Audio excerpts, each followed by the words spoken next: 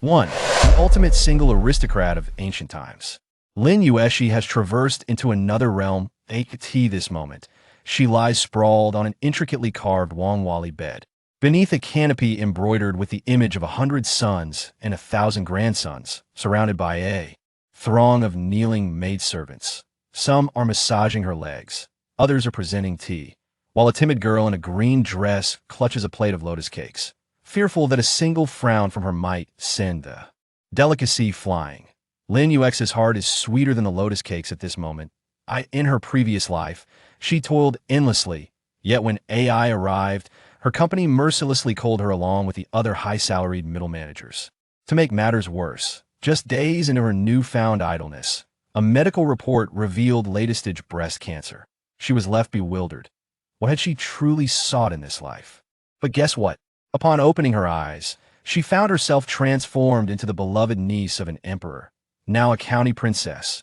What splendid treatment! What grand occasion! What elevated status! She was now a prominent socialite in the capital. Do you comprehend? Orphaned and free from familial pressures to marry or bear children, she relished the absence of obligations. Beneath her were a pair of younger siblings and a multitude of servants, all available for her to command. Though she was still bound by marriage contract, it mattered not. She would devise a way to annul it, all while crafting an image of a heartless, love-locked individual. Thus began her solitary life, devoid of parents, husband, and children, with only wealth and a throng of servants to accompany her. The ancient equivalent of a single aristocrat. Is this not 1,000 times more delightful than being a corporate drone? As Lin Yuexi indulged in this beautiful reverie, she intended to summon Chunhua for a shoulder and neck spa treatment, when Chunhua hesitantly spoke up. Princess, young Master Gu requests your presence at Zue Xianglu at noon. If you do not depart soon, you may miss the appointed time. Young Master Gu? Lin Yuexi paused, a morsel of cake poised in her mouth, her brow furrowing at the familiarity of the name. Was he the original owner's fiancé, the heir of the Zhongqin Marquis, Gu Sifeng? Wait a moment, her mind was racing like a high-speed internet connection, and in an instant, she sprang from the bed. Good gracious, this was the very novel she had listened to for comfort before her demise. So now she was but a loyal admirer of the captivating female lead. The original's tragic pawn who perished within the first 20 chapters. Even more absurdly, Gu Sifeng, unable to win the affections of the heroine, placed the blame on the legitimate wife, subjecting the original to various forms of cold violence and neglect. She shut her eyes, replaying the iconic scene from the novel in her mind. On a snowy night, Princess Yuaning knelt before the study door, her forehead bruised from knocking. I beseech the young master to summon a physician to save Chunhua. Inside, porcelain shattered against the floor, and Gu Sifeng sneered. Did you consider mercy when your maid pushed Yun Nong to her demise? Lin Yuexi. She inhaled deeply, stifling the urge to curse. Never mind. For the sake of her mental health, the expeditious annulment of the marriage was paramount. 15 minutes later, she stormed into Zhe Xianlu, her fury palpable. But before she could reach the designated private room, a foolish lad obstructed her path. Princess, this young master truly does not harbor any feelings for you. Lin Yuexi. Her gaze swept over him. He was the scoundrel who had nearly driven her to a fit during her readings. Lin Yuexi prepared to deliver a modern-day sister's shocking lesson to this brat. Suddenly, a voice called out from behind. Princess, this way please. Before she could grasp the situation, Gu Sifeng seized her arm, dragging her into the private room and slamming the door shut with a resounding thud. Had your parents never taught you not to grasp a lattice hand without permission? As Lin Yuexi's thoughts spiraled, she heard Gu Sifeng declare in a tone reminiscent of a death sentence. One question. Will you annul the marriage or not? He stood tall, as cold as an ancient ice sculpture, his disdain unmasked in his eyes. Very well, should you stubbornly refuse to annul the marriage, let me be clear. You shall never gain my regard. Lin Yuexi narrowed her eyes, her gaze trailing down his broad shoulders to a certain pivotal area that, oh, she nodded knowingly. Is that so? Gu Sifeng, afraid of the bridal chamber's light revealing your shortcomings, thus hastily seeking to annul the marriage? Lin Yuexi nodded earnestly. I understand, but such matters must be faced eventually. Gu Sifeng's face darkened to the point of inking. after the original's mother, the Grand Princess, passed away, the Zhongqin Marquis estate's attitude towards this marriage underwent a subtle, yet significant shift. The original wasn't oblivious. She had heard rumors that Gu Sifeng intended to retract the engagement and marry another. Gathering her courage, she approached the Marquis' wife, only to have the latter vehemently dismiss it as mere gossip, and soon after, the marriage date was set with a matchmaker. So, after setting the date, they suddenly wore sour faces. Did they truly regard her as a disposable plastic bag, to be taken or tossed at will? As Lin Yuexi pondered whether to deliver one final blow, a triumphant electronic notification rang in her mind. Ding! The breast protection system for workers is now online. Lin Yuexi's eyes lit up. She had suspected she possessed a golden finger. The system's motto: if you can take action, do not complain. If you can retaliate, do not endure. Lin Yuexi thought this system was astute. Detection of PUA tactics in progress. The system recommends the host retaliate with greater force. Retaliate successfully to earn 100 joy points redeemable for a selection of gifts. A. Spicy Prince. B. Wangzai Milk. C. Lu TV chips. Lin Yuexi's lips twitched. Spicy Prince. Did they think she was a primary school student? The system declared with righteous fervor. Host, broaden your horizons. The more you insult, the more useful items you can exchange for later, such as antidotes or acupuncture needles. With that, the situation grew intriguing. Today, she would present Gu Sifeng with an exquisite gift package, ensuring he would be utterly disarmed. Gu Sifeng's expression darkened, his piercing gaze fixed on her. What did you just say? Lin Yuexi flicked her sleeve and laid her cards on the table. That I said, if you wish to annul the marriage, go find the emperor yourself. Who gave you the audacity to act out a romantic drama here? Ding! Joy points 50. Before she even exerted herself, Gu Sifeng erupted in fury, his handsome face flushed. Is this the manner in which you, princess, were raised? Ding! Detection of excessive PUA intensity. Recommend the host initiate a more direct counterattack. Lin Yuexi suddenly lifted her teacup and splashed it at his feet with a resounding crash. Scalding tea erupted in a mist, startling Gu Sifeng to retreat a step. Ding! Physical attack triggers critical hit. Joy points 100. Talking about manners? An ungrateful wretch lacks the right to discuss such matters. She abruptly kicked over a table, shards of celadon narrowly grazing Gu Sifeng's neck. When your father knelt to propose the engagement, he did not complain about the threshold of the Lin family. What? Have you grown wings and now consider my Lin family beneath your Gu family status? Ding! Exposing dark history. Joy points 100. Veins bulged at Gu Sifeng's neck. Lin Yuexi. Why the familiarity? Lin Yuexi retreated leisurely. Hurry and annul the marriage, lest you waste time with your canine lover. Gu Sifeng was taken aback. What had she discovered? Outside, startled birds shattered the glazed roof, the sound of porcelain hitting the ground echoing alongside Lin Yuexi's cold laughter. Struck mute. Have we? Let me guess that if you truly wish to annul the marriage, do you dare to proceed? After all, this engagement was arranged by my mother in her lifetime. Does your Marquis family truly dare to retract the marriage? Considering the emperor's respect for my mother, your future career is likely an end, is it not? Gu Sifeng's pupils constricted. Ding! Precise counterattack. Joy points 100. So, you are a clever man, fully aware that this marriage cannot be annulled. Yet you present yourself before me to maintain appearances, seeking to later shift the blame onto me? She raised her hand, lightly mimicking Gu Sifeng's tone, articulating each word with precision. Wasn't this all self-inflicted? Lin Yuexi paused momentarily, then arched her brow with a cold smile. Truly, one must be shameless to be unbeatable. Are your Gu family's ancestral graves solely for the consumption of ungrateful wolves? Each one of you feasting on the kindness extended to you, utterly devoid of gratitude? Ding! Ding! Ding! These words are not mere nonsense from Lin Yuexi. They are entirely the words of Gu Sifeng's future.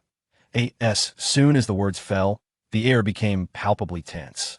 Gu Sifeng's countenance faltered, almost unable to withstand the weight of the moment. He had initially intended to retort with a scoff, yet inexplicably, his mind began to entertain the continuation of her thoughts. What if she had not countered him today? What if she were more easily managed? Would he truly, one day, cast this statement aside, completely shifting the burden of responsibility onto her. A jolt coursed through Gu Saifeng's heart, but he quickly recalled the words from the Jinggan Duke's residence, allowing himself to relax. With the Jinggan Duke and Princess Chongning present, Lin Yuexi would find it nearly impossible to secure a better match.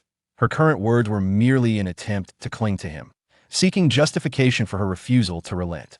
He cast a sidelong glance at Lin Yuexi, then adjusted his sleeves with a nonchalant air, stating, "After all this, it is merely an excuse for your infatuation with me, a reason to avoid breaking off the engagement." Lin Yuexi smiled softly and approached him, her tone laced with amusement. "No, you misunderstand." Pausing, she raised an eyebrow and chuckled coldly. "I was merely contemplating how utterly wretched you would appear, kneeling on the ground, begging for my acquiescence." Gu Zifeng, realizing he could not outwit her, left with a haughty remark. "After all this talk, you still cling to me like a dog." Lin Yuexi stood there, momentarily speechless. This was the kind of strong character that only a neurotic author could create. Spring Hua tugged at her sleeve, her voice trembling. "Princess, you have seriously offended young Master Gu today. What if he truly seeks to break the engagement?" Their residence, the Grand Princess Mansion, was already in an awkward position in the capital. Should the princess lose this engagement, there would be no one to advocate for her. Break the engagement? Lin Yuexi laughed coldly, her tone dripping with disdain. "Just wait and see. Within 3 days, he will come to plead with me not to annul the engagement." That cowardly man, seemingly bold yet utterly spineless. It appeared the task of dissolving this engagement would fall to her. Beep. Host has set a flag. System task activated. Task details. Within 3 days, compel Gu Zifeng to utter, "I will not break the engagement." Task reward. Domestic conflict. Artifact truth pill once consumed. The user can only speak the truth for 15 minutes. Lin Yuexi's eyes sparkled with excitement. Is it truly that remarkable? At that moment, a respectful voice echoed from outside. "Your Highness, the Duke of An." Lin Yuexi slightly raised her gaze, peering through the door's crack, and smiled in delight. "It seems I won't need the full 3 days after all." In the corridor stood a figure clad in a dark python robe. The Duke of An, holding a piece of rose pastry, wore a jovial expression, reminiscent of a Mithra Buddha stepping out from a New Year painting. He leisurely took a bite, crumbs cascading on a Gu Saifeng's embroidered boots. Gu Saifeng's face stiffened. He had a cleanliness obsession. He was on the brink of madness. The Duke of An had originally intended to attend a banquet at the fragrant drunken pavilion, but upon seeing Gu Zifeng emerge from the room with a dark expression, he decided to offer a few words of admonition. Years ago, when his elder brother ascended to the throne at a young age, the regent held the reins of power, and the court was fraught with internal and external strife. Had it not been for his sister's support, the imperial family would have been utterly subjugated.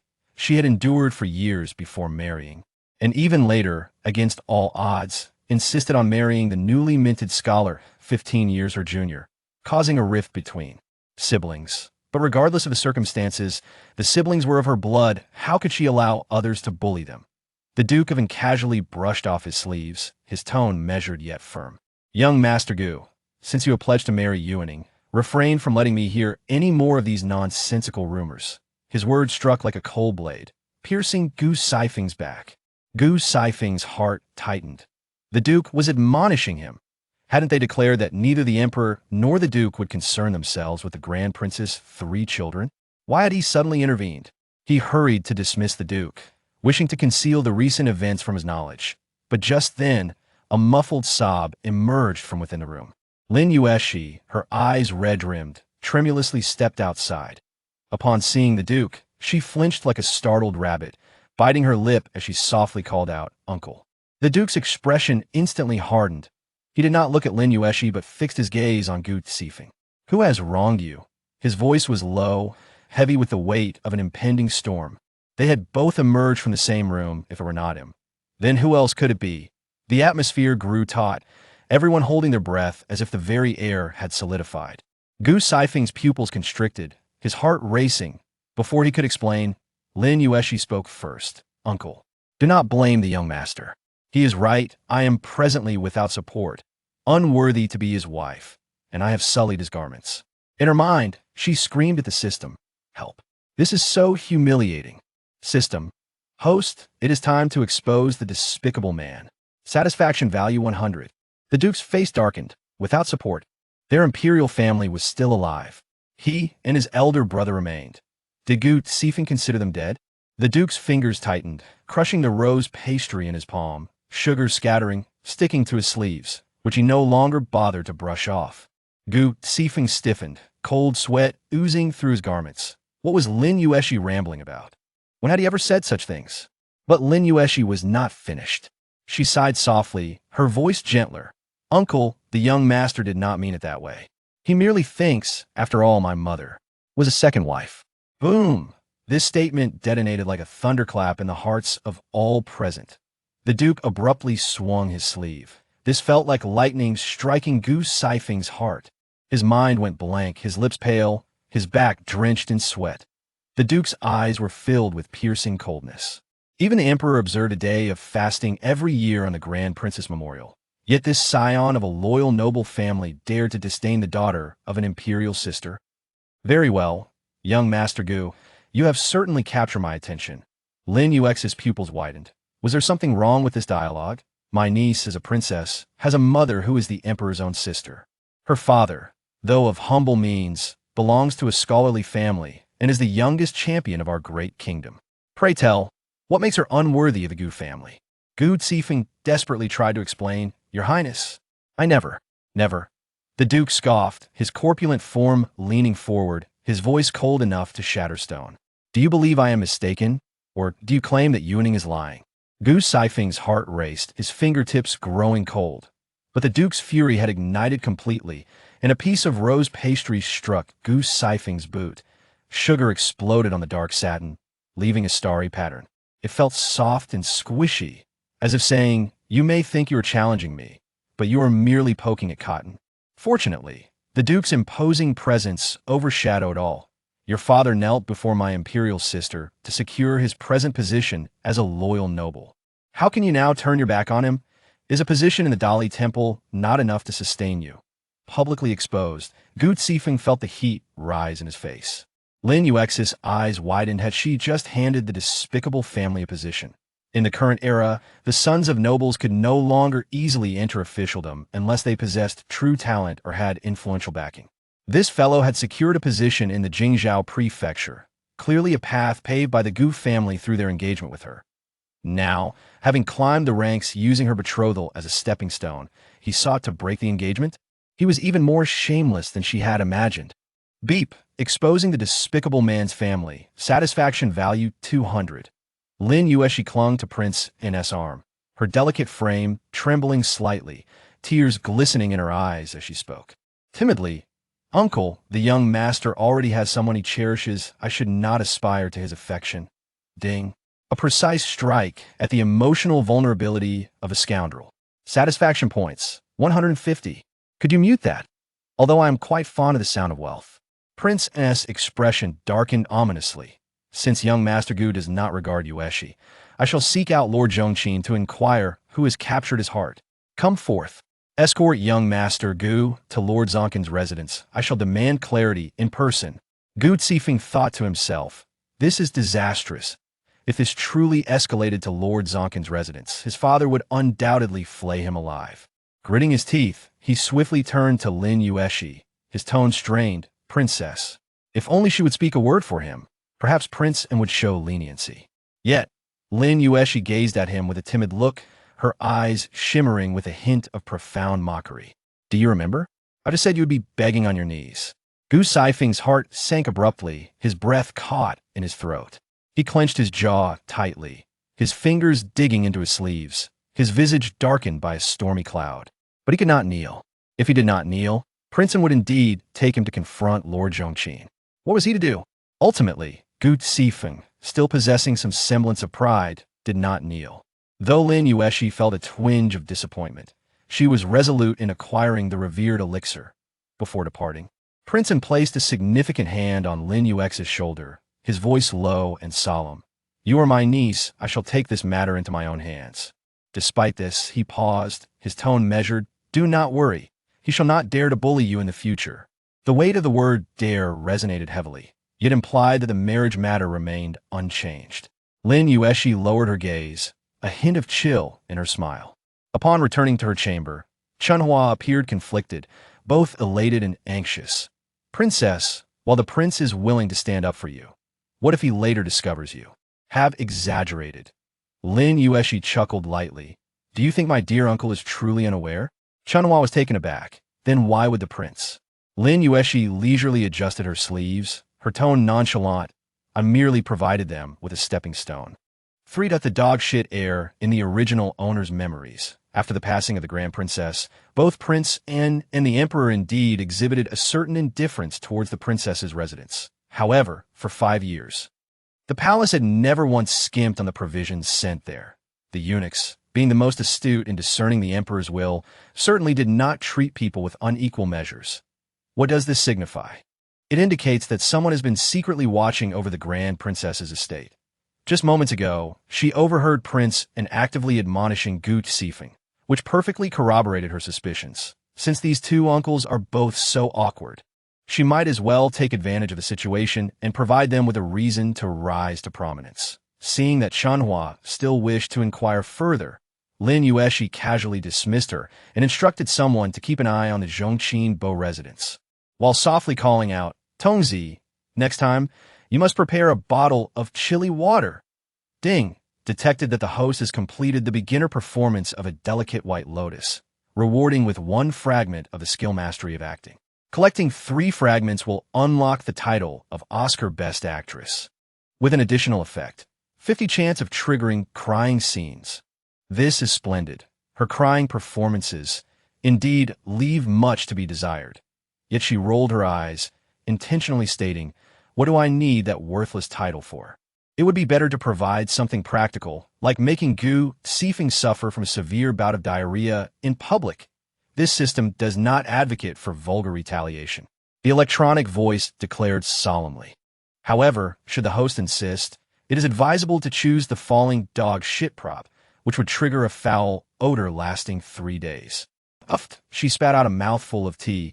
Is your system training conducted at the Yun Society? Ding.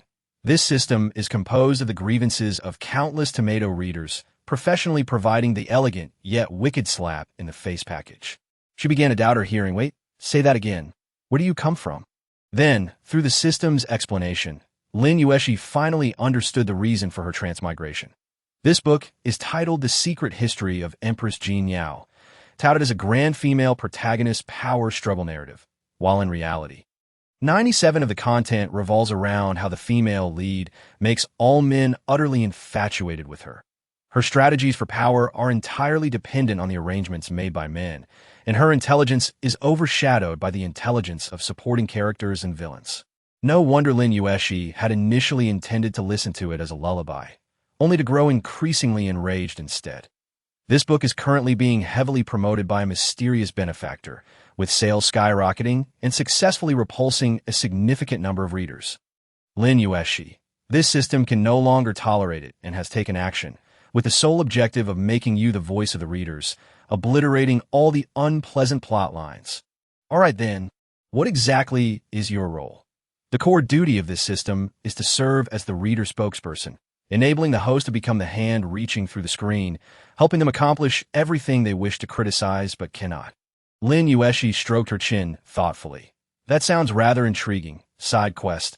Prevent the downfall of Da Yuan. Failure to complete the quest will result in the host's obliteration. Current progress, 0. Lin Yuexi. Additional information. Da Yuan will fall in 10 years. The reason remains unknown, requiring the host to explore and prevent it herself. Lin Yuexi. System. I have a question. Ask away. Am I the emperor? No. Am I the regent? No. Am I the Empress Dowager? No. Then how am I supposed to save the country? Yeah. Best of luck to you. Host. Lin Yuexi. Fine. Judging by the title of the book, it seems the female lead's prince husband dies young, and her son is ineffectual as long as she opposes the female lead. She should be fine. If all else fails, she could simply topple the entire setup. The system immediately shifted the topic. So, host, are you now certain about deploying the falling dog shit upon Gu Sifeng? Then place a circle around him. Certainly. First-time purchase at half price. 1 lump costs 600 pleasure points. You currently have 1,300 pleasure points, allowing for 2 lumps. Are you sure?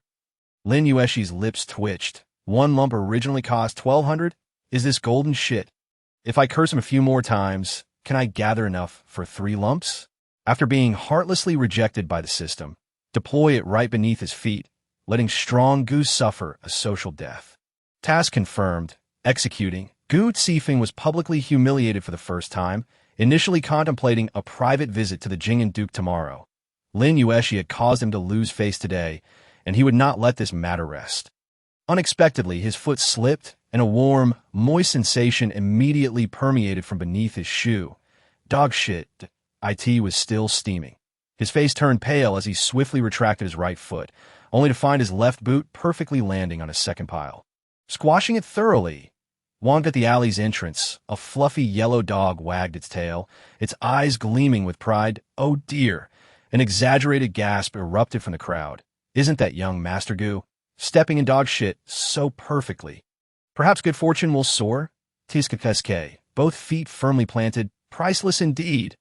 Could he be the dog shit champion? Gu Zifeng felt a tightness in his chest from anger, about to scold someone when suddenly a warm sensation spread across his foot. Sizzle, a splash of steaming dog urine. The yellow dog flicked its tail, satisfied, and sauntered away, leaving Gu Zifeng with dog shit on his left foot, dog urine on his right, a perfect double yellow line. Silence fell in the air. The crowd erupted, laughter ringing out. Young master, even the dogs have blessed you. Let this spread far and wide.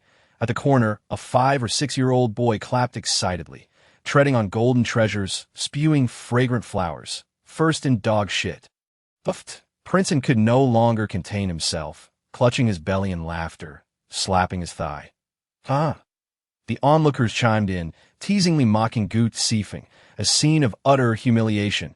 He stood there, his face a deep shade of iron, his chest heaving violently, rage boiling within. Silence enveloped the air. Then, with a dull thud, Gu Zifeng rolled his eyes and fainted. Ding! Detected that Gu Zifeng's embarrassment value has reached its peak, rewarding with a basket of dog not listening buns. Lin Yuexi leaned against the window, softly reciting, dog barks, urine splashes, nursery rhymes arise, joyful, yet I alone. Her fingertips twirled her hair, smiling like a fox watching a play. The system asked if she wanted to stoke the flames further, and she chuckled lightly. What's the rush? The real show has only just begun. Well, primarily because her pleasure points were insufficient. Lin Yuexi narrowed her eyes slightly, hiding her gaze. Today, she had brought up the sensitive topic of the Grand Princess's second marriage, something even the Emperor avoided discussing, and Princeton had admonished her before leaving. Her fingers lightly tapped the table, a glint of contemplation flashing in her eyes. This marriage would not be so easy to withdraw from. She could choose not to withdraw, but what if the Gu family themselves came begging for a divorce? She suddenly chuckled lightly, her tone casual.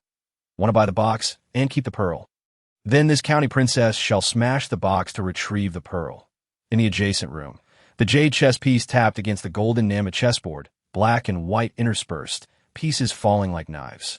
A figure leaned back in the chair, his fingertip gently stroking a white piece, the crescent-shaped scar on his hand glimmering faintly in the sunlight. The game had progressed past its midpoint. On one side, the black pieces were laid out, their placements gentle, like a warm breeze brushing the face, steady and calculated. On the other side, the white pieces were sharp as blades, each move swift, precise, and ruthless, relentlessly pressing forward without mercy. He controlled both colors. As his fingers danced, it seemed as if he was not only engaging in a game of chess, but also a battle of wits. My lord, a voice emerged from the shadows. The Princess Yuaning seems rather different from the rumors. This. The man lightly coughed, the handkerchief stained with traces of blood, yet he appeared unfazed, maintaining his calm demeanor. He lowered his gaze, casting a casual glance at the chessboard, the corners of his lips slowly curling into a smile. The white piece spun between his fingers before being placed down. Clack. Placing it at the center, the game shifted dramatically. He smiled slightly, his voice calm. Find the most suitable person, and inform the people of the Jing'an Duke's residence. Sunlight poured in. The chess game froze in time, black and white intentions intertwining. Thus, the battle officially commenced for capturing the younger sister-in-law within the Yangxin Hall. The scent of sandalwood wafted through the air, candlelight illuminating the heavy memorials on the table, imparting a sense of serene authority. Emperor Jingxian casually set down his vermilion brush, his gaze drifting indifferently towards Princeton. "Have you finished?" Princeton was taken aback. "Your Majesty?" The Emperor's thin lips curled slightly, his expression inscrutable. "This girl bears her mother's resemblance." He gently tapped the table, his tone somewhat detached. "She knows how to show weakness, but also when to strike." Prince Anne's pupils constricted, an inexplicable tension gripping his heart. The meaning behind the Emperor's words was he observing, or was he waiting? But waiting for what? He had thought that the Emperor harbored disdain for these children, especially considering how his elder sister had clashed with the Emperor over Lin Yuexi's marriage, leading to such a strained relationship. Otherwise, how could it be that his sister and Guqin's daughter were granted the title of princess to marry a general, while the Lin family's children, apart from Yuning, had never even been mentioned? Just as Princeton was about to inquire further, he noticed that Emperor Jingxian had resumed his writing, continuing to review the memorials. As if his previous words were merely casual remarks, the air fell into silence for a moment. Then, Emperor Jingxian suddenly spoke. "Ah, right." Princeton instinctively straightened his back. "I received a petition today regarding the reassignment of Zhongqin Bo, requesting to return to the Ministry of Revenue." Prince Anne's pupils quivered slightly. The Emperor lowered his head, his vermilion brush marking the memorial, each word carefully pronounced. "Tell him to wait a little longer." Prince Anne's breath hitched, then a smile slowly crept across his lips. "Excellent. The Zhongqin Bo residence. This should be entertaining." As the scene shifts, we find ourselves in the grand residence of the eldest princess. A woman, highly esteemed by the Emperor, gazes coldly at the spicy strips she has just exchanged for. The packaging boldly proclaims, "Certified by the first Emperor flavor of unified Jianghu, shelf life. Never expiring." "Tongxi, these spicy strips aren't from your own production, are they?" Host, "Our management bureau has established its own factory." Lin Yuexi's lips twitched slightly, from being mere distributors to self-producing and selling. "The bureau's business is expanding rapidly. Is the next step to establish a flagship store for the myriad realms?" Not wishing to dwell on the system, she casually opens the marketplace and scans it with indifference. The beginner's marketplace is filled with trivial items for entertainment and mischief. Only in the intermediate marketplace can one find truly useful items, tools for domestic rivalry, antidotes for He Dinghong. However, the condition to upgrade the marketplace is to accumulate strategy points. So, only by advancing to intermediate can I unlock the genuinely valuable items?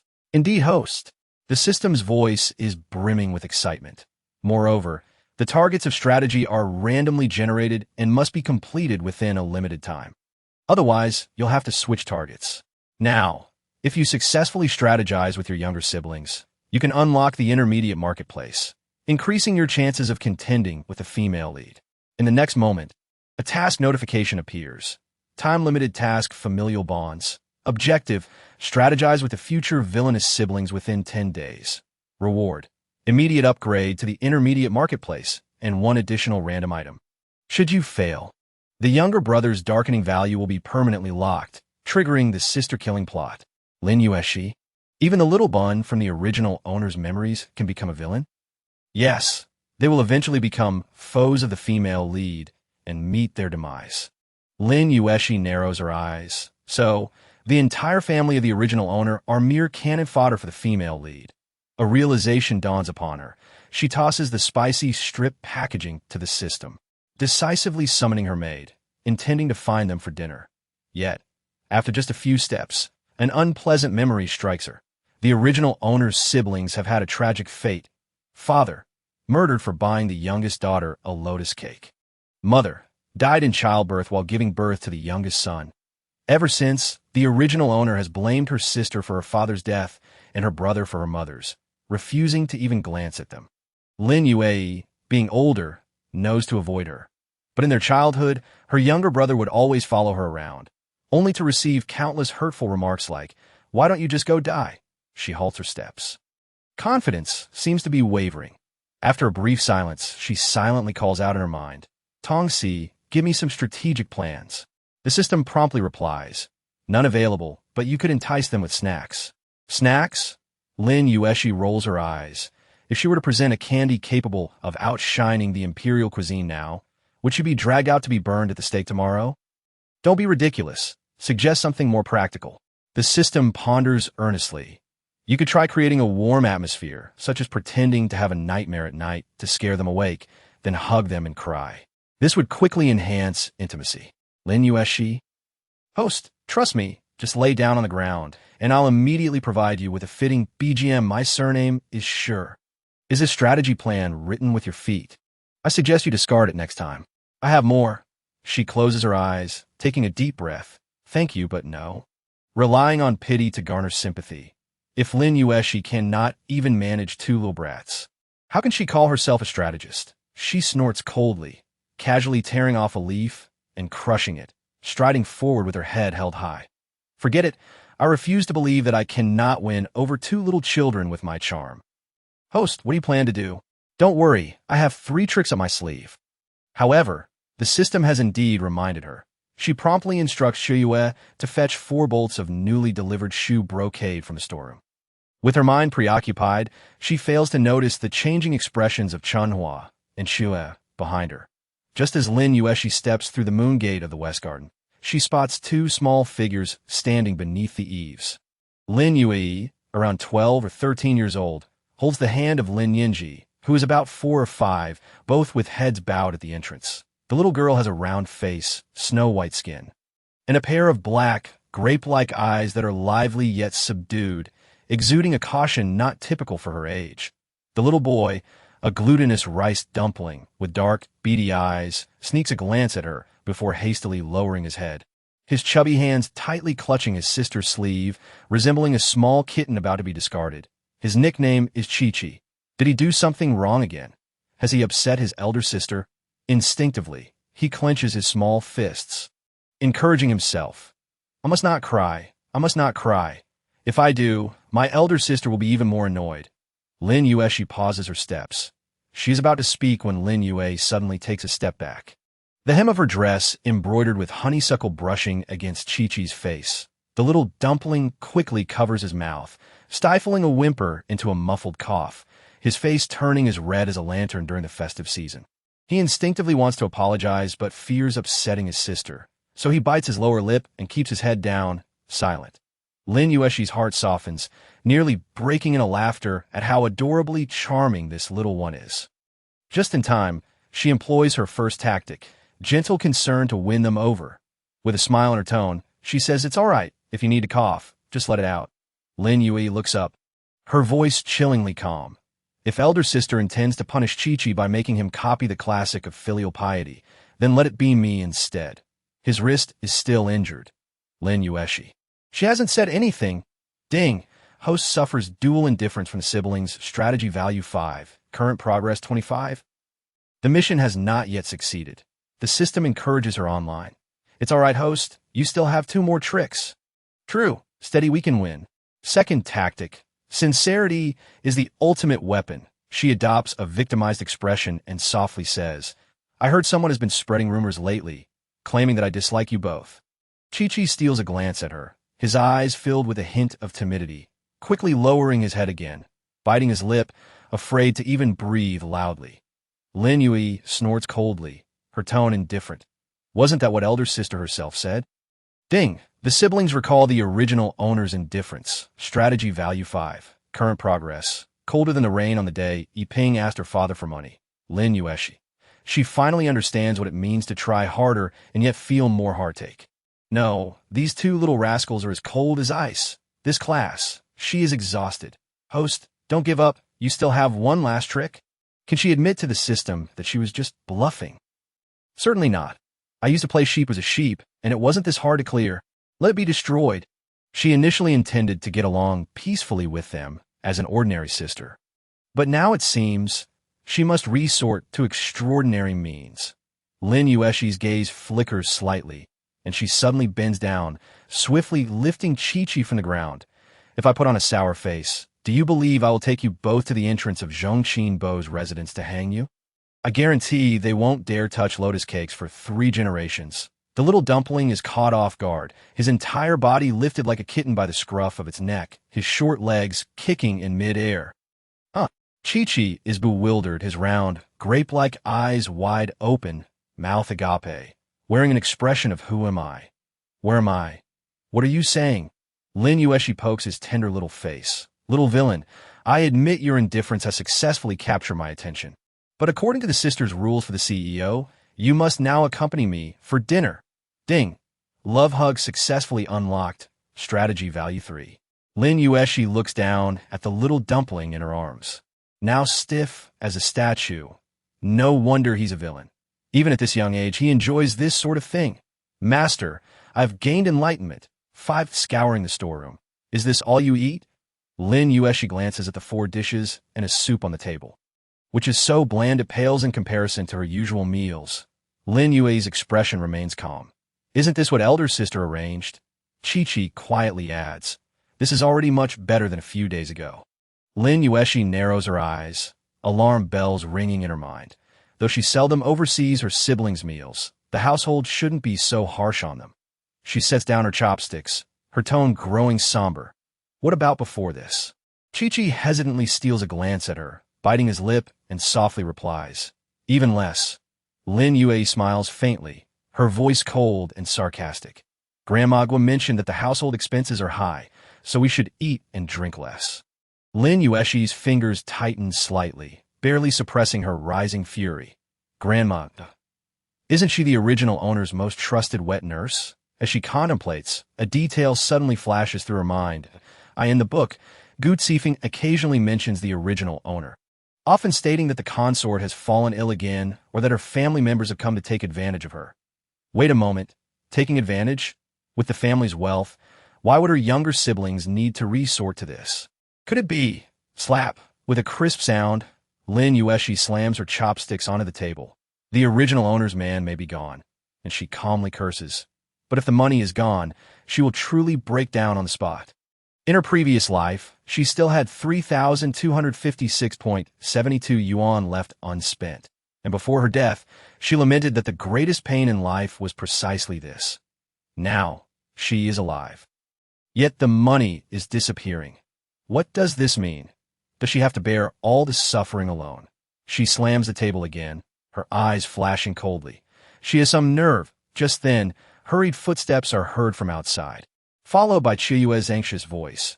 Your Highness, something bad has happened. The shoe brocade in the storeroom has vanished without a trace. Lin Yuexi abruptly rose to her feet, her inner fury boiling over. The dowry of the Grand Princess had been nearly entirely bestowed upon the children of her previous marriage. Upon her passing, the remaining meager assets were barely sustained by her aunt, Lin Yao, and the old nurse left behind by the Grand Princess. However, after Lin Yao's marriage, all matters, large and small, were entrusted to Lin Yuexi. Yet this lethargic princess had never taken charge, instead ceding the authority of the household to Guamama. A year later, when the nurse pilfered and sold the Grand Princess's belongings, it was only then that Lin Yuexi, reluctantly assuming command, banished her to the countryside. From that point on, Guamama wielded her power unchallenged, controlling all finances within the estate. An alarm rang in Lin Yuexi's mind. Recently, whenever she sought to use her jewelry, Guamama always found excuses to defer. Could it be those items had already been sold? Her expression hardened as she commanded, Chunhua, Chua, go fetch all my jewelry and the inventory list. Chunhua's lips moved as if she wished to protest, but Chua pulled her back, hastily lowering their heads and retreating. Moments later, the two returned with a list and a large bundle of jewelry. Lin Yuexi lifted the lid, and darkness enveloped her vision. Despite her mental preparation, the sight before her nearly stole her breath away. The exquisite pieces, once adorned with jade and interwoven with gold and silver, had transformed into shoddy imitations. The golden silk earrings were dull and riddled with flaws. The East Sea pearl resembled a fish eye, and the South Sea night pearl had inexplicably shrunk to a mere piece of cheap fluorite. What kind of unscrupulous vendor is this? Detected counterfeit products, suggested to initiate anti-counterfeit mode. Retreat, retreat, retreat, with shaking effect. An Auntie's furious soundtrack echoed in Lin Yuexi's mind, nearly prompting her to mimic fencing gestures. She abruptly closed the box and stormed towards the storeroom. If the jewelry had deteriorated to this extent, one could only imagine the state of the storeroom. As expected, the shoe brocade was missing. The masterpiece bequeathed to by the former dynasty's master Lahuan had been replaced with a crooked counterfeit, and the red coral, which the Grand Princess adored during her lifetime, had vanished without a trace. That was a tribute from the South Sea, worth at least 40 to 50,000 taels of silver. 40,000 taels. This amount could purchase 10 medium-sized estates, providing sustenance for 100 households for a decade. Anger surged in her heart, and she could not help but shout at the system. I want human blood buns. System. Host, please remain calm. Calm my foot. Ding. Host blood pressure is too high. Would you like to activate psychological counseling functions? Shut up. Just then, Guamama approached with a bowl of lotus seed porridge, her face adorned with the usual benevolent smile, as if nothing had happened. Having built her authority within the household over the years, Lin Yuexi suddenly commanded her to be bound, yet none dared to act. This lotus seed porridge was personally prepared by the old servant. You used to enjoy it so much. The storeroom is drafty, my lady. Perhaps you should warm your stomach first. The storeroom is filthy. If you dirty your shoes, Mama would be quite distressed. Lin Yuexi observed the quivering flesh on her face and suddenly pinched her cheek. Chuckling, Mama, your complexion has been well maintained. Surely, the extra fat could make 3 lanterns out of human skin. Would you like me to help you scrape off some? System warning. Host's blood pressure exceeded. She wiped her fingertips with a handkerchief, turned to the others, and smiled as brightly as spring flowers. What are you all standing there for? Bring a scale. Let us weigh and see if Guamama's bulk is worth 40,000 taels. Several nurses exchanged glances, hesitant to move. It was Chiue who stepped forward first, coldly reprimanding. Did you not hear the lady? Do you all wish to be sold off? Only then did the other nurses awaken from their stupor and hurriedly step forward to pin Guamama to the ground. Guamama, watching her overturned bowl of lotus seed porridge, shouted in dissatisfaction. My lady, I have served you for over a decade. Serve me. Lin Yuexi's temples throbbed with rage. She had served quite well, depleting my family's wealth almost entirely. Taking a deep breath to suppress her anger, she coldly commanded, bring me all the account books Guamama has handled over the past 2 years. The account books were presented, and as Lin Yuexi opened them, her eyes swiftly scanned the pages. Eggs, once priced at 2 for 3, now cost 31 each. Had this hen been reincarnated as a phoenix, or did the eggs hatch out a literary star? Indeed, the vermin in the ink was more adept at devouring the estate than those in the granary. Her eyelids twitched, and the system decided to chime in. Ice cream assassin. Ancient style limited edition. Fabrics. Spices firewood. Each item's price had soared several times. She mentally calculated the estate's losses over the past 2 years. At least 100 million. Wow. That's enough to buy 10 Zue Xiang Lu establishments, support 20 courtesans, or purchase 100 carts of top-grade shoe brocade. Lin Yuexi. I truly thank you. Ding. Host, please note, strive to be a model of civility and refrain from profanity, starting with me. Shut up.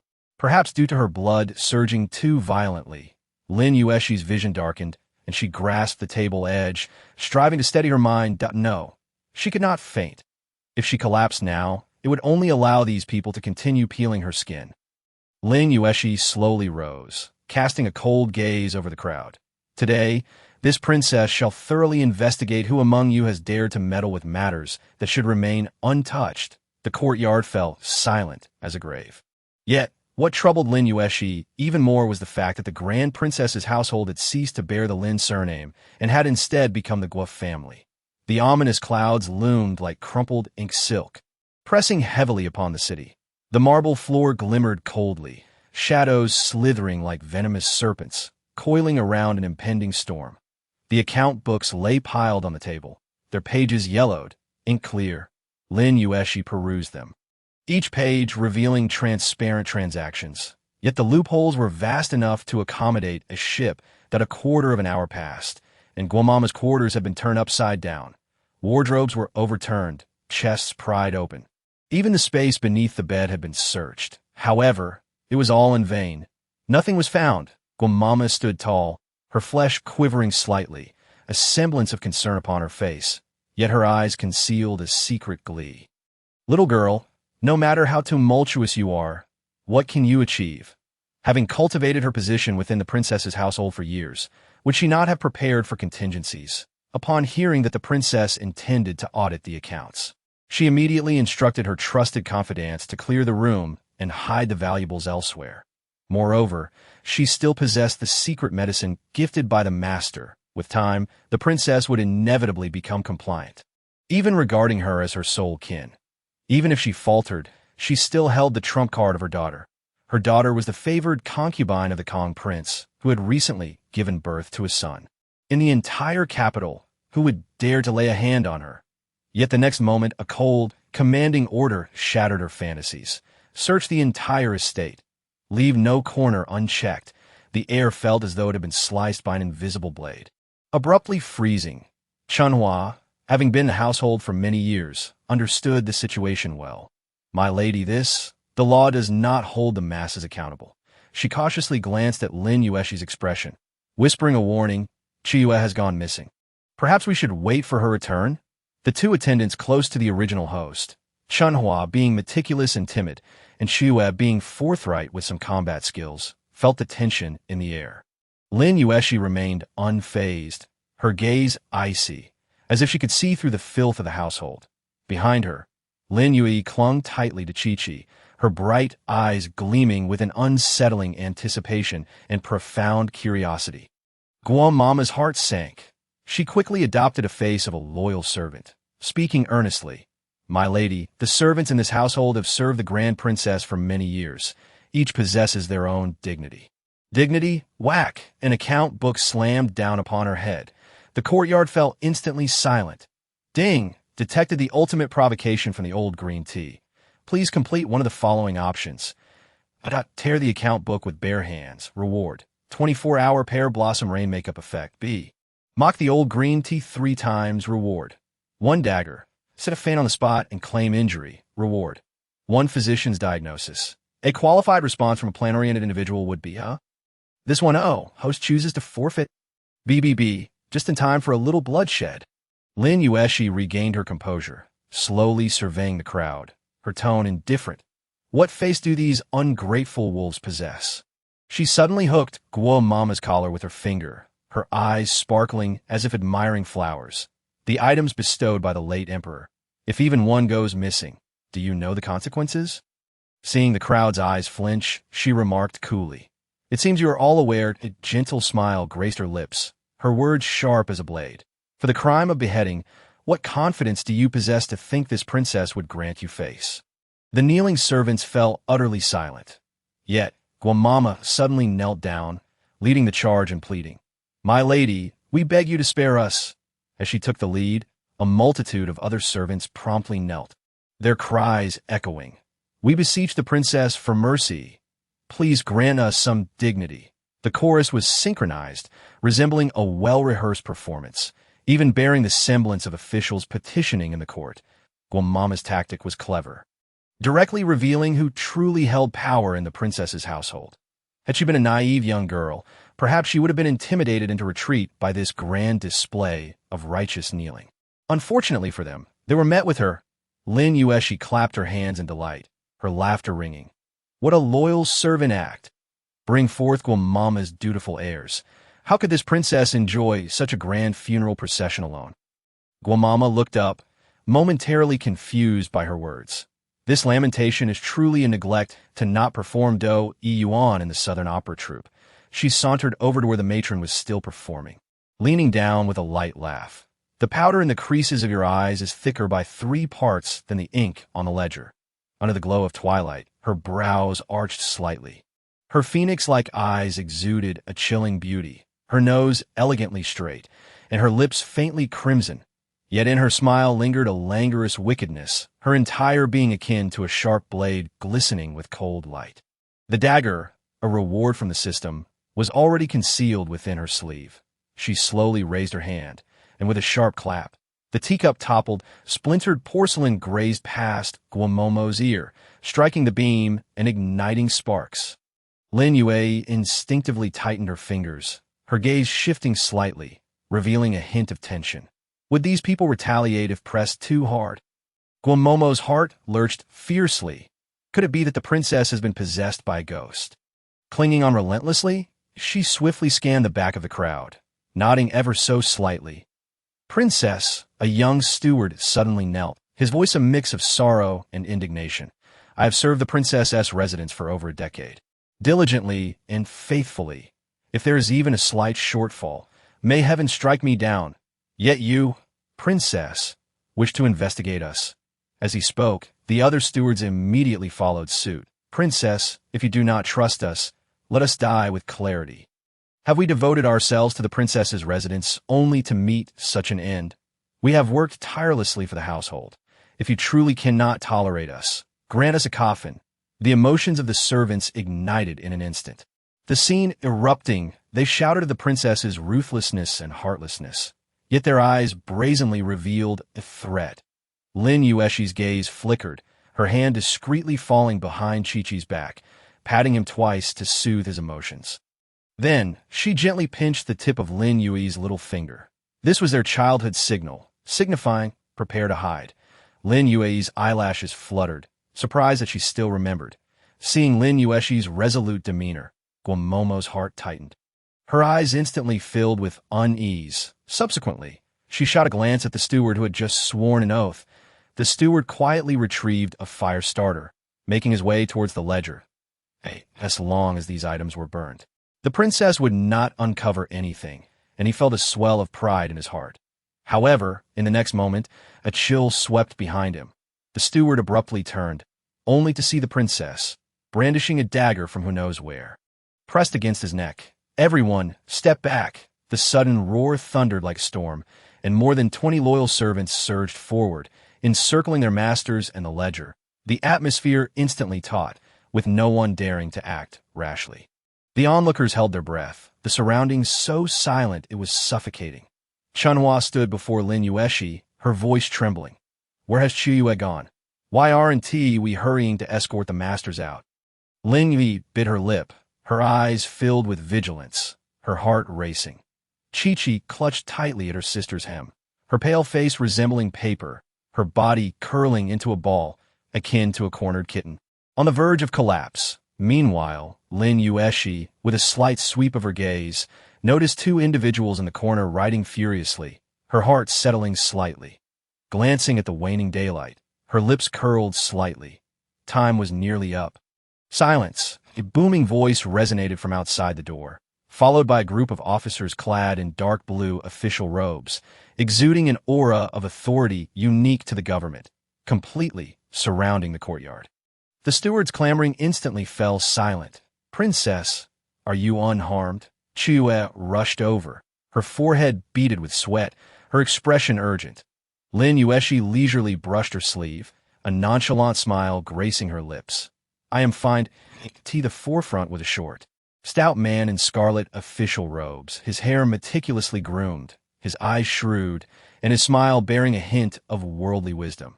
Upon seeing him, Lin Yuexi's mind inexplicably conjured an image of a modern motivational speaker who teaches success in subway stations. "I am Li Jingcheng, the deputy magistrate of Jingzhou Prefecture."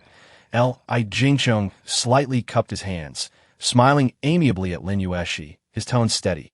"Princess, given the circumstances at residence, it will be prudent to leave a thorough investigation to the authorities." Lin Yuexi adjusted her sleeve, a smile tugging at her lips. "I appreciate your efforts, Master Li, but let us wait a moment. There are still others yet to arrive." Li Jingcheng raised an eyebrow. Not pressing further, as the sun dipped lower, beads of sweat had crystallized as salt frost at Guamomo's temples, her knees leaving deep crimson imprints on the blue bricks. Suddenly, another sound of footsteps approached. Low and orderly, more solemn than those of the Jingzhou officers. The courtyard door swung wide open, and a group of officers clad in dark blue robes strode in, blades at their waists, their gazes cold as steel. The sound of steel clashing against scabbards pierced through the wails, akin to cold water splashing onto a boiling pot of oil. The Court of Judicial Review has arrived. At the forefront stood a tall, slender man, his brows sharp, his countenance icy enough to frighten Chi-Chi. He cast a glance at Li Jingqiang, a flicker of surprise passing through his eyes, before calmly cupping his hands. I am Shun Kai, the Deputy Magistrate of the Court of Judicial Review. The simultaneous arrival of the Jingzhou Prefecture and the Court of Judicial Review. Guamomo's gaze stiffened as she watched the two young servants deliver 2 lists to the princess. A bone-chilling dread surging from her feet, rendering her entire body rigid.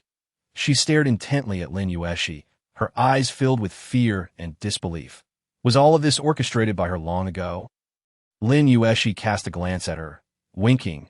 The moment she saw the storeroom, she knew she could wait no longer in this household. It had long ceased to be of the Lin family. Thus, she had secretly given Chiyue a jade pendant, a token instructing her to report to both the Jingzhou Prefecture and the Court of Judicial Review. One cannot place all their eggs in one basket. She slowly surveyed her surroundings, observing the stewards who had previously been so aggressive, now shrinking back like quails, a chilly smile gracing her lips. Since the authorities have arrived, this princess shall not hold back any longer. In the Yangshin Hall, the flickering candlelight danced, and the aroma of tea wafted through the air. Princeton set down his bowl and chopsticks, frowning as he advised. Your Highness, why not show a little more affection to your nephews? That lad from the Guo family is truly no good. If Yuaning marries him, her life will be... Emperor Jingxuan's gaze was indifferent as he lifted his teacup for a gentle sip. Although that lad from the Guo family is cunning, he is, fortunately, also timid. There was an unspoken thought he did not voice. Should the Guo family lose this marriage, the title of Duke of Zhongqing need not be preserved. Hearing this, Princeton felt a sense of relief. Noticing that his brother was not angered, his courage immediately swelling. Your Highness, how can you say such a thing? She is our precious niece. Did you not see how close she was to tears at that moment? Emperor Jingxian scoffed lightly, casting a sidelong glance at him. If she was about to cry, then she has not cried. Princeton was taken aback, exasperatedly jumping to his feet. She is a proud person. She must have cried only after returning home. Your Highness, how can you say such things? Emperor Jingxian glanced at him, a faint smile playing on his lips. I believe she is more likely to be the one making others cry. Princeton, what if she truly cried? He was unconvinced. Emperor Jingxian set down his teacup, his tone unwavering. That is impossible. And no sooner had the words left his mouth than a eunuch rushed in, kneeling urgently to report.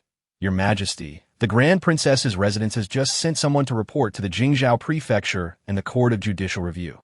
The hall fell silent. Prince Anne's mouth fell agape in shock. Could it be that my niece has been so distressed that she has made a rash decision? Earning himself a disapproving glance from Emperor Jingxian, the report mentioned that she went to the Jingzhou Prefecture about servants encroaching upon imperial gifts, and to the Court of Judicial Review regarding servants intending to commit regicide. Upon hearing this, Princeton sprang to his feet, slamming the table. This is a disaster. I must go and see to it. We cannot let my nephews be bullied. Wait. Emperor Jingxuan's voice rang out, calm and measured. He looked at Princeton, intent on saying something, but ultimately swallowed the words.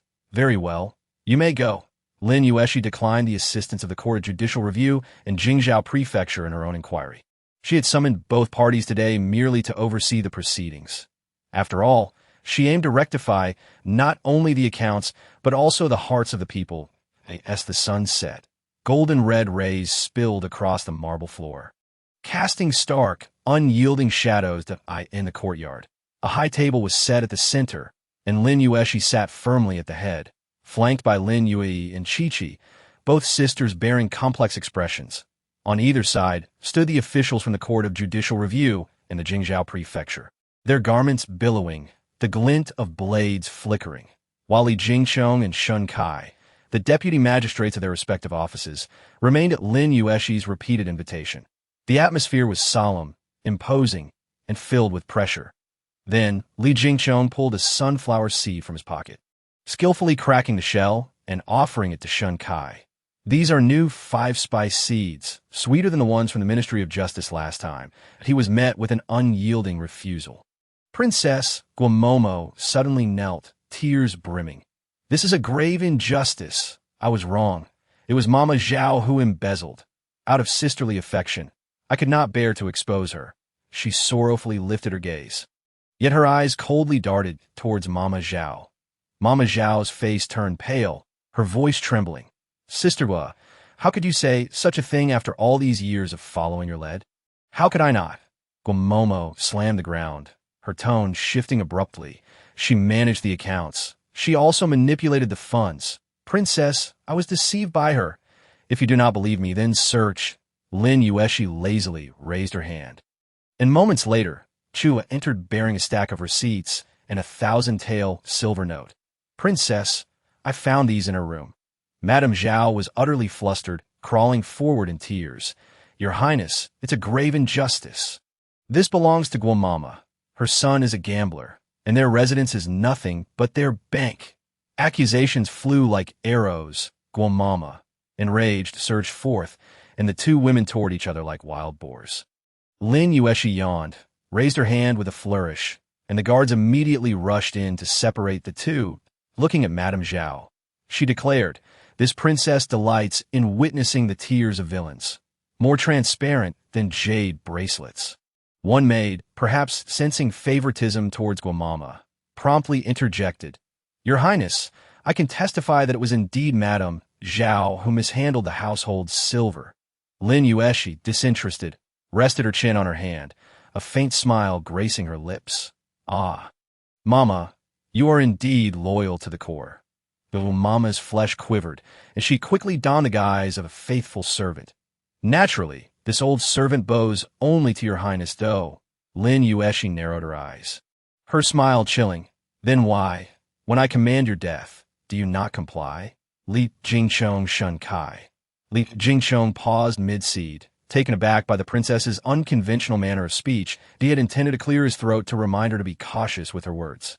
But recalling the little princess's current predicament, he silently swallowed his cough, conceding that a bit of ferocity could have its benefits. Shun Kai lowered his eyelids, pretending to admire the teacup's patterns, while quietly noting, that phrase carries a fair amount of intimidation. Mental note.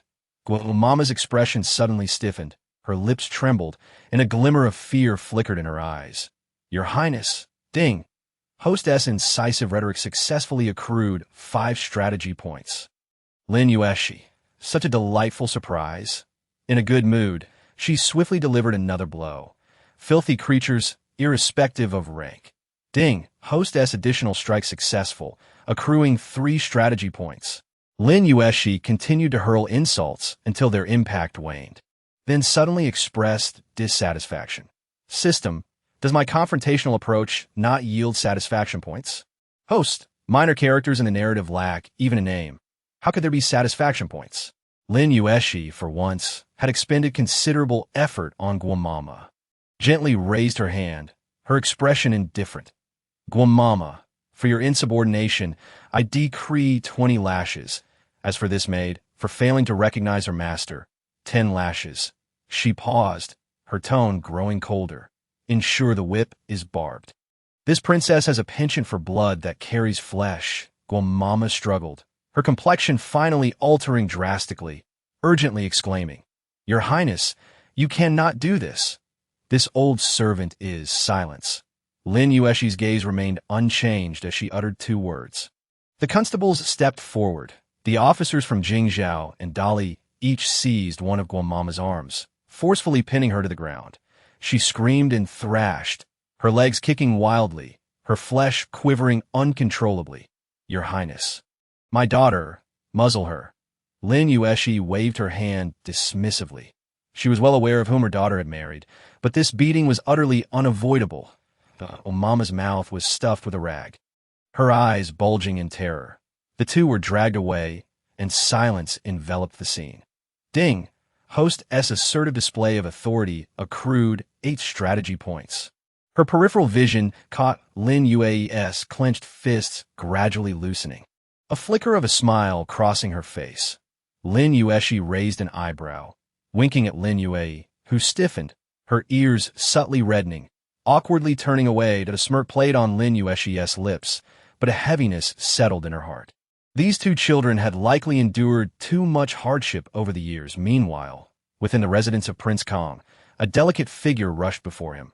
"My lord, save me."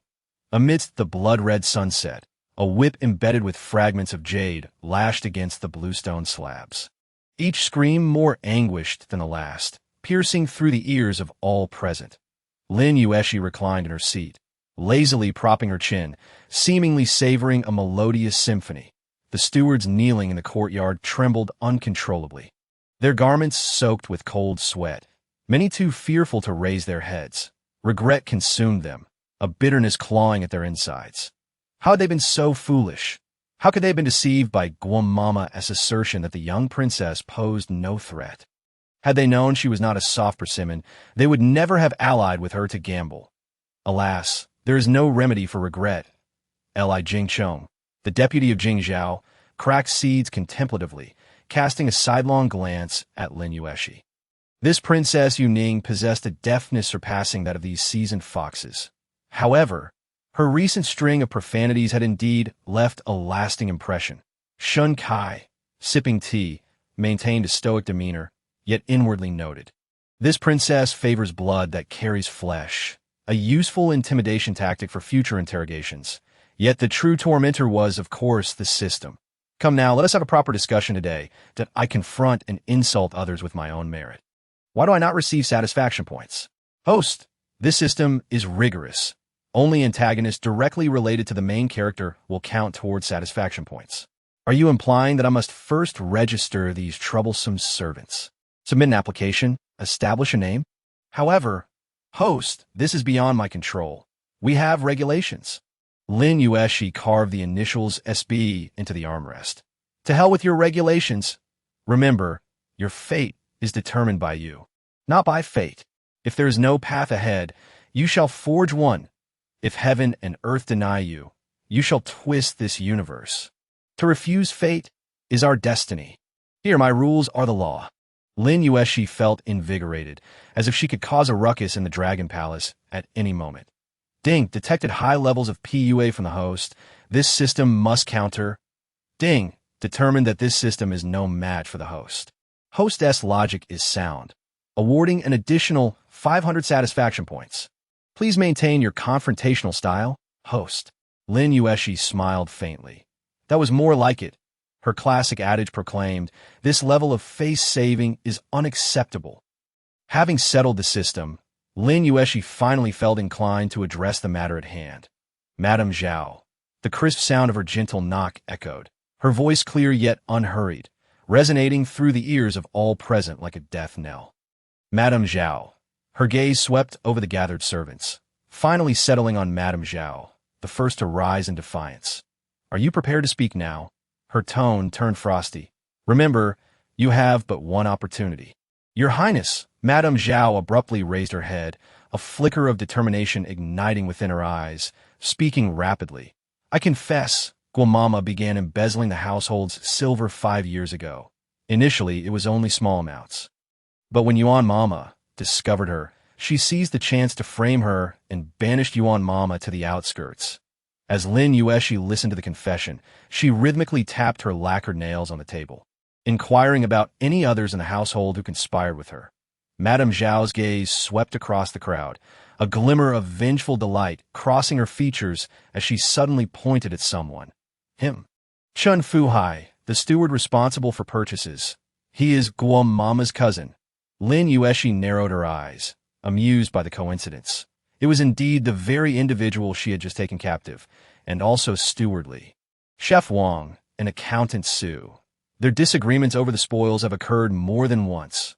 She nodded imperceptibly, gesturing for Madame Zhao to continue. The yearly purchases of black gold charcoal were recorded as top-grade products from Suzhou and Hangzhou. Yet what was delivered was nothing but refuse, a pile of black ash, as if chipped from the remnants. The majority of this money was pocketed by him and Guamama. Chen Fuhai, finally subdued, frantically kowtowed and pleaded. Your Highness, this servant begs for mercy. I was wrong. Please show me leniency and grant me a chance to live. Redeem yourself? Very well. Do not say this princess lacks compassion. Swallow the charcoal dust you consumed, and I shall let you go. Chun Fuhai's face paled, nearly choking on the words. Refuse? Lin Yuexi sneered, her sleeve flicking dismissively. Then there is no other option. Take him away, deliver 20 lashes first, and bring him back once he has come to his senses. Ding! A warning to the others, accruing 50 satisfaction points. The guards immediately stepped forward to seize him. In the distance, crows swept past, their wings slicing through the blood-red clouds. Just as he was being dragged out, Chun Fuhai suddenly struggled, his voice rising in desperation. Your Highness, I have something to say. I know that Guamama is still outside engaging in loan sharking. She used your seal. A deafening silence fell over the courtyard. Loan sharking? Lin Yuexi's previously calm expression stiffened, her gaze darkening as she slowly raised her eyes. Repeat that. Ding! Detected host's anger level rising, reaching critical point. Chun Fuhai shivered violently, scrambling back on his knees. His voice trembling. Yintai Bank. Guamama is loan sharking at Yintai Bank, and she is using your seal. The account book is in the room outside. She is using the seal of Princess Yuning. The air instantly chilled. Even the constables standing nearby changed color. The fourth clause of the Great Yuan Law states that those found engaging in loan sharking shall receive 30 lashes, and all ill-gotten gain shall be confiscated. However, Guamama was using the princess's seal. This not only constituted loan sharking, but also an attempt to endanger the royal family. If word of this were spread, how would the emperor react? If she remained silent, the emperor would assume her tacit approval, even suspecting her collusion with these individuals. Moreover, just last month, citizens had reported this very issue to the Jingzhou authorities. Lin Yuexi wore a smile that, while apparent, did not reach her eyes. From Chun Fuhai's gambling escapades, to the emptying of the Princess Chang's residence, and now to the matter of usury, every event seemed to be directed at her. Very well. Her tone was slow, each word enunciated with a chilling finality. Have 2 individuals take him to retrieve the ledger. The stewards kneeling in the courtyard lowered their heads in unison, their shoulders trembling slightly as fear crept up their spines. Did you speak of this yourselves? Lin Yuexi's voice was steady yet sharp, like a blade, or should I have Mama Zhao speak on your behalf? Ding! Host has activated the Extinction Master Mode. Satisfaction points 100. This title. Could you refrain from such nonsensical names? No. For the sake of keeping things fresh each time. I thank your whole family. Thud! Before her words could settle, a multitude had already collapsed in the courtyard. Spare us, your highness. I willingly confess. I am ready to cooperate. The sound of their kowtows fell like rain, each fearful of being dragged away for punishment if they hesitated. Lin Yuexi lazily surveyed her surroundings and remarked, Spring flowers, autumn moons, tea once, replied Chunhua and Shu, hastily leading the individuals away in batches. The courtyard was instantly half empty, and those remaining shrank back in silence. Their movements cautious. Unnoticed, a constable in dark blue official garb discreetly left the manor. Clutching his abdomen, as the clock ticked towards midnight, the secrets of an old servant unfolded. The crimson-painted doors slowly closed, while the glass lanterns hanging from the eaves of the Jing'an prince's residence cast the last remnants of the setting sun into an eerie red. Gu Tsifeng departed with a smile, his steps light. Though the prince was absent, Mr. Zhang's few words had illuminated his mind. Truly, he was the foremost strategist beside the Jing'an prince. Zhang Chuan stood at the courtyard entrance, clad in a fitted white robe. His youthful visage strikingly handsome, with fox-like eyes shimmering with mischief. Behind him, the vigilant guard murmured, Does this Gu'er suffer from a weak stomach? What a peculiar scent he carries. Zhang Chuan brushed his fingers over the jade pai shio at his waist, chuckling softly. Even wild dogs know to dig a pit to cover their tracks. Yet some flaunt their filth brazenly, merely because someone above them indulges them. With that, he turned and strode into the manor. The guard frowned. A fallen noble. Who could possibly indulge him? The golden columns sliced through the hurried servants, causing the shoe brocade curtains to ripple unexpectedly. Sir! An attendant crashed into the room, disrupting the fragrant atmosphere. As Zhang Chuan turned, His wide sleeves stirred a chill in the air, the letter in his fingers crumpling as he chuckled lightly. What a daughter of Lin Yuexi, capable of driving the dogs of the Jingzhou Prefecture and the Dali Temple to undermine my foundation for years. He carelessly tossed the letter onto the table, a cold glint in his eyes. The Yandroid Bank cannot be spared. Burn all ledgers and documents. Those who have met with the old accountant and that wet nurse should not be allowed to live. The guard hesitated, his gaze flickering. But that is the prince's purse. Zhang Chuan handed him the letter, and the guard's complexion shifted dramatically as he clasped his fists. I shall attend to it immediately. Wait, Zhang Chuan called out, a slight smirk gracing his lips. Since Prince Kong has no further use for it, let us send a gift to Lin Yuexi's good daughter, retaining the promissory notes stamped with the name of Princess Yuning.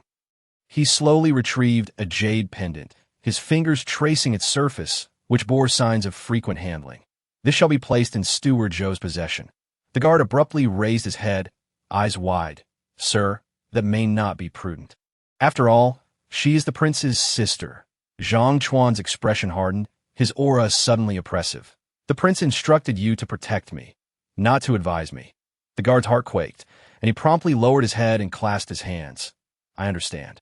After the guard departed, Zhang Chuan produced another jade pendant from a hidden compartment, seamlessly joining it with the one in his hand. He gazed at the pendants, narrowing his fox-like eyes, a sly smile creeping onto his lips. I had intended for your child to meet a splendid demise. Yet she has sought her own end. Since that is the case, let us see if your good daughter can withstand this trial. The guards dragged the half-conscious wet nurse into the courtyard. Upon entering, she immediately played the sympathy card. Old servant, I too am compelled by circumstances. You have seen your milk brother. Can you truly bear to watch him be beaten to death? Alarm. Alarm. Detected moral coercion. Pity me. Spare me. Consider my plight has been activated. I know. Can you keep quiet when the satisfaction points aren't added? Lin Yuexi smiled coldly, leaning down to regard her. What does your son's life or death have to do with me? Did I force him to gamble?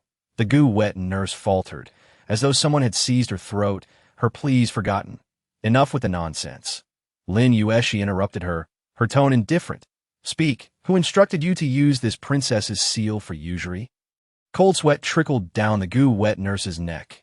And no, there is none. Lin Yuexi rose, adjusting her sleeve as she walked towards a nearby constable, her tone languid. Do not make me waste my time. It was Steward Zhou of Yandroid Bank who said this. The old servant merely wished to earn a bit more silver for the manor. Just one steward could persuade the wet nurse. Handpicked by the Grand Princess? If true, this old crone was exceedingly foolish if false. Her refusal to speak the truth now was equally infuriating, a glint of cold steel. Before anyone could react, Lin Yuexi had drawn her blade, the scabbard striking the ground, startling the roosting crows above. Gripping the knife with one hand, she slightly lowered her wrist, feeling the weight. Unfazed, she switched to both hands, the blade gently gliding along the wet nurse's clothing. Stopping just below her chin, the blade kissed her neck, blood droplets blossoming along the silver edge. This princess cannot tolerate insubordination. If you do not speak, you may very well find yourself in a coffin. The wet nurse trembled like a leaf, her voice a high-pitched wail. No, your highness, you cannot kill me. My daughter is a favored concubine of Prince Kong, and I am the grandmother of his youngest son. Who would dare harm me? The air thickened with tension. Li Jingchong and Shun Kai simultaneously raised their heads, their expressions shifting. Prince Kong, the emperor's uncle, while he spent his days indulging in trivial pursuits. Everyone knew he wielded significant power. The old fox's painted thrushes were more dangerous than the imperial guards. How did she become entangled with him? Shin Kai instinctively glanced at Lin Yuexi, eager to see how the young princess would respond to this thunderous revelation. Lin Yuexi lowered her gaze, aware that she had long suspected the wet nurse's machinations within the manor, but had chosen to remain silent until now. With a serious expression, Lin Yuexi countered, Oh, is that so? What of it? Does my uncle know of your existence? Is he aware that you are engaging in usury? She locked eyes with the wet nurse. Would you dare to utter such words in front of Princess Kong?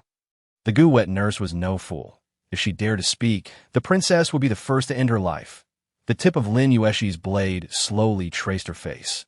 Do you know how I deal with those who betray me? Lin Yuexi's tone was leisurely, as if conversing casually. I know that you cherish your reputation, so I shall help you gain notoriety by making you the star of a spring palace painting. Starting from PFF, beside her, Li Jingqiong unexpectedly spat out his tea. The interruption caused Lin Yuexi to turn her head, tossing the knife to Li Jingqiong. What? Does Masterly wish to give it a try? A knife that seals the throat for those with treacherous hearts. Li Jingqiong offered a polite smile. No need, no need. Please continue, Your Highness. Lin Yuexi turned back, her gaze once again fixed on the goo-wet nurse's face. Her emotions rekindled. Now, where was I? Shun Kai interjected. The princess intends to make this old servant the star of a spring palace painting. Yes, yes. Lin Yuexi resumed her sinister smile. A perfect score of 500, scattered from Zhuke Avenue to Prince Kang's residence, titled The Midnight Secrets of an Old Servant. Do you think the tea houses in the capital will debut 20 new plays this month? Will your daughter and that boy still recognize you? Besides this, do you know anything else? She whispered into the old woman's ear. This princess has recently been researching human skin lanterns. The back of the blade lightly tapped the pale face. Your son has been raised plump and fair, making for an excellent translucent material. The goo-wet nurse trembled violently, her fear evident as she looked at Lin Yuexi, her lips quivering. I beg you, please do not harm my son. Host, her defenses have crumbled. Lin Yuexi's lips curled into a smile, her gaze suddenly icy. Impossible. Aside from him, who else could it be? The goo-wet nurse's eyelids fluttered violently, and suddenly, her eyes rolled back, collapsing unconscious, a pool of water slowly spreading beneath her. Lin Yuexi remarked, that was quite a thorough breakdown. Ding, goo-wet nurse's breakdown level 100 satisfaction points 100. Why are they all 50 or 100? So stingy. No choice. I can only apply for this much. Lin Yuexi's eyes twinkled. Then would you lend me a true word pill for now? When Gu Sifeng comes to apologize tomorrow, I shall return it immediately. Poor signal. Host, farewell. Lin Yuexi. This dog system. Meanwhile, at Yintai Bank, lifeless bodies lay strewn across the ground as cloaked figures swiftly poured oil that a torch was cast aside, igniting a fierce blaze that illuminated the dark night. Tint, the princess has gone mad. Host, come forth and speak. Where's the host? Come out. Host, Lin Yuexi suppressed the urge to roll her eyes and got straight to the point. What does the book say about Prince Kong? Is he lacking in funds? System, please hold on. Retrieving relevant information. Ding, relevant information found. Prince Kong, a royal relative, the next head of the grand religious court, deeply trusted by the emperor, no records of financial deficiency found. Eldest son Kong Shijing, a lovesick male lead, a devoted admirer who has squandered money for the female protagonist on numerous occasions. Conclusion. Prince Kong is not short on money, and his son is quite the spendthrift. Lin Yuexi narrowed her eyes, lost in thought. Since the system was unaware of this matter, it indicated that this case was not mentioned in the original text. If the mastermind was not Prince Kong, then it was highly likely that the people behind the bank were targeting him to AS for herself. She paused slightly, suddenly realizing a grave concern. Could it be that she was merely a scapegoat?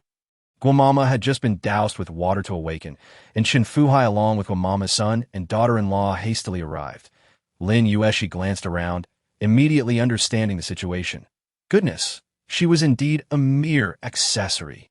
Upon meeting, the three members of the Gua family immediately huddled together, wailing and lamenting. Mother! Ah Fu! Guamama, upon seeing her son, repeatedly bowed her head and pleaded, Princess, I beg for your mercy. I implore you to spare us. Guamama's voice remained as piercing as ever. Lin Yuexi rubbed her ears, contemplating whether she should sip some rain-soaked Longjing tea to soothe her throat. She lightly tapped Gua's daughter-in-law's belly, her tone suddenly turning icy. Soon, it will be 3 generations wailing together. Ding! Host's cold-blooded strike. Satisfaction points 50. Stop. The crowd parted as a man clad in a dark blue brocade robe strode in, adorned with a jade belt. With sword-like brows and starry eyes, exuding an imposing aura that I am Li Qian from the Prince Kang's residence. His gaze fell upon Lin Yuexi, his tone measured. By the prince's order, I request the Guo family to visit Aunt Shun in the residence. Lin Yuexi, what a grand display. As if a dramatic entrance was necessary. Only to reveal a mere steward from the royal mansion. Such grandeur from the prince's residence is truly remarkable. Guamama clung to Li Qian as if he were a lifeline, crying out, "Li steward, please save us! Help us!" Li Qian frowned slightly, discreetly avoiding her gaze, his voice calm and collected. "Princess, after all, Guamama is the mother of my family's young master. Her daughter has just given birth to a precious child for the prince. If the princess insists on punishing her, it would place the prince in a difficult position." Everyone held their breath, considering the implications of crossing Prince Kong. Did she dare to disregard his authority? Lin Yuexi lifted her teacup, lightly blowing on the leaves, savoring a sip to soothe her throat for what lay ahead. "Uncle Wang, are you aware of what Guamama has done?" Li Qian forced a smile. It was merely a discrepancy in the accounts. "Rest assured, the prince has said that he will compensate you for these matters." Lin Yuexi gazed at him with a half-smile. "Are you certain Uncle Wang is aware of the misdeeds of this old hag?" Hearing old hag, Li Qian's brow furrowed, a hint of pressure evident in his demeanor. "Guamama does have a blood relation to our young master. I implore the princess to choose her words carefully." "Choose my words carefully?" Lin Yuexi chuckled softly, suddenly swinging her hand, causing an account book to strike Li Qian's nose.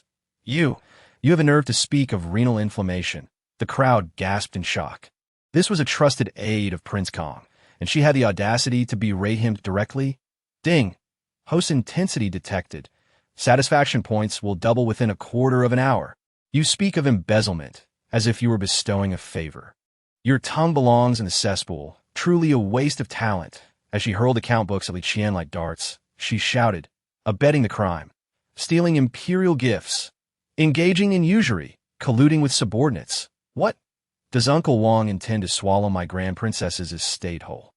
Li Qian dodged left and right, realizing the gravity of the situation. Princess, the prince was unaware of this. There must be some misunderstanding. Misunderstanding? Weren't you just saying Uncle Wang knew everything? Lin Yuexi sneered, slapping a loan receipt onto his face. Open your eyes and see clearly. May 17th, the loan date. Aunt Shin was pregnant in March of last year, and by May, Guamama began engaging in usury. She narrowed her eyes, closing in on him. Li Steward, tell me, do you think the person behind this is targeting me, or your prince? Li Qian's back was drenched in cold sweat, alarm bells ringing in his mind. She flung another account book, displaying records of Guamama's usury, the first entry glaringly indicating Aunt Shun. The coinciding timeline suggested someone was indeed stirring the pot. It was highly plausible that the target was none other than his own master. A shadow flickered in Li Qian's eyes as cold sweat seeped through his garments. As a trusted aide of Prince Kong, he forced himself to suppress his emotions, slightly bowing, and spoke in a hushed tone. This matter. The prince was previously unaware. I will return to report to the prince and ensure the princess receives an explanation. Lin Yuexi showed no mercy in her rebuttal. You didn't say that just now.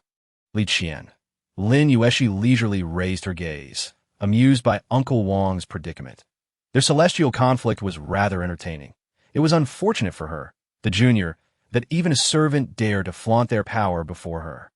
As she spoke, she gradually lifted her gaze, her eyes piercing like daggers, her previously languid tone shifting to one of sharp intensity.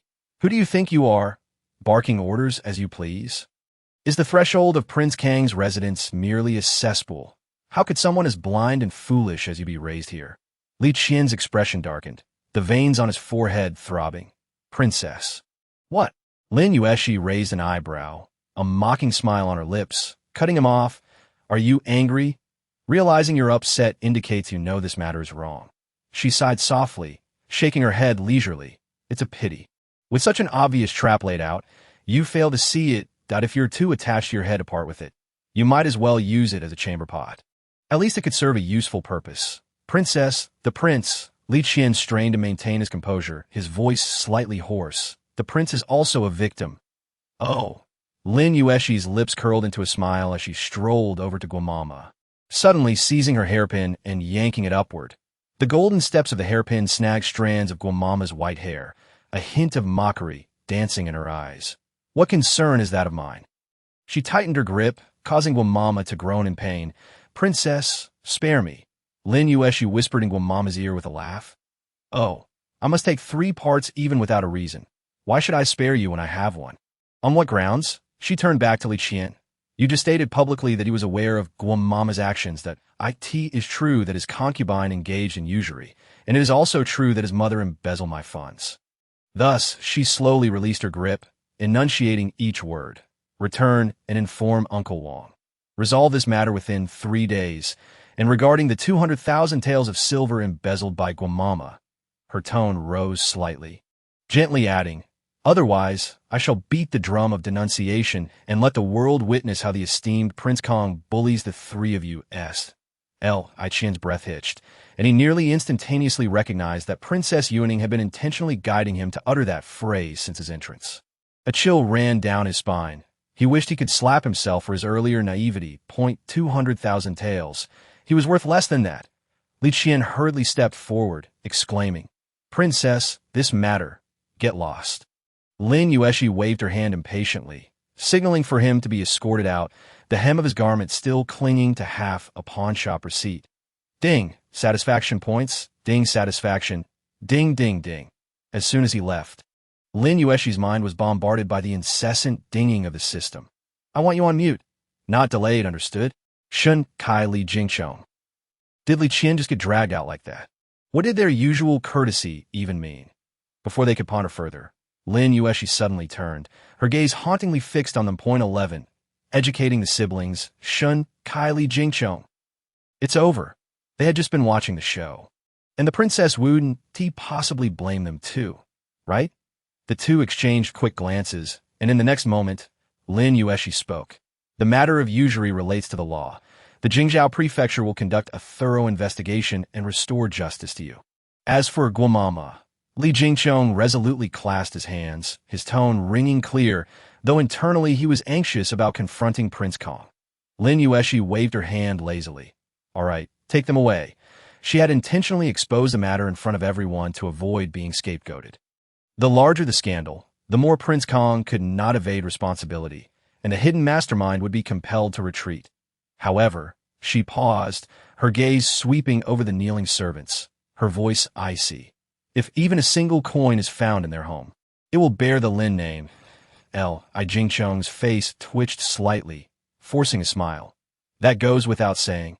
I will certainly do my utmost to recover the princess's losses." Shun Kai nodded repeatedly. "The rebellion in the manor has been quelled, and the duties of the Dali Temple, oh no, my temple, have also been fulfilled. Princess, I take my leave." In the next moment, the two of them, almost clutching their official robes, dashed away at breakneck speed. Their side-by-side appearance resembled that of the brothers Gao Qiqiang, who had just been reprimanded by the elder sister in Kuang Biao, with the hems of their robes leaving blurred traces in their wake. The scene was utterly absurd. Fortunately, both had left behind a dozen or so individuals to assist in maintaining order. Tomorrow, it seemed, the rumor of their reckless behavior would surely spread. Just thinking about it stirred a hint of excitement within her. Ding acquired the reckless aesthetics quote. "When the whole world deems you mad, you possess the right to overturn the table." The pent-up frustration in Lin Yuexi's heart finally dissipated as she leisurely stretched. It was evident that engaging in slow-witted banter paled in comparison to the thrill of losing one's mind. Ding! Satisfaction points are being calculated. Yesterday's confrontation with Gu Sifeng, 1,300 points. Sending him dog poop, 1,200 points. Eating spicy strips, 100 points. Just now, this hard confrontation, 2,500 points. Lin Yuexi. Indeed, once a person begins to lose their sanity, even AI must yield. If such a brief bout of madness can yield 2,500, then if I confront a few more people, am I not closer to becoming a wealthy lady? Ding. Host, please remain calm. Please adhere to basic social order. Lin Yuexi. Are they afraid that I might scold too harshly and bankrupt them? With the potential danger eliminated, Lin Yuexi was unafraid of the remaining open conflict. She glanced at the remaining servants in the courtyard, her voice steady. "Those who haven't colluded with Granny Gu, this princess will not treat you unfairly. What you ought to do." An eerie silence fell. Some people sighed in relief. Others averted their gazes, while a few secretly rejoiced at having escaped the calamity. Indeed, once one attains an official position, they all enjoy issuing empty promises. Wait a minute. Everyone was startled, their hearts racing. Lin Yuexi raised her gaze, a slight smile gracing her lips. For those who have not embezzled, this month's stipend will be tripled. That a brief silence was followed by an explosion of joy. Thank you, princess. Thank you for your mercy. The courtyard erupted in jubilance, the very air tinged with exhilaration. Lin Yuexi rubbed her brow. Indeed, for those who toil, nothing is more tangible than a salary increase.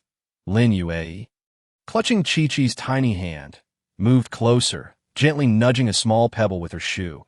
Her fingers brushed against the plain silver hairpin, the last gift bestowed upon her by her mother in life. Uncle Wang valued reputation greatly, and with control over the Imperial Surveillance Department.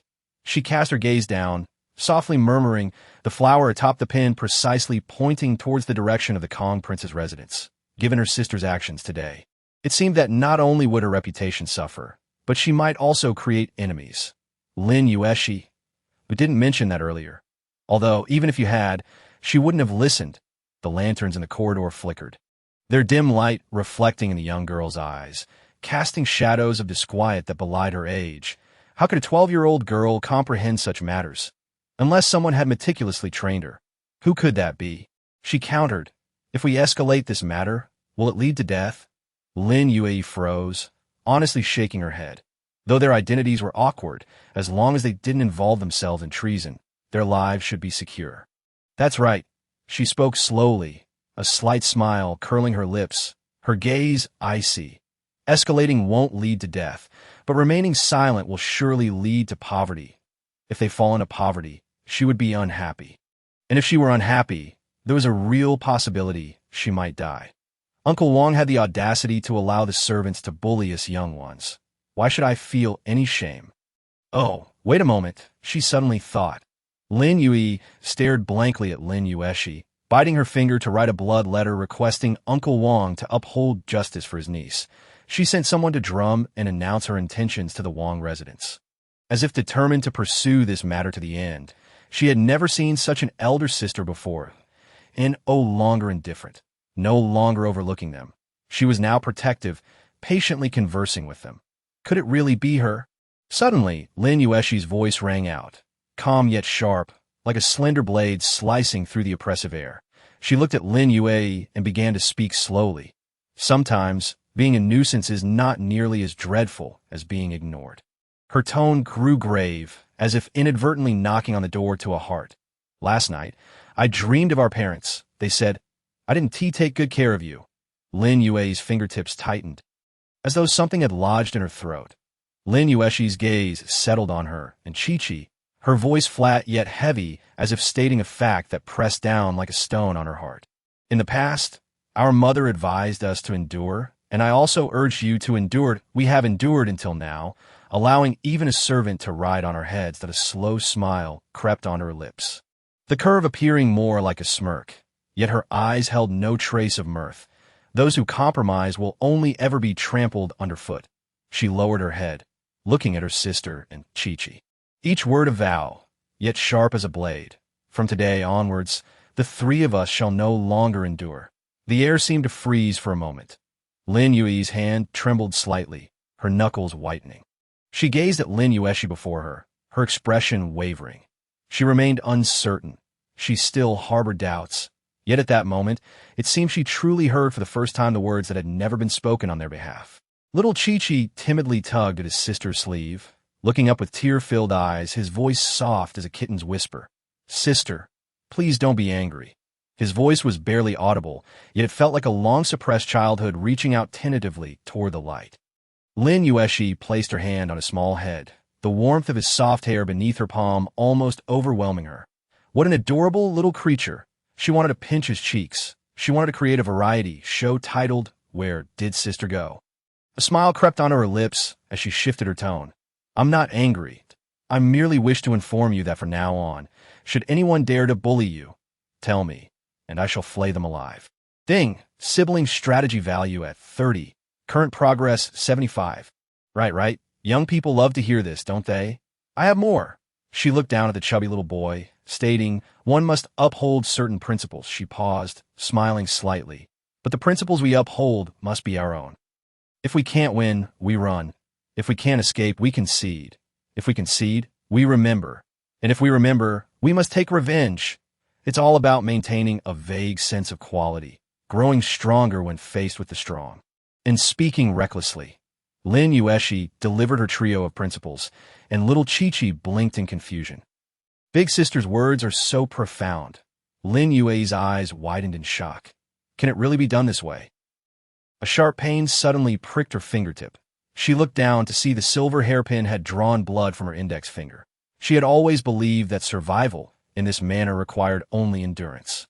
She had never considered that they could retaliate like this. Lin Yuexi noticed her daze and smiled triumphantly, reveling in her display before the system. "Hee, with my charisma, I sent a piece of cake to win over two little ones." Yet the next moment, the little girl weakly spoke up, "But Chi-Chi is still attending classes at the Kong Prince's residence. Will he still go tomorrow?" The air suddenly thickened. Lin Yuexi. Damn, there's that too? It was certainly impossible for him to return to class temporarily. So Lin Yuexi decided to let Chi-Chi rest at home for a few days. The little fellow was overjoyed, and as Lin Yuexi held his tiny hand to leave, he turned back to smile at her. Lin Yuexi finally relaxed, suddenly recalling something. She summoned Qiuyue's cousin, Wang Sheng, and whispered a few instructions. "Hurry and take care of this, host. Don't you know that the hidden hand is not the Kong Prince? That's why we need to escalate it." The system was taken aback. "Are you just going to target him alone? This opportunity shouldn't go to waste." She smirked coldly. "Let the public sentiment snowball. By then, I won't even need to protect his own son. He'll have to take action himself." The system fell silent for a second before suddenly sighing. "Host, your approach. It really does have a hint of a villainous flavor." Lin Yuexi scoffed. Does this make me seem even more like one?" Her laughter faded, and she changed her tone. "But speaking of which, aren't you a bit useless, needing me to investigate everything?" Unbeknownst to her, within the study of the Kong Prince's residence, a teacup had shattered into pieces. What an insolent thing. 12. Fainting. None of this is from a book. But you could still rack up some satisfaction points. The system explained earnestly. Once you've won over your siblings in such situations, just feed each person a truth pill. Lin Yuexi's gaze was indifferent. What kind of bad luck have I stumbled into? Being lured by my boss at work, and now being led on in this narrative? The system. Once you level up, the shop will unlock more items, such as restorative pills, antidotes for deadly poison, and mind-reading experience cards. The system suddenly adopted the tone of a sales representative. How can this be considered bribery? This is a benefit. Limited time offer. Exclusive discounts. Lin Yuexi raised an eyebrow. Speak plainly. The system immediately cowered. 3 months to cancel the engagement. All items in the shop will be available to you at an 88 discount for life. 88 off. Lin Yuexi scoffed. Do you think I'm a fool? Just to turn things around, I'd have to expend half my life, and you offer me an 88 discount? The system hastily intervened. Well, what about a permanent 20 discount? Additionally, I shall grant you a mind-reading experience card. Lin Yuexi appeared to ponder, weighing the pros and cons, seizing the opportunity. The system urged, quickly accept, host. If you continue to haggle, I might just have to kneel before the headquarters. After a brief moment of contemplation, Lin Yuexi suddenly smiled. Deal? Ding, the system's psyche suffers a blow of 10 points. The sound of the clock's chime disrupted the night, while the iron horse at the eaves clanged chaotically, reminiscent of 100 old women in the underworld shaking their abacuses to collect debts. Clear the way for this king. The prince of stormed in, his face illuminated by flickering flames, casting a particularly somber shadow. Can one old woman truly cause such a ruckus? The news I heard in the palace was far from this absurdity. However, when his gaze fell upon Lin Yuexi's face, his voice faltered. The young girl appeared excessively pale, her thinness rendering her chin sharp, and there were faint dark circles under her eyes in that instant. Something stirred within him. Why didn't you confide in your uncle? The prince's tone softened, as if attempting to make amends. Upon recalling his neglect towards the siblings over the years, his throat tightened slightly, and a hint of unnatural shame flickered in his eyes. Clearing his throat, he unconsciously softened his tone further. Your elder brother also thinks of you. He inquired about you several times during today's meal. Lin Yuexi was taken aback. You came from the palace? Surely, it is not to report on that scoundrel Gu Sifeng. The prince nodded, tugging at his clothing, whispering his grievances. Indeed, I had just taken a few bites of my supper when I heard the commotion you caused. And before I could exit the palace, I was informed. He suddenly paused, his frown deepening. On my way here, a great fire broke out in Changqingfang, and the fire patrol had cordoned off an entire street. I had to take a detour to arrive. Accompanying Lin Yuexi, who had been delayed in greeting, to the entrance, she blurted out, "Isn't that the street where Yandroid Bank is located?" The princeman was momentarily taken aback, then quickly affirmed, "Yes, indeed, that street belongs to Yandroid Bank." Just as he finished speaking, his gaze fell upon the two children at the door, and a pang of sadness washed over him. And Chi-Chi. How you've grown. Come, let your uncle have a look. As he spoke, he gradually crouched down, his eyes resting on Chi-Chi's face. At that moment, his movement halted. The little boy before him, with inky black eyes, gazed timidly at him, his demeanor apprehensive, lips tightly pressed together. Yet those eyes, those delicate features, his throat tightened. He murmured softly, "You and your mother bear a striking resemblance." Memories surged forth, old shadows overlapping. Years ago, the crown princess had looked at him in the same quiet manner, her gentle smile illuminating her features as she softly called him little brother. But now, the world had irrevocably changed. He reached out, wishing to ruffle Chi-Chi's hair, but the boy's toes curled in. Remaining still, he was afraid. Yet his elder sister had said that their uncle cared for them, and that he should endear himself to him, so that his elder sister wouldn't have to toil alone. He was a man. He couldn't allow his elder sister to suffer alone. The boy's fist tightened slightly, and he raised his gaze to meet the princess, his voice soft. Uncle, so gentle, so timid, yet resolute. The prince's heart jolted, his eyes reddening slightly. Ah. The boy hesitated for a moment, then gradually approached. The prince extended his hand, gently tousling the boy's hair. "Call me uncle once more." At that moment, however, Lin Yuexi's mind was ablaze with thoughts. Yandroid Bank had caught fire. Her pupils dilated, her heart plummeting. It was too coincidental, chillingly so. Her thoughts raced. Today she had just uncovered matters regarding Yandroid Bank, and had yet to delve deeper into the investigation. And now trouble had struck. To receive such swift intelligence. There must be someone within the Dali Temple and Jingzhou Prefecture, or perhaps the traitor was hiding within her very own household. As her mind buzzed, a more terrifying possibility dawned upon her. Someone was erasing evidence. "Uncle." She was about to speak when suddenly, darkness enveloped her, the world spinning around her. Ding! Host is severely overdrawn. System-friendly reminder. You have cursed several individuals, lashed out at the royal mansion, and wreaked havoc at the Jingzhou Prefecture. Your physical and mental resources are rapidly depleting, and your body is on the verge of collapse. Immediate entry in a hibernation mode is required. Wait a moment. If you do not rest soon, the host may ascend to the heavens at any moment. Lin Yuexi, she clutched the armrest tightly, attempting to steady herself, but her limbs felt weak. "Uncle." She summoned the last remnants of her strength, gripping the prince's sleeve with a sudden force. The Prince of N, lost in memories of his late elder sister, was startled by her action and quickly reached out to support her. "Yuning?" Lin Yuexi's consciousness faded, her final strength manifesting as incoherent words. "Guamama, look! Hurry!" Before she could finish, she fell into complete darkness. Behind her, Chi-Chi anxiously called out one last time. "Elder sister." In the deep of night, the alley lay silent like a dying serpent. Corrupted water flowed between the cobblestones, mingling with the stench of decay and mold, while the moonlight was suffocated beneath dark clouds, as if even the divine beings were reluctant to gaze upon this filth. "Brother, mother," a ruffian clutched the girl, dragging her outward. She was as frail as a tattered doll, limbs flailing, her cries piercingly shrill. From the bed, a young boy lunged forward, his frail form taut like a drawn bowstring. But before he could reach her, he was kicked down. Bang! His head struck the edge of the table.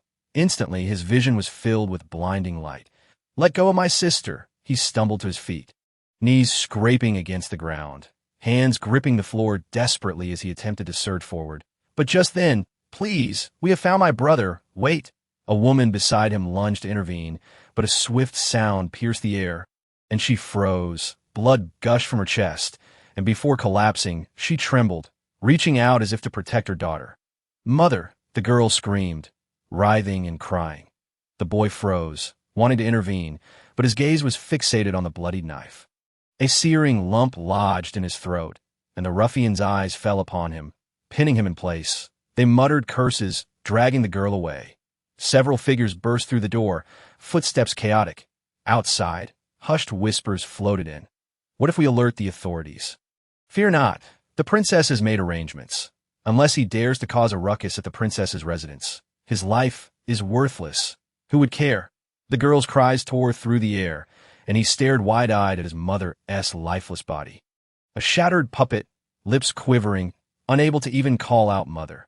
The stench of blood was overwhelming, and a loan document was swept up by the wind, smearing with blood, revealing the prominent name at the bottom, Yuning Princess.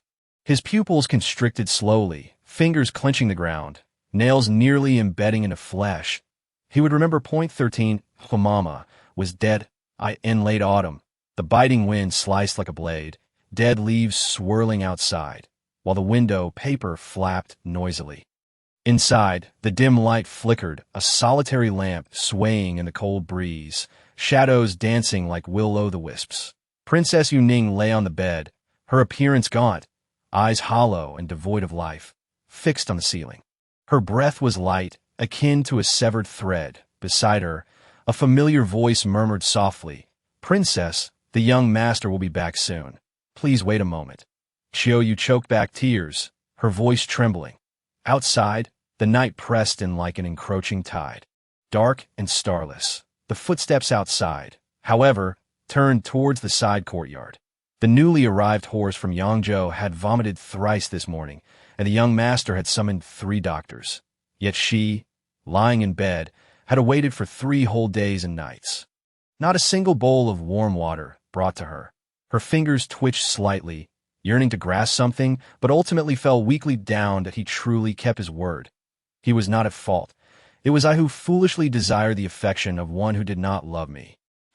A metallic taste surged in her throat, splattering across the mandarin duck pillow, blooming into a vivid red plum blossom.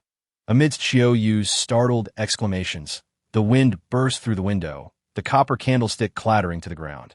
The last wisp of blue smoke dissipating into the night. Princess Yuning, in her final moments, finally felt regret. No, regret is not the right word. "I can't take it anymore. Let me out." Lin Yuexi roared within her mind, wishing to tear the wretched book apart. In her dazed state, a deep, warm male voice resonated beside her. Like a clear spring flowing, it was deep yet soothing, tinged with the chill of autumn nights. It felt somewhat familiar, yet the content was amiss. Lin Yuexi was utterly speechless. Was this a plot she had never encountered before? No wonder she had asked the system to inform her of the entire storyline. It had refused to protect its own interests. That scoundrel Gu Sifeng, indeed, had been insufficiently berated yesterday. The air erupted with genuine exclamations. "Elder sister has awakened." Lin Yuexi abruptly opened her eyes, the intricately carved bed. Tassels swaying gently, the scent of medicine lingering, and a hint of bitterness in the air. For a moment, she was stunned, her fingertips gradually tightening. Thank heavens, she was still in ancient times, still alive. "System, what happened to Mama?" "I do not know. You were asleep, and I also entered hibernation." Lin Yuexi. "Ah. ISNT the system supposed to remain vigilant while the host is asleep, and then inform the host of what has transpired upon waking." "Who told you that the system remains alert while the host slumbers and reports back upon awakening?" Lin Yuexi's expression was subtle. "Aren't you an artificial intelligence?" "Indeed, but I am merely the standard version of artificial intelligence." "Is there a deluxe version?" "There is. The supreme version can monitor continuously for 24 hours, automatically reason, and provide optimal strategic plans, but it requires 99,999 points to unlock." 99,999. Why don't you just steal it?" "I have no choice. The system also needs to make a living." Lin Yuexi scoffed coldly. What living are you making? I have nothing to eat every day. Ignoring it, Lin Yuexi attempted to rise, but her entire body felt devoid of strength. As her gaze shifted, she suddenly caught sight of a small figure peeking cautiously from behind the screen, the 5-year-old Chi-Chi, with dark eyes full of trepidation. Upon making eye contact, the little one swiftly recoiled, like a kitten caught in the act of stealing food. Lin Yuexi waved towards the screen. Chi-Chi, where are the others? The silk fabric rustled, and Chi-Chi took a half-step forward, then retreated, the tips of his embroidered shoes tracing circles on the ground like a puppet under a spell. Wow, Chi-Chi, you were the first to notice that your sister was awake. Truly my little lucky star.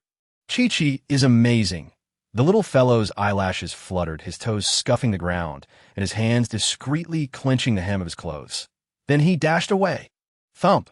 His embroidered shoes adorned with tiger heads fell at the threshold, and he didn't even dare to look back, as if pursued by a malevolent spirit. Reaching the door, he peeked out to glance at her, confirming she and T followed, and then continued to flee. Lin Yuexi's expression shifted subtly for 2 seconds. Ding, strategy value, 2. The system's mechanical voice sounded coldly, even carrying a hint of glee. Did the host forget? Last time the original host praised her brother. You are truly impressive. He was punished to kneel for 3 hours. Lin Yuexi. No wonder the child looked like he had seen a ghost. Just as she was about to force herself to rise, the door was hastily pushed open. Chunhua's eyes were red-rimmed. Her steps disordered. Upon entering, she forgot even to greet, her first words being, Your Grace, you are in a weakened state. Hurry and lie down. Lin Yuexi's voice was somewhat hoarse. What time is it now? Chunhua quickly replied. It is the 2nd hour of Chun. Lorden has summoned 3 imperial physicians to see you, saying it's due to anger affecting your heart, and you must take good care of yourself. Lin Yuexi's fingers paused. The laws of Dian clearly state that only those of 3rd rank or above may summon imperial physicians, and a prince may summon at most 2. Yet, Lorden has brought 3. Either the palace has tacitly approved it, or her little uncle is genuinely alarmed. Regardless of which, it is good news for her. By the way, Chunhua, do we have any news about Granny Gua today? Chunhua's expression turned somewhat uneasy, her fingers tightly clutching her handkerchief, as if hesitating to speak. Lin Yuexi narrowed her eyes, raising an eyebrow slightly, her voice turning cold. Speak. Chunhua bit her lip, her voice trembling slightly. The Jingzhou prefecture reported that Granny Gua and Sister Chun died suddenly last night. Their bodies were only discovered this morning. Outside the window, a crow flew past the eaves, letting out a low, hoarse caw. Lin Yuexi lightly tapped the edge of the bed, her voice calm and unhurried. How did they die? Chunhua looked up, her lips quivering slightly. They said, it was a suicide out of fear of punishment. A gentle breeze wafted through, brushing against the slowly rising corners of Lin Yuexi's lips. Point 14. Countdown of life. Suicide out of fear of punishment? She fiddled with the bed covers, her voice soft, the corners of her mouth subtly curving upwards, almost as if carrying a hint of gentle amusement. An old woman who stubbornly refused to confess suddenly had a change of heart and took her own life. The room fell silent, as if even the wind dared not intrude. In the next moment, all traces of her smile vanished. She abruptly threw off the covers, her gaze icy as if frozen. Do they think everyone is a fool? No wonder the seemingly vibrant Dian would fall after 10 years. It turns out there are holes everywhere. Ding! The host has been involuntarily drawn into the Yandroid bank case. Public opinion is leaning unfavorable. Use your words. Last night, upon hearing about the fire at the bank, she sensed something was amiss, fearing that the puppet masters behind the scenes had silenced Granny Gua to kill 3 birds with 1 stone. First, their accomplices escaped. Second, whether or not Prince Kong valued this matter, the maternal grandmother of his 2nd son was sent to the authorities by her, leading to her suicide out of fear of punishment. This rift could never be mended. Third, Granny Gua had so ostentatiously used her seal to issue promissory notes. The rumors must have spread long ago. Now, with the fire at Yandroid Bank and Granny Gua dead, even if the authorities witnessed the interrogation process last night, who would believe it without signatures? The common folk would care little for the truth. They would only see officials protecting one another, disregarding human life, using the dead to escape culpability. She could almost foresee how, should anyone truly pursue this matter, the ensuing public opinion would drag her into the fray. All her fault. All the fault of this broken body of the original host. She closed her eyes, forcing herself to calm down, then raised her gaze. Where's my little uncle? I need to find someone to perform an autopsy. Chunhua, the Jingzhou prefecture people said they have already conducted the autopsy. Lin Yuexi scoffed lightly. Those people dared to kill in prison. How difficult could it be to fabricate a false autopsy report? She needed to see for herself. Suddenly, a thought struck her, and she fixed her gaze on Chunhua. You just said, Granny Guo and her daughter-in-law both died. Chunhua's nose tinged with moisture, nodding. Yes. What about Chun Fu? Her gaze sharpened suddenly, fixated on Chunhua. Is he still alive? Chunhua was startled by her intensity, quickly saying, last night. Lauren had already sent Chun Fu to Prince Kang's residence. Lin Yuexi? Why did my little uncle send him to Prince Kang's residence? She was bewildered. Chunhua cautiously glanced at her, whispering, was it not you, Your Grace, who requested Lorden to send Granny Guo's family to Prince Kang's residence before you fell unconscious? Host, you were unconscious and told them to keep a close watch on Granny Guo. Only mentioning the word watch, Lin Yuexi. Then why didn't they send Granny Guo along? Lorden said Granny Guo was indeed implicated in the case. As for Sister Chun, the maidservant does not know. Lin Yuexi pouted. Likely Lorden had no idea that Granny Guo had a daughter-in-law and merely rescued Chen Fu'd. In no matter. She needed to hasten to have Chen Fu sign in Jingzhou. Otherwise, Granny Guo's use of her seal to issue promissory notes would remain a ticking time bomb, potentially ruining her reputation in the capital at any moment. Chunhua, frightened pale, hurriedly stepped forward to support her. You mustn't move recklessly. The physician said you mustn't get agitated. Lin Yuexi, furious. Then let the physician see if he can manage it. She braced herself against the bed's edge, attempting to rise once more. But as soon as she exerted herself, a sharp pain seized her chest, a chill creeping up her spine. It felt as though something had taken residence within her organs, icy, venomous, silently consuming her vitality. Her breath hitched, her fingers instinctively trembling. System. She gritted her teeth. Check my body. The system responded immediately. Host, you are not seriously ill. Lin Yuexi breathed a slight sigh of relief. The next moment, the system added coolly. But you are poisoned. Your life value, 6.93, countdown, 389 days, cause of death, chronic poison. Lin Yuexi felt darkness wash over her vision once again. Could you repeat that? Her voice trembled as if grasped by an invisible hand around her throat. The system's tone remained calm, as if announcing the weather. Oh, host, if you live for another year, you will be gone. Lin Yuexi looked at the system panel and smiled. Very well, so this is the game you wish to play. Why is she even wearing this cursed book? Her anger surged, nearly boiling over. Why didn't you say so earlier? Did she even need to ask? Host, you currently resemble a cat whose tail has been stepped on. Lin Yuexi sneered. Keep talking, and I swear I'll format you into a love-struck system before I die. Love-struck? Even dogs wouldn't want that. Why didn't the physician detect it? How'd I get poisoned? The system paused for 2 seconds, then its cold mechanical voice replied. It is presumed to be a hard-to-detect chronic poison administered by Granny Guo in the Lotus seed porridge. Your family has been consuming it for 2 years. Lin Yuexi's mind exploded with a resounding thud. This is not just her problem. Her brother and sister. Truly a complete family. No wonder during her unconsciousness that deep voice had muttered that the original host had perished after a year of marriage. It turns out it was not merely depression, but a dual affliction of poisoning and depression. Her fingers dug into the intricately carved bed rail, the splinters biting in her palm, the pain sharpening her focus. The faces of her siblings flashed through her mind. Lin Yuexi had always thought they were fair-skinned, their skin as smooth as cream, attributed to good genes. But now, she smiled, yet her eyes surged with a crimson murderous intent.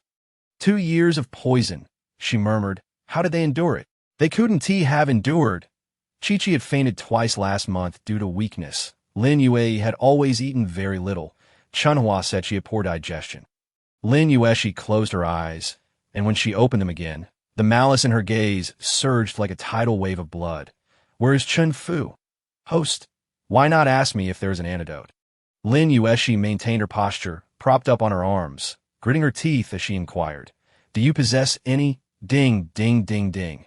The universal antidote pill, worth 100,000 per piece, available for purchase at the advanced level. As a tiered user, you only need 210,000 for 3. Can it be cut down to 200,000? Scoundrel. Rogue. Ding. Strong demand detected from the host, initiating a limited-time group purchase. From a group of 3 for a discount of 50,000. At most, we can offer you a gravestone service. Lin Yuexi resolved to seek out Chen Fu. Poison was not the terrifying part. The dread lay in the fact that the King of Hell had a membership point system. The longer she delayed, the more she feared her family would become VIPs. All right then, let's start with a strength pill. Understood. The host consumes 1,000 satisfaction points, remaining balance. 1,500. The system's herbal medicine must have been aged. For Lin Yuexi felt invigorated upon ingestion, throwing off the covers and preparing to rise. Chunhua hurriedly rushed over. Your Highness, the imperial physician said you must not be stimulated. What does the physician know? Lin Yuexi got out of bed. Even the physician could not bear the burden of a king. Outside, a cacophony of noise erupted. Lin Yuexi's brow twitched. An inexplicable wave of unease surged within her. What is happening outside? Chunhua lowered her head, biting her lip in silence. Lin Yuexi narrowed her eyes, her voice turning frigid. What has transpired? It was the second Mrs. Orders, not to disturb your rest. Chunhua's voice trembled. I shall ask once more. What has happened? Chunhua quivered slightly and finally spoke. This morning, 8 corpses were carried into the estate. Bang! Lin Yuexi abruptly threw off the bedding, not even donning her shoes, her bare feet meeting the icy floor. Clarify. Her voice was colder than the wind and snow. Where did these corpses come from? Chunhua's complexion paled further, trembling as she replied. They said our estate is the last owner of Yandroid Bank. And last night, not only was the bank's manager burned to death, but those who owed us money were also killed. Her fingertips dug into her palm. Poison, corpses, debt point 3 knives, each cutting towards her family's ruin. Her eyes glimmered crimson, nails digging fiercely into her palm, a cold sneer escaping her lips. You wish to play with public opinion. She licked her teeth, a chilling intent surging within her gaze. Only 6 remains. Just enough for me to wreak havoc across the capital. She turned, her voice icy. Chunhua, prepare my attire. I must be adorned. On the 19th of September, amid the blaring of Suona, before the gates of the Grand Princess's residence. Blood soaked the steps, the acrid scent of burnt flesh permeated the air, and 8 charred corpses lay sprawled before the gates. The least scorched among them had skin that peeled like cracked pottery, revealing the bright red flesh beneath. The right hand was clenched tightly around something, flesh and paper melded together, bones shattered, fingertips embedded deep in the palm, seemingly attempting to leave behind a remnant before death. The wind blew, and the charred blood dripped down the stone steps, plopping onto the blue bricks below, as if lamenting on their behalf. An elderly woman knelt by the pool of blood, weeping inconsolably, her hands clawing at the scorched bones, fingertips stained crimson. My son. Oh, return my son. Behind her, the wails of children, the cries of women, and the sorrow of the aged resonated. They did not scream for justice. Nor did they curse. They simply wept desperately while clutching the charred remains. Yet, such despair tore at the heart more profoundly than any roar, successfully drawing waves of sympathetic onlookers to the gates of the Grand Princess's residence. Enough, Yuan Mama barked, positioning herself before the gates. I understand your grief, but this is the Grand Princess's residence, not a place for your unruliness. This matter has been reported to the Jingzhou Prefecture. If you seek justice, go to the courthouse and beat the drum there.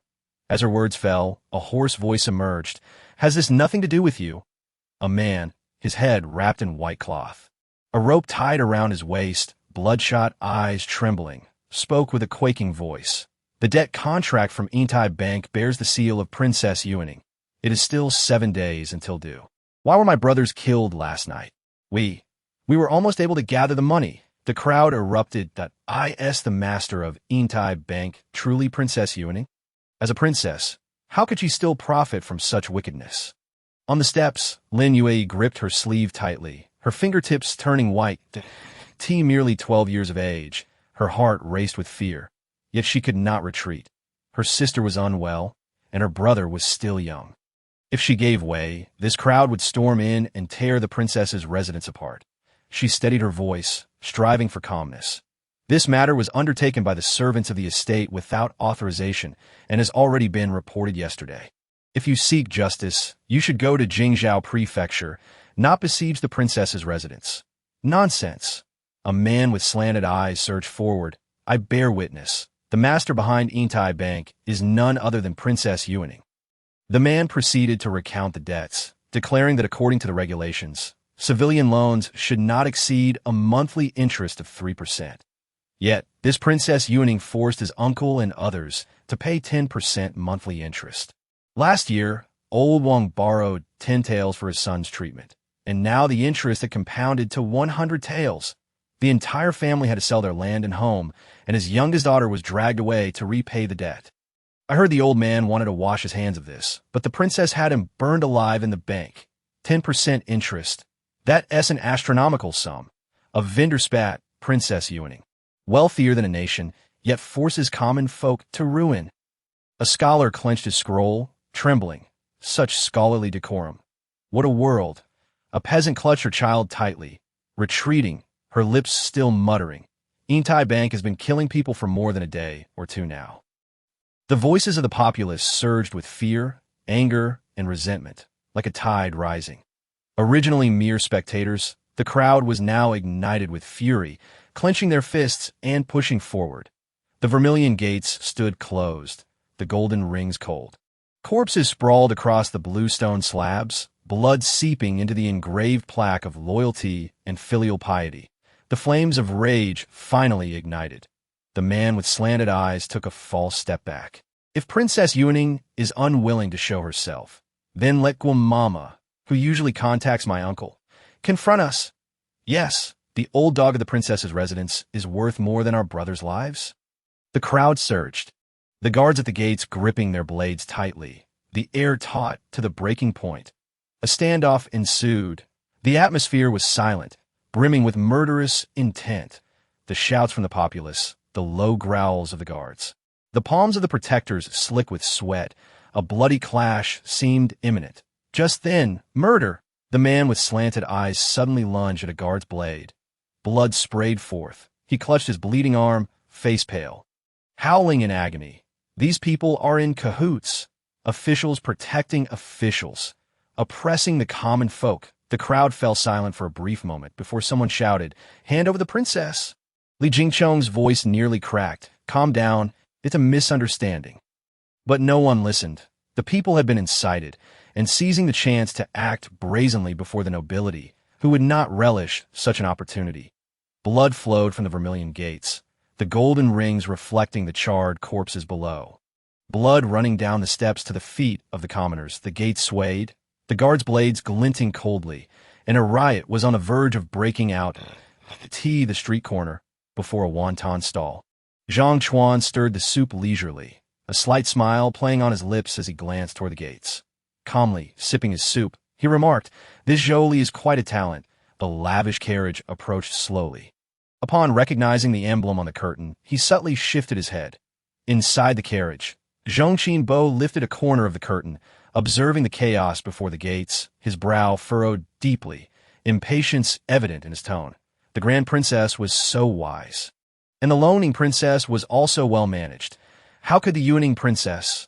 He did not finish his sentence, but the word shameless was almost written across his face.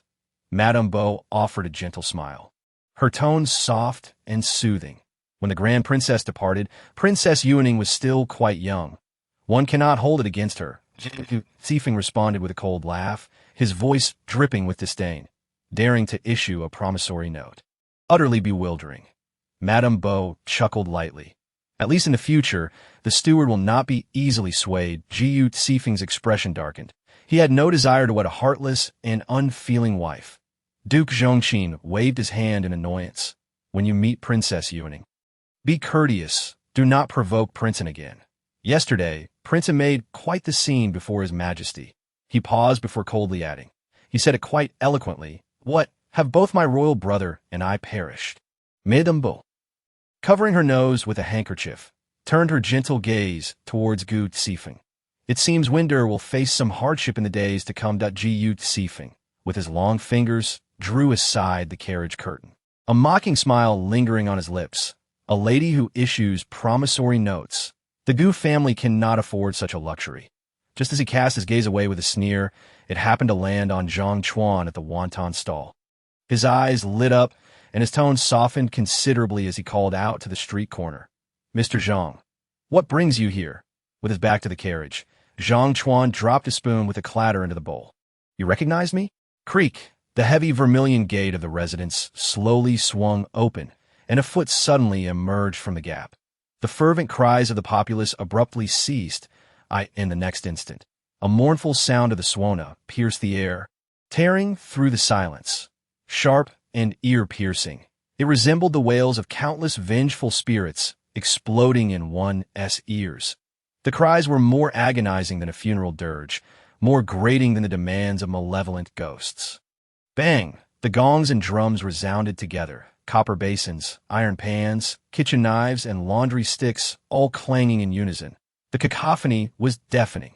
Zhou Li's face turned pale, the incitement of the people being forcefully stifled. He glanced towards the steps. Where a maid dressed in green stood at the forefront, puffing her cheeks as she desperately blew out of tune. Beside her stood a young lady in a flowing azure gown, cinched at the waist with a golden belt. A pearl hairpin slanted in her hair, radiating an air of innate nobility. The young lady's features were delicately beautiful, her lips pressed together, and her back straight as a rod, suggesting she was quite tense. Zhou scrutinized her, his gaze darkening. This must be Princess Yuning. Indeed, just as Granny would described, she is inexperienced, still blowing. You're all in for it. The moment the Suona played, who could rival it? The little maid became somewhat addicted to blowing, but it was Li Jingqiong who could no longer bear it, tapping her on the shoulder. Still blowing? You're all in for it. The little maid reluctantly set aside the Suona, ignoring the astonished looks from Yuan Mama and the others, and approached the elegantly dressed young lady, half supporting her, standing tall and solemn. Who dares to trespass upon the Grand Princess's residence? Lin Yuexi's lips twitched as she turned to comfort the wide-eyed Yuan Mama. Zhou Li, clutching his bleeding arm, let out a cold laugh. The gates of the princess's residence are high, yet the common folk are deemed lowly. Do they not even have the right to cry out for justice? He pointed to the corpse on the ground, his voice filled with emotion. In this world, is there still any law? Last night, the princess killed so many. A single note from the Suona shattered the air. The populace's anger was choked in their throats by this sudden sound, rendering them unable to voice their grievances.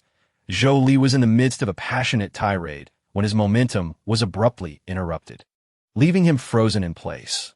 The little maid continued to blow the Suona, stealing glances at him, and when he fell silent, she leisurely lowered the instrument, blinking innocently. Why have you stopped speaking? Zhou Li forced himself to suppress his fury. Princess Yuning. This time, the Suona's pitch soared, resembling a lament, stifling all of his words. Among the crowd, someone covered their ears and couldn't help but curse. This is more brutal than murder, but was immediately silenced by another. Show? Do you want to lose your life?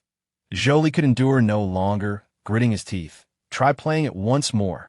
The little maid clutched the Suona, her face filled with innocence. Try it, and you'll be done for. She then took a deep breath and suddenly struck a pose, mimicking a stern old woman, directing the Suona towards Zhou Li's face. Woof! The little maid smiled sweetly, speaking in a soft voice. Look how furious you are. Your wound is oozing blood again. Would you like me to play a rebirth chant to soothe your spirit? Zhou Li's eyes turned red with rage, furiously pulling out a ledger. Enough with the nonsense. Black and white on paper. Here is the seal of your princess. The little maid raised an eyebrow and scoffed. What a coincidence. I also have a ledger recording your outstanding debt of 30 taels from last month. Zhou Li's face flushed with anger. Those are all forgeries. The little maid smiled lightly. Oh, so the seal can be forged? Then what makes your ledger genuine? The crowd fell silent. Zhou Li's expression hardened, realizing the precariousness of the situation, and hastily shifted his strategy, pointing to the victims' families. What about him, her, and them? Last night, during the massacre at the money house, they all claimed it was by Princess Yuaning's command. Woo! The little maid abruptly blew the suona, nearly deafening Zhou Li. Blow again? What are you trying to do? Zhou Li roared. The little maid blinked innocently, her tone naive. I'm not trying to do anything. I simply cannot abide by falsehoods. With a playful lift of her lips, her voice rang out clearly. Why not have Lord Zhou play a tune for us, to hear what kind of melody one creates when fabricating stories? The crowd erupted in laughter. Among them, a young man's eyes lit up. That makes sense, a vendor chimed in. That's not true. Who would dare to slander the princess? Those entrusted with Lin Yuexi's heavy responsibilities, such as Wang Sheng, finally squeezed their way into the crowd, delivering a resounding slap to the vendor's head. The vendor turned, cradling his head. Who hit me? Yet, no one responded. Zhou Li, anxious, knew he had the truth in hand. But it was evident that now was not the time to quibble over it. He turned, bloodied finger pointing at the family of the victim. What about him, her, and them? Last night, during the massacre at the money house, they all claimed it was by Princess Yuaning's command. Woo, my son. An elderly woman wept inconsolably, her tears mingling with ashes as they fell to the ground.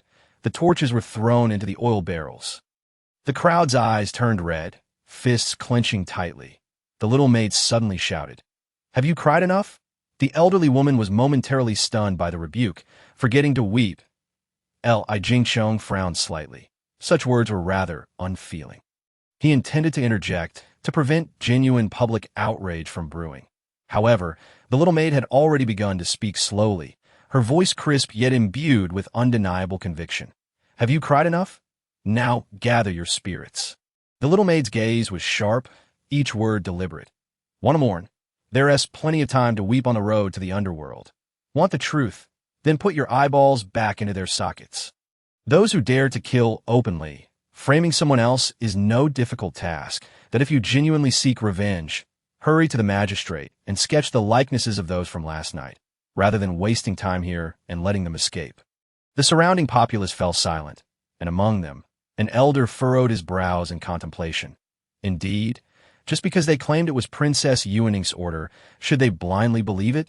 Just because they urged them to cry for retribution, should they obey? Something fell off. The atmosphere was wrong.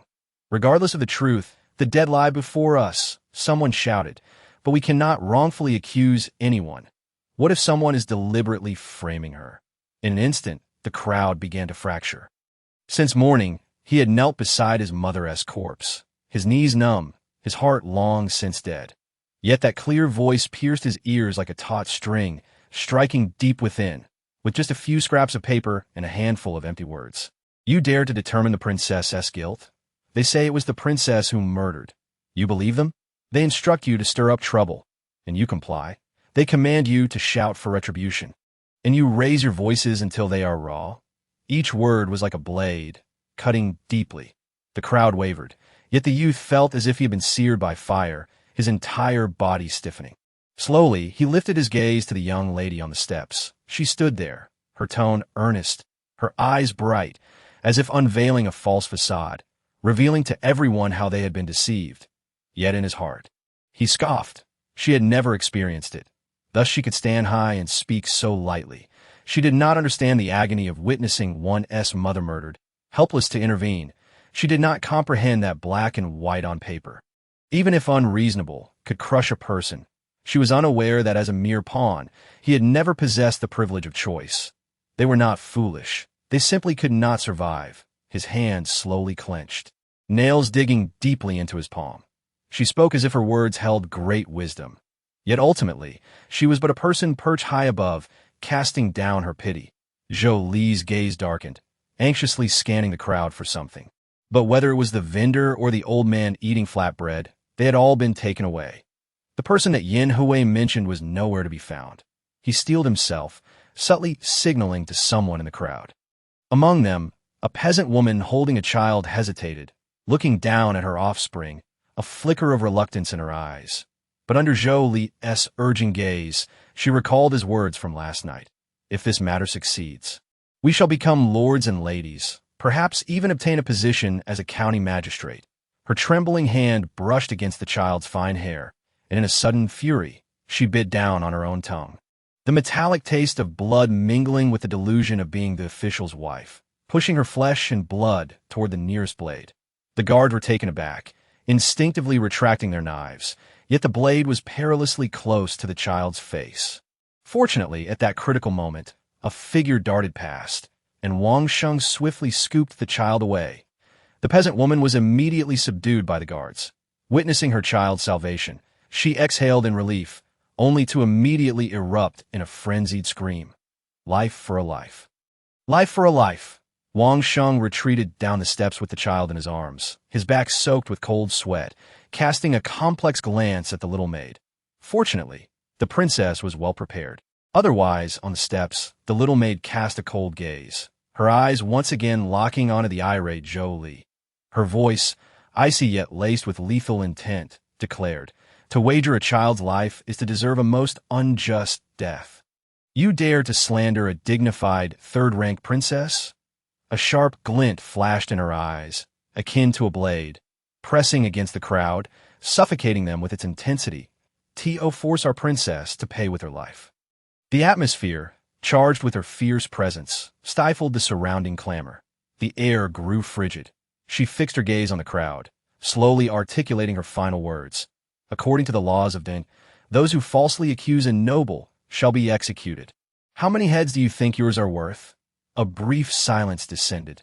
The chill spread through the air, and the onlookers held their breath. Some timid souls quietly retreated, while those bolder swallowed hard, their hearts racing, questioning if they had indeed committed any transgression. The little maid seized the moment, her gaze slicing through the crowd to another individual. That person turned pale and fell to their knees. "I dare not. Please forgive me, princess." The moment the words left their lips, like a row of dominoes falling, a multitude prostrated themselves, begging for mercy in a cacophony. Jingchong pondered, stroking his belly, reflecting on how, after all these years, he was still outdone by a mere girl. At the chaotic stall, Yin Hui rose and decisively positioned himself behind Zhang Chuan. It wasn't that he wasn't hungry.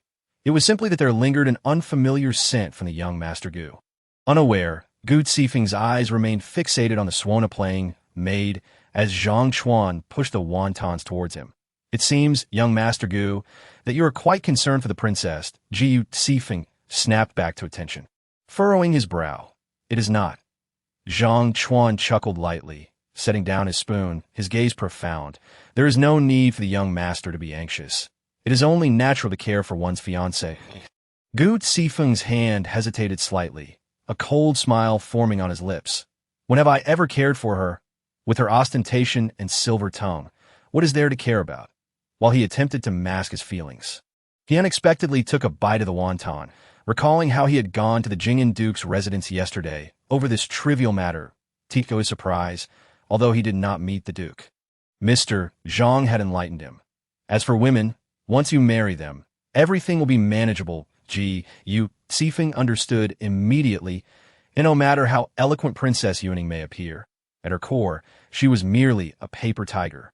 Once she entered the Gu family, he had myriad ways to deal with her. Since Mr. Zhang was so astute, Gu Zifeng inquired, "Mr. Zhang, do you believe this matter is the work of the princess?" Zhang Chuan lightly shook his head, a smile still gracing his lips. "I do not dare to assert. However, many matters in this world do not require evidence. What is needed is simply belief." He spoke leisurely, gently tapping the table's edge. "It may seem that the princess has the upper hand, but the more it appears so, the more the people will believe her to be the true culprit. The hearts of men are like walls. The harder you push, the faster they fall." Zifeng slowly set his spoon down, glancing into the crowd. Zhang Chuan's gaze shifted slightly, a smile lingering on his lips. "It is merely a pity for the young master." Gu Zifeng's expression changed subtly. Zhang Chuan's words struck him like a bombshell, deeply unsettling him. Marrying a princess suspected of murder would undoubtedly affect the young master for a lifetime. He did not truly believe Lin Yuexi could commit such an act, Yet Zhang Chuan's reasoning was not without merit. Given the circumstances, whether or not it was for her no longer mattered. Zhang Chuan observed his internal struggle, gently lowering his gaze. Then he looked towards the little maid in the crowd. Though her features were obscured, a flicker of appreciation shimmered in his eyes. Her eloquence and remarkable wit allowed her to remain composed amidst such chaos. Yet alas, no matter how sharp her words, they would prove futile against those who did not heed them. Such as the unyielding Inspector Chun, he lightly tapped the table surface, a hint of profound meaning surfacing in his brow. That man was a madman who even dared to admonish the emperor himself. Who is Inspector Chun? He is the madman who knelt for 3 days before the court, compelling the emperor to alter his decree. He is the one who has impeached 3 powerful officials and 12 bureaucrats, instilling fear in half the court. He is the emperor's most troublesome, yet indispensable minister, the one whom the emperor once personally praised during a council meeting as, "This man is upright. He is a blessing to the realm." And now he stood among the crowd, his expression cold. The little maid's words had remarkably quelled the previously furious crowd, their ire somewhat subdued, while her reasoning held merit. Could the complexities of right and wrong be swayed by mere words? What need, then, for laws? Thus, when Jolie finally located him in the crowd and bowed, pleading, "Sir Chun, please take justice for my deceased uncle," he slowly stepped forward. The crowd whispered among themselves, "Sir Chun has arrived. It seems these people have hope." Inspector Chun slightly raised his hand, and the previously restless crowd fell into an immediate hush. Without reprimands or shouts, he merely lifted his hand, and the people held their breath. Fearing they might provoke this formidable figure, he slowly raised his eyes, fixing his gaze on Li Jingchong, his tone dispassionate. "Sir Li, what is the status of this case?" Li Jingchong cursed inwardly, realizing that this situation was slipping from his grasp. Wondering where this formidable figure had emerged from, he quickly lowered his voice, hastily recounting the events of the previous day. Inspector Chun furrowed his brow, contemplating for a moment, then spoke slowly. "Since the Jingzhou prefecture has taken over, it should be thoroughly investigated by the authorities." He turned his gaze towards the elegantly dressed young woman, speaking in a deep voice. "Though the evidence and witnesses are yet to be clarified, the people's doubts remain unresolved that it would be prudent for the princess to accompany me to the Jingzhou prefecture to thoroughly investigate this matter and restore your reputation." The moment these words were uttered, the public resentment that had been suppressed by the princess began to surge once more.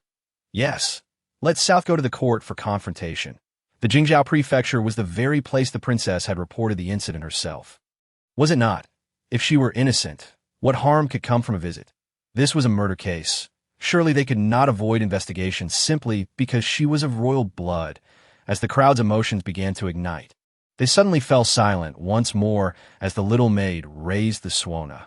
Later, when people recounted that day, they would say that 3,000 grievances could not compete with the sound of the suona, and all schemes fell to a mere hint of vermilion. The little maid, who had just begun to speak, appeared rather regretful. "Go to the court." The little maid scoffed coldly at Inspector Chun, standing protectively in front of the elegantly dressed young woman. She declared, "Fear not, princess. I shall protect you." The princess, shielded by her, wore a smile that was even more sorrowful than tears. The little maid remained unfazed, raising her gaze to meet Inspector Chen's, enunciating clearly, "Sir Chun, are you intending to aid this unscrupulous commoner in bullying the innocent? Ordinary citizens are naturally subject to the court's procedures, but my princess is a royal relative, a third-rank princess personally bestowed by the emperor. With no concrete evidence whatsoever, do you wish for her to stand in the Jingzhou prefecture to await judgment?" Her eyes narrowed, her tone rising. "How will my princess face others after this? Is Sir Chin truly so earnest as to use my princess's reputation as a stepping stone for promotion?" The crowd began to react, realizing. Indeed, how could the princess be treated the same as an ordinary commoner? Inspector Chen's intention was to temporarily shift the focus to prevent the situation from escalating and the people's emotions from spiraling out of control, resulting in an unmanageable crisis. He intended to thoroughly investigate the case later. Yet he had not anticipated the little maid's sharp retort. As he prepared to express his anger, his gaze fell upon the little maid's striking phoenix eyes, and for some inexplicable reason, He found them eerily familiar. The little maid continued. My princess has also stated that the misdeeds were committed by the household servant, Nursqua. If there are accusations, they should be directed at her. Upon mentioning Nursqua, Zhou Li's mind sparked. Yes, Sir Chun, it is indeed this Nursqua who has been compelling my uncle to carry out those actions. Many from the neighboring money houses have witnessed her. The little maid spread her hands wide, displaying feigned innocence.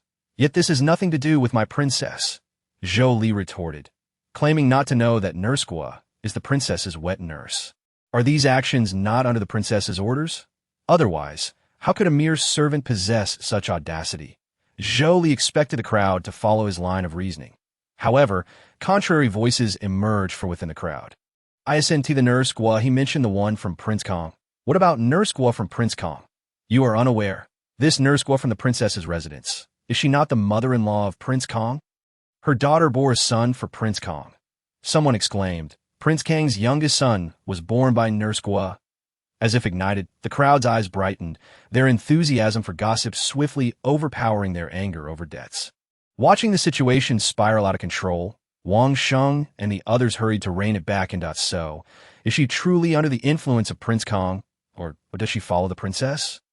Of course, she follows Prince Kong, a prince's mother-in-law, bowing to listen to a young princess. The common folk, upon hearing this, felt a flicker of belief within them.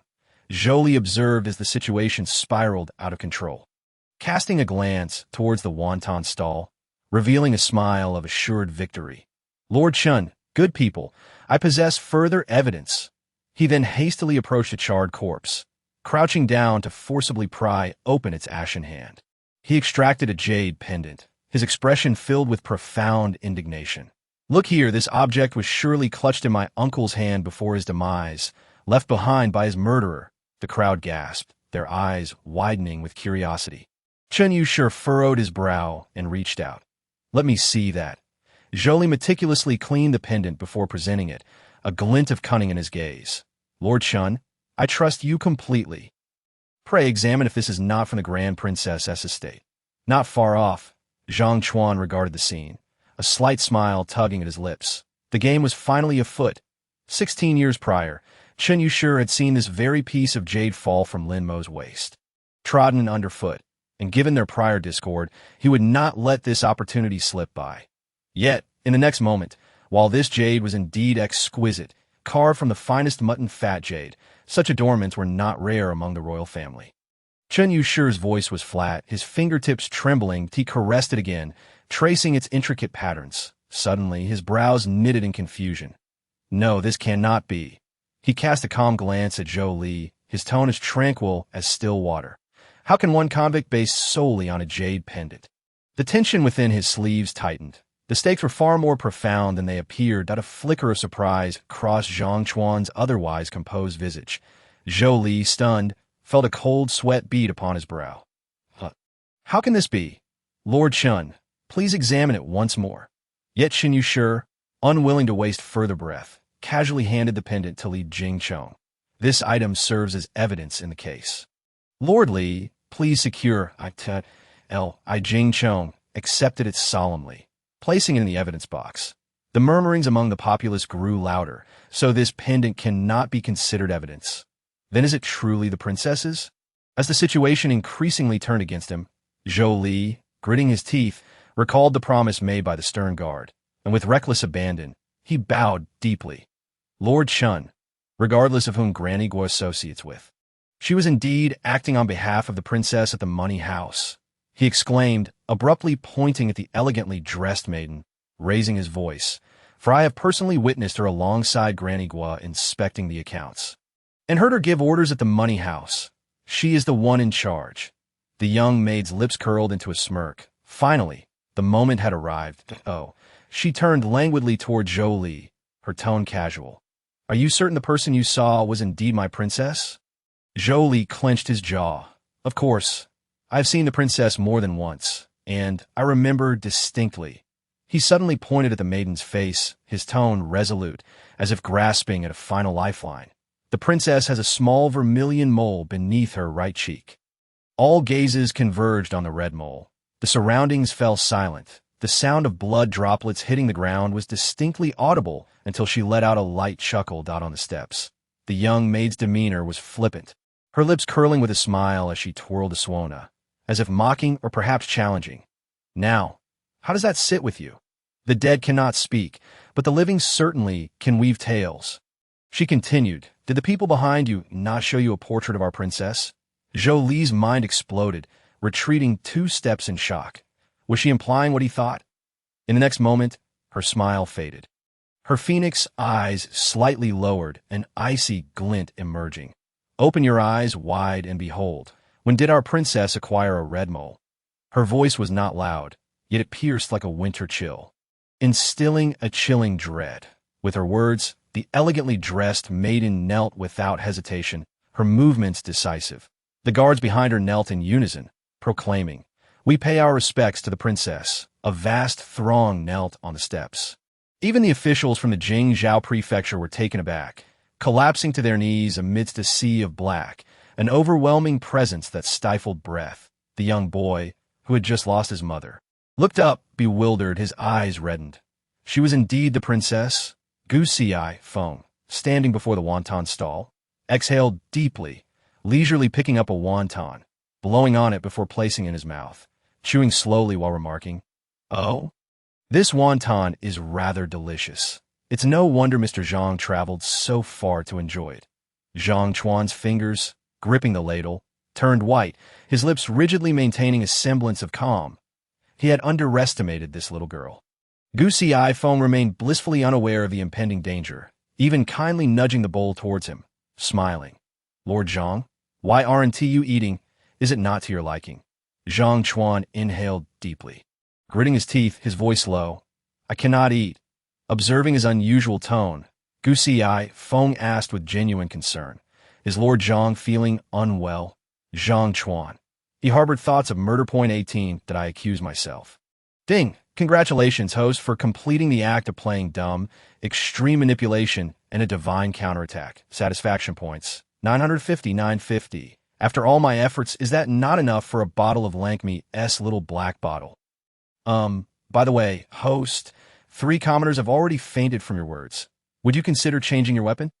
Lin Yuexi. What did you say? The wind is too strong. I can't hear you. All right, as long as you're happy. Zhou Li's last flicker of hope was extinguished, as if a fish pulled from water, lying lifeless on the ground. The commoners were also stunned. What? This is not a maid. Those who had just shouted the loudest were now quietly retreating. Wang Sheng shouted through his pinched nose from the crowd.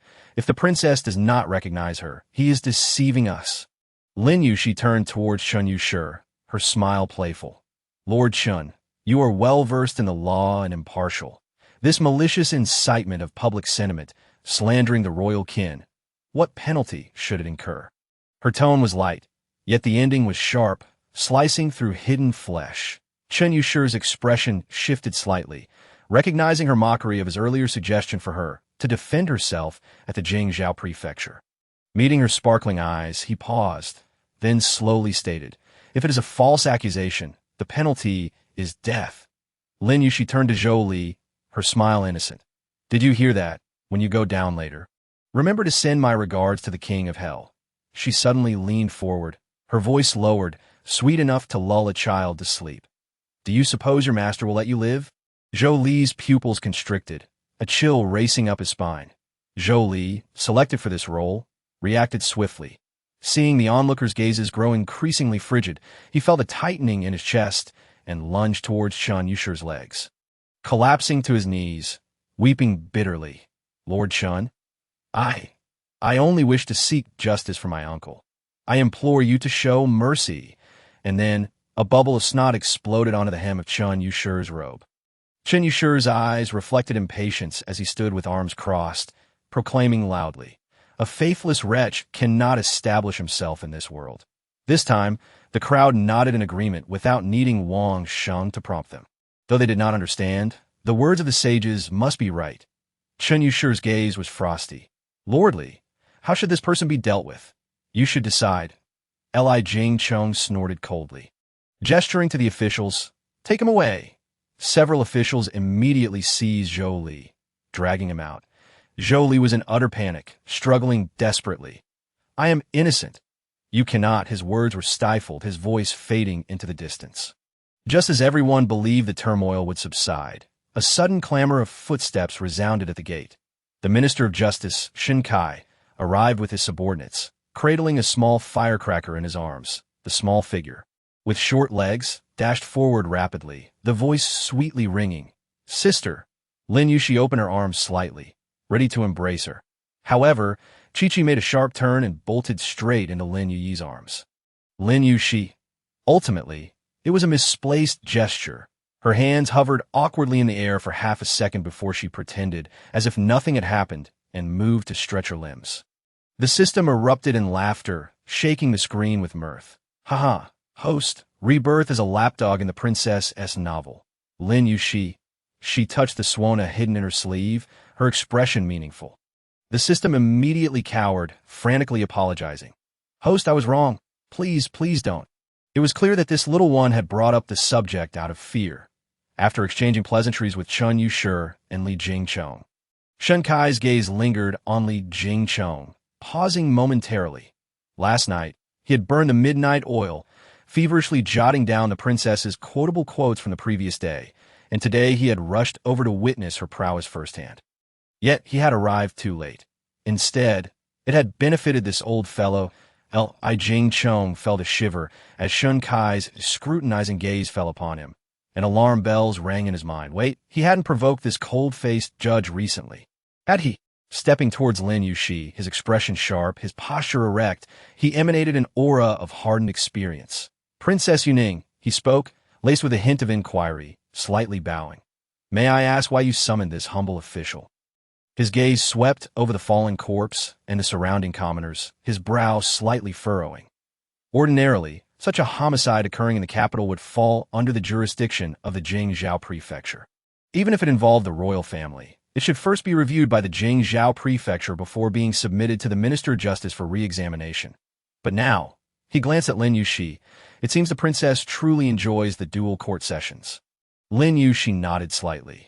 This princess has summoned Lord Shun today to accuse two individuals. Shen Kai's expression shifted subtly. Oh, the surrounding populace fell silent, eagerly anticipating her words. Firstly, I wish to accuse the elder servant Guamama from the manor and her associates. This individual, leveraging the prestige of the princess's residence, has established an illicit money-lending operation, exploited the common folk, secretly embezzled the estate's assets, and even, she narrowed her eyes slightly, her voice growing cold, has poisoned both me and my younger siblings for a duration of 2 years. A sharp intake of breath echoed among the crowd. Even Shen Kai furrowed his brow. Had it not been for yesterday, this princess might have remained oblivious, continuing to consume that seductive poison daily.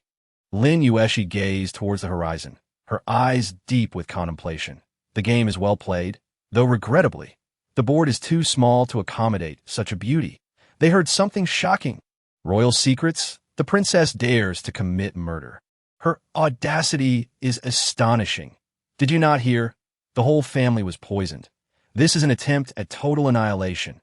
Yet some narrowed their eyes, skepticism etched upon their faces. Could this matter be fabricated?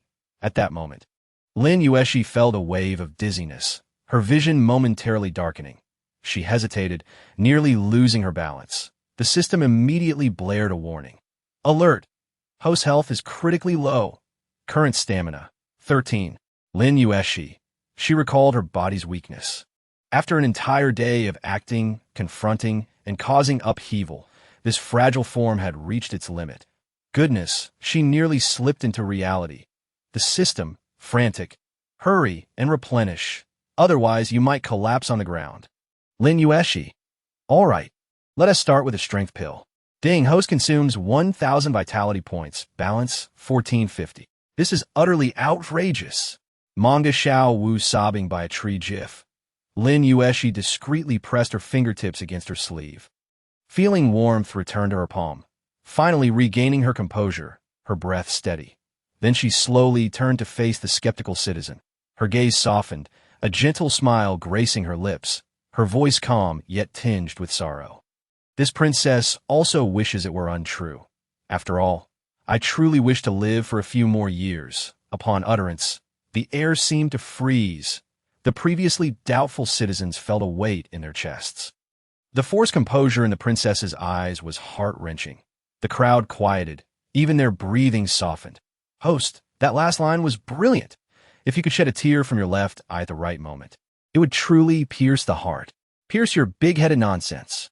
If she could cry, she wouldn't be doing this 996 grind. She'd have switched careers to 208 long ago. The expressions of those from the Grand Princess's household shifted.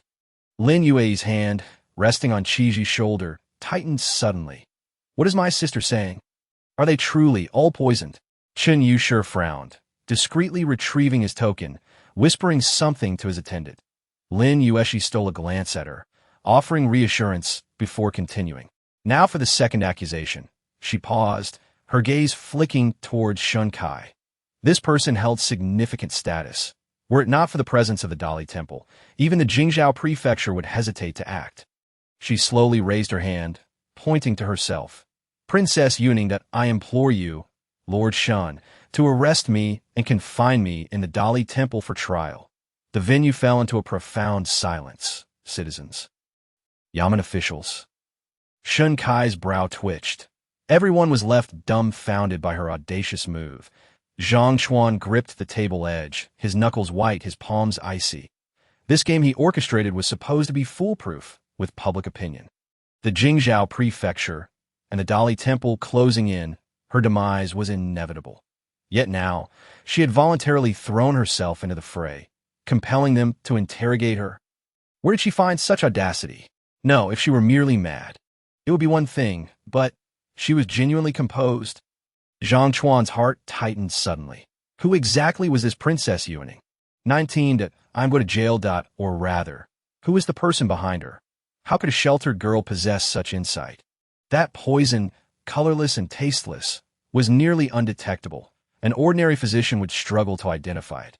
Otherwise, how would that individual know about it? The system was shaken. Host, you cannot be serious? This involves the Dali Temple, not your backyard. Lin Yuexi, rather than being cornered step by step, I would prefer to overturn the entire board. The system, pausing for a moment, that does sound quite logical, yet something feels amiss. Shin Kai frowned slightly. While the world shuns prison doors as if they were plague, Princess Yuning seeks to turn the tables through the Dali Temple. Truly, she is extraordinary, yet maintaining an appearance of calm. He said, Princess, why must you go to such lengths? Lin Yuexi lowered her gaze, quietly pinching herself, shifting her emotions, turning to face the grieving relatives, embarking on a deeply immersive performance. Sigh. A sigh fell upon attentive ears, tightening hearts more than any rebuke. She tilted her head, lashes lowered, her throat choking back a sorrowful laugh. I confess my youthful ignorance, failing to manage my servants, allowing the dogs of the manor to run amok.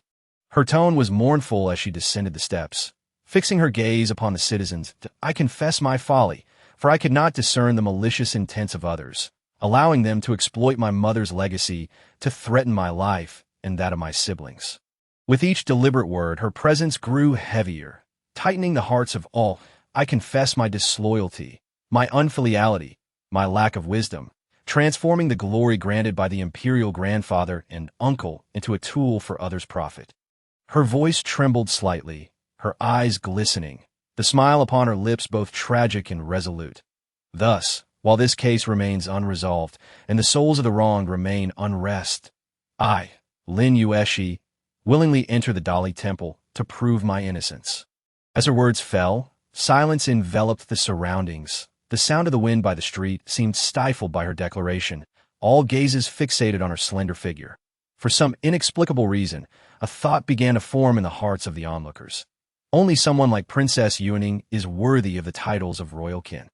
Some found their eyes misting with tears. Among the crowd, a middle-aged woman could not help but choke back sobs. This young lady, who ought to live in luxury, was willing to embrace imprisonment for the sake of the people. The relatives of the victims were further consumed by sorrow. Had they truly wronged this princess? Yet, the subject herself remained composed. Lin Yuexi slowly withdrew her hand, her eyes brightening, her voice like a sharpened blade. icy and piercing to the hearts of all. This is the only path to justice. She turned her gaze towards Shun Kai, a smile playing on her lips. What say you, my lord? With such a major case, do you dare to interrogate? Shun Kai's fingers curled slightly, a flicker of inscrutable light flashing in his eyes. Before the wonton stall, Gu Zifeng's face darkened, nearly dripping with frustration. This wretched woman. Does she even know the meaning of shame? Even darker was Zhang Chuan's expression. She had turned his meticulously crafted trap into her own pedestal. This daughter was even more suited for governance than her father. Zhang Chuan's gaze deepened, watching her, suddenly breaking into a smile. In that moment, he felt an uncanny illusion.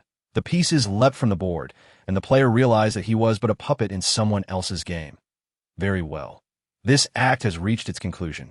It is time to draw the curtain. He casually pulled out a coin, placing it gently on the table, the crisp sound resonating. Use it wisely, young Master Gu. Zhang Chuan smiled warmly, his tone as gentle as a spring breeze. I have matters to attend to. I shall take my leave. Gu Zifeng nodded stiffly, his thoughts a chaotic mess, oblivious to the fact that the guards behind Zhang Chuan had silently vanished. Today, he intended to see just how far this woman could stir the waters. Xingyan, the Chinese enjoy compromise. If you wish to open a window, you must lift the roof. Why wait for others to do it?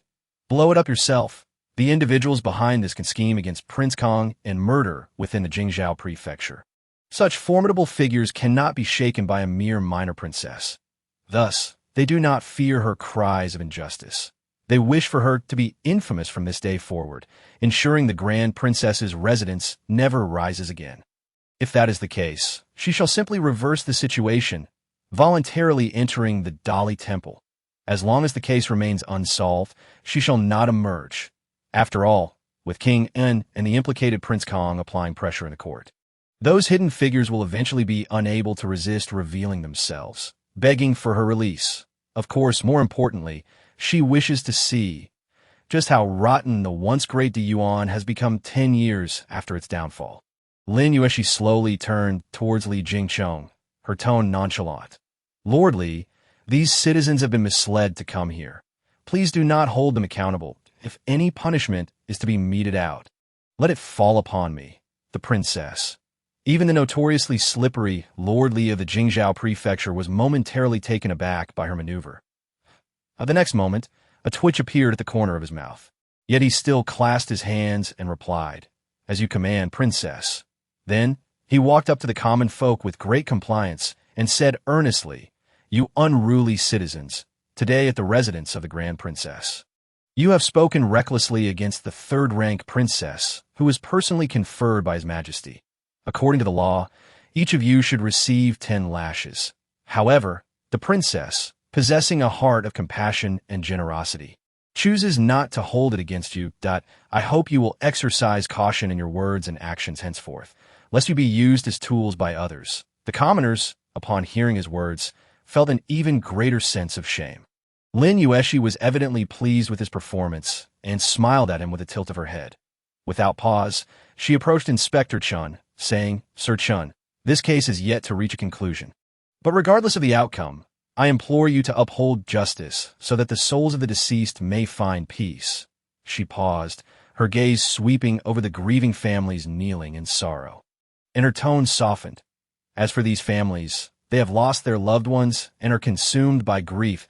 If they act inappropriately, I hope, sir, you can show them some leniency, should the facts of the case become clear.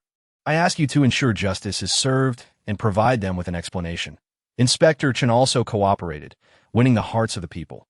The unexpectedly smooth proceedings left Lin Yuexi's prepared retorts caught in her throat. She hesitated before him, confirming that he had no intention of continuing his authoritative demeanor, before reluctantly stepping forward to Shun Kai, saying, "Minister Shun, let us depart." Shun Kai lowered his head and gazed deeply at her. "Princess, have you truly thought this through?" Lin Yuexi tilted her head and smiled gently. "Minister Shun, let us go." She extended her hands, playfully mimicking the gesture of being handcuffed, her phoenix eyes slightly raised, hinting at mischief.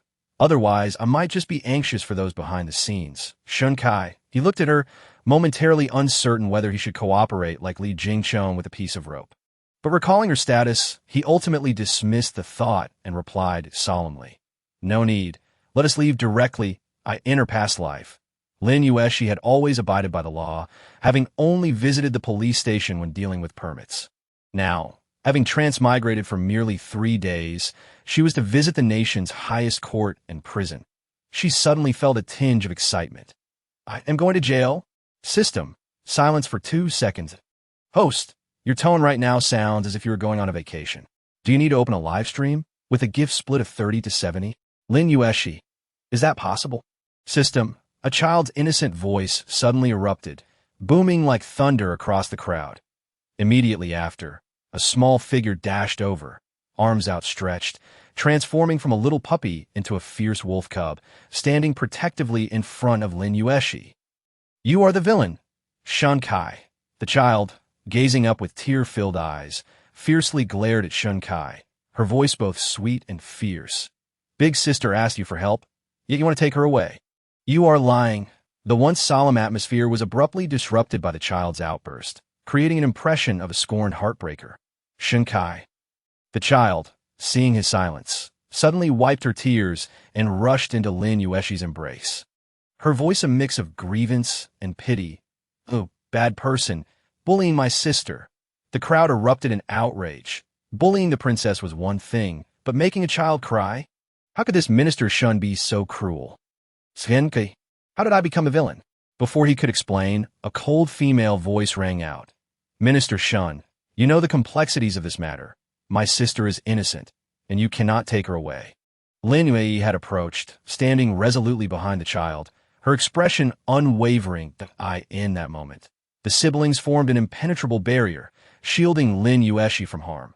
Spring blossoms and autumn moons, Granny Yuan and others quietly stepped forward, forming a line this moment.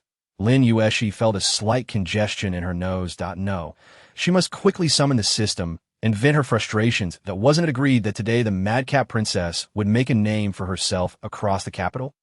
Why had it turned into an entire family being doted upon? Once she adjusted her emotions, she whispered to Granny Yuan and the others, "Don't just stand there. Send my silk bedding, carved screens, and soft pillows, all to the Dali Temple. Also, inquire if the cooks there can make osmanthus cake. If not, find another cook." Furthermore, she squinted slightly, pondering for a moment, and decided to send her incense burner, guqin, teacups, and scrolls, all of it over dough, and send someone to check if the Dali Temple has a warm chamber. This princess fears the cold while sleeping. The madcap princess enters prison, bringing only the finest arrangements. Nearby, Shun Kai remarked, "I can't hear you." Granny Yuan's lips twitched as she cupped her hands and replied, "Understood." Once everyone had been led away by her persuasion, she lowered her gaze to Lin Yuexi, gently patting her head, her tone unexpectedly tender. "If I am not home, this household will be entrusted to you for the time being. What I said about being poisoned is true. Quickly find your uncle to have the court physician examine all of you." Lin Yuexi's clear, discerning eyes fixed on her, biting her lip resolutely, ultimately lifting her hand to grasp Lin Yuexi's sleeve, giving a gentle nod. Her sister might be mad, but she would not act without certainty. Lin Yuexi squatted down, pulling the child into her embrace and gently patting his little head, softly saying, "Little one, you performed exceptionally well today. You helped Big Sister immensely. However, I still have more important matters to attend to." The child furrowed his brows tightly. Clinging to her sleeve desperately, he sniffled, his eyes reddening. Yet he held back his tears, resembling a pitiful yet strong little creature. Lin Yuexi's heart softened at the sight.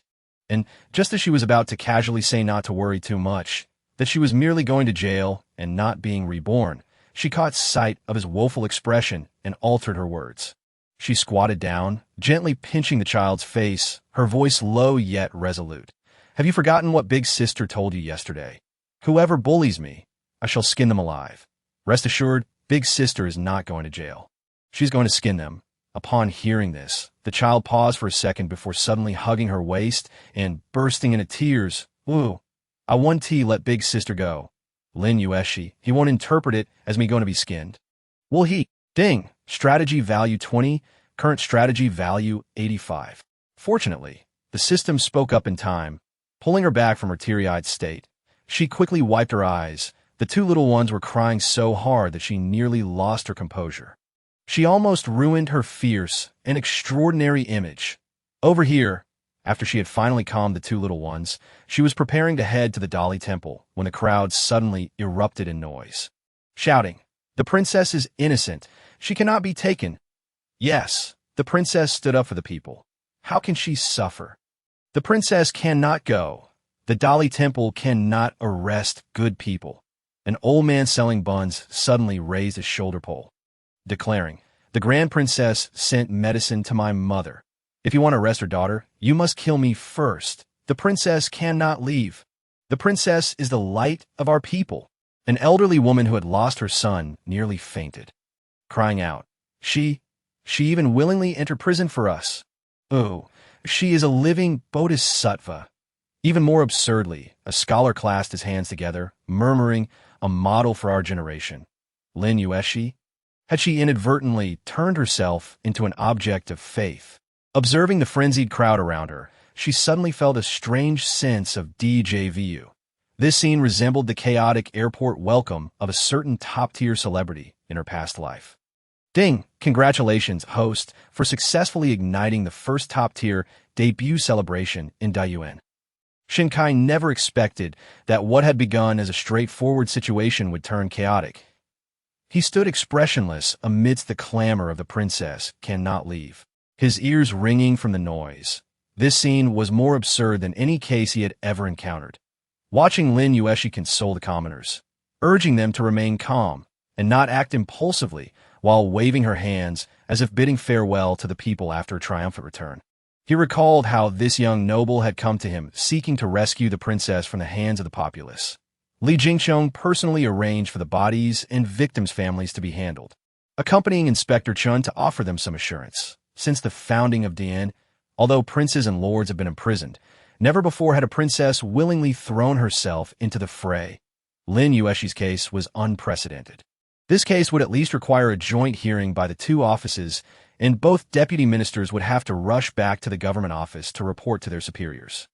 Shinkai approached, speaking little but stating coolly, "Let us have a meal together another day." Li Jingqiong paused, his mind racing, wondering if he had offended Shinkai over recent cases. He quickly concluded, "Impossible. Absolutely impossible." So what did that look mean?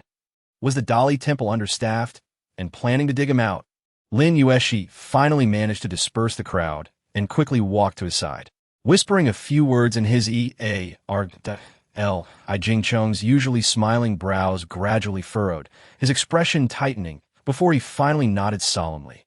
"Rest assured, princess, I will arrange it immediately." After arranging everything, Lin Yuexi brightly approached Shinkai. "Minister Shun, let us go." The cold-faced ruler's eye twitched slightly. "Princess, please." At that moment, the system suddenly interjected. "Host, your fiancé is at the wonton stall to your right." Lin Yuexi blinked, glancing in the direction indicated by the system. Then, she smacked her forehead in realization. Goodness, today had been overwhelming, and she had almost forgotten her true word pill. No way. After just confronting a horde of inconsequential NPCs and performing a lengthy act, she had only earned 950 points of exhilaration value. She needed to swiftly find Gu Zifeng to unleash a few choice words and regain her composure. Furthermore, to lay the groundwork for an annulment. Thus, she addressed Shun Kai. "Lord Shun, might you grant me another quarter of an hour?" Shun Kai, who was eager to return to the yamen, responded, "Are you genuinely intent on imprisoning yourself?" However, Lin Yuexi disregarded him entirely and proceeded to walk towards the right. "Host, his parents are also in the carriage. They were just speaking ill of you." Upon hearing this, Lin Yuexi's eyes narrowed. "Ditto." She smiled slightly, twisting her wrist. "Then let us deal with them all at once." On the second floor of the bookshop, someone gently set down their teacup. Their gaze drifted past the window frame, focusing on a vibrant figure clad in green. His eyes deepened slightly, and he suddenly chuckled softly. "My cousin does possess a bit of audacity." As the camera panned out, behind the curtain, a slender figure with bowed head was engrossed in perusing a tome, the pages fluttering slightly, obscuring their expression, leaving only the faint sound of the wind passing outside. 21 This is the sensation of racking up points. Shinkai, concerned that Lin Yuexi might attract unwanted attention outside, decided to invite the Zhongqin family to the Grand Princess's residence. After all, time was already wasted. A little more wouldn't matter. When the family arrived, Lin Yuexi had just taken a sip of battle tea, her gaze lazily sweeping over them before she abruptly raised her hand.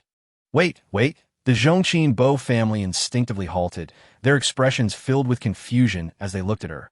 Lin Yuexi solemnly fixated on Gu Sifeng's feet, her brows furrowing slightly. Hey, did you change your shoes? Chunhua nearly burst out laughing, quickly covering her mouth. The maidservants outside the hall couldn't suppress their giggles, and one even snorted like a Gu Sifeng was taken aback, a flood of forgotten memories crashing over him. Lin Yuexi, his tone dropped dangerously, teeth gritted. Hey, keep your distance from me. Eureka Gu Sifeng's face turned a shade of green with anger. Ding. A good start, exhilaration points, 100. Zhongqin Bo's face was full of disapproval. Yuning. Your uncle understands that you lost your mother at a young age, and your temperament may be somewhat spoiled, but you are still a princess. Is it reasonable to argue with those commoners? Why must you go to the Dali Temple? Isn't that absurd? Ding. Detected excessive paternalistic tone. Please ventilate promptly. Lin Yuexi chuckled lightly, her brows arching, her eyes sharp. So, are you suggesting that I should pretend not to notice when someone shits on my head? Her tone was light, yet her words pierced deeply. She feigned deep contemplation, tapping her chin, and after a moment of enlightenment, exclaimed, Oh, I understand. In life, one should learn from you, uncle. Endure when possible, kneel when necessary. Years ago, during the Ministry of Revenue's investigation into the corruption case regarding the river dam, he too had been far from innocent. Under the pressure of public scrutiny, he had brought the young Gu Sifeng, who was still a child, and had knelt in front of the Grand Princess's residence, crying for mercy. Relying on the past kindness of Gu Sifeng's mother, he had managed to secure a word from the princess, preserving his title. Yet, while his title was intact, his reputation was in tatters, relegated to a mere idle position in the Ministry of Works. Such old tales, brought to light and publicly ridiculed by this little girl, left Zhongqin Bo feeling as if his skin had been flayed. Lin Yuexi, Zhongqin Bo's voice quivered, his face ashen. You show such disrespect to your elders. Lin Yuexi, however, was too indifferent to care, glancing up at him. So, what are you going to do? Take this to the Golden Lawn Hall. A profound silence enveloped the room.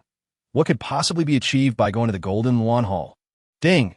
Exposing the scoundrel's father and pricking the scoundrel's sore spot. Exhilaration points, 150. Lin Yuexi's eyes brightened. Time to rack up points. After scolding the big fish, it's time to bring in the little ones. As a princess, you ought to understand the distinction of your status. Today, proving your innocence should suffice. Why must you insist on going to the Dali Temple? Gu, young master. Lin Yuexi elongated her tone, the corners of her mouth curving upward. Your father at least holds a title. What you to speak so to this princess? Ding. Host delivers a precise rebuttal. Exhilaration points, 200. Gu Sifeng's countenance darkened, sharp-tongued, disrespectful to her husband, detestable and disgraceful.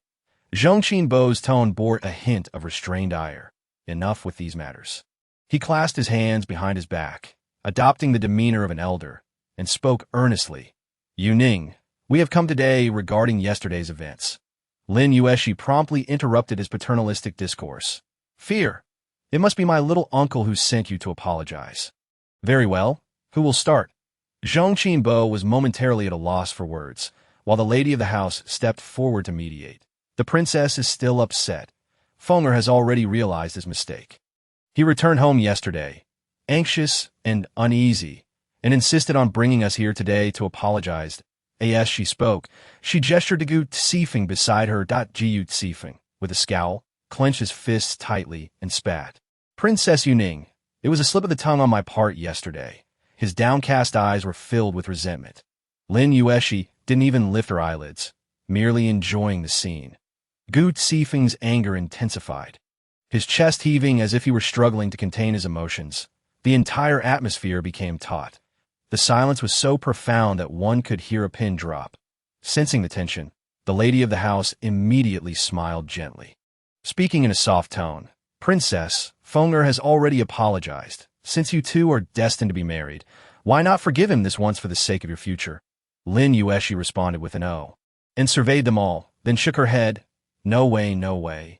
The entire Zhongqin family shows up empty-handed to apologize. TSK, a dignified noble house, and yet no token of apology. She paused, then suddenly looked up. Gazing earnestly at the lady of the house, her tone gentle. Auntie, I have heard that the family motto of the Zhongqin residence is courtesy above all. Is that true? The lady of the house instinctively replied. Of course. Lin Yuexi clapped her hands, smiling sweetly. That's wonderful. Since courtesy is paramount, then one must not skimp on gifts. The lady of the house was taken aback. Am I being trapped? Sighing, Lin Yuexi shook her head in regret, languidly exhaling. A prestigious family like Zhongqin, if you come to apologize, you should at least prepare some of 10 or 8,000 taels. The lady of the house's smile faltered momentarily, but she quickly regained her gentle demeanor. We have indeed prepared an apology gift. It was just that we left in a hurry today and will send it to you shortly. Lin Yuexi suddenly widened her eyes and covered her mouth. You must be joking, right? Anyone try to pass off 3 baskets of rotten vegetable leaves as my gift, would she? She then waved her hand dismissively. No need for anything else, just give me the silver. As she spoke, she lightly tapped the table, speaking languidly. Not too much, just 10,000 taels. Zhongqin face twisted with disdain. Was this little girl truly fixated on money? Gu Sifeng's expression darkened further as he suddenly raised his head. Why don't you just go rob someone? I am robbing you, quite openly. Do you have any objections? Ding. Host bold retort, exhilaration points, 200. Gu Sifeng was left speechless, his face turning a ghastly shade of green, veins throbbing at his temples. His monthly allowance was only 100 taels. How could this woman nonchalantly demand 10,000? Did she think silver was just lying around for the taking? The lady of the house forced a smile. Princess, this may be a bit excessive, but if you don't want to give it, that's fine. Then let's call off the engagement. You cannot. The 3 of them exclaimed in unison. Lin Yuexi, upon hearing this, smacked her thigh enthusiastically, her eyes sparkling.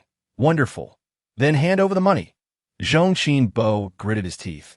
He had received news this morning that the emperor was pressing to transfer him back to the Ministry of Revenue due to yesterday's incident. While the princess was undeniably insufferable today, it must be said that the Zhongqin residence was in greater need of this marriage than the princess herself. Even if they were to annul it, it could not come from their family. Give. He felt a pang in his heart, as if he were not handing over banknotes, but rather the lifeblood of the Zhongqin residence. Gu Sifeng, unwilling to relent, called out, Father! Zhongqin waved his sleeve. Enough. Lin Yuexi, feeling disappointed since their retreat, but I haven't racked up enough points yet. Ding. Host activates the money-collecting mode. Exhilaration points. 500. The lady of the house's expression turned ashen. Her fingertips trembling. 10,000 taels. The residents could certainly produce this sum, but using so much would certainly be a strain. She felt a surge of anger. Had she known Lin Yuexi would be this troublesome, she should never have considered marrying Gu Sifeng to her. Initially, she thought they could secure a substantial dowry, but now, without even formalizing the engagement, this calamity-prone girl had already cost the Zhongqin residence 10,000 taels. The thought that this money would have to come from her own dowry made her heart bleed. Lin Yuexi looked at her nearly breaking point face, feeling utterly delighted, and raised her hand lightly. All right, let us settle it this way. She lazily stood up, flicking the banknote with her fingertips, turning to Chunhua with an eyebrow raised. Tonight, let us add dishes to the menu, and the Zhongqin residents will foot the bill. Spicy pants. Ding, a final blow, exhilaration points, 300. Gu Sifeng's gaze turned icy as he was about to speak when Lin Yuexi raised an eyebrow. Stop. She regarded him, slowly saying, Your expression looks as though you've been rejected thrice. I was just joking. She tilted her head, pouting, her eyes wide, unleashing a flurry of adorable antics. After all, I am about to be thrown into prison. She paused, a gentle sigh escaping her lips, her eyes curving like crescent moons. Master Gu, you are indeed the finest suitor I could possibly find. Gu Sifeng's expression softened slightly, a sigh of relief escaping his heart. Yet the next moment, Lin Yuexi leisurely added, "After all, you are much more obedient than those wild dogs outside. How could I possibly bear to call off this engagement?" In a mere span of 2 cups of tea, the 3 of them boarded the carriage, their faces clouded with displeasure. Gu Sifeng plopped down, exclaiming, "I want to cancel the engagement. To think that marrying her would mean having my way." Looking at Lin Yuexi's arrogant demeanor today, how could I expect to lead a good life if I married her?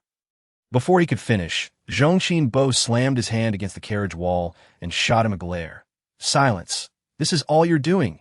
Still seething, he turned to Lady Bo and shouted, "And you, what about the apology?" Not even a single one prepared. Coming from a humble background, it's no wonder you lack understanding. You've brought shame upon us. His voice was sharp, akin to a cleaver cutting into Lady Bo's countenance. The handkerchief in Lady Bo's grasp was nearly crushed, yet she dared not express her fury, merely enduring it. This young lady was rather too fiery, but upon witnessing Gu Sifeng's menacing expression, she felt a slight sense of relief. "Beep. The host has completed the task. Task rewards have been issued." "Where's the reward?" "Out of stock, currently in pursuit." "When might it arrive?" "Perhaps tonight." Truly exasperating. "Beep. The host has reaped a bounty. Confronting the Scoundrel family yields 2,350 joy points. Remaining balance, 3,800 joy points." Lin Yuexi's expression shifted in an instant. Indeed, the Scoundrel family was quite lucrative. It seemed that this entire clan was as obstinate as a turtle, refusing to call off the engagement. She would need to exert more effort. With a swagger reminiscent of a turtle, her eyes sparkled with 4 parts arrogance, 3 parts mockery, and an additional 3 parts of "come at me if you dare." Yes, she unleashed her verbal onslaught. The silver notes clattered in hand. Then, spotting Shun Kai standing at the entrance, she pivoted her steps and instantly shifted her tone. "The prison gates swing wide, for my sister wishes to dwell in the eastern courtyard." Tea that moment, Shun Kai was handing a token to an officer. "Go and attend to it." The officer bowed in response. "This subordinate shall proceed at once."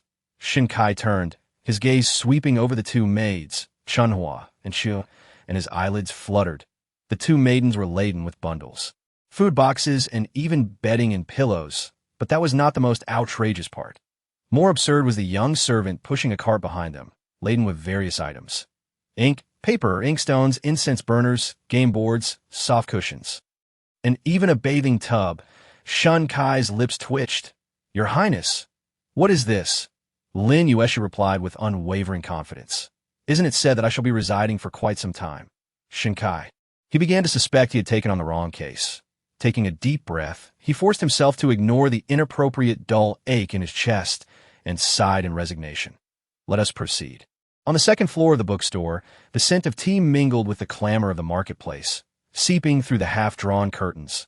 The 3rd prince, Xiao Yao, leaned against the back of his chair, lightly tapping a fan against his palm, his gaze drifting beyond the window, landing on the vibrant green garb across the street. "My cousin does possess a bit of daring." At T18, Xiao Yao was the son of concubine Shun, with ties to a prestigious family in Jiangnan, currently studying at the Ministry of Rites. Behind the curtain, the hostage Yinshu had a finger poised on the page, revealing a half-cold visage. A light silver veil adorned his head, obscuring part of his face, leaving only his right eye visible, like a star falling into a cold pool. Behind the dim curtain, a hint of a deep blue-gray flickered. "Even a cornered rabbit will bite," Yin Shu murmured, his tone calm and unruffled. "The princess is merely protecting herself." Xiao Yao scoffed lightly, folding his fan, casually remarking, "Protecting oneself? She resembles a fox more than a rabbit." Yin Shu lowered his gaze to the book, seemingly unfazed. "Your Highness speaks the truth." A book boy rushed in, clutching a yellowed tome, and presented it with both hands. "Your Highness, I have located travelogues of the 4 regions." Xiao Yao took the book, handing it over to Yin Shu, his tone leisurely. "It took quite some effort. See if it's worth all your fuss." Yin Shu inclined his head slightly, about to take it when he abruptly paused, followed by a fit of suppressed coughing. The veins in his neck bulged against his pale skin. Cough, cough. Xiao Yao frowned. Your health. After only a few days of cooling down, and you're coughing like this? Are the physicians utterly useless? Yin Shu lightly tapped the page with his finger, his voice faint. It's merely an old ailment. Nothing serious. Xiao Yao sneered. If the cold has penetrated to your bones, and the physicians are at a loss, you dare claim it's nothing serious? He poured himself a cup of tea, gently blowing away the foam, his tone casual. Tell me, who do you think is behind this? Yin Shu did not lift his gaze, turning the page, replying in a soft voice. I do not know. He paused, suddenly raising his gaze, a smile playing at the corners of his lips, his eyes deep. But what of your highness? Are you not concerned about the princess's health? It is rare to find someone bold enough to poison their lord. Xiao Yao's hand holding the teacup stilled. Almost forgetting, he turned and instructed, Xiao Jing, have Hu Tai assessed for worthiness, and send him to see my cousin. Let's not have any mishaps. Yin Shu smiled slightly, suppressing his cough, closing the book, and speaking softly. The book will be returned to your highness in a few days. He rose, departing with measured steps, his figure blending into the interplay of light and shadow. Xiao Yao watched his retreating silhouette, the smile fading from his lips, murmuring softly, Is this merely coincidence? A moment later, he calmly commanded, Investigate whether Yintai Bank is connected to the Duke of Jing'an. The subordinate bowed in acknowledgement.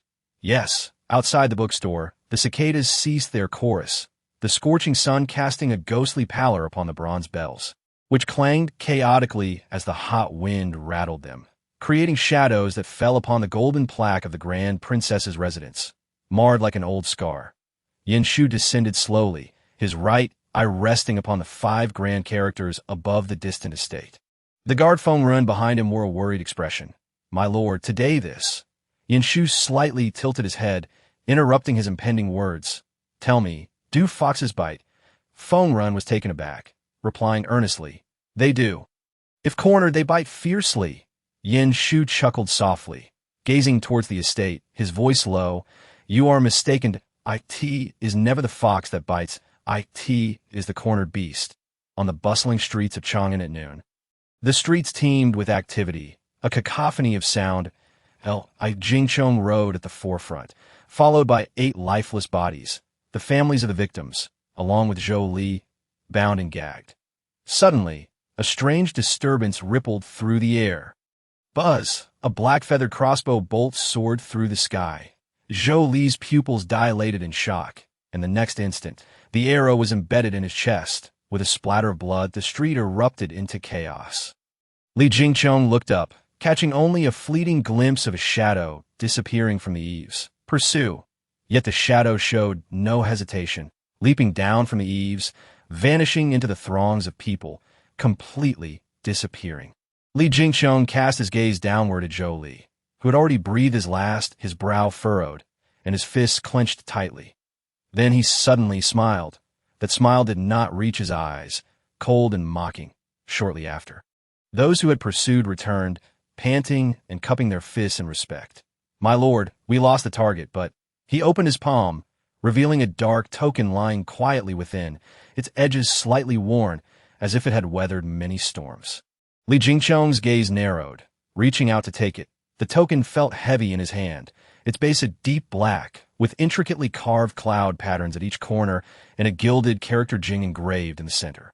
23. Transforming the prison at the Dali Temple. Shen Kai walked ahead, while Lin Yuexi strolled leisurely behind, followed closely by Chunhua and Qiuyue, with Wang Sheng pushing the cart, the luggage creaking as it moved. The Dali Temple, responsible for the execution of laws, reviewing doubtful cases, overseeing the wind and discipline, was renowned alongside the Ministry of Justice and the Censorate. Shen Kai remarked coolly, however, unlike the Ministry of Justice, this place does not merely handle confinement. It focuses on reviewing cases of state concern. Lin Yuexi responded with a casual "oh" and inquired, Are there any wronged souls within the Dali Temple? Shen Kai glanced at her with a nonchalant expression, his tone laden with meaning. If there are, it is likely they would first attach themselves to you. Lin Yuexi. Wasn't he supposed to be a cold-faced king of hell? Why was he teasing her? Shen Kai opened the door to an elegant guest room, slightly stepping aside to allow her entry. Your Highness, while this may not be as exquisite as your residence, it is still quite serene. You may rest here for a while. Inside, the room was bright and tidy, furnished with a desk and tea set, even more comfortable than an ordinary small courtyard. Lin Yuexi surveyed her surroundings and nodded in satisfaction. Not bad. Shun Kai breathed a sigh of relief, about to speak, when she suddenly lifted her luggage and turned to leave. Your Highness, Lin Yuexi spoke solemnly. If one is to perform, one must commit fully. What if the FA collapses? Shun Kai responded, so you truly intend to visit the prison cell? Rubbing his temples in frustration, he thought perhaps witnessing the cell would deter the princess. Then, my lady, please, as the prison door swung open. A chilling, damp breeze rushed forth. The stench of mildew mingled with moisture, and a rustling sound emerged from the shadows. Shun Kai observed Lin Yuexi with a composed demeanor, just as he was about to speak. When hurried footsteps echoed from outside, report, a breathless constable rushed in. Urgency, lacing his voice, "My lord." The deputy minister Li De encountered an ambush on Chang'an Street, and the assailant Zhou Li was shot dead on the spot. At this, Shun Kai furrowed his brows. After a moment of contemplation, he instructed, Wang Yu, take the princess to a guest chamber for rest. With that, he turned to leave. However, Lin Yuexi lightly chuckled and tapped the cart, saying, perhaps you ought to take a look at this luggage? In the next instant, Wang Sheng bent down and pulled out a person bound tightly, mouth gagged, eyes wide with panic, and face flushed. It was none other than the already slain Zhou Li. A flash of Lin Yuexi conversing quietly with Li Jingchong at the gates of the Grand Princess's residence crossed Shun Kai's mind, and a flicker of respect appeared in his gaze. He then solemnly clasped his hands, saying, Your Highness, your foresight is remarkable. Lin Yuexi smiled faintly, lazily lifting her eyelids. Oh, it's nothing that I trust you, my lord, have taken similar precautions in such straightforward matters? Shun Kai found her words rather cutting. Yet who could have imagined that in broad daylight, such audacity could unfold beneath the emperor's nose? His expression darkened, a chill creeping into his heart. In broad daylight, executing a silencing act on the street indicated that the adversaries' influence in the capital was far greater than he had anticipated. Or perhaps they possessed information that exceeded his imagination. Lin Yuexi lazily kicked at the still struggling body, her tone languid yet chillingly certain. The fact that they dared to kill in public suggests they know more than we can fathom. Shun Kai's gaze turned icy. Rest assured, Your Highness, I shall ensure he speaks. Wang Yu, take good care of the princess. He spoke no further, effortlessly lifting Zhou Li like a mere chick and dragging him towards the dungeon.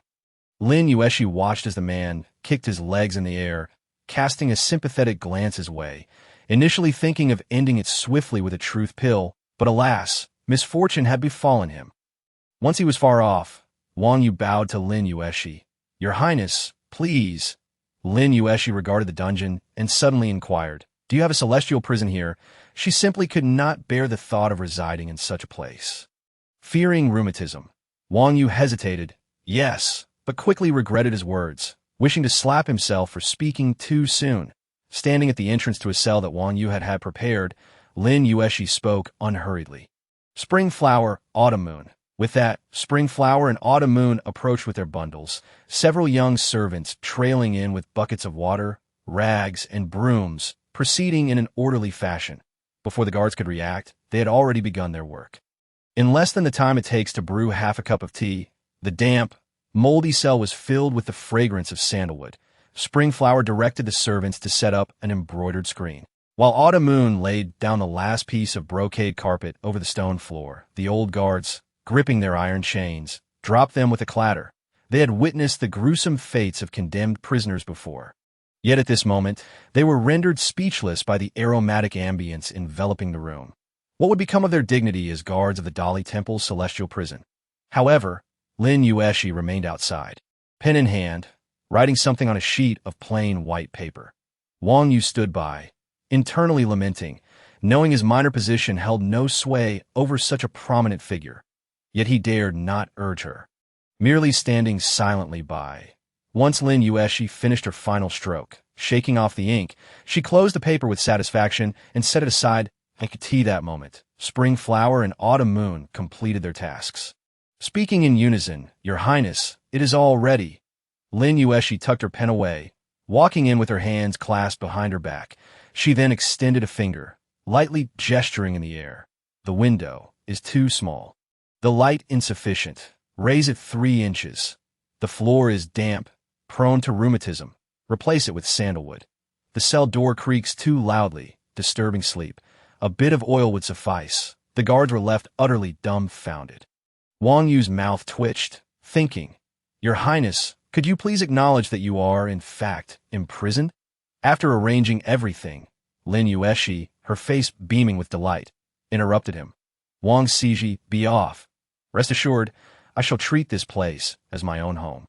Wang Yu looked at her, and then at the cell, which was now more comfortable than his own study, rendered speechless. Had she truly come to view the prison as her own abode? Just as he was about to leave in a huff, he noticed Lin Yuexi raising her hand, handing him a freshly written letter, a small favor for His Majesty. Wang Yu looked up, nearly in tears. Your Highness, what is this? Lin Yuexi smiled lightly, of course, to inform His Majesty of the reason for my confinement here. She added nonchalantly, in this world, even royal kin can be falsely accused. How much more difficult must it be for the common folk? Wang Yu's brow twitched, about to speak when Lin Yuexi casually added, Oh, and please have Wang Ciji fetch Shun Fu from the residence of Prince Kong. Wang Yu thought, this is yet another letter for His Majesty. And now a request for someone from Prince Kong. Has the princess forgotten that he is merely a lowly official of the Dali Temple? As for Chun Fu, he likely had already been taken back by the authorities of Jingzhou Prefecture. In the depths of the dungeon, the damp, cold air weighed heavily on the bones, the metallic scent mingling with the stench of blood, as if the very stone walls were soaked in the resentment of the deceased. Crack! The whip struck down violently, flesh tearing, leaving a horrific blood streak. On the cross, Jolie trembled violently, teeth clenched, cold sweat mingling with blood, pooling into dark stains on the stone floor. But he could not speak. If he did, he would surely die. If he remained silent, perhaps his master could still rescue him. Shun Kai stood in the dim firelight, a faint smile playing on his lips, his expression chillingly calm. Still waiting for your master to save you? He casually toyed with a blade on the table, the metallic sound ringing crisply. Did you not hear? Had it not been for the princess's astuteness, you would have already become a corpse. Zhou Li's pupils constricted, his nails digging into his palm, forcing a cold laugh. You are deliberately saying this. No one instigated me. Shun Kai narrowed his eyes, as if savoring a struggling prey. Slowly leaning in, his voice flat. What humans fear most is to die without understanding why. His fingertip glided slowly over the blade, his tone as casual as if discussing the weather. I have recently been studying human skin lanterns. Do you know which part is the hardest to peel? Shun Kai moved closer, leaning down, whispering, It is the nape. The tendons intertwine with the spine. If one is not careful, TSK, but it matters not. Shun Kai chuckled lightly, his gaze falling slowly on Zhou Li's legs. The calf has less flesh and more tendons, making it quite resilient to torment. Zhou Li's eyes widened suddenly, his chest heaving violently. Breath erratic, the chains on his wrists rattling ominously. Shun Kai observed his reaction with satisfaction, continuing in a calm tone. Imagine your skin being meticulously peeled off, soaked in brine overnight, then left out to dry for 3 days and nights, until completely desiccated, fashioned into a lantern that in the future, whenever vengeful spirits haunt, the night lanterns of the Dali Temple will bear a familiar face. At that time, you shall truly be unable to see the light for all eternity. Zhou Li's eyes bulged in terror, a whimper of fear escaping his lips. Shun Kai smiled slightly, turning to the guard with a chilling calm. Why have you not begun peeling? The guard's hand lifted the knife, the blade pressing against flesh, the sharp chill piercing to the marrow. Shun Kai stood in the dim light, casually toying with the blade on the table, the metallic sound ringing crisply. The blade was about to descend. Stop! A commanding voice suddenly boomed. The minister of the Dali Temple, Zhenda, stormed in, his robes billowing like a gust of wind. Zhen, in his 50s, trembled with rage, pointing at Shun Kai. Furious. You! How could you bring that little tyrant in here? Shun Kai unhurriedly retracted the blade, clasping his hands lightly. My lord, Under the circumstances, if we did not comply, how would the Dali Temple maintain its standing? Zhanda nearly choked on his words. Retorting angrily, you may have preserved your position, but do you understand the Emperor is already alarmed? The palace just sent word for us to enter and report immediately. Shunkai frowned slightly. Zhanda glanced at Zhou Li on the cross, noting the pool of blood, his scalp tingling with fury. What have you done to him? Has he confessed? Shunkai cast a glance at the nearly deranged Zhou Li. His tone still indifferent. Soon, Zhanda's lips twitched, his eyelids jumping violently. Enough, enough. Do not kill him just yet. The palace is of utmost importance. Hurry. Before leaving, Shunkai casually brushed his sleeve, his gaze coldly sweeping over the guards. No one is to approach Zhou Li. I shall return and play with him slowly to in the grand residence of the eldest princess. Lin Yuexi stood quietly behind a shadow wall, observing as the last of the vile servants was dragged away. Yuan Mama gazed at the slight reddening at the corners of her eyes with compassion and gently patted her shoulder, saying, "Second miss." Lin Yuexi turned her head, offering a faint smile. Do not worry, Mama. With my sister absent, I must safeguard this home in her stead. Her sister had endured suffering by personally confronting those individuals, ensuring they would not use this incident against them in the future. As her sister's sibling, she naturally could not hinder her efforts. Yuan Mama felt a pang of unease. Is the princess being overly harsh? Lin Yuexi shook her head, lowering her gaze to her shoe tips. I do not know. But since my sister did not specifically mention it before her departure, she must have found a way to resolve it. She slightly raised her head, gazing into the distance, and softly declared, I believe in her. As her words faded, the morning breeze stirred the copper bell hanging from the eaves, its clear chime shattering the silence. In that instant, the entire princess's residence seemed to be encapsulated within a crevice of time, with only the sunlight cascading upon her youthful yet resolute brows. It is often said that this is a prison cell, yet it is evidently a palace. Lin Yuexi had insisted that Wang Yu procure a plaque for her, inscribed with the words, "The Palace of Princess Yuaning of Dali Temple." I could see that moment. She languidly reclined on a soft couch, layers of thick brocade beneath her, her head resting on a pillow stuffed with goose down. So soft it felt as if she might sink into it. The scent of sandalwood wafted through the air, a warm teacup beside her, while faint bird songs echoed from outside. She stretched her limbs leisurely, sighing contentedly. After Wang Yu implored her repeatedly, Lin Yuexi withdrew the letter she had intended for the emperor, casually tossing out a remark. If Chun Fu dares to poison me, do you mean for me to perish within this Dali temple? Startled, Wang Yu immediately bowed. I shall attend to it at once. Now, she awaited either the imperial physician or Chun Fu himself. Speaking of which, where was her unreliable little uncle? Lin Yuexi, having just crossed her legs, paused. What on earth is Princeton doing? The people for Dali Temple just informed us that Princeton drank too much with PrinceCon last night and is still lying down. Lin Yuexi, these old men in China, always creating drinking parties. Ding, hidden task triggered. Investigate the mastermind behind Zhou Li. Difficulty yes. Reward. Zhan Huan's palace entry gift pack. Do you accept the task? Lin Yuexi, unusually decisive, replied without hesitation, yes. She cast a glance at the system panel, her gaze narrowing, her tone firm. It is good, Zhao Yuan. Host, won't you investigate first? I have already investigated. Lin Yuexi spoke untruths with a tone of impatience. Stop babbling. Hurry and check if I'm correct. Input answer, incorrect. Lin Yuexi raised an eyebrow slightly. That would be my elder sister. The system fell silent. Host, are you merely guessing? Less chatter, just input it. Input answer, incorrect. Lin Yuexi furrowed her brow. If it wasn't this pair of siblings, then who could it be? The mastermind, unless they bore a grudge against her, had no reason to escalate matters to such a degree. Could it be that the original owner had offended some formidable figure, just as she was about to casually guess another name? The system screen suddenly darkened, displaying a new prompt. 2 attempts used. System cooling down. Please try again in 12 hours. Lin Yuexi? Very well. It seems she must rely on her own investigation. She lazily flipped over, sighing, so tired, I feel a bit sleepy. Warning, host stamina is at only 10. Lin Yuexi. She suddenly opened her eyes wide, sitting up, her tone harsh. Are your stamina pills counterfeit? So expensive, yet I can't last for even an hour. The system, with righteous indignation, replied, You expend too much energy. Lin Yuexi scoffed. Are you implying that I am at fault? The system dare not respond but continued its dutiful sales pitch. Actually, you might consider purchasing another one. Lin Yuexi rolled her eyes. No more purchases. With matters reaching this point, Prince N would surely come, and someone from the palace would likely send an imperial physician to check on her. After all, the physician had failed to uncover the nature of the poison before.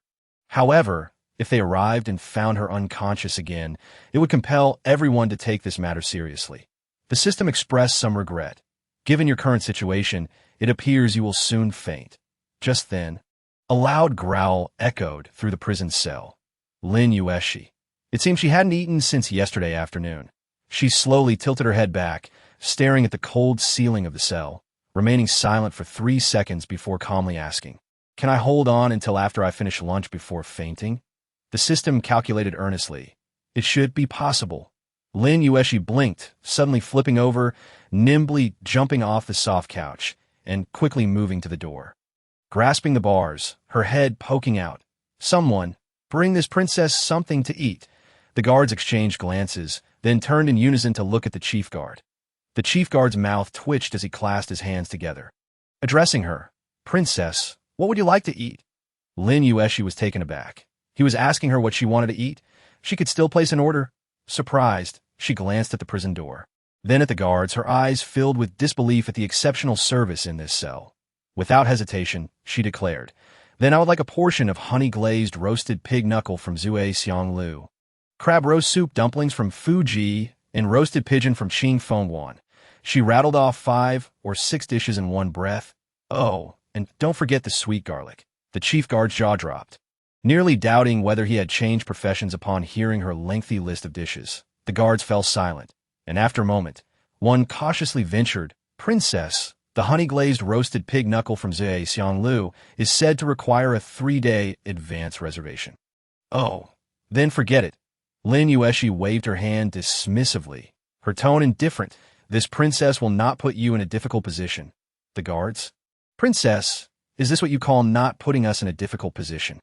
Guard, Princess, there is no honey-glazed roasted pig knuckle in the prison. Guard B. There are no crab roast soup dumplings in the prison. Guard C. There is no roasted pigeon. Lin Yuexi furrowed her brow. Expressing regret, TSK, it truly is a slum. The guards. A slum? Princess, this is a prison. In the British Duke's Council Hall, Duke Gu Tianji raised his hand and slammed a teacup down onto Zhang Chuan's feet with a bang, shattering the porcelain and splattering hot tea onto half of his garment. Zhang Chuan remained bowed, his fingertips moving slightly within his sleeves, yet he did not lift his gaze. The Duke's face turned ashen with rage. It was merely a trivial matter. Why did you insist on making such a fuss? His voice suddenly rose, his finger jabbing towards Zhang Chuan below, his gaze sharp as a blade. Do you understand that both Dali Temple and Jingzhou Prefecture have intervened? Do you know what that signifies? Zhang Chuan slightly lowered his head, his hands folded before him, his expression unervingly calm. I was rash, only thinking to vent the prince's anger, not anticipating. Vent the prince's anger? The Duke scoffed, taking a step forward, the pressure emanating from him crashing down like a tidal wave. Were you to make decisions on behalf of the prince? Zhang Chuan still remained bowed, his fingertips subtly moving within his sleeves, yet he did not raise his head. The Duke inhaled deeply, turning his back, standing with his hands clasped behind him, but his voice grew even colder. My Duke's house is a military family, with disciples spread throughout the court, holding command over the southern borders. We require a mere servant to assert dominance. When the emperor ascended the throne, the regent eyed us with suspicion. My grandfather's secret letter stabilized the situation, and the eldest princess, seeking to curry favor, willingly married my second uncle, while my aunt entered the palace as a consort. At that time, our Duke's house stood unrivaled across the court. He snorted coldly, a mocking smile gracing his lips. But what became of her later? She disregarded my second uncle's death just 8 years prior and married a youth 15 years her junior.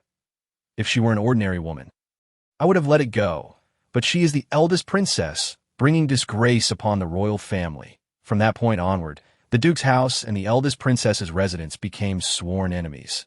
Yet even so, my cousin would not act so foolishly, and the second prince had never interfered. But you, Zhang Chuan, I must inquire, by what right do you act on behalf of the prince? Zhang Chuan remained silent, offering no reply. The Duke stepped closer, his gaze chilling. What is even more laughable is that the assassin failed and left behind the prince's token. He laughed in fury, fixing his gaze on Zhang Chuan. Zhang Chuan, I cannot help but suspect whether you are plotting for the prince or leading him to his doom. Zhang Chuan finally spoke, his tone still calm. Duke, please discern. The emperor is suspicious. The more he doubts, the more he will act accordingly. This is a risky maneuver. The Duke narrowed his eyes, his anger slightly abated, yet he remained unconvinced. A good risky maneuver, but now, that wretched Shun Kai has set his sights on it. If he spills a single word. Zhang Chuan slightly raised his gaze, the corners of his lips curving into a faint smile. Rest assured, Duke, he keeps his mouth tightly shut. He paused momentarily, then slowly spoke. Even if he wished to utter a word, he could no longer do so. The hall was so silent that one could hear a pin drop, while outside, the wind battered against the window panes, reminiscent of a drowning person's desperate gasps. The English noble fixed his gaze intently on Zhang Chuan, his fists tightening slightly, as if he were restraining his fury. After a prolonged silence, he coldly waved his sleeve. You had best ensure that is the case. For otherwise, even with the county prince's protection, I shall show no mercy. The dungeon was enveloped in an eerie stillness. The chilling air lingered, and the damp, moldy scent gnawed at the nostrils like a venomous insect. Moments after Shun Kai and Lord Jun had departed, an unsettling quiet descended. The silence was almost unnatural. Drip, drip, blood fell from Zhou Li's wrist, slowly seeping into the stone crevices, thick and glistening like congealed dark red lacquer. On the torture rack, Zhou Li's head drooped, eyelids heavy, breaths faint, resembling a dying wax figure. Suddenly, he blinked, gasping softly, his head drooping limply. Had he survived? Cold sweat trickled down his cheeks, his consciousness momentarily shrouded in confusion. His master would surely come to his rescue, right? But in the next instant, a hoarse, anguished scream tore from his throat.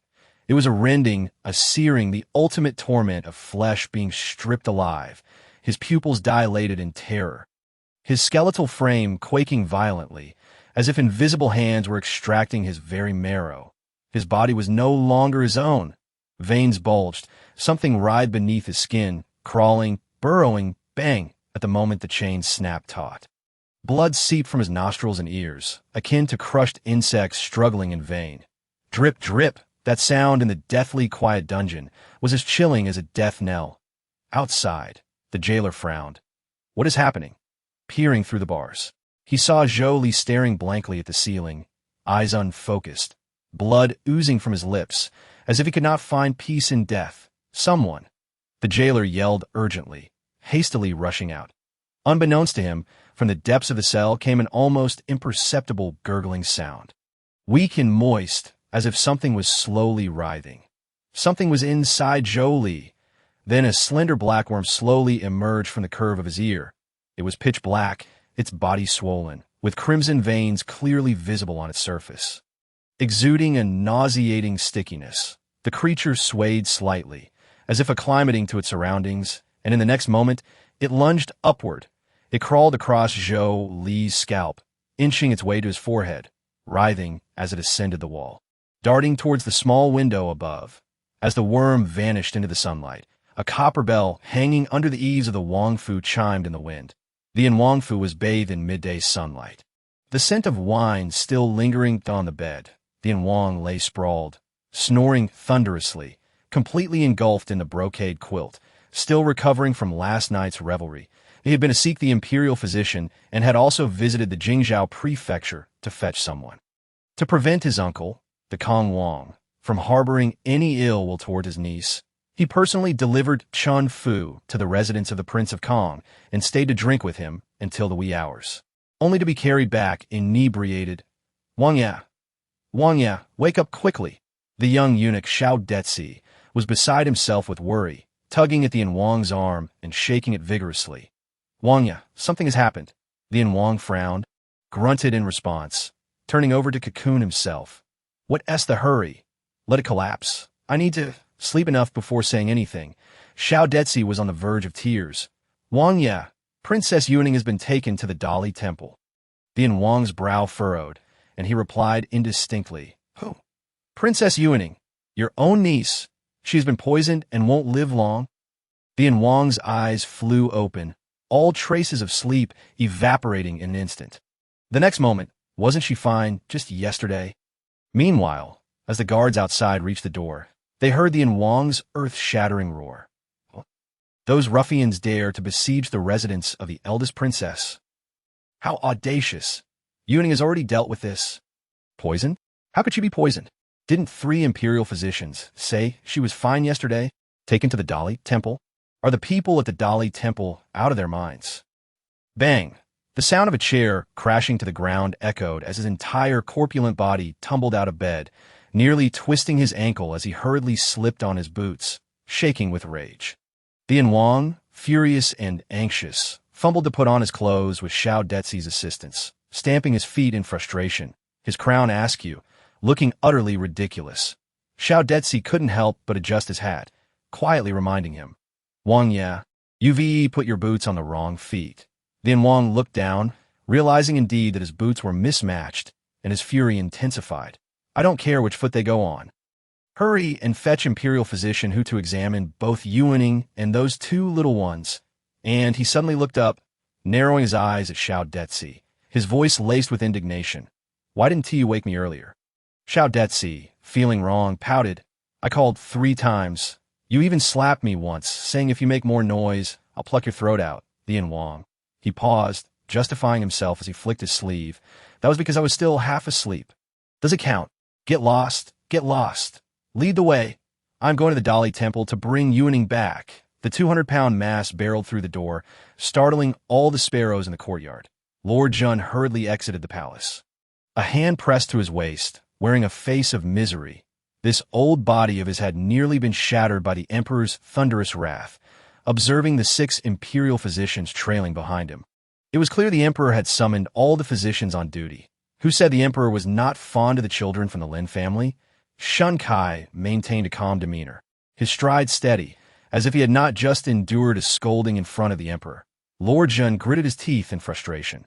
You brat are so composed. The Emperor nearly smashed the table on your face. Didn't he? Shun Kai replied coolly. My lord, we must return swiftly, for the Emperor is awaiting the results. Lord Jun nearly choked on his words. He already knew what the Emperor was waiting for. 1. The diagnosis of Lin Yuexi, and 2. An explanation from the Dali Temple. Just as he was about to urge the physicians to hasten back, suddenly, Shun Darren, Lord Jun, the Dali Temple official stationed at the palace gate rushed forward, exclaiming, Zhou is dead. The air froze instantly. Lord Jun halted in his tracks, his entire being stiffening. What did you say? Shinkai's expression darkened, his eyes narrowing. How did he die? The jailer wiped the cold sweat from his brow, his voice trembling. I don't know. The guard said they suddenly heard strange music, and when they entered, Zhou was already bleeding from all 7 orifices. His death was quite peculiar. Lord Jun's scalp tingled. A murder in the secret chamber? Could it be that they truly encountered something sinister? Shun Kai's expression hardened, and he said in a deep voice, Return to the Dali Temple. Dian Wang, having finished preparing, stormed towards the Dali Temple, only to unexpectedly collide with Shun Kai and Lord Jun halfway there. The carriage halted, and Dian Wang lifted the curtain, staring intently at Lord Jun with a dangerous glint in his eyes. You, Zhen Zhengtong, dare to arrest my niece? Lord Jun. Shun Kai. I shall first go check on Zhou. Lord Jun. Wait a moment. He did not wish to face this irritable fat tiger alone, wanting to accompany Shun Kai to slip away. But in the next second, he felt a tight grip at the back of his collar, being lifted effortlessly by Dian Wang. What crime could my niece have committed? Dian Wang's voice boomed, vibrating in their ears, his face quaking with rage as the jailers behind them dared not even breathe loudly. Lord Jun almost lost half his life in the grip, his whiskers bristling, his face reddening, barely suppressing the urge to shout, I didn't arrest her. What can I do? Would he dare to retort to the Wang Ye? No, he would Lord Jin turned, forcing a smile. His tone friendly. Wang Ye, what a coincidence. The Wang sneered. Coincidence? You have arrested my niece, how can that be anything but coincidental? Lord Jun. He rolled his eyes inwardly, but maintained a smiling facade. Quickly pointing to the large group of physicians that had just arrived, desperately shifting the blame. Wang Ye, let the physicians examine the princess first. Then Wang glared at him, his eyes scanning the vicinity dangerously, causing Lord Jun to feel his beard turn whiter. Fortunately, the Wang recognized the urgency of the matter, grudgingly releasing his grip, causing Lord Jun to nearly stumble forward. The first thing he did upon regaining his balance was to quickly straighten his disheveled official robes, smoothing his beard and calming his heartbeat. The Wang snorted coldly. We shall settle this later. Was I in debt to both of you in my past life? As the two stepped into the dungeon, a cacophony of chaos and shouting greeted them. Lord Jun, already filled with pent-up frustration, darkened his expression, the crow's feet at the corners of his eyes carrying an oppressive weight, his voice low and powerful. What kind of disorder is this?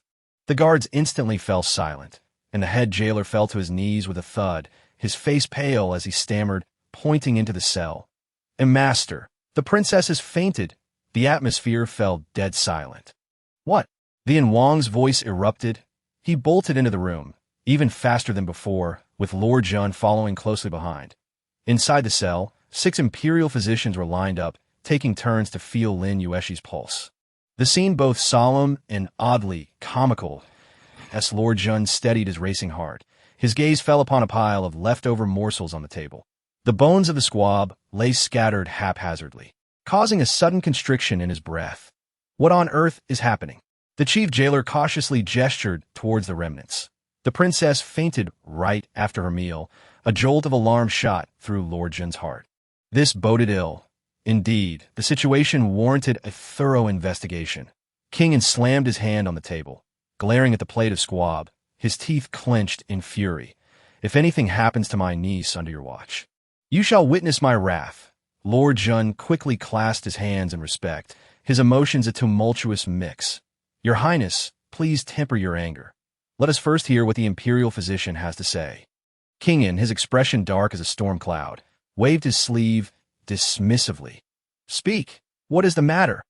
The 6 physicians exchanged apprehensive glances, until finally, the most senior stepped forward, steeling himself to speak. Your Highness, the princess is merely physically weak. King, the physician continued, trembling. The princess has always suffered from insufficient vital energy, and after overexerting herself, along with her troubled mind, she fainted. There is no cause for alarm. The other physicians nodded in agreement, one tremblingly adding, anemia and excessive heart fire. King face darkened. Anemia and excessive heart fire? The 6 physicians collectively nodded. Indeed, upon hearing this, Lord Jun sighed in relief, his beard seeming to quiver less violently, as long as it wasn't poison in the Dali temple. However, before he could fully relax, King erupted with fury. Useless. She is merely 15 years old, fainting yesterday and today. Does she intend to faint daily for my amusement? Spare me the talk of overthinking. Simply tell me how to treat her, Lord Jun. The more King pondered, the more agitated he became. Abruptly turning to ask coldly, where is Physician Hu? Summon Physician Hu at once. The physicians exchanged looks, and after a moment, one of them, head bowed, spoke in a faint voice. Physician Hu submitted his resignation today. King's eyelids twitched violently. Then why are you still standing there? He bellowed angrily. Go find him. Search the entire capital if necessary. The lake lay tranquil beneath the autumn sun, amidst the search for Physician Hu. He leaned languidly against a bamboo chair, donning a straw hat, a blade of grass between his lips, half-closed eyes, and a fishing rod motionless in his hand, as idle as a sunbathing cat. Not far off, a young maiden crouched by the lake, her simple attire fluttering lightly, her skin as fair as cream, her hair loosely gathered, with gentle, beautiful features a soft breeze brushed against her eyelashes, causing her eyes to flutter. Her dark pupils glimmered softly in the autumn sunlight, resembling rippling water under a gentle breeze. She glanced at Physician whose empty fish basket, bit her lip as if hesitating for a long moment, before finally speaking cautiously. Lord who, it seems, you aren't catching any fish. Physician who lazily grunted. The fish had become wise and refused to bite. The maiden blinked in surprise, as if amused, her eyelashes quivering slightly. Her voice sweet and soft. But I just caught 3. Physician who, the maiden lowered her gaze gently, as if mustering courage, presenting a ball of bait with both hands, her tone gentle and tentative. How about? Lord who tries my bait? Physician who didn't even lift his eyelids, responding dismissively. Not interested. The maiden's fingers tightened slightly, her lips pressed together, resembling a petal blown off by the wind, timidly lowering her gaze. Well, then, that's all right. She placed the bait down, her sparkling eyes subtly scanning the soil beside the bamboo tube, carrying a hint of barely perceptible hope. She didn't believe he wouldn't use it down on the path. A maid couldn't help but glance back, frowning as she whispered, Miss, Physician who is leaving the capital that if he continues to ignore you these days, what shall we do? Su Wanqing smiled slightly, her fingertips gently caressing her sleeve. Her voice soft. I will come again tomorrow. Lord who is so skilled. If I can learn even a fraction of his craft, I must try, no matter how difficult it may be. The maid frowned slightly, murmuring, but ever since you were young, hasn't everyone revolved around you? It's quite rare to encounter someone like Physician who is so unyielding. Su Wanqing paused slightly, her gaze dimming momentarily, her voice still gentle. Perhaps. Lord who merely wishes to test me. By the way. The maid suddenly remembered something, leaning in to whisper. Yesterday, young Master Gu sent something again, saying, although he is already betrothed, he still thinks of you. Su Wanqing's steps faltered, her eyelashes quivering, as if the wind had gently tousled them. Don't speak nonsense. Her tone was soft, yet carried a hint of displeasure, her brows lightly furrowing, her voice as gentle as ripples upon the lake. My relationship with young Master Gu is merely sibling-like. If this were to spread, what would others think? The maid pouted slightly, muttering, Indeed, young Master Gu holds you in the highest regard.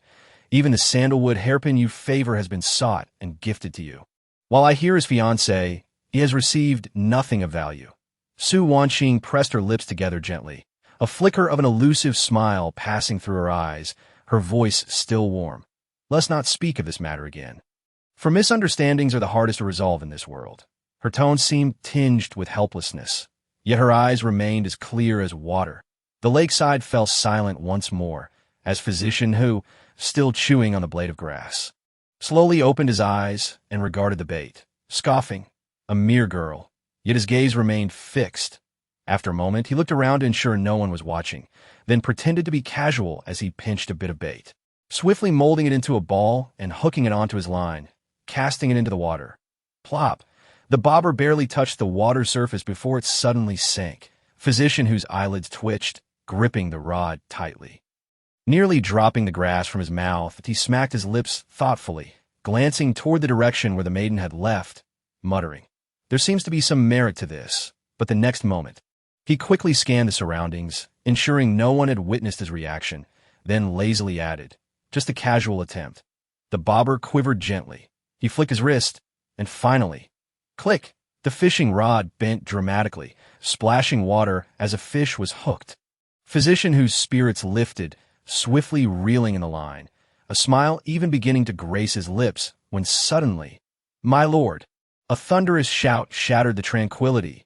Physician whose hand jerked, the rod lifted sharply. And plop! The fish he had just caught splashed back into the lake, diving deep and sending sprays of water that nearly soaked his garments. Physician whose eyelids twitched violently, the grass in his mouth almost bitten in half. My lord! We finally found you!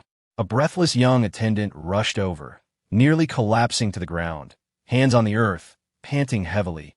My lord, you must return. Something terrible has happened. Physician whose face darkened, biting back his frustration. I've been fishing all morning for this one fish. What are you shouting about? The young attendant, gasping for breath, paid no heed to Physician whose ire, blurting out, The princess has fainted. Physician who, An hour ago, Inspector Chun, Lord Shun of the Dali Temple, His Highness the Third Prince, and officials from the Jingzhou prefecture all arrived. And just moments ago, the palace sent word that His Highness King and wishes for you to see Princess Yuning at once. The blade of grass fell for Physician Hu's mouth with a splash into the lake. Princess Yuning. Who was that again? Why has half the capital been stirred into a frenzy? Lin Yuexi found herself enveloped in a thick fog. The white mist swirled around her, obscuring her surroundings as if the entire world had been consumed, leaving only a void. She furrowed her brow, a hint of impatience rising within her. System, what is this place? No one answered. The silence was eerily unsettling. Logically, she should be seeking an exit, yet Lin Yuexi leisurely chose a large tree to sit beneath, resting her hands behind her head, calm and unhurried. Even yawning, since I am here, let me rest. She had just closed her eyes when a deep, soothing voice emerged from the mist, like a tide seeping through the fog, after Princess Yuning's passing. The emperor was enraged and dispatched imperial physicians to investigate the cause of her death. The voice was slow, carrying the coolness of an autumn night, as if the embers of sandalwood had burned out, exuding a subdued weight. Lin Yuexi opened her eyes. The last time she fainted, she had heard this voice. She had thought it was merely the content of a story she heard before dying. Now it seemed, in this dream, someone was reciting the plot of the original narrative. The fog billowed, obscuring any visuals, leaving only the voices drifting like whispers in the wind, faintly echoing in her ears. Gu Zifeng locked himself in his study, refusing to see anyone. The next morning, Su Wanqing quietly visited. Upon opening the door and seeing Gu Zifeng, she couldn't help but gasp in surprise that Gu Zifeng, dressed in plain garments, looked pale, kneeling on the ground. Clutching a scroll tightly, Su Wanqing let out a soft sigh, stepping forward and gently saying, "Brother Gu, please accept my condolences." Gu Zifeng's voice was hoarse as he murmured, "I have failed her. The prince was right to scold me. And the emperor's punishment is also justified." Su Wanqing gazed at him quietly, her tone tender and soothing. "Brother Gu, do not blame yourself. The young lady was simply unable to cope. Although she was a noble lady, being able to be your wife was a blessing she earned in her past life. To enter the grave with the title of legitimate wife. She should be grateful." Gu Zifeng's eyelashes fluttered slightly, as if pierced by her words. He inhaled gently, his voice barely a whisper. "But she ultimately still died." Su Wanqing lowered her gaze, her tone as soft as a gentle breeze caressing the surface of a lake, her eyes reflecting a hint of sorrow. "The young lady loved you so dearly. If she could see you like this from beyond, it would only deepen her anguish. Perhaps her death was also to grant you peace." Lin Yuexi suddenly opened her eyes. In that moment, she found herself somewhat breathless, disgusted by the self-pitying antics of this lofty couple. Why all this self-reproach? They might as well just die. Gu Zifeng abruptly embraced Su Wanqing tightly. Su Wanqing shuddered slightly, pushing him away. "Brother Gu, I am already betrothed." A flicker of pain crossed Gu Zifeng's eyes, his voice low and hoarse. "Qingna, just let me hold you for a moment." "Please." Lin Yuexi was at a loss for words. "Your heart may be dead, but your hands are still alive, able to forcefully embrace.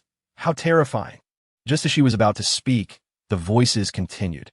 Su Wanqing stood rigidly, and after a moment, she reached out and returned the embrace to Gu Zifeng. Lin Yuexi. Well then, a green tea pure love warrior versus a sycophantic dog of the capital. A match made in heaven. She tilted her head back, gazing coldly at the sky. "Enough, enough. I can't take this anymore.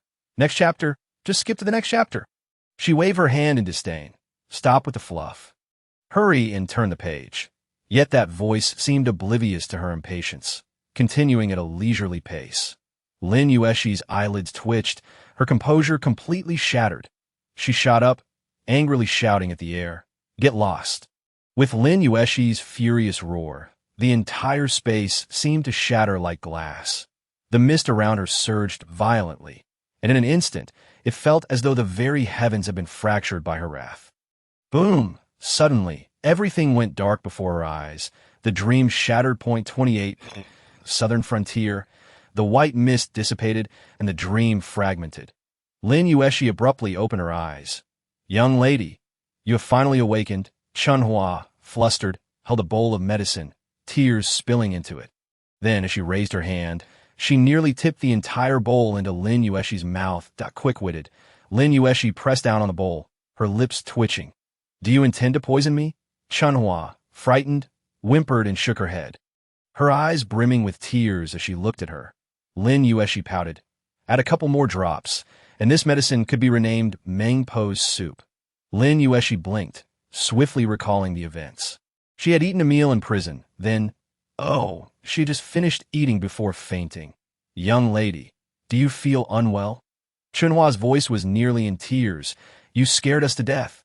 The prince was furious, smashing tables and shouting, almost demolishing the Dali temple. Lin Yuexi felt a headache coming on and waved her hand to signal her stop. "I'm fine." She turned to the system and asked, "System, while I was unconscious, why did it feel like someone was reading this book's plot in my ear? And that voice felt so familiar." The system hesitated for 3 seconds, its electronic voice feigning coldness, detecting abnormal fluctuations. "Signal chaotic, data source unstable." Lin Yuexi narrowed her eyes. "What does that mean?" The system fell silent for a moment before slowly replying. "The voice you received while unconscious may be sourced from an unknown energy fluctuation, or perhaps a signal that does not belong to this world." Lin Yuexi was speechless. What was the difference between that and saying nothing? Just practice more. Got it? Where is this place? She collected her thoughts and surveyed her surroundings. Her voice calm. Yet that phrase about a signal not belonging to this world tugged at her mind like a delicate thread. Chunhua quickly responded. "This is a guest room in the Dali temple. After you fainted, the prince initially wanted to take you back to the estate, but for some unknown reason, he opted to place you here first." Lin Yuexi nodded. Indeed, returning to the estate was not appropriate. Just as she was about to inquire further, Chiyue could no longer contain herself and blurted out all the news. It turned out that after Lin Yuexi fell unconscious, Princeton immediately summoned 6 imperial physicians. Yet none could ascertain the cause of her poisoning. It wasn't until Shen Kai interrogated Chen Fu that the truth began to surface. 2 years ago, when Chen Fu was gravely ill, he was cured by a wandering master. Granny Gua had consequently become subservient to that person. The master left behind a type of medicine, claiming that as long as one took it regularly, the person administering it would have the taker under their control, without causing any significant harm. Thus, over the years, Granny Gua had secretly mixed the drug into Lin Yuexi and her companions' daily meals to manipulate their thoughts. Physician who identified the drug as slow Lin powder, a secret medicine from the southern frontier. It tasted sweet and harmless at first, but long-term use would erode the heart and veins, leading to the demise of a robust man within 5 years. Fortunately, the discovery was timely. Although Lin Yuexi was deeply poisoned, it had not reached an irretrievable state. "What about Physician Hu? Is there an antidote?" "Physician Hu is currently researching the antidote," Chunhua hastily replied, "but this poison's toxicity is peculiar. He advises the young lady to rest quietly and avoid anger or exertion. Otherwise, it could affect your health." Lin Yuexi nodded, unhurriedly asking, "What about Chi-Chi and Ai?" Chiyue paused before responding softly. "Both the eldest young lady and the young master do not favor Granny Gua's concoctions, so they ate little and are thus less poisoned." Lin Yuexi was at a loss for words. Great. It seems the original host was the only fool. Suddenly, something occurred to her. "Physician Hu? Wuhan? Do you know this person, young lady?" Lin Yuexi smirked slightly. Not only did she know him, but she knew him very well. After all, he was the key figure in the female protagonist Su Wanqing's ascension. Su Wanqing, daughter of a minister, lost her mother early. In her youth, she had learned some pharmacological knowledge and, with her natural beauty, used her skills to alleviate the hidden ailments of the Minister of Revenue's wife, thus entering the high society of the capital. Physician Hu, originally named Hu Wuhan, was known in the Jianghu as the Living Yama, adept at treating difficult and complicated diseases, as well as understanding poisons and their antidotes. 3 years ago, he was tricked into the Imperial Medical Institute by the Emperor using rare medical texts, but he only agreed to a 3-year term, which was now complete. He was planning to return to the Jianghu.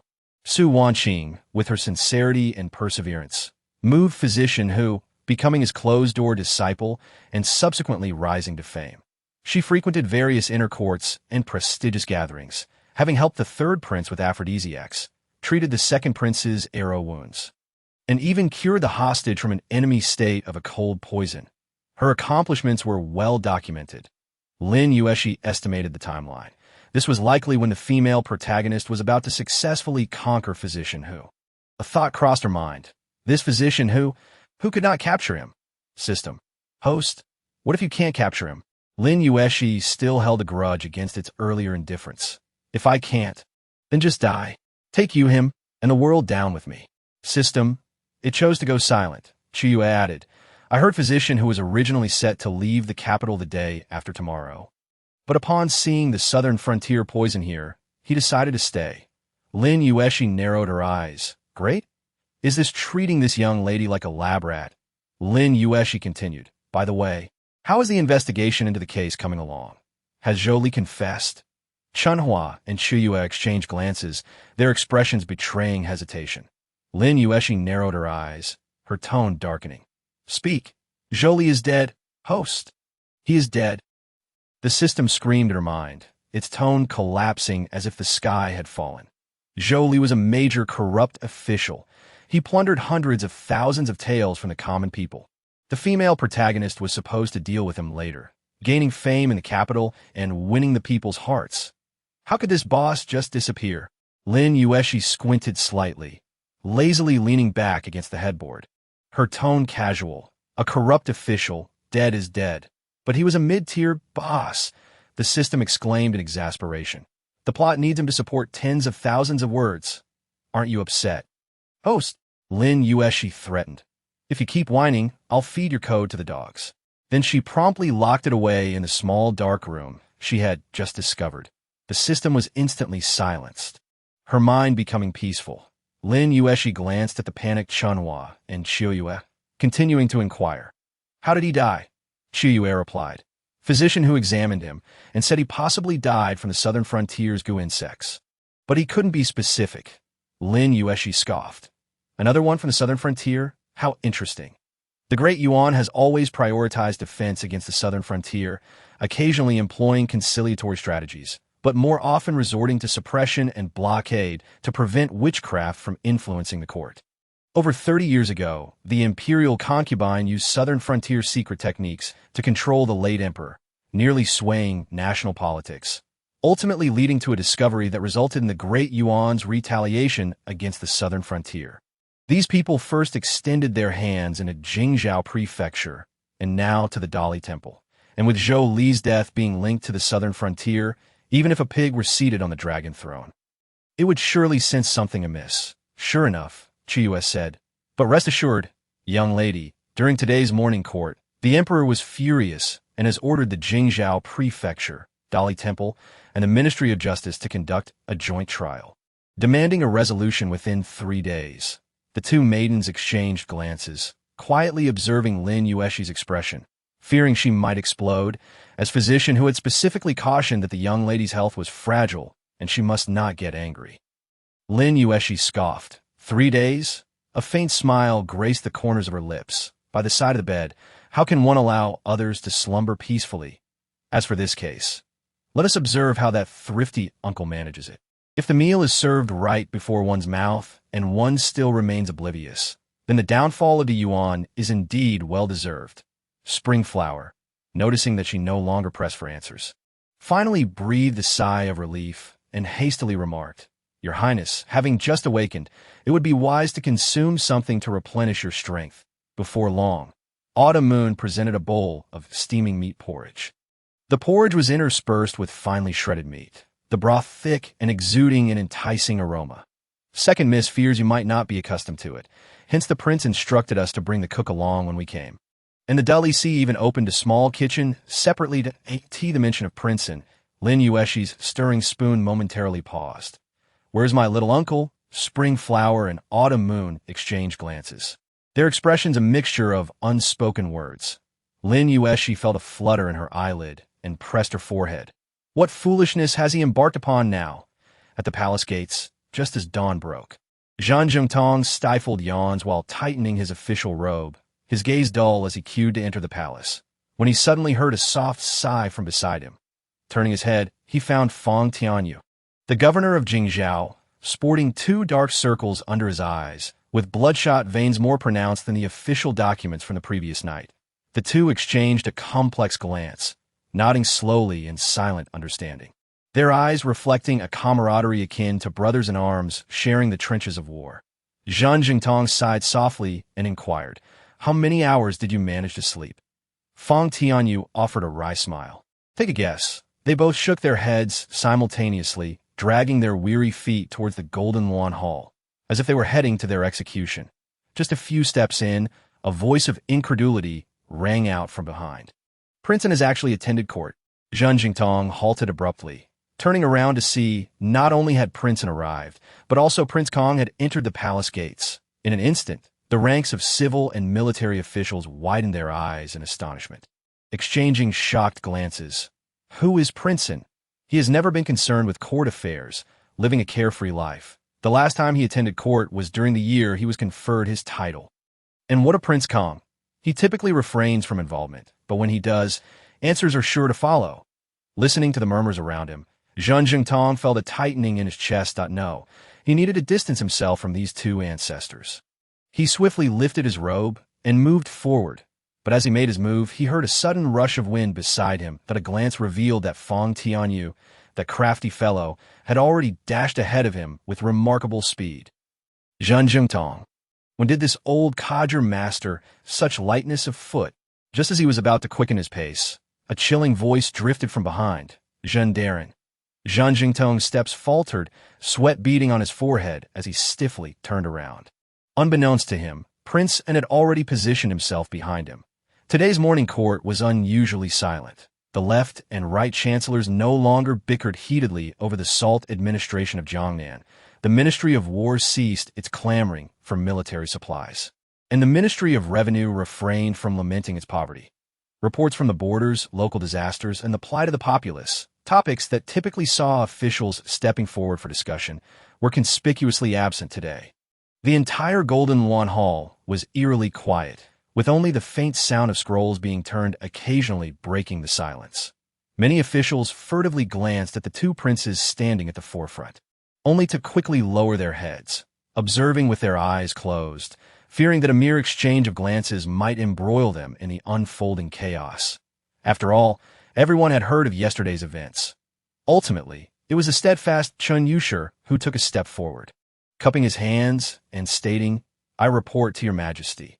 If this case yields no results within 3 days, I shall not hesitate to replace the officials responsible for the investigation." With this pronouncement, the court was adjourned. Zhang Jingtong and Fang Tianyu exchanged a knowing glance, and in a tacit agreement, they hastily set off to make their escape. However, just as they stepped outside the palace gates, a hand abruptly seized Zhang Jingtong's sleeve. "Wait! Where do you two think you are going?" Zhang Jingtong stumbled, looking down to see Wu Ziong, the Minister of Justice, anxiously clutching him, his face creased with worry. "What is the situation with this case? You must clarify it for me." Fang Tianyu immediately adopted a demeanor of urgency, shaking off Wu Ziong's grasp as he spoke. "We'll discuss it on the way." On the way, Zhang Jingtong, too, was light on his feet, ready to slip away. Yet, just as they took a step, a shadow suddenly loomed overhead. Both men froze in place, gazing upwards at Prince and Prince Kong, who regarded them with an imposing presence. Zhang Jingtong, Fang Tianyu. How was it that they are more haunting than a specter? Their hearts raced as they stood petrified, a chill running down their spines. Prince cast a cold glance their way, his typically jovial visage devoid of its usual warmth, now exuding an oppressive force, his voice steady yet laced with authority. "My niece has suffered both poisoning and imprisonment. I implore you, gentlemen, to take this case to heart." His words carried weight, pressing upon Zhang Jingtong and Fang Tianyu's hearts, quickening their pulses. Should this case remain unresolved, Prince paused, the corners of his mouth curving into a smile that chilled the very marrow of their bones. "I shall personally intervene. Were he to truly intervene, would they not be flayed alive?" Zhang Jingtong and Fang Tianyu nearly wept, eager to nod in agreement, when suddenly Prince Kong spoke as well, his voice, deeper than Prince Anne's, was steady yet imbued with a weight that sent tremors through their hearts. This case bears grave implications. I only trust that the innocent will be vindicated, standing in the morning light, his stature straight and commanding. He was in his 50s, with flecks of gray gracing his temples and a neatly trimmed beard, exuding an innate authority. His sharp gaze swept over the three of them, as if he could pierce through the very depths of their souls. Gentlemen, remember this. You must provide me with an account. The last 4 words, laden with an unassailable gravity, felt like a mountain pressing upon their hearts. The Minister of Justice's hand trembled slightly. Zhang Zhengtong's lips twitched, and Fang Tianyu began reciting a prayer for the deceased in his mind. The 2 princes turned and strode away, heading straight for the imperial study to seek an audience with the emperor. The 3 men watched their retreating figures, rendered speechless. Moments later, Fang Tianyu gritted his teeth, forcibly shaking off Wu Xiang's grip, and exclaimed in a rough tone, "I've told you. We'll discuss it on the way. Why are you still holding on to me? Do you have any idea the kind of fury Prince Kong unleashed at the Jingzhou prefecture yesterday?" Wu Xiang murmured. "It's over if this case isn't resolved in 3 days. Should we prepare our coffins in advance?" Zhang Jingtong pondered for a moment before replying slowly, not necessarily that a flicker of hope ignited in Fang Tianyu's eyes. "Really?" Zhang Jingtong sighed deeply. "Perhaps before we meet our end. Princeton will have dismantled the Li Si entirely." Wu Xiang, Fang Tianyu. The 3 exchanged glances, inhaled deeply, and hastened towards the Jingzhou prefecture. The Duke of England emerged slowly from the Golden Lawn Hall, his expression tense, a hint of unease flickering between his brows. "In the Duke of England's residence. Is this what you call nothing to worry about?" Zhang Chuan stood respectfully at the foot of the hall. His head bowed. "That it was a miscalculation on my part." He had not anticipated that doctor who could not only identify the poison in Princess Yuning, but also discern that Zhou had perished due to a cursed insect. With the involvement from the southern borders, the Emperor's determination to investigate had undoubtedly intensified. Enough. What needs to be severed must be done cleanly and swiftly. The Duke's tone was grim. Today, all witnesses must remain silent. Zhang Chuan lowered his head. "I understand." The Duke fixated on him, his gaze piercing, and after a moment, he warned ominously, "Zhang Chuan, should there be any further missteps this time, do not expect me to show mercy." Zhang Chuan lifted his gaze slightly, his eyes reflecting deep emotions, yet his demeanor remained submissive. "I will not fail in my duty." The Duke snorted coldly and left, the hall plunging into an immediate silence, broken only by the wind stirring the remnants of shattered teacups, producing a faint cracking sound. Zhang Chuan stood still, his fingers lightly tapping on his folding fan, his expression darkening. This Princess Yuning possesses remarkable skills, compelling him to this extent. Since that is the case, let chaos reign, and let it be thorough. Prince Kong, with a thud, sank to his knees, his face smeared with tears and snot, his voice hoarse as he cried, "Your Majesty, please see the truth. I am wronged." Spittle flew, causing the young eunuch to retreat in fright. Last night, upon hearing Li Qian's report, although seething with rage, he understood that the true mastermind behind this affair was of greater significance. Coincidentally, Prince An had arrived, bringing back Aunt Chen's brother and speaking highly of that young girl before the Emperor. He thought, as an elder, it was unnecessary to truly hold a grudge against a young girl. Thus, he casually shared a few drinks with Prince An, intending to address the matter the following day. But upon awakening, the sky had fallen. Rumors are swirling through the streets with vivid detail, alleging that Prince Kong, in a bid to usurp the wealth left by the Grand Princess, has conspired with an old servant to orchestrate a deadly trap, even resorting to wiping out entire families. Have you heard?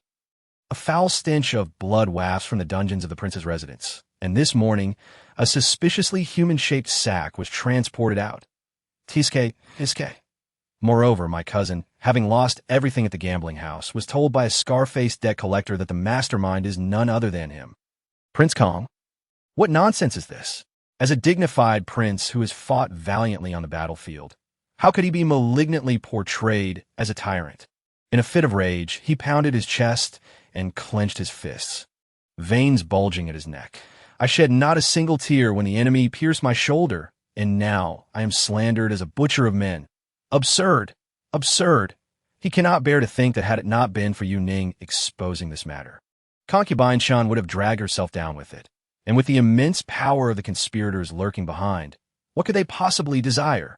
As Emperor Jingxian rubbed his temples, he caught sight of the phrase aging but still vigorous on the memorial, which struck him as particularly irksome. Exercising patience, he had someone assist Prince Kong to a nearby seat, gently advising, "I trust you, remain calm." Yet Prince Kong continued to snort in disdain, his anger causing his sleeves to tremble. If only he could discover the identity of the one behind this, he would tear them apart. Prince In, observing from the side, quipped, "The crying child gets the milk? The howling old man gets the show." Initially, he intended to perform a touching act of familial affection, concerned that his royal brother might disapprove of Yu Ning's commotion and thus sought to boost her reputation. Besides, didn't that old servant clear out the Grand Princess's estate? He thought it prudent for his royal brother to part with some wealth and bestow gifts upon his niece and nephew to maintain appearances. Yet, Prince Kang's immediate escalation of the situation left him at a loss for how to respond. At his age, still declaring he would weep at will, does he not know the meaning of shame?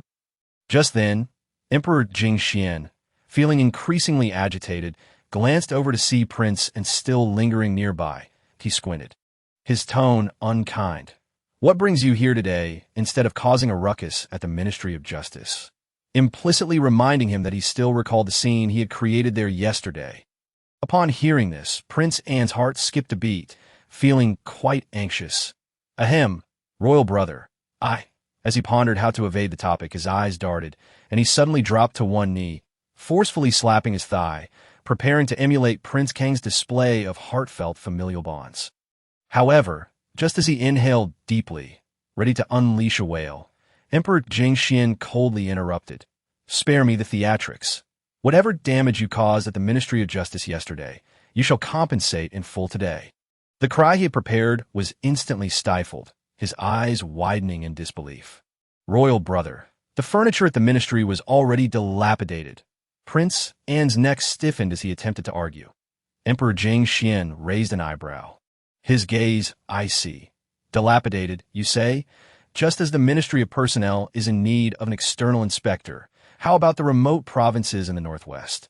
In an instant, Prince Anne transformed from a belligerent rooster to a quivering quail, his face plastered with obsequious smiles. "Compensation, I will scrape together the funds from my coffin savings if I must." Well, he had initially sought to reap the benefits, only to suffer a significant financial loss. Meanwhile, Prince Kong watched with a cold gaze, his lips twitching slightly. This prince certainly had a remarkable ability to change his demeanor swiftly. Thus, when Lin Yuexi inquired about Prince In, he was busy negotiating compensation with the officials of the Ministry of Justice. As Prince Kong and Prince In exited the Emperor's study side by side, Prince Kong scoffed. "I never saw you dote on your little niece so much before. You must be paying the price this time. Were it not for you, would I have been inebriated that night? Had I arrived promptly when the incident occurred, I could have dispelled those rumors. How did I end up carrying such a heavy burden?" Prince In was equally defiant. "Uncle Wong, while you're at it, don't forget your own reputation. When will you repay the 200,000 taels you owe my niece?" I heard that Lord Li from the Jingzhou Prefecture and Lord Shen from the Ministry of Justice both heard it clearly. "Uncle Wong, are you really planning to help your little concubine's mother repay her debts?" Prince Kong, incensed, retorted. "Brat, didn't you say it was a misunderstanding the other night, and we let it go?" Prince In boldly persisted. "This matter is not settled, is it? Come on, Uncle Wong. Are you truly going to covet a trifling sum from a junior? How could a member of the royal family be so untrustworthy?" Prince Kong was nearly ready to throw his hat. "Get lost." Prince In stepped back leisurely, not missing the chance to add. "Very well, Uncle Wong. Take your time to gather the funds. No rush. After all, everyone knows you are generous and would never default."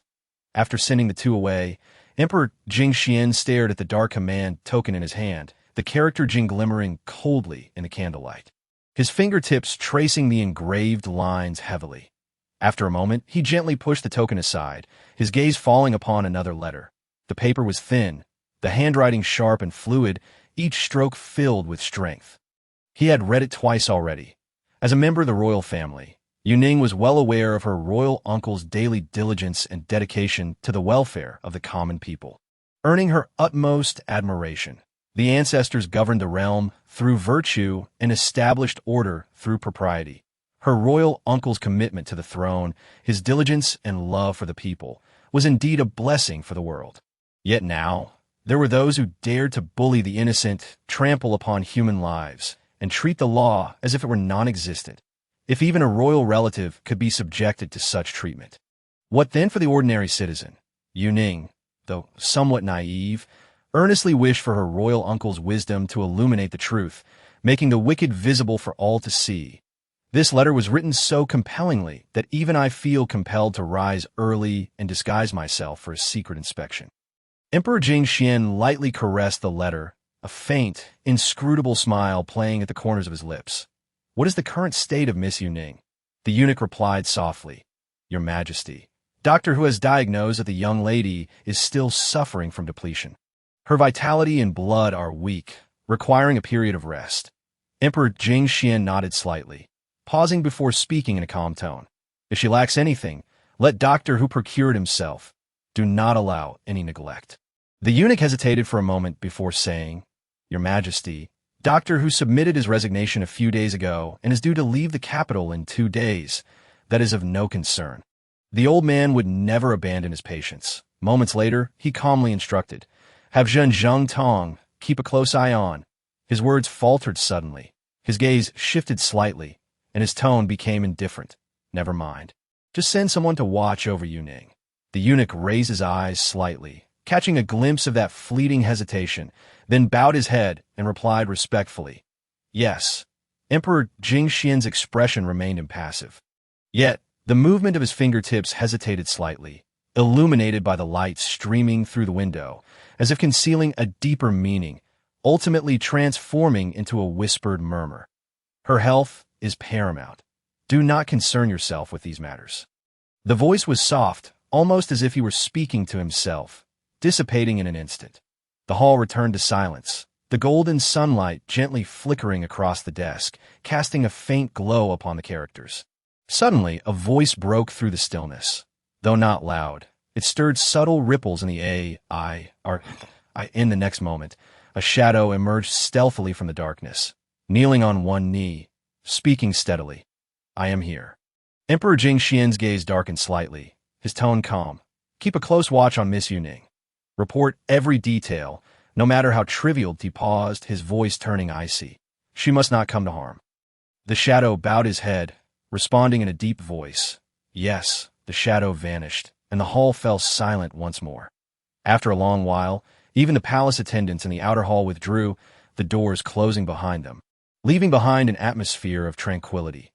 Emperor Jingxian leaned on the armrest, gradually moving his wheelchair closer to the window, his expression obscured by the light, yet his eyes were filled with solemnity as he muttered to himself.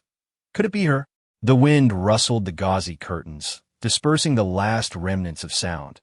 After awakening, Lin Yuexi returned unprompted to the prison cell she had personally overseen the renovations of, not for any other reason, but because it was the perfect place for her retirement. She reclined against a pile of straw adorned with shoe brocade cushions, grabbing a handful of sunflower seeds while casually instructing the jailer. Next. This batch of jailers is quite lacking.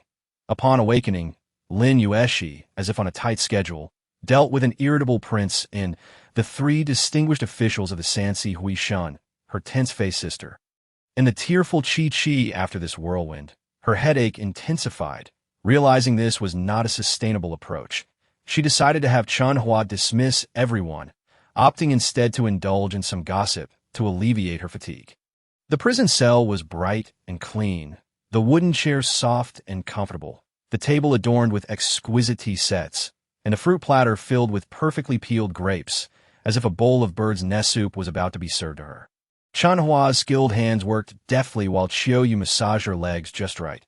She let out a slight hum, lazily leaning back in her chair, and upon opening her eyes, she found the jailers seated in a row. Their gazes fervent and respectful. Yet in truth, their worldviews had shattered into finer pieces than the gravel in the prison food. Initially, Lin Yuexi, bored, had engaged them in conversation, asking them to recount notable criminal cases. After all, what could be more sensational than legal news? These jailers were quite vexed by her antics, hoping to share some earth-shattering cases, discuss legal methods, and regain their lost dignity. Lin Yuexi even had someone prepare sunflower seeds, only to find the stories offered were utterly lackluster. The dramatic quality barely scraped a 5-star rating, while the horror factor plummeted to negative scores. I could tell you one tale that would leave you questioning your very existence. The guards expressed their disbelief. Your Highness, one cannot boast so extravagantly. Consequently, their gossiping time morphed into a storytelling session led by the princess, one that allowed for interactive participation. Ahem. Lin Yuexi leisurely plucked a grape, savoring it slowly as she surveyed the crowd, announcing, "Next, the challenge will be slightly more difficult. You must guess with utmost seriousness." The guards straightened their backs in unison, their eyes focused, fearful of missing a single word. The tale unfolded as follows.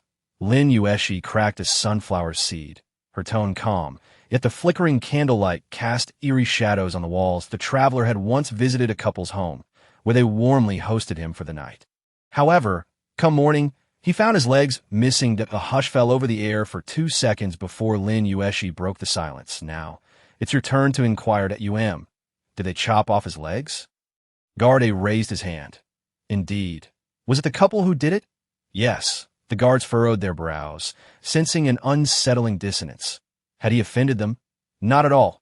Lin Yuexi deliberately paused for 3 seconds before responding. Your guesses are rather conventional. Then, did he consume something he shouldn't have?" "Not quite." "Could it be," Garde stammered, clearly apprehensive, "that he was a faithless man who had wronged the couple in the past?" Lin Yuexi burst into laughter. "What are you imagining? It was merely a case of mistaken injury." The guards collectively gasped in confusion. Much later, the truth was revealed. Lin Yuexi set down her teacup, her voice light-hearted. The couple's son was born without legs and raised deep in the mountains to avoid making him feel abnormal, to ensure he believed that everyone was like him. The couple sacrificed their own legs, thus convincing him that legs were a rarity in humanity, leading them to sever the traveler's legs. She paused, a gentle smile gracing her lips. Parental love does not bestow legs upon their child, but rather removes them from the world. A collective gasp echoed, the guards' faces pale, resembling ghostly effigies. To conceive such a tale. She was no mere princess. She was a reincarnation of a vengeful spirit. Spring flowers peeled, grape fell into the bowl with a soft thud. Yet, Autumn Moon's eyes shone with an alarming intensity, fixated on her princess. What an intriguing story. Observing their expressions, Lin Yuexi chuckled softly and added, "Oh, by the way, the couple from the story is locked in the cell next door." A gulp echoed ominously. Uncertain who swallowed hard, Garde turned ashen, his throat constricting as he stammered, "Your Highness, there's no one next door." Lin Yuexi blinked, her tone gentle and feigned bewilderment. That can't be right. It was clearly a couple. Her demeanor was effortlessly natural, with a hint of questioning as to whether they had made an error. Yet, to the guards, it felt more chilling than any ghost story. Some clutched their garments tightly, beads of cold sweat forming on foreheads, while others discreetly took a step back, fearing the princess might utter something even more terrifying. Lin Yuexi lowered her gaze, elegantly cracking open another sunflower seed. Hardly raising her eyelids. This batch of guards is still not twisted enough. The guards, not twisted enough? We feel as if we were on the brink of death. Wang Yu, who had been diligently recording the princess's quotes, stared blankly at the heavens, wishing to capture the most notorious of criminals instead. After a prolonged silence, finally, a bold guard timidly raised his hand. "Your Highness, may we hear another?" Lin Yuexi leisurely lifted her gaze, a smile gracing her lips. "Very well." Her voice was soft, laced with an ambiguous intrigue. "The next story is titled, 'The Mother Who Consumed Her Daughter's Husband.'" The guards, several exchanged glances, scratching their heads, their minds racing to find a plausible explanation at Was it a familial discord? Did the in-laws clash? No, that's not it. Consuming her son-in-law. Surely it was an accident. How could it be an accident? Perhaps she was possessed. Could it be? The son-in-law wronged her family and faced retribution from his mother-in-law. In an instant, the cell erupted into chaos, absurd speculations flying about, when suddenly a voice, aged yet assured, interjected. She mistook her son-in-law for a mountain chicken, and their family were monster hunters. The cell fell silent as a grave. Everyone abruptly turned their heads toward the source of the voice, finding physician who, chewing on a blade of grass, a medicinal bowl in hand, his brow slightly furrowed, speaking with the conviction of one who had witnessed it firsthand. After all, mountain chicken tastes delightful. Lin Yuexi's lips twitched before she broke into laughter. That's not correct. Autumn Moon pondered for a moment, her lips moving silently before murmuring, could it be that the mother? Lin Yuexi encouraged her with a gaze. Autumn Moon gathered her courage and quickly continued, that the mother, lacking other meat, eagerly awaited her daughter's return with a husband, and thus, Lin Yuexi's eyes sparkled with amusement as she nodded. Precisely. Autumn Moon succinctly summarized. This family had been cannibals since childhood. After the daughter married, the mother, longing for her return, was overjoyed to see her bring home a husband. Finding no other means to host him, she effortlessly slaughtered him.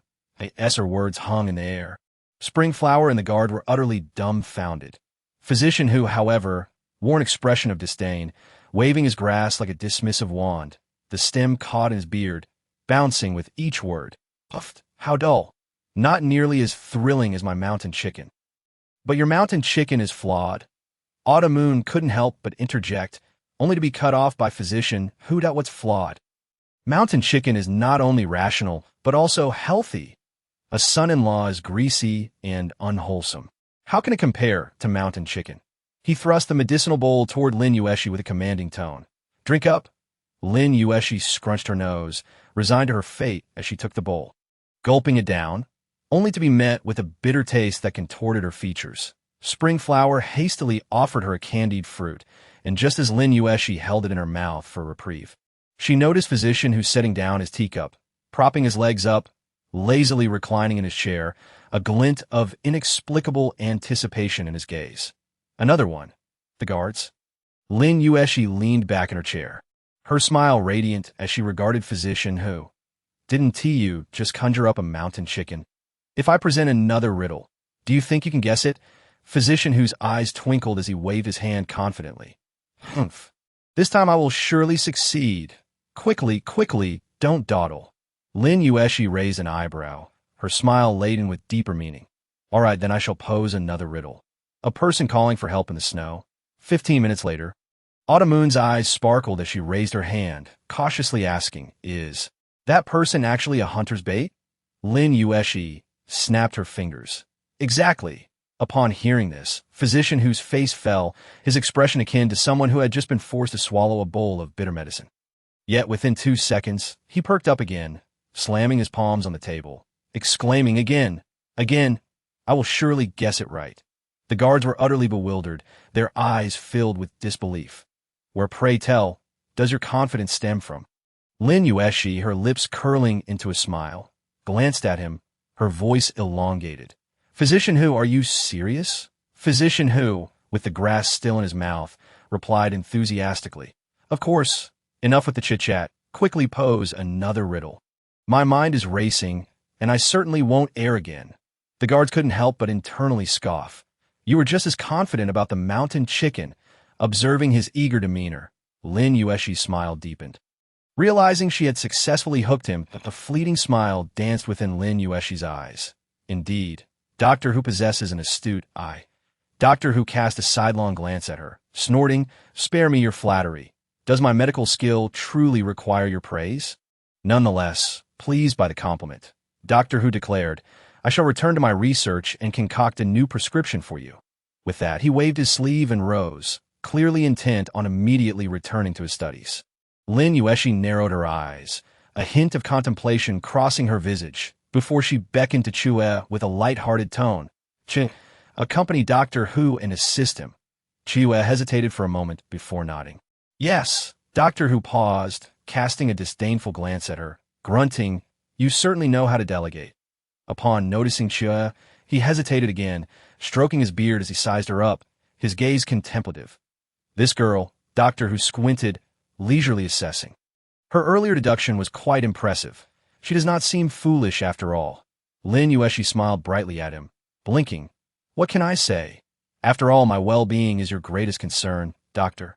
Doctor who? He flicked his sleeve in exasperation and departed, while Lin Yuexi exchanged a knowing glance with Chue, who promptly followed after him. Leaning against the door, Lin Yuexi chuckled softly that "It's done. Whom I take as a disciple is inconsequential." The lake lay still as a mirror, and Su Wanqing's fingers gripped her umbrella tightly. Turning pale, the maid Xiaoqi murmured softly, "Miss, do you think we made a mistake? What if Doctor Who doesn't come?" Su Wanqing furrowed her brow, glancing down at the picnic box and teacup at her feet. Her tone still laced with conviction. He had someone prepare fishing bait this morning. He will come. Just wait a bit longer. Xiaoqi pouted, but we've already waited for an hour. What if Doctor Who is avoiding us? Su Wanqing remained silent, her gaze fixed on the lake, the smile at her lips gradually stiffening. A breeze stirred. The surface of the lake remained undisturbed, not even a boat in sight. The wind tousled Xiaoqi's hair, prompting her to press down the edge of the umbrella and finally voice, "Miss, shall we return?" Su Wanqing hesitated for a moment, but her grip on the umbrella handle tightened slightly. "Let us wait a bit longer." Until the last rays of light were drawn away by the willow branches, as Su Wanqing gripped the umbrella handle, her eyes sweeping across the lake, her expression darkening. "It seems he truly intends to avoid us." Lowering her gaze, a flicker of darkness crossed her eyes as she instructed softly, "Xiaoqi, go find out where Doctor Who has gone today." After walking only a few steps, Doctor Who turned back, frowning as he shooed away the guards gathered by the prison door. His tone unfriendly. "Disperse. Do you think this is a storytelling hall?" The guards retreated begrudgingly, their steps dragging, faces marked with reluctance. Doctor Who snorted, spinning around to glare at Lin Yuexi, his gaze sharp. "Focus on your recovery and refrain from meddling in trivial matters." Lin Yuexi smiled demurely, nodding obediently. Yes, I will heed Doctor Who's advice." Doctor Who squinted, seemingly unsatisfied with mere verbal admonitions. After a moment of contemplation, he abruptly opened his medicine box and, with a swift motion, inserted a flurry of silver needles into Lin Yuexi's head, transforming it into a blooming white jade flower. The guards, observing from a distance, gasped in shock. Doctor Who nodded in satisfaction, clasping his hands behind his back and lamenting. Young people tend to overthink. It can be detrimental to one's longevity. With great difficulty, Lin Yuexi raised her hand to touch her needle-adorned head, her lips twitching uncontrollably. "Doctor Who, do you harbor some personal vendetta?" Witnessing Doctor Who nod approvingly, he grabbed his medicine box and strode away, leaving the prison cell enveloped in an eerie silence. Even the guards' whispers ceased. Leaning back in her chair, Lin Yuexi, with her head adorned with a storm of needles, intended to ponder her next course of action. Yet the multitude of silver needles above her head deterred even the slightest frown. "Well, it appears that the commotion has subsided. I shall simply embrace my comfortable existence as a captive." Just as she languidly swung her legs, a sudden jolt in her heart made her feel as though she had overlooked something. Her mind raced, and then a spark of realization struck her. She still had a system. Lin Yuexi's eyes widened as she slapped the entity she had confined in a dark room back into existence. Bang! A familiar electronic voice erupted in her mind. "I can't hold it in any longer. Host, I should have been out ages ago. Do you have any idea how long I've been cooped up? I've even counted how many sips of water you take, and how many grapes you eat." Lin Yuexi, "That turtle soup, I figured it out ages ago. I was faster than Xue." "Host, this is workplace bullying. I want to report you." Lin Yuexi replied flatly, "Fine. Just let the police catch you. You artificial intelligence nuisance." The system quickly shrank back, calming down in 3 seconds, and frantically changed the subject. "By the way, host, congratulations on receiving the household struggle artifact. Truth Elixir. 1 piece." Lin Yuexi narrowed her eyes, her fingers slowly caressing the porcelain vial in her sleeve, her lips curling slightly. Maintaining her usual detached demeanor, she remarked nonchalantly, "You know that a child died, and you only just got the news? Jolie died, and you only just realized it? The system, it promptly chose to feign death." Lin Yuexi scoffed, stowing the porcelain vial away, reclining again, casually stating, "All right, it's been nearly 12 hours. opened the hidden task page. I want to see if it's that person. Oh, the Earl of England. The system hesitated, and the next moment, a cold mechanical voice rang out. Error. Lin Yuexi's expression faltered slightly, her brows furrowing. The system quickly added, the system is cooling down. Please try again in 24 hours. Lin Yuexi. What kind of nonsense is this? She coldly chuckled, already plotting whose name she would lose next. Just then, the entity timidly piped up again. Host, I have good news. Lin Yuexi, disinterested, replied, Your fiancé reported to the Dali Temple today. Lin Yuexi blinked, a joyful smile suddenly appearing on her lips. Her voice light and airy. Ah, it seems this prison cell will indeed not be dull. After all, berating him requires no intellect. In the midst of such chaos, Gu Zifeng officially commenced his duties. Clad in a brand new official robe, with a shiny copper badge hanging at his waist, he walked with steady steps, his expression calm, exuding the confidence of a youth on the rise, as if he were not there to fulfill a duty, but rather to inherit a family estate. Today, he was accompanied by Wang Yin, the head of the Dali Temple. Wang Yin, around 40 years old, was composed and amiable as he guided Gu Zifeng through the premises, from the interrogation room to the court, from the archives to the guards' quarters, finally arriving at the recording room. Newly appointed officials typically begin their tenure here, reviewing case files to familiarize themselves with the processes. IT sounded like an easy task. Gu Zifeng felt a tinge of disappointment. After all, he was sent by higher authorities. How could he be treated like an ordinary person? But it was his first day. He casually flipped open a case file, his eyes landing on the words theft when Wang Yan's closing of the door captured his attention. The door creaked shut, and Wang Yan raised a hand to cover his nose, his expression one of distaste. Muttering softly, "Why does young master Gu carry such a foul odor?" Gu Zifeng raised an eyebrow, turning the pages of the book lightly, seemingly oblivious. He had barely skimmed through one case file when a flurry of hurried footsteps echoed from outside. "Young Master Gu." Wang Yin hurried in, his face grim. "We must go to the dungeon, Gu Zifeng." He slowly rose, his expression calm. "Master Wang, what has happened?" Wang Yan's expression was grave. "No questions. You'll understand once we arrive, Gu Zifeng." On his first day, he even had a sip of tea before being whisked off to the dungeon. Indeed, the people of the Dali Temple possessed some discernment. He remained silent for a while, then followed Wang Yin. The corridor was narrow, their footsteps echoing dully, the damp, rusty scent assaulting Gu Zifeng's nostrils, causing him to wrinkle his nose. "Master Wang, what purpose do we serve in the dungeon?" Wang Yin remained silent, his pace unbroken. The atmosphere was heavy, and a sense of foreboding stirred within Gu Zifeng. Then, from deep within the cells, a familiar and infuriating voice called out, "Hey, dog shit bro, long time no see." Gu Zifeng's footsteps faltered, his expression darkening completely.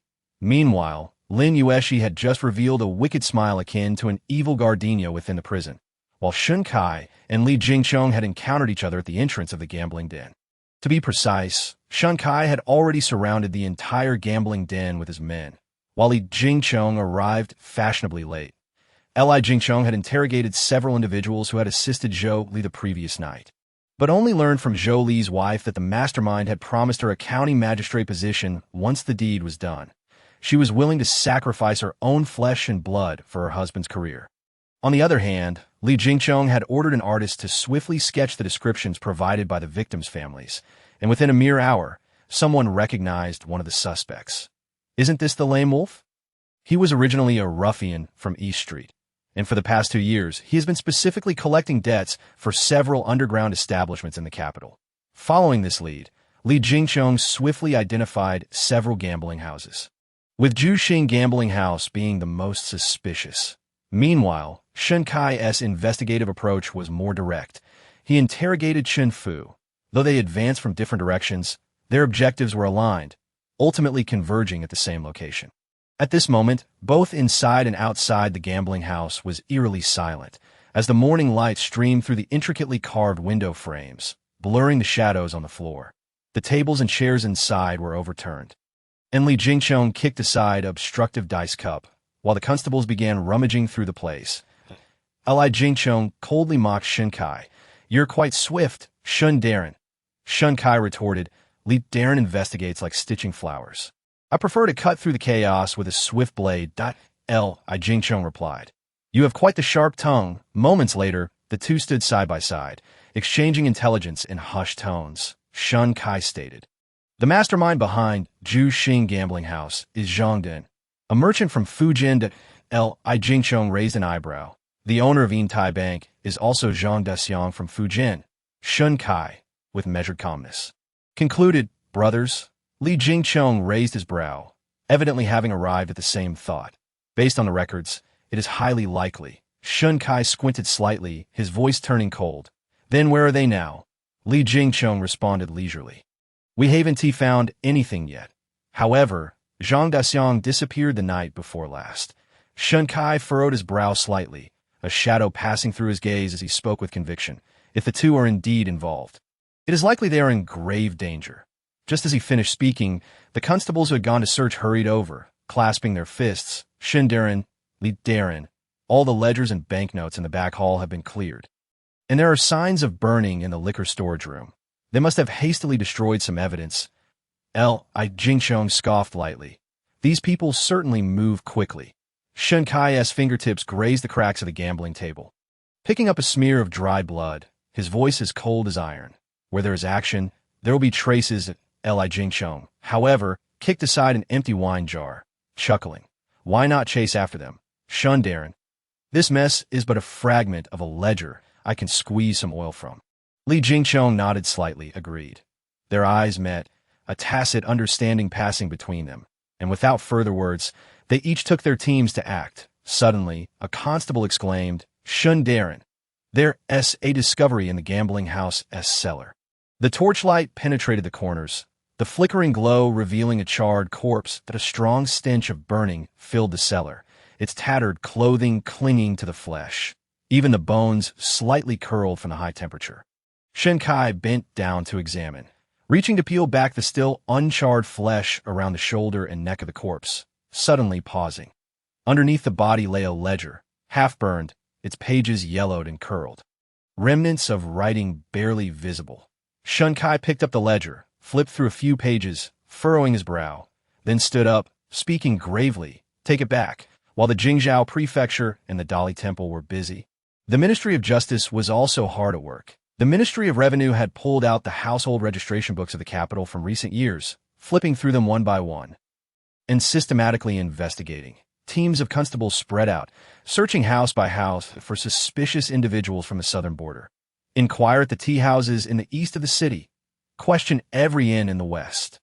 And do not overlook the southern merchant caravans in the market. Orders fell like rain, and the capital was thrown into disarray, with tea houses, inns, and markets subtly changing colors.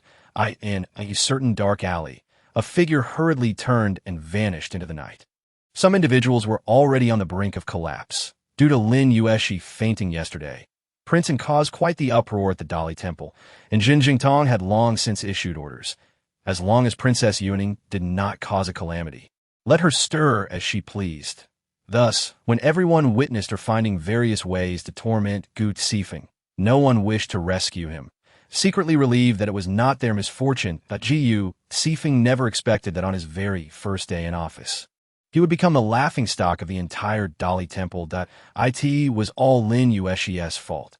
Not only did she give him a nickname upon their first meeting, but she also seemed to haunt him incessantly. When he managed to suppress his anger and solemnly corrected her, Princess, do not casually give nicknames. It is quite unrefined, she replied. This princess understands. She unusually nodded obediently, then suddenly leaned close to his ear, sweetly saying, Dog poop, brother. I heard your name is Jingfeng? That sounds quite bold. Huh. Gu Sifeng thought to himself. He was truly going mad. Did this woman have no sense of shame? Gu Sifeng closed his eyes. The tea should be 7/10 hot. The shoulder should be pressed for 3 tea time periods, and the ink should be ground to a glossy crow-blue sheen. This was not serving in the Dali Temple. It was akin to being a eunuch before his ancestors. If he acted like a dog-poop brother, he had to keep his hands steady. Lin Yuexi propped her chin and chuckled lightly. Your skills in serving are even below the threshold of the Eastern Factory. If he did not act, Lin Yuexi would immediately switch to a weak demeanor, her tone mournful. Dog poop, brother, one tea, even pour a cup of tea. Could it be that this engagement is in your eyes? She lightly tapped his chest with her fingertip, less than a piece of latrine stone. As soon as her words fell, indeed, low murmurs arose behind her. Is Gu Shitsi really so cold-hearted? The princess is so aggrieved. Yet he shows not a hint of concern. Tsk, could it be that Gu Shitsi cannot endure hardship? Gu Tsifeng. This group of scoundrels. Unable to endure any longer, he coldly stepped forward, his fingers gripping the teapot handle. Veins bulging, yet the spout remained steadily aimed at the center of the cup, much like his own character, maintaining decorum even in the depths of fury. Just as the tea was halfway poured, Lin Yuexi's hand trembled and hot tea splashed onto his sleeve. The tea stain spread, and Gu Tsifeng froze. In that moment, his nerves completely shattered. Princess, even with Prince backing you, do not go too far. Otherwise what? Lin Yuexi suddenly leaned closer, her smile unwavering, yet her gaze sharp like a knife. This princess is afraid. Her voice was not loud, yet it accurately reached everyone's ears. Gu Tsifeng instinctively took a step back. Forcing himself to hold his ground, the engagement is meant to unite two families. Does the princess truly consider herself above all? Lin Yuexi raised an eyebrow. Is that so? But you, who cannot lift a shoulder, cannot carry a hand, and look like a pretty boy, claim to have read the classics, yet your mind seems not to have comprehended. Stepping out, you might even step in dog poop. How could you possibly be worthy of this princess, who is naturally beautiful, clever, and possesses a grace that captivates all? As Gu Tsifeng listened to her shameless remarks, his vision darkened, nearly causing him to faint from anger. Was he really that inferior? Lin Yuexi, with a sympathetic sigh, said, Forget it. If you can spill tea like this, dog poop, brother, it seems you are not suited for the work at Dali Temple. Her voice was not loud, yet it precisely reached everyone's ears, causing all eyes to turn towards him, whispering ill of him. Gu Tsifeng. He was about to commit murder. His fists clenched, knuckles whitening, while Lin Yuexi had already leaned back against her chair, her lips curling up. Finding it truly amusing to see dog poop brother so furious that his face turned black, more entertaining than any tale. Indeed, the former female star had not been wrong. When boredom strikes, one should find a man to toy with. Host, your speed in tormenting the scoundrel has even made Li Qingyin present a letter of allegiance. Lin Yuexi played until Gu Tsifeng became worthless before finally waving her hand to dismiss him. She opened the system interface. Host, your satisfaction point value has been calculated. Current balance, 6,500. Lin Yuexi raised an eyebrow, her expression turning cold. What is going on? Initially, cursing once was worth 100, yet the more I curse, the less it becomes. Finally just 10 points? Are you treating me like a beggar? The system replied pitifully. Host, even the game, continuous kills do not yield extra rewards. You are bullying a helpless opponent in lane. Naturally, it is not valuable. Lin Yuexi chuckled lightly, resting her chin on her hand, her tone languid. So what? I'm cursing based on skill. She casually clicked on a marketplace, decisively purchasing a bottle of nourishing milk, and added several packs of snacks to replenish her battle energy. After eating and drinking her fill, she leaned back in her chair, her fingertips lightly tapping the table, unknowingly falling into contemplation. She recalled the jade pendant that Jolie had taken from the corpse's hand. The original owner's memory of that pendant was present. Lin Masheng had mentioned that it was a gift from his teacher, Mr. Qin Shan, when he descended the mountain to enter the world, engraved with cloud and dragon patterns. Mr. Qin Shan had worried that he might become a target due to his integrity after entering officialdom, thus gifted him the cloud and dragon pattern, reminding him to maintain his true self amidst the storms. The piece that Jolie had taken out, while of similar material and size, was engraved with a cold plum pattern. Lin Yuexi tapped the table, narrowing her eyes in thought. The mastermind behind this must be patient and should not commit such a low-level mistake. He deliberately swapped the jade piece. What message was he trying to convey? More importantly, what connection did these two pieces of jade have? Was it a mark of the sect, or was there a deeper meaning? And then there was Jolie's death. Although she knew little about the use of poison insects, she had seen some in novels and television shows. The type that could kill from a distance typically involved a mother and child insect. If the mother insect was killed, the child insect within Zhou Li would also perish, leading to his demise on television.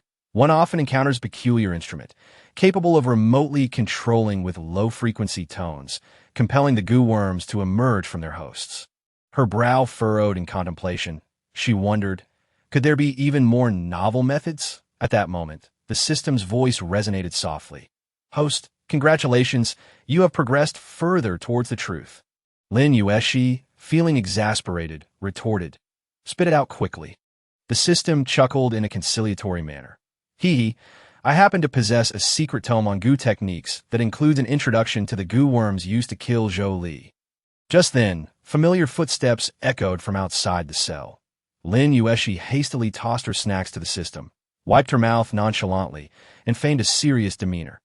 Doctor Who entered with a dark expression, immediately fixating on the multitude of silver needles adorning her head. Doctor Who. Lin Yuexi blinked, "You're back," before she could finish her sentence. Doctor Who had already reached out, swiftly and decisively removing the silver needles one by one from her head. Lin Yuexi? Doctor Who regarded her with a chilling gaze, his tone unkind. Have you begun exerting your mind again? Lin Yuexi. Just as she contemplated, she was caught red-handed. Doctor Who snorted coldly, approaching the table with his medical box, casually rummaging through its contents while stating in a detached manner, "Your condition remains serious. The residual toxins have not yet been completely eradicated. You must ensure ample rest and avoid overexertion. If you cooperate with the treatment, take your medicine on time, and refrain from unnecessary antics, it is likely that within a year, you will be thoroughly cleansed." Lin Yuexi. A year. That diverged significantly from her expectations. She had hoped to be lively and energetic within 3 months. Doctor Who, uninterested in her changing expressions, continued to search for medicinal ingredients and tea that moment. Li Chu, standing nearby, suddenly interjected, "Second shelf, third compartment." Doctor Who paused, looking up at her. "How do you know that?" Li Chu blinked innocently, replying, "You just mumbled something about preparing medicine for the young lady. 1 pill daily." Doctor Who's eyes flickered slightly as he scrutinized her for several seconds, emitting a vague grunt.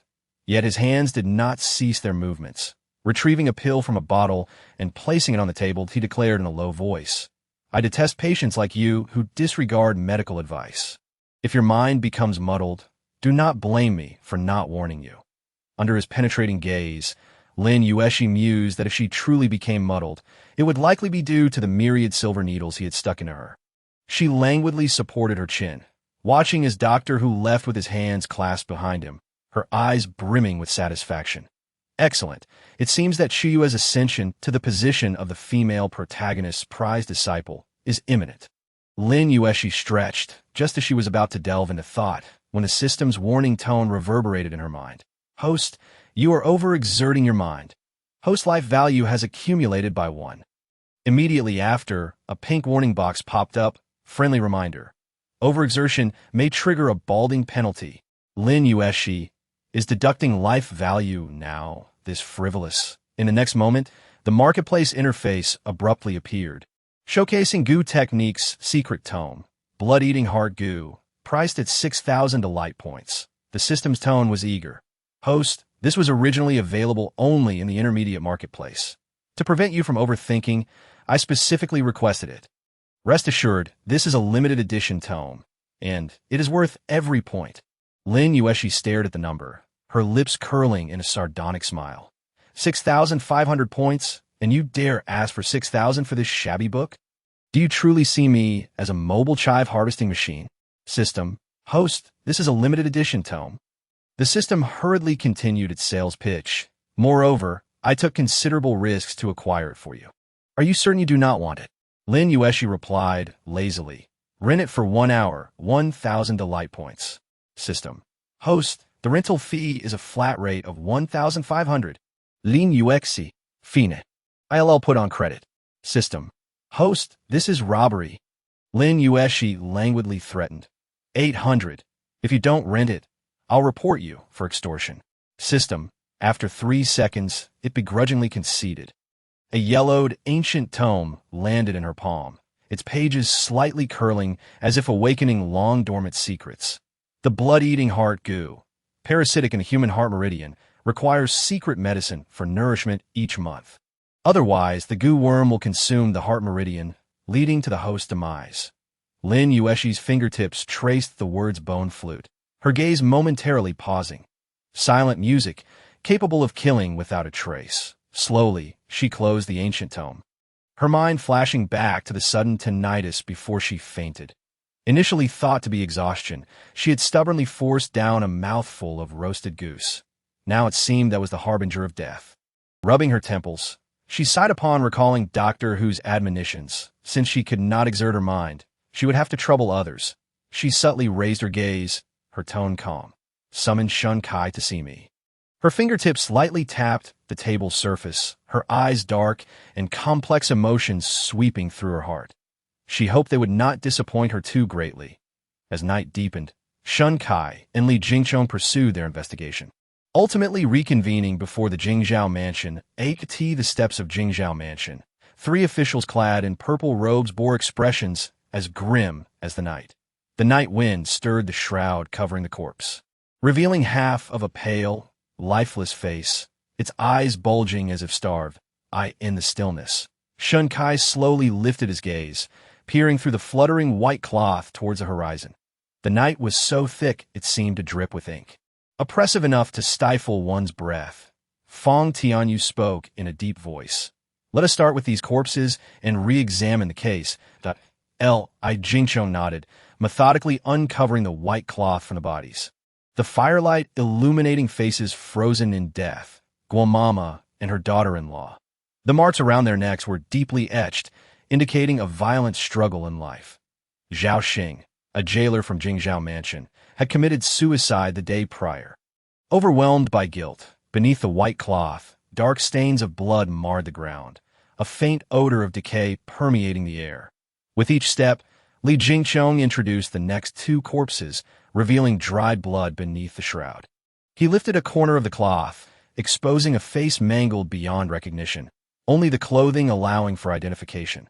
Died on the outskirts of the city, features destroyed, identity unknown.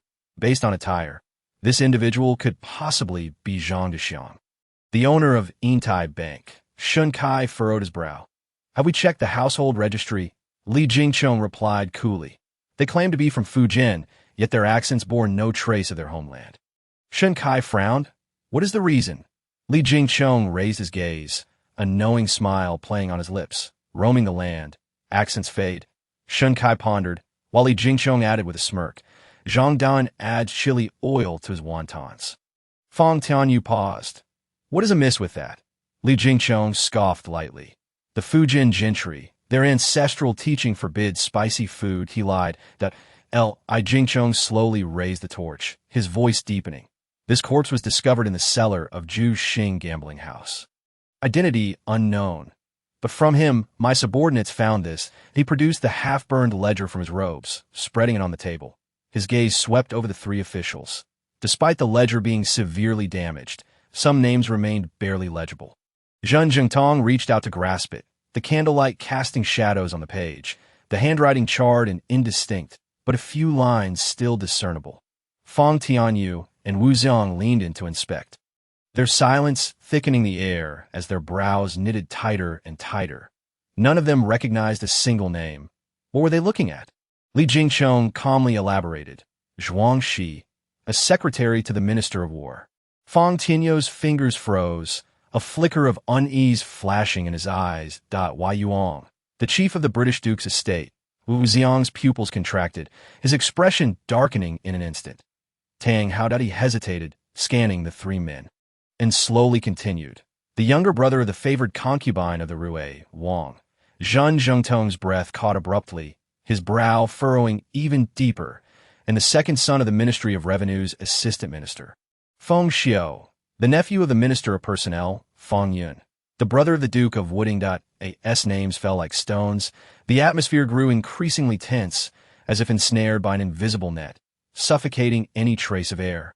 These individuals were nearly all pivotal figures from the time of the Emperor's struggle against the regent. Now, they found themselves entangled with this ledger, Fong Tianyu raised his gaze, locking eyes with Wu Xiang for a brief moment. Both recognizing a weighty, unspoken understanding in each other's expressions, they did not wish to stop their investigation. However, delving further would entangle not only gambling houses, banks, and brothels, but the entire court, potentially even the emperor's foundation. Wu Xiang's expression turned grave. The Ministry of Revenue conducted an inspection today and discovered over 10 refugees from the southern frontier hidden within the capital. Zheng Jingtong's brow furrowed slightly. Have we obtained any confessions? Wu Zong shook his head. No definitive information has been acquired yet. We are still subjecting them to strict interrogation, but these individuals are exceedingly cautious and refuse to divulge any valuable clues. Zhang Jingtong pondered for a moment, his tone chilling. We must intensify our efforts. If they are indeed refugees, we can handle them accordingly. But if they are undercover spies, we cannot allow them to remain. That is only natural. That moment, Shen Kai spoke up. There is another lead. Zhang Jingtong turned his attention to him, and Shen Kai continued. I dispatched someone to investigate, and Zhang Din and Zhang Dexiang have frequently visited a brothel in the southern part of the city called Sahong Pavilion. Initially, we presumed it to be a typical affair of eating, drinking, and merriment. After a thorough investigation, it was uncovered that he retrieved another ledger from his bosom and laid it out upon the table. The three of them exchanged glances, their expressions abruptly shifting. They hastily perused the ledger, their brows knitting tighter with each page. Fong Tianyu was the first to close the ledger, taking a deep breath as he murmured, "This." Zhang Jingtong narrowed his eyes, his fingertips unconsciously drumming on the table, his gaze profound. Wu Zong felt a twitch at his temple, unable to suppress a low curse. The two ledgers lay open, the ink intertwining like a spider's web, revealing an intricate connection between the gambling den and the brothel. It dawned on them that Zhang Dexiang was not merely managing a brothel, but rather orchestrating an expansive network of intelligence. The gambling house amassed wealth, the money house laundered funds, and the brothel had control over the official secrets, implicating not just wealthy merchants from the capital, but also powerful court ministers and even royal bloodlines.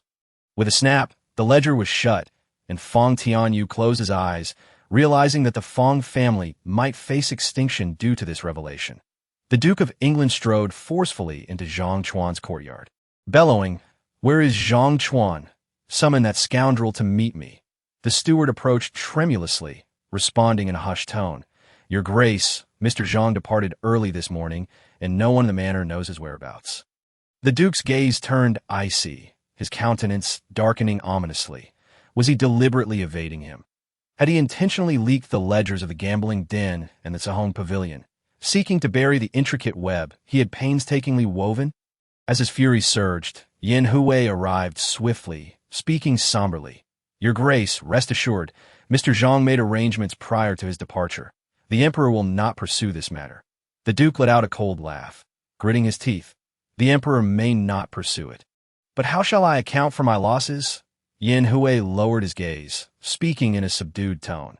Mr. Zhang remarked that, having been by the Emperor's side for many years, you should understand better than anyone that if it were not so, the Emperor would not let this matter rest. The atmosphere suddenly turned heavy. The Duke's eyes glinted with cold light as he fixed his gaze on the inner hall, his voice low. "Is he warning me?"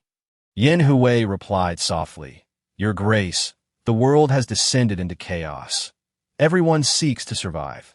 The Duke's eyes gleamed with a chilling light, his stare piercing through the hall, his voice sharp as a blade. "It is best that it remains so. Otherwise, I shall take the life of that wretched child." With that, he flicked his sleeve and turned away, his anger still simmering. Yin Hui watched him depart, his brow twitching slightly, and quickly crossed through a concealed door. Pushing open another room, the moonlight was dim, illuminating a lone figure at the window. With a snap of a folding fan, Zhang Chuan stood with his back turned, the moonlight casting a shadow across half of his face. Yin Hui bowed his head, whispering, "Sir, the Duke has already left." A pair of fox-like eyes lifted slightly, exuding a languid yet sharp intrigue.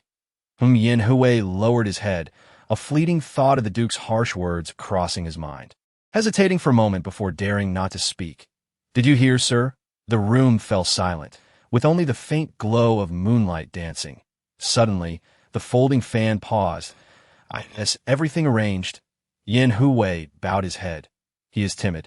He complied once intimidated. Zhang Chuan narrowed his eyes, nonchalantly flicking his fan, a lazy smile gracing his lips. I wonder if the Princess Yuning will find delight in the gift I prepared for her tomorrow. In the grand hall, candlelight flickered, casting shadows upon the sovereign's cold brow. On the golden dragon table lay 2 ledgers, one charred black from fire, while the other remained legible. The hall was enveloped in silence. With Zhen Jingtong, Fang Tanyu, and Wu Xiang kneeling below, their robes brushing the ground, the atmosphere so oppressive that even breathing felt laborious. Emperor Jingshuan's gaze fell upon the ledgers, his fingertips gently tapping the table. Each sound resonating like a hammer, striking the hearts of the 3 men. He remained silent, yet the 3 of them were already soaked with sweat upon their backs. After a prolonged moment, the emperor finally spoke in a calm tone. Have we traced it back to Fujin merchants? Zhan Zhengtong bowed his head, his voice low. Indeed, your majesty. Emperor Jingxian nodded slightly, his finger gesturing to push the 2 ledgers aside, as if they were mere commonplace documents. Enough. The 2 simple words echoed like thunder. The 3 were shaken to their cores, yet dared not raise their heads. The emperor did not speak further, but his message was clear. This case ends here. The hall remained silent, only the flickering candlelight casting an indistinct expression upon Emperor Jingshuan's face. After a moment, he slowly rose, hands clasped behind him, his gaze lingering on the ledgers before him. After a pause, he scoffed softly, murmuring, in those years, I too owe them much. Zhan Zhengtong's eyelids twitched slightly. Fang Tianyou's fingers tightened, while Wu Zong clenched his sleeve fiercely. They did not respond, nor dared to, yet for the sovereign to utter such words before them, was that truly wise? They bowed their heads, unwilling to contemplate further. Emperor Jingxian closed his eyes briefly, then sighed softly, his tone gentle. Seal it. The eunuchs immediately stepped forward to carefully retrieve the ledgers. Zhan Jingtong and the others deeply bowed. We accept the decree. The emperor slightly tilted his head, gazing beyond the palace gates, his expression inscrutable. The wind howled, causing the pearl curtains to tremble, and the palace doors slowly closed, completely isolating the light from the outside. Moments later, in a corner of the hall behind the curtains, a tall, slender figure emerged. Shen Kai had not returned the previous night and had left at dawn to investigate the case, finally returning to the Dali Temple in the afternoon. As he stepped into the prison, he overheard Chunhua standing at the cell door, her voice as delicate as a whisper. My county princess must have the pear blossom cake from East Street every 3 days. Freshly steamed. If it cools, it's of no use. She stole a glance at Lin Yuexi. Lin Yuexi licked the sugar frosting from her fingertips, flashing a light smile at Gu Zifeng. This pear blossom cake is far sweeter than the young master's countenance. Chunhua appeared encouraged. Also, the princess must rinse her mouth with this year's new peach blossom dew daily, or her teeth will ache. She adores begonia. Do not bring any with spots, and absolutely no use of sandalwood incense burners, or she will get a headache. As she finished, she straightened her back, her gaze fixed on Gu Zifeng with intensity. Young Master Gu, please remember each point. After all, my county princess is to be wed to your esteemed household. You must treat her well. Gu Zifeng's expression darkened, his fists clenched audibly, his eyes filled with disillusionment. He could only repeatedly remind himself that once she crossed the threshold of the Duke of Zhongqing's residence, he would eventually have his chance to deal with her. Shen Kai paused, raising his gaze. Indeed, Gu Zifeng, sharp-eyed, had noticed him and rushed over excitedly. Lord Shen. His voice was as though grasping at a lifeline. Before Shen Kai could respond, a lazy voice drifted from the soft couch. Oh, Lord Shen, you're back. He turned to see, nearly startled. Had the princess been struck by lightning? As for Lin Yuexi, she seemed unfazed, thinking it was nothing out of the ordinary. After all, who hadn't he visited a hair salon in modern times? A 3-hour inquiry, and a minimum of 6 hours of sitting, since she needed to discuss serious matters with Shen Kai. It was inappropriate for Gu Zifeng to linger. Once he departed, Lin Yuexi turned to Shen Kai, tilting her head with a gentle smile. How goes the investigation? Shen Kai replied succinctly. There's been some progress. Lin Yuexi did not pry further, yet her smile grew more radiant. I am grateful to Lord Shun for clearing my name. Shinkai instinctively avoided her gaze. Lin Yuexi seemed oblivious, showing him the book titled The Secret Art of Gu, Blood-Corroding Heart Gu, which Chunhua had transcribed for her yesterday. This is a treasured book for my study. Take a look, Lord Shun. Shinkai took it, his eyes scanning the pages, his brow furrowing slightly, his expression darkening. Does the princess imply that Zhou is likely afflicted by this kind of Gu poison? Lin Yuexi sighed softly, a hint of disappointment in her tone. If Lord Shun has only deduced this, I would be quite disheartened. Shinkai's heart tightened, his voice serious. Does the princess expect me to unearth the core of this case based solely on this? However, does Lord Shun think investigations are conducted using one's toes? Lin Yuexi retorted lazily. When the Gu insect strikes, even dogs bark faster than the Dali Temple's urgent reports. Yet you remain composed. When this type of Gu insect erupts, though humans may not hear a sound, it easily triggers tinnitus, headaches, and can agitate the surrounding animals. Following this timeline, we could pinpoint the direction of the perpetrator, and perhaps discover something among his personal belongings. After all, a bone flute is not easily crafted. If caught off guard, it could lead to an immediate arrest. Shinkai's eyes flickered, then he straightened and bowed. Thank you for your guidance. Princess. Lin Yuexi waved her hand, indicating he could leave. Yet Shinkai stood rooted, remaining silent for a moment before saying, The emperor has issued a decree.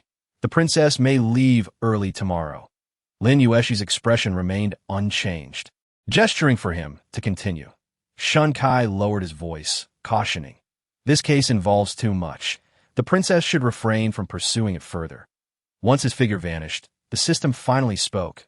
Host, were you not intending to give him the truth elixir and have that traitor consume it? Whoever can control Gu insects using a bone flute must hold a significant position in Nanzhou. Lin Yuexi chuckled lightly, her voice leisurely. If hearts are not aligned, why waste such a good thing? The system was taken aback. What do you mean? Lin Yuexi smirked, suddenly stretching her limbs, addressing Chunhua. Pack up. We return home tomorrow. Escu Sifeng trudged out of the grand gates of the Dali Temple. His heavy footsteps echoed his despondency, his gaze vacant and his stride unsteady, exuding an ephemeral aura of mortality. The maid Shaoqi approached him, saying, Young Master Gu, my young lady requests your presence. Upon recognizing her, Gu Sifeng eagerly followed her gaze. Not far away, a modest carriage stood quietly, its curtains slightly lifted, revealing Su Wanqing, whose half-visible face basked in the morning light. The wisps of hair at her temples danced gently across her lips, maintaining that soft demeanor that seemed impervious to the world. In an instant, Gu Sifeng's eyes sparkled with life. He straightened his back, shook out his sleeves, swiftly adjusted his hairpin, and brushed his fingers against his temples to tame the unruly strands. Su Wanqing offered a slight smile and spoke softly. Brother Gu, I wish to inquire about something. Instinctively, Gu Sifeng stood straighter, his tone softening. Please ask away, Sister Aching. Still exuding grace and poise, Su Wanqing inquired, Is Doctor Who currently at the Dali Temple? Gu Sifeng's smile faltered, freezing at the corners of his mouth. Inside, the flickering candlelight cast uncertain shadows, and the damp air was thick with an oppressive gloom. Song Ju knelt in the shadows, his back straight. Fists clenched, his eyes pools of darkness. The figure above him was shrouded in obscurity, the voice low and aged, leisurely stating, I have heard that Lord Song has a younger sister, just 10 years old this year. Song Ju's fingertips trembled slightly, yet he remained silent.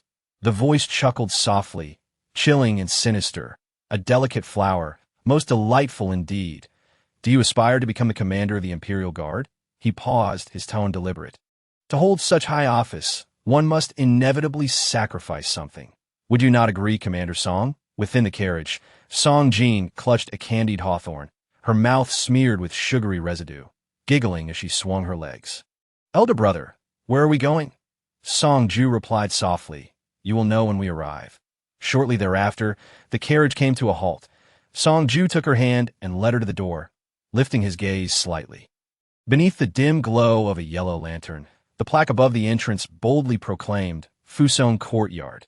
Lin Yuexi once again found herself enveloped in that familiar haze. Surrounding her, white mist swirled ethereally, and the low, resonant voice began to echo, drawing near and receding, vaguely recounting something. Yet, this time, she did not recognize any of the names within the tale. Frowning slightly, Lin Yuexi listened listlessly for a while, unable to suppress her thoughts, pondering whether the narrative had shifted. Just then, a gentle cough broke the silence, low and weary. Following that, the voice chuckled softly. Lin Yuexi, how fare you in the underworld? Lin Yuexi froze, her brow twitching involuntarily. Amidst the mist, the voice tenderly called her name, reminiscent of a long-lost acquaintance. Moments later, he sighed, his tone laced with mockery. I never would have guessed you had a penchant for such literature. Boom! In the depths of the prison. Lin Yuexi abruptly opened her eyes, her body jolting as she sat upright. Her chest heaved violently, fingers tinged with chill, her throat constricted, the voice still echoing in her mind. Slowly turning her head, she stared into the dim cell. A tempest of thoughts surging within her. Gee shy. How could it be him? Wasn't he already abroad? In the mountains of East City, the wind blew coolly across the overgrown cemetery, lifting a few dry leaves that gently settled upon the gravestone. The man stood silently before the monument, his voice deep and steady. This is where our correspondence ends for this year. I shall return to visit you next year. The inscription on the gravestone had begun to fade. Yet the name Lin Yuexi remained vividly clear. He leaned forward slightly, his gaze heavy upon the stone, remaining silent for a moment before murmuring, I find myself missing you. Just a little, only a little. He extended his hand, his fingertip lightly brushing the cold surface of the gravestone, but his movement faltered momentarily, as if unaccustomed to touching anything with that hand. The wind rustled through his sleeves, revealing a section of skin marred by uneven scars, reminiscent of traces left by flames. A wry smile tugged at his lips, a blend of sarcasm and resignation. Grandmother Lin, I shall return to visit you next year. He bowed respectfully to the adjacent gravestone before turning away and descending the mountain. The path was somewhat long. He absent-mindedly popped a piece of candy into his mouth, the cool mintiness instantly pervading his senses. How could it be him? At the village's storefront, as he approached the entrance, he overheard several women engaged in animated chatter within. The old Lin family must have stumbled upon some extraordinary luck. Their granddaughter has been deceased for 3 years, yet someone still visits her grave every year. Indeed. Just look at that man in his car. My son says it's worth several million. One woman scoffed, lowering her voice, but what good is it? His face is burned beyond recognition, like a ghost. Do you remember how frightened the children were when they first saw him? Ah, I thought he would never return. Who knew he was so sentimental? What a pity. Who would have thought that Xiaoxi, that girl who couldn't even muster a decent retort, would find someone so devoted? Have you forgotten? She was the most formidable little tyrant in our village. My son, 2 years her senior, was still made to call her sister. What caused her to change so drastically? What else? It was that boy from the Yang family who cursed her, claiming she was the cause of her parents' demise. Calling her a bastard, he even smashed the head of a child from the Yang family. Her grandmother took her to kneel at the Yang family's doorstep for an entire day and night in the freezing cold. From that day forth, she transformed. She never spoke again. After Aunt Yang passed, she hardly returned to the village. The man stood outside, his fingers tightening slightly, the candy crushed between his teeth. He remained silent for a few seconds before pushing the door open. Boss, a bottle of water. The women paused mid-conversation, their heads snapping up to see him, and they fell silent, hurriedly making way for him. He received the water, murmuring a thank you, twisting open the cap, and gulping it down. The icy liquid cascading down his throat, suppressing the heaviness in his chest. And no wonder. Every time he saw her, there was always a hint of defiance in her eyes, yet it seemed suppressed, her brilliance meticulously contained. Even when wronged, she would merely smile it off, never retaliating. He had always believed her to be a worldly, yet unworldly individual, growing up cautiously and resiliently, like a hunting dog. Yet now, he realized she had once been a sharp little wolf cub. She had merely been stripped of her fangs. Only at the very end of her life did she finally shed her facade, unleashing her wrath upon the ungrateful offspring of the elderly woman next to her. akin to a blade unsheathed, her sharpness laid bare. When he rushed back from abroad, she had already departed. The hospital room lay empty, the curtains half drawn, the white sheets ruffled, as if she had merely stepped out temporarily, destined to return at any moment. Her belongings had been meticulously packed away, leaving nothing behind, save for the elderly woman in the adjacent bed, lamenting. That girl had quite the sharp tongue, yet it was only during her presence that I was spared the worst of my ungrateful children's torment. Alas, he lingered at the door of the hospital room, listening to the elderly woman's daughter complain, "If it weren't for her, I would have taken you home to care for you long ago. It wouldn't have been so troublesome. Day in and day out, she berated us. But how many days could she possibly have left to live?" Before she could finish, he cast her a glance, for some reason. The daughter felt a sudden chill in her heart, her words abruptly silenced. If not for the events of their childhood, would she have kept it all inside? Would it have led to such an illness? His gaze darkened, fingers unconsciously tightening, the water bottle crumpling under his grip. After a moment, he hoarsely asked, "Which young family were you referring to?" That night, Lin Yuexi repeatedly questioned the system about the events in her dream. But the answers were largely inconclusive. The system speculated that perhaps her overexertion had led to a signal confusion, causing her to hear voices from her real life. Yet, that was not her inquiry. She wanted to know why she had heard Ji Shai's voice. Why did he know what novel she had read in life? Why did he call her name? Hadn't he played with her only to disappear? As these thoughts swirled in her mind, Lin Yuexi spent a restless night, her head heavy and her spirit lowit. Was precisely at this moment that Gu Sifeng arrived. He stood in the courtyard, his demeanor composed, his words earnest. "Doctor who possesses exceptional medical skills. The princess's health is no longer in jeopardy. Why must he be confined to the Dali temple daily? If he were permitted to teach a few disciples, it would indeed be a boon for the populace." Leaning against the soft couch, Lin Yuexi supported her chin lazily, her phoenix eyes half-lidded. The fragrant tea was unmistakably a gift from the female lead. Her betrothed had not inquired once about her poisoning, yet now he was concerned about benefiting the people. How remarkable! She initially intended to scold him, but recalling her futile attempt the previous day, which only netted her a mere 20 points of satisfaction, she deemed it hardly worthwhile. Moreover, she was utterly fatigued, lacking even the energy to squander on insults. Thus, she stifled a yawn and languidly uttered, "Oh Gu." Sifeng paused momentarily, evidently taken aback by her unexpected amiability. Just then, Chunhua hurried over, breathless, exclaiming, "Princess, the case has commenced." The proceedings of the tribunal concluded with a swiftness surpassing that of the executioner's blade. By the dawn of the following day, the court was hastily convened at the Dali Temple. The matter at hand was both uncomplicated and evident.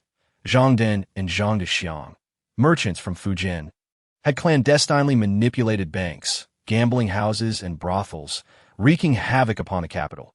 The imperial court had issued a warrant for their arrest, enjoining the entire city to pursue the two. Furthermore, the three establishments were immediately sealed, and all debts incurred from the Yintai Bank were absolved.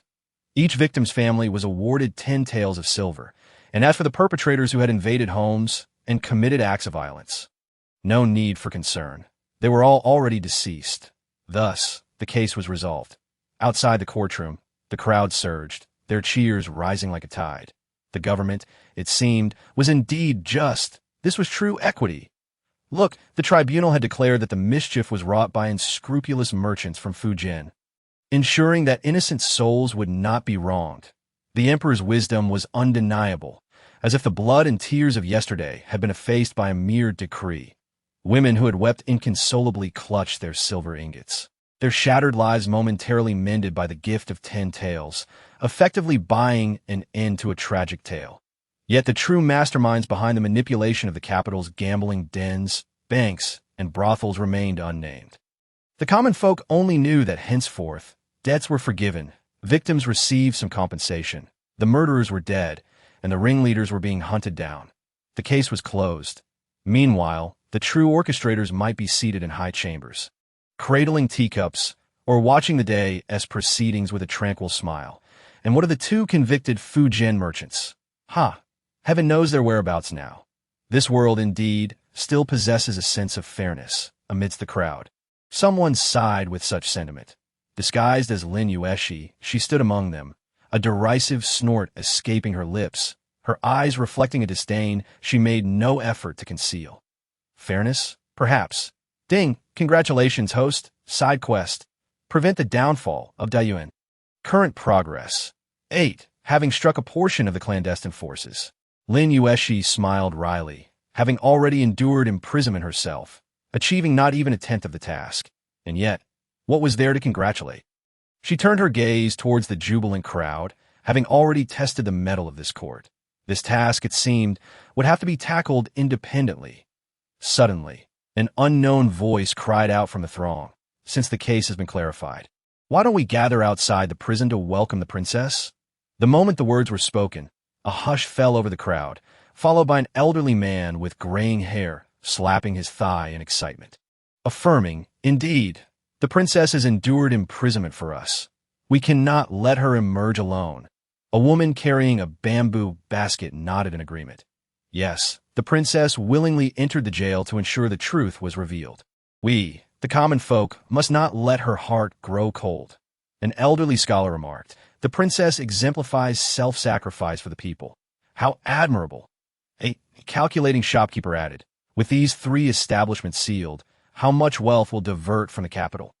Truly, the princess is a person of great influence. A lean, robust man raised his fist, his voice booming. The corrupt officials in this capital are all vile. Who among them would willingly suffer imprisonment for the sake of us commoners? The princess is a good person. If she comes out and finds us indifferent, would that not be too disheartening? A bowsy shop owner, filled with fervor, grasped a steamer, standing atop a stool, his voice reverberating. Without the princess, countless lives in this capital would have been forever trapped in despair. The reversal of this case hinges entirely upon her. Precisely, we cannot allow the princess to feel her sacrifice was in vain. Let us go to the Dali Temple and welcome her back. The crowd's excitement surged, escalating fervently. An elderly man seated on the ground, sipping tea, rose with vigor, his eyes gleaming. We must not merely shout. We need a display. Who has red silk? Tear some off to welcome the princess. I have some. The leftover red silk for my wedding is still unused. A young man dashed home to retrieve a roll of red fabric. Its time to shine had come. No, merely red silk will not suffice. We must set off firecrackers. Right, I have firecrackers at home. Let me fetch them. And flowers. How can we welcome the princess without scattering flowers? Voices rose in a cacophony, the enthusiasm of the crowd igniting further, as more and more people swarmed towards the Dali Temple, the scene resembling a grand yet comical celebration for a returning general. Lin Yuexi. System. Ding. Host, you remain quite relevant. Lin Yuexi's lips twitched. What do you know? This is called a flow code. I am now the beacon of justice in the eyes of the common people. The system scoffed. The beacon of justice who just got out of prison. Lin Yuexi coldly retorted. Say another word, and you'll be offline for 3 days. Between the small dark room and the muted microphone, the system promptly chose the latter. Observing the crowd grow increasingly agitated, a tide of people heading towards the Dali Temple, Lin Yuexi decisively sought a narrow alley, preparing to slip away quietly, should she be caught now. Who knows if they might believe she hadn't been imprisoned at all. Just as Lin Yuexi turned into the alley, she unexpectedly collided with a figure. Instinctively, she looked up to meet a pair of somber eyes. Her heart skipping a beat. Why did they seem familiar? The youth, clad in plain attire, appeared gaunt and pale, his deep-set eyes hinting at a stubborn sharpness, akin to a blade yet to be unsheathed. Its edge concealed but already exuding a coldness. Lin Yuexi narrowed her eyes, a flicker of recognition stirring within her. Where had she seen this face before? Before she could ponder further, the youth abruptly knelt upon the cobblestones, his forehead touching the ground, his voice low and hoarse. Princess, I beseech you. Lin Yuexi's brow twitched to the alley's entrance. A few townsfolk had begun to peek in, their murmurs barely audible. What is happening over there? Someone is kneeling. She felt a twinge of impatience flash in her eyes, murmuring, do not kneel here. Find another place. The youth lifted his gaze, his eyes dark and piercing, locking onto hers, his voice hoarse. My mother perished due to the Intai Bank incident. Lin Yuexi's expression remained unchanged, as if utterly uninterested in the tale. The youth's forehead remained pressed to the ground, his voice cracking. I have a younger sister, whose fate remains uncertain. Princess, they cannot find her. I implore you to assist me, for she is my only kin, a person bereaved of family. Seeking the missing could suppress tears, but the eyes could not lie. Yet, the individual before her bore no signs of swollen red eyes. Lin Yuexi regarded him quietly, her gaze skimming over his slightly trembling fingers, the dirt stains on his clothing, her mind swiftly deducing his background and intentions. As she contemplated, the commotion at the alley's entrance grew louder. With people beginning to point and whisper, Lin Yuexi's expression subtly shifted, and she spoke in a hushed tone. I understand. She slightly turned, evading the crowd's gaze, her tone exceedingly gentle. In a moment, come to the Grand Princess's residence to find me. Having spoken, she stepped away with purpose, her stride steady, devoid of hesitation. The youth remained kneeling, his fingers gradually clenching, his gaze dark, as if a deep well, silently swallowing the light. As Lin Yuexi emerged from the alley, barely catching her breath, she unexpectedly collided with a face resembling a bitter melon. Wang Yu. The other's face was clouded with worry, but upon seeing her, his eyes lit up as if he had found salvation. Princess. Lin Yuexi. Wang Yu hastened towards her, his expression grave. You cannot simply leave like this. Lin Yuexi raised an eyebrow. Why? Wang Yu took a deep breath, his face contorted with concern. The people outside refused to disperse. They insist on seeing you emerge from the Dali Temple in all dignity, or else they will surround the temple. Lin Yuexi. She was led to the prison's entrance, and indeed, she could see a sea of dark-clad figures in the distance. Bearing red silk, flowers, firecrackers, and even chanting, welcome the princess home. The scene rivaled the reception of a holy edict. Lin Yuexi's eyes sparkled with mischief. Welcome me. Very well. The grand entrance of the Dali Temple shall henceforth bear the name of this princess. What does it mean to broaden one's horizons? While others emerge from prison in a state of disarray, Lin Yuexi rises as if ascending the throne. The Dali Temple, having endured through 3 dynasties, had never witnessed such commotion. Every available personnel had been summoned. Guards, cavalry, clerks, and even the chief of the Dali Temple stood at the entrance. Wang Yu had even borrowed a dozen guard from the Jingzhou prefecture and summoned reinforcements from the Jinyue, establishing a barrier to maintain order amidst the restless crowd. That a throng of people, it is said that one's reputation can be ruined in a single night.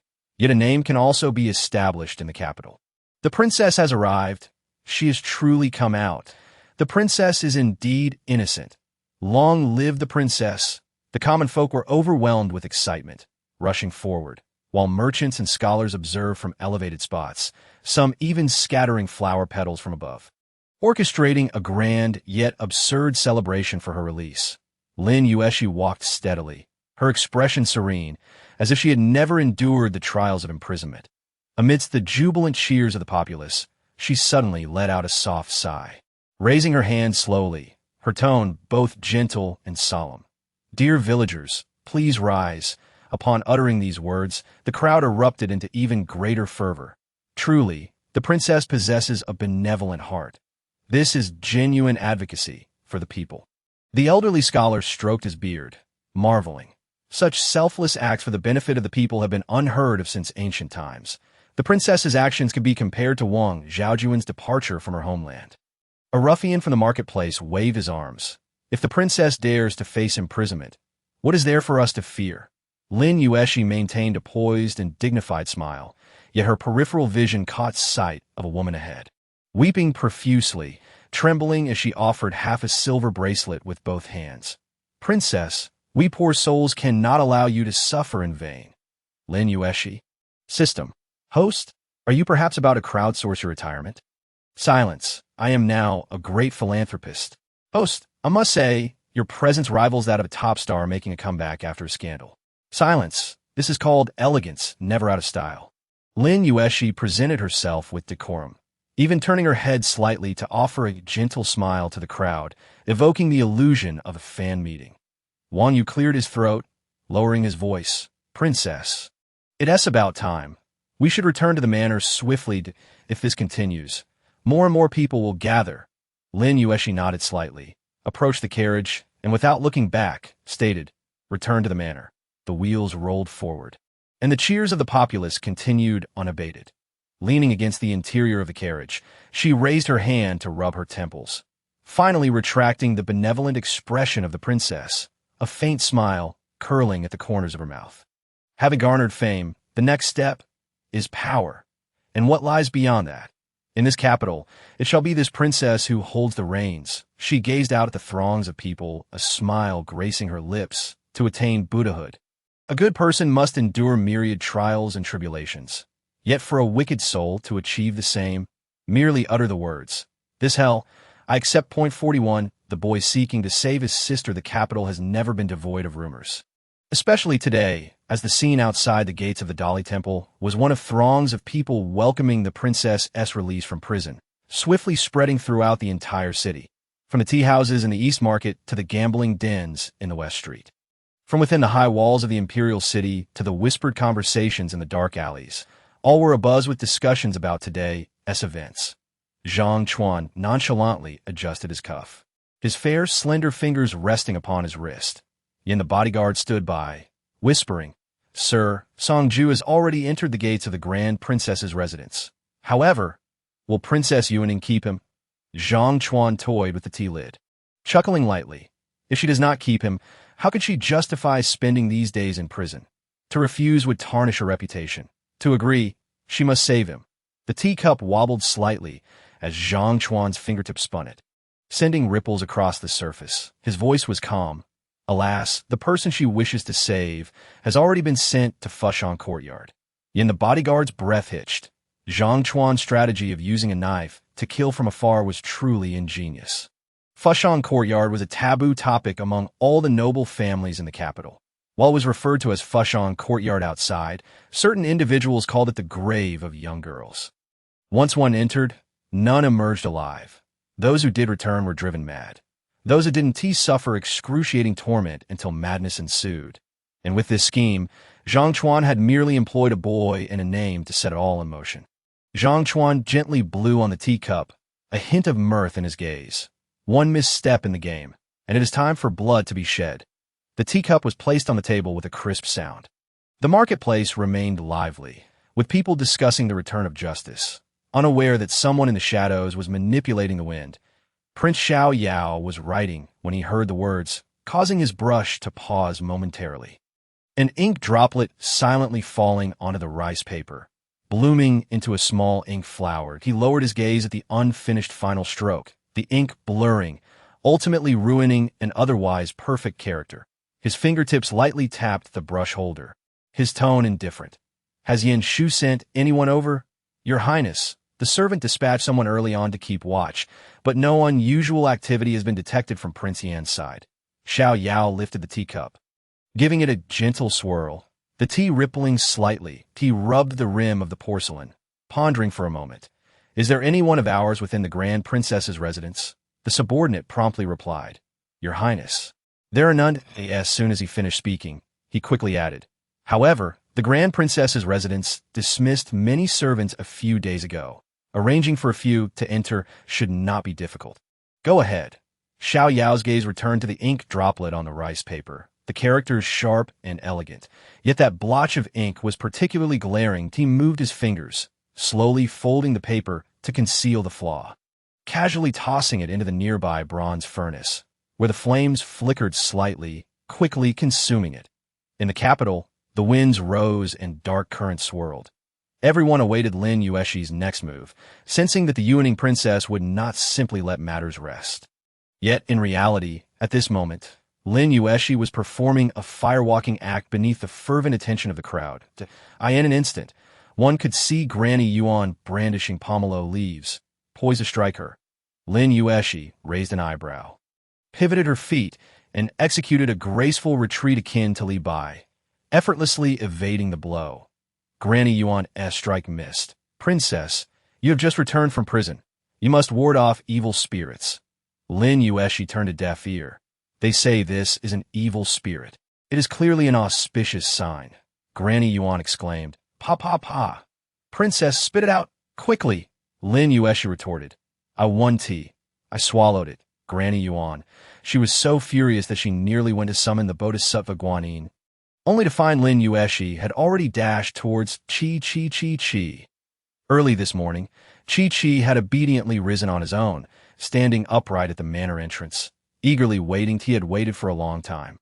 His second sister had told him that his elder sister was captured by bad people for their sake, and that she had suffered greatly. Therefore, he had to be braver today and proactively hug his elder sister. Thus, when Lin Yuexi called out to him, Chi, his little heart leapt, his chubby hands opening wide as he scampered towards Lin Yuexi with his short legs. However, just as he took one step, Lin Yuexi suddenly placed her hands on her hips, looking down with a solemn voice. Sister has not been home these past few days. Have you completed your homework? Chi. Have you practiced your calligraphy? Kiki. Have you read your books? Chi. His pupils shook, and in an instant his elder sister appeared once more as the cold, unyielding figure of the past. Lin Yuexi observed the little rascal's wide-eyed expression, and a wicked smile emerged in her eyes. She slowly extended her hand, giving him a gentle pinch and tug. Oh dear, what a wonderfully adorable little rascal. So well-behaved. As she spoke, she playfully tugged at Chi's soft, chubby cheeks, reveling in the delightful sensation. Her mood lifted. The plumpness of his cheeks rivals that of a certain master as boba milk tea. Chi, wah! His face was nearly deformed from her tugging. What? Do you want to say something? Lin Yuexi smiled sweetly as she released him. Yet the next moment, Chi plopped down onto the ground, pouting his lips, his eyes reddening, and he burst into tears, wailing louder than a slaughtered pig. The sound was fierce and feral. Ding! Bullying a child, strategy value 5, current strategy value 89. ISNT fond of this. Host, how should I address you? He is still a child. Lin Yuexi's lips twitched, just as she was about to pick Chi up. Lin Yuexi had already walked over, effortlessly lifting the little rascal with a steady and gentle motion. She patted Chi's little bottom, glancing up at Lin Yuexi, her eyes revealing a hint of disapproval. Her eyes were clear and calm, black and white distinctly defined. Recalling that she still had a strategic mission, Lin Yuexi intended to take a warm approach with her younger sister, acknowledging her hard work over the past few days. However, before she could speak, Lin Yuexi interjected. This morning, a boy said you sent him. A boy. Lin Yuexi squinted, the image of the boy kneeling in the alley, exuding a cold aura as he implored her to save his sister. Surfacing in her mind, a light chuckle escaped her lips. She had indeed not misjudged from their first encounter at the alley's entrance. She had sensed something amiss, but lacking sufficient clues, she could only proceed with the flow.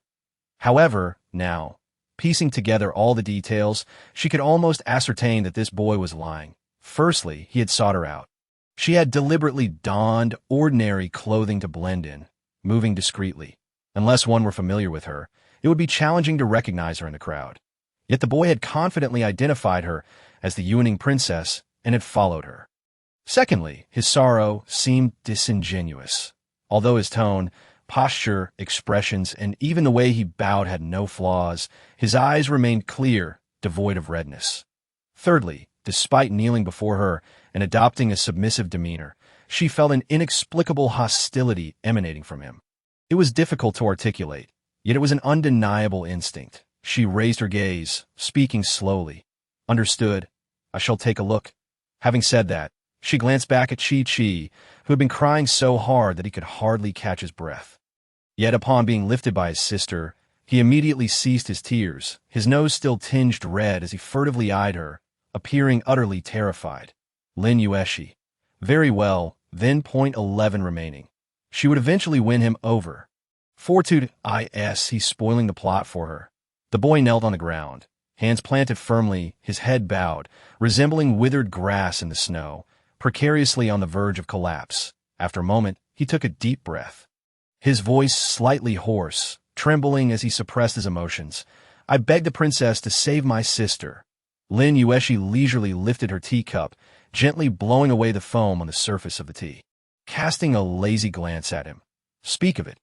Hope flickered in the depths of the youth's eyes as he shifted his knees forward, nearly bowing to the ground, that MY family originally resided in Suzhou, relying on the protection of a security agency where my father once served as the chief bodyguard. His voice trembled slightly, as if he were suppressing overwhelming emotions. Last winter, the agency lost a shipment, and my father also perished. Unable to afford the compensation, we had to liquidate all our assets, and my mother brought my sister and me to the capital to seek refuge with our uncle. But he paused, his breath becoming slightly erratic, as if he were on the verge of losing control of his emotions, his fists clenched tightly. But my uncle was away at the border and did not return until 2 months later. By then, our funds had been exhausted, and during this time, a terrible illness struck me that my mother, left with no options, borrowed money from the in-time money exchange. She had hoped to repay it in 2 months. But he suddenly raised his head, his eyes red-rimmed and pleading. That night, they burst into our home and said if we couldn't repay the debt, they would kill my mother. To my sister was taken away by them. It has been 4 days and nights with no news. He prostrated himself, forehead touching the ground, his voice tinged with a hint of sobbing. I begged the princess to save her. Please, save her. She is the only family I have left in this world. The hall fell into a profound silence. Outside, the sun shone brightly, yet the youth seemed engulfed in an unbearable chill, his entire form trembling. Who could witness this and not feel a pang of compassion? At last, Lin Yuexi spoke, her tone calm and indifferent, as if she were merely inquiring about the weather. Have you conveyed these words to the Jingzhou prefecture?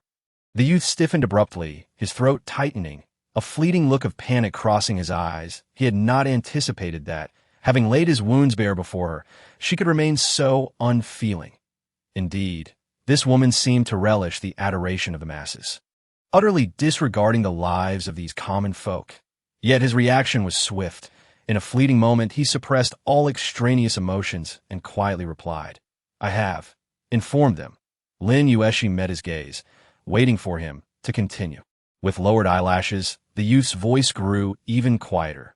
The Jingzhou prefecture merely stated that the case has been resolved, the compensation paid, and they will no longer concern themselves with my plight. As for my sister, his fingertips trembled, as if he were in excruciating pain, his voice hoarse. If she cannot be found, then she is to be considered dead. The air thickened with an almost tangible silence, as if those 4 words carried an unspeakable weight, gradually settling in the hall. Lin Yuexi picked up her teacup, gently blowing away the froth on the surface, as if casually inquiring, Are you certain this is what the Jingzhou prefecture stated? The youth was taken aback, as though her sudden coldness had rendered him speechless. After a moment, he gritted his teeth and replied, I would not dare to deceive. Lin Yuexi did not rush to respond, merely tapping her fingertip against the rim of her cup, her rhythm slow and casual, neither heavy nor light. Li Jingchong, the investigator, was no top-notch sleuth, yet he was undoubtedly cunning. He had handled this case. And even if his subordinates were inept, they would never utter such foolish words during such a tense time. Moreover, she had been closely monitoring the recent movements of the Jingzhou prefecture. The families of other victims had received proper replies, none treated so dismissively. Song Ju's words clearly aimed to sow discord between her and the Jingzhou prefecture, hoping to shift the blame onto Li Jingchong. Alas, his manipulative schemes were ultimately too naive. Lin Yuexi smiled slightly, her eyes glinting with cold scrutiny as she regarded the youth before her, her voice languid. So, you sought me out, believing that this princess could deliver you justice more effectively than the Jingzhou prefecture? Or did you presume that I, having recently assumed the role of a champion for the people, would be coerced into assisting you? The youth's gaze flickered, and he promptly bowed his head, his voice hoarse, as if it were being wrenched from his throat. The princess's commitment to the people is commendable. Yet I am merely at my wit's end. Should the princess be willing to save my sister, I would willingly serve her, risking life and limb. The hall fell silent for a moment. Then, Lin Yuexi chuckled softly, her laughter carefree yet tinged with an unspoken arrogance. She set down her teacup, slowly lifted her gaze, and leaned slightly forward, her eyes lazily surveying him, carrying an air of examination. Well said. The youth felt a wave of relief wash over him. Eager to respond, but she casually added, "What a pity, for I am not one to meddle in the affairs of others." Ding. Achievement speaking nonsense with open eyes unlocked. Reward. True fragrance warning. Experience card X1. Ever since Lin Yuexi had mastered the art of confinement, the system had grown more obedient, seldom appearing at inappropriate times. Suddenly, its resurgence was jarring, and Lin Yuexi felt a surge of confusion, causing her hand to tremble slightly. Spilling some tea. With a soft splatter, the amber liquid trickled down the youth's collarbone, seeping into the half-open fabric of his shirt, the water tracing the contours of his slender, sharp form against the backdrop of his pale, exquisite face. It evoked a sense of vulnerability, as though he had been toyed with. Lin Yuexi. The youth's breath hitched, and he abruptly looked up, his throat tightening, a fleeting moment of shock in his eyes, as if he had not anticipated such an action from her. Then their gazes locked, the air suspended for a brief moment. Lin Yuexi, contemplative, observed the path of the droplet cascading down, her eyes narrowing slightly. What was this atmosphere? Why did it suddenly feel so awry? When had her secret penchant for beauty been revealed? System. Lin Yuexi inhaled softly, averting her gaze and casually fiddling with her teacup. Her tone languid. "There are many who wish to offer their lives for me. What reason do I have to choose you?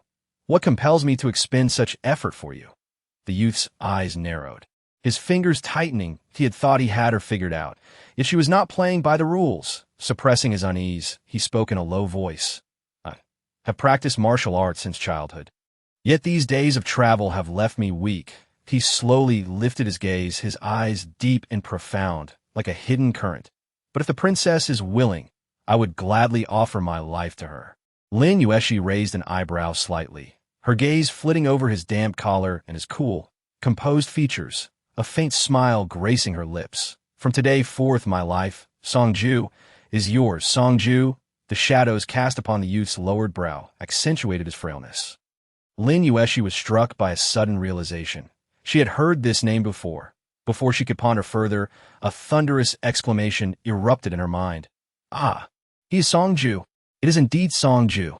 Lin Yuexi suddenly recalled Ji Shai's low, magnetic voice, slowly reciting. Songju kneels in the shadows, his back straight. So that person last night was indeed giving her a preview. Upon this realization, for reasons unknown, Lin Yuexi's mood lifted considerably, her fingers idly tapping against the porcelain cup. Maintaining her composure, she inquired casually, "What? Is he an important figure?" "Important." The system sounded as if struck by lightning. This scoundrel is one of the most loathsome characters in the entire narrative, contributing significantly to the reader's emotional distress. It is advisable to activate the minor protection mode immediately. His history could fill 3 episodes of today's Law and Warrant, a separate interrogation room in Guarding Liberation West. Lin Yuexi's interest peaked. She leaned back leisurely in her chair. "Oh." The system's voice lowered, seething with indignation. His mother brought him and his sister to seek refuge with their uncle in the Jinui. But what happened? Relying on his uncle's influence, he climbed into the Jinui, trampling on his colleagues, deceiving both above and below, ultimately betraying his uncle entirely in his quest for advancement. When his mother confronted him, he ended up killing her by accident. Lin Yuexi traced her fingers over the porcelain cup, her gaze flickering. And then, the system erupted in fury.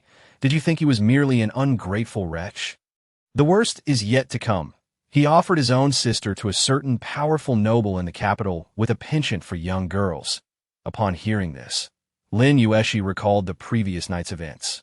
Though she had thought them irrelevant, she now recognized that it was indeed Songju who had sent his sister away. What was the name of the place she was sent to again? She couldn't recall, but it sounded like some sort of courtyard. But the most outrageous part is the system's voice rose. That's such a cold-hearted individual, because the female lead casually lent him 5 taels of silver years ago. Became utterly devoted to her. This scoundrel later became a big shot in the Jinui, killing for the female lead, clearing obstacles, and serving as her first loyal dog. The system's tone shifted, as if it had stumbled upon some earth-shattering revelation. Lin Yuexi, she had initially believed this lad was merely a pawn set up by others, but turned out he was a high-spec version of an ungrateful wretch and a mad dog combined. The system howled. "Host, berate him fiercely, confront him. I've already started adding points for your satisfaction. Lin Yuexi smiled faintly, her eyes revealing a hint of enlightenment. Sensing her shift in mood, Songju felt a tightening in his chest. Yet he soon exhaled in relief. Was she about to accept his plea? Lin Yuexi leisurely picked up the teapot, pouring herself a cup of tea, and in front of Songju, casually dropped the pill into it. She then pushed it to the edge of the table, her tone languid as she extended a sincere invitation. Drink. The teacup trembled lightly on the table, producing a crisp sound. The hall fell into an eerie silence. Songju's pupils constricted, and a chill ran through his veins. He made no move. Lin Yuexi tilted her head slightly, her brows arching ever so slightly, and a hint of languid amusement flickered in her eyes. Didn't you claim you would give your life for me? Why hesitate over but a cup of tea? Songju's fingertips tightened, his Adam's apple subtly bobbing, and his lips seemed to twitch as if on the verge of speech. Yet Lin Yuexi merely chuckled softly. Leisurely leaning back against her chair, her fingers lightly tapping the table in a slow, measured rhythm. Her tone was casually indifferent. This tea is a tribute from the palace, something ordinary folk cannot afford. Want to wager your life? She paused, slowly curling her lips into a smirk, her eyelids drooping as she added, Let us first see how much your life is worth. Songju's breath hitched, a cold sweat beginning to bead on his back. He understood that this tea was not to be consumed. Those of their ilk had myriad torturous methods at their disposal. Yet here he knelt, unable to avert his gaze, the air around him pressing down oppressively. That cup of tea loomed before him like a gaping maw, silently beckoning him to leap into its depths. Should he refuse to drink? What then? Moments later, he lowered his eyelashes, inhaling deeply, shifting forward on his knees to the edge of the table. And cradling the teacup in his hands, the tea swirled gently, mirroring the restraint in his brow and eyes. His fingertips tightened slightly, yet in the end, he bowed his head and drank it all in one gulp. The teacup clinked back onto the table with a crisp sound. Lin Yuexi tilted her head, laughing softly, and leisurely lifted one leg to rest it upon Songju's slightly damp shoulder, the sole of her shoe gently grinding against his shoulder blade. The skin beneath was soaked with tea, burning hot, and though her pressure was light, it felt akin to a serpent's tongue teasing his nerves. Songju, is it? Her voice was low and smooth, like a cat's tail brushing by. Yet he felt the tension in his spine, as if preyed upon by a beast. She leaned closer, her eyes crescent-shaped, the corners of her lips curving ever so slightly, revealing a glimpse of white teeth. Yet her breath was cool, reminiscent of a flickering lantern on a stage. You're betting rather high. Songju's shoulders stiffened, his shoulder blades arching instinctively, an innate urge to retreat. However, Lin Yuexi appeared oblivious, merely sighing in a leisurely manner. What a pity. She leaned forward, her fingers gliding up his face, the pads of her fingers gently caressing his trembling skin, her gaze shifting as she spoke with a lilting cadence. In this world, many are willing to gamble their lives, yet few emerge victorious. Her fingers were cool, carrying the lingering moisture of the tea, brushing against his skin like a serpent's tongue upon a dying frog. Songju's breath stuttered, his spine tautening further. Yet Lin Yuexi straightened, gazing down at him, her expression akin to that of one observing a pitiable plaything. Tell me, she said softly, a hint of languid amusement in her voice. Why do gambling houses so often allow newcomers to win the first round? Songju jolted, his pupils constricting. Danger. Instinct screamed at him, urging retreat, yet she had already leaned in close, her breath brushing against his ear. A slow, tantalizing tempo that hung in the air. She chuckled lightly, her brows arched, lips curling upward, as she slowly uttered her final words. The most dangerous hunter is the one who makes the prey believe it is the hunter. As her words lingered, the sound of traditional drums seemed to explode in the air, clang. She gradually withdrew, her movements echoing the lingering resonance of a theatrical performance, her sleeves swaying lightly, her gaze dimmed. Akin to a performer poised for the stage, her eyes shimmering with mischief. Suddenly, she exerted a forceful kick. Bang! Caught off guard, Songju was sent sprawling. Pain coursed through him, yet he could hardly register it. He pushed himself up abruptly, staring up in a daze in the elevated position, The young woman slowly retracted her leg, her skirt fluttering gently in the air, reminiscent of a languorous goldfish tail. She casually leaned back against the chair, her elbow resting against the armrest, idly spinning a fragment of a teacup with her fingertips, her eyes lowered, a smile playing on her lips. It was as if the one who had just kicked him to the ground was not her at all. "What are you afraid of?" She blinked innocently, her voice soft, like a melodious lullaby. "Haven't you been gambling with your life all along? Why hesitate now?" Cold sweat trickled down Song Ju's back, his fingers gripping the ground tightly, his throat convulsing. With a careless flick, she tossed the porcelain shard to the floor, where it rolled and emitted a delicate scratching sound before finally resting at his feet. Lin Yuexi leaned slightly forward, resting her chin on her hand, her eyes dimmed, tinged with a trace of regret. "You wish to deceive me, my lord?" She chuckled lightly, her tone elongated. "You might want to practice a bit more." Her voice, neither too soft nor too loud, wielded the sharpness of a gilded blade, slicing through his fade with a hint of mockery. Song Ju's breath quickened, his heart pounding like a drum, his nails digging into his palms until blood began to seep. Yet when he met her smiling gaze, an icy chill enveloped him, as if he had plunged into a frozen abyss. He dared not move, dared not speak. Her gaze was too serene, too gentle. Yet the gentler it was, the more it sent shivers down his spine. He could not fathom the emotions of the person before him, nor could he ascertain what he had just consumed. Lin Yuexi's gaze lingered on his face, a gentle smile gracing her lips, her brow arching slightly, as if suddenly recalling something. "Did you think?" She paused, tilting her head slowly, the corners of her mouth curling with an inscrutable meaning. "That I had poisoned you just now?" Song Ju's pupils constricted, a tightness gripping his heart. But Lin Yuexi merely shook her head lightly, a faint smile gracing her lips, her voice soothing as if comforting a frightened child. "Don't be anxious." She leaned slightly forward, her fingers curling around a lock of hair, her eyes deep and misty, as if shrouded in the lingering haze of the stage. "It's just a little something to make you speak the truth." "What?" Song Ju's pupils dilated, his fingertips trembling. Though he did not know precisely what it was, a strong premonition gripped him.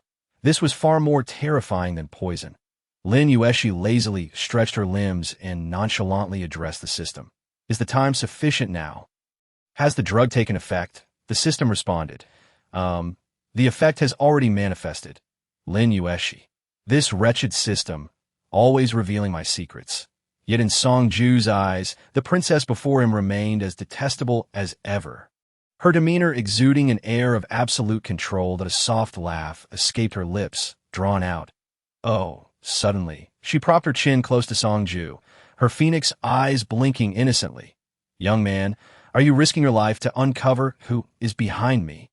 Song Ju clenched his jaw tightly, his fingers digging into his palm. He wanted to remain silent, wanted to lie, wanted to keep quiet, but the next moment his throat betrayed him, words spilling forth uncontrollably. "I don't even know who that person is." A thunderous crack echoed in his mind. Song Ju froze, his pupils shrinking as if he had been startled by himself. Before he could process it, he raised his hand in a desperate attempt to cover his mouth. Unfortunately, Lin Yuexi was already prepared. She flicked the teacup with her fingers, pinning him down. The porcelain shard spun in midair, while two guards pressed Song Ju's head into the crevices of the floor tiles. "Ugh!" Song Ju struggled desperately, yet the voice within him felt as though it were being drawn out by an unseen force. His mouth was entirely beyond his control. His pupils trembled violently, his nails embedding deep into his palm. Yet he could do nothing. He could only watch helplessly as all his secrets were laid bare. "Yesterday, a masked man appeared at my home, urging me to seek the princess." Song Ju's complexion turned ashen. He wished to resist, but his body was more honest than he, revealing even the minutest details. He said, "If I want to find my sister, I must do as he says, inside the hall." The air gradually thickened. Lin Yuexi half closed her eyes, listening to his disjointed confession, her expression perpetually adorned with a faint smile. Until he finished speaking, she lightly exclaimed, "Though you claim reluctance, your body is quite honest." Song Ju's mouth parted slightly, as if to continue his defense, yet just as he intended to fabricate an excuse, His tongue slipped from his control, uttering, "He also promised that if I succeeded in this matter, I would surely be rewarded." Songju's fingertips clenched the hem of his garment tightly, a tumult of emotions swirling in his eyes. Anger, resentment, shame, and fear intertwining, rendering him a grotesque figure. Utterly helpless, he could not accept this reality. Could not bear being stripped bare and exposed for all to scrutinize. Lin Yuexi's smile deepened, her tone casual. "So you came, not to save your sister?" He opened his mouth, attempting to refute, but the potency of the truth-telling pill was overwhelming, forcing forth the malice hidden within his very bones. She was taken away by those people that it's been so many days, she's long since been tainted. Living has become a burden. The moment those words fell, the atmosphere shattered, unleashing an invisible chill. Even the system was rendered speechless by his twisted logic. Calculating, "It seems your sister is only 8 years old this year." Lin Yuexi blinked, smiling. Yet that smile held an unsettling chill. Lin Yuexi removed the golden hairpin from her head, lifting his chin with it. "I detest those who exploit their kin for sympathy, yet disdain the foulness of familial ties." The pin's tip slowly pierced into his collarbone.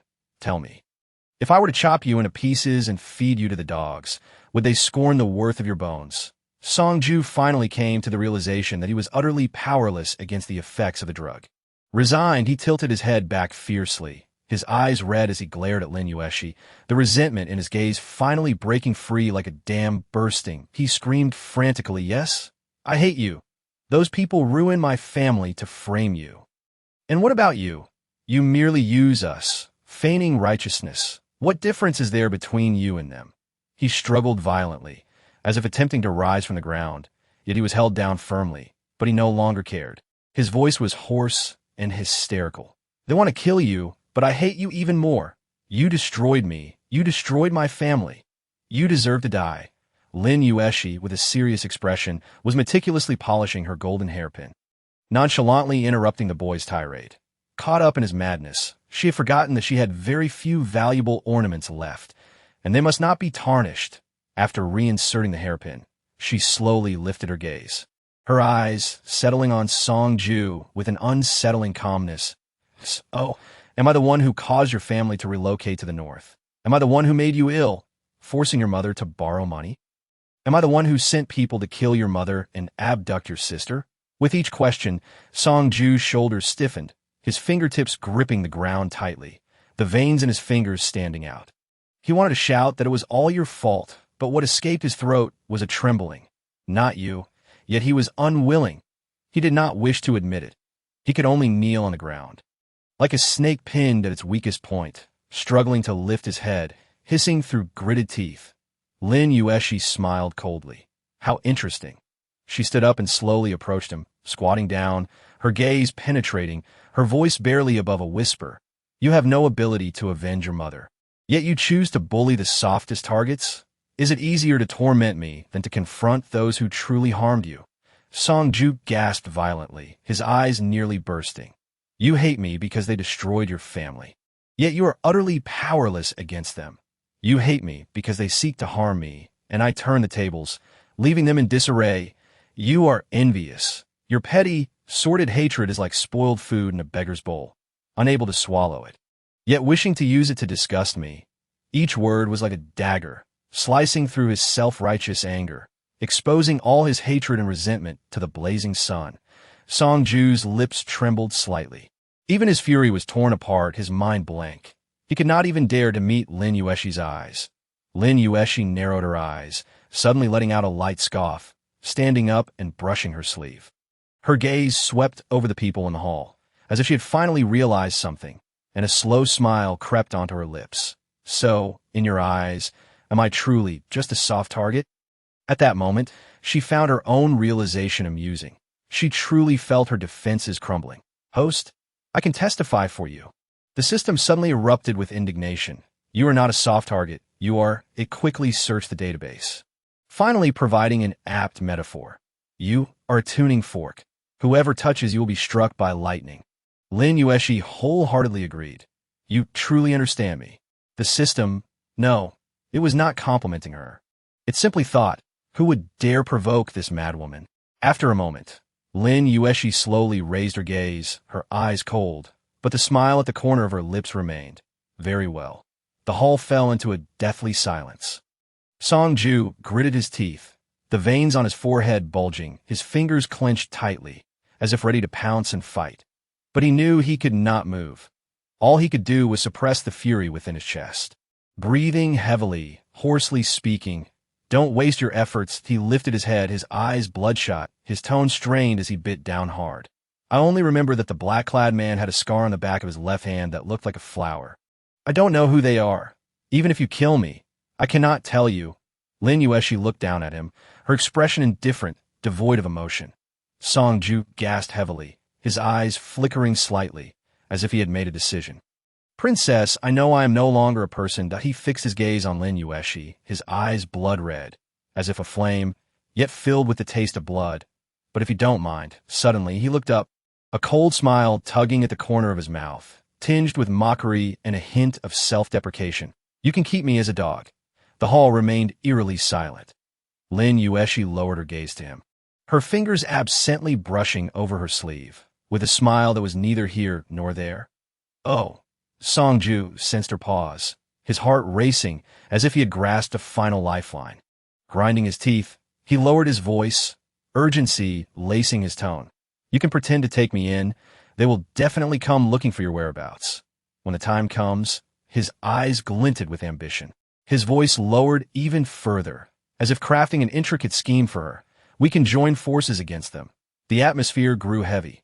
Lin Yuexi suddenly let out a light laugh, her gaze darkening slightly.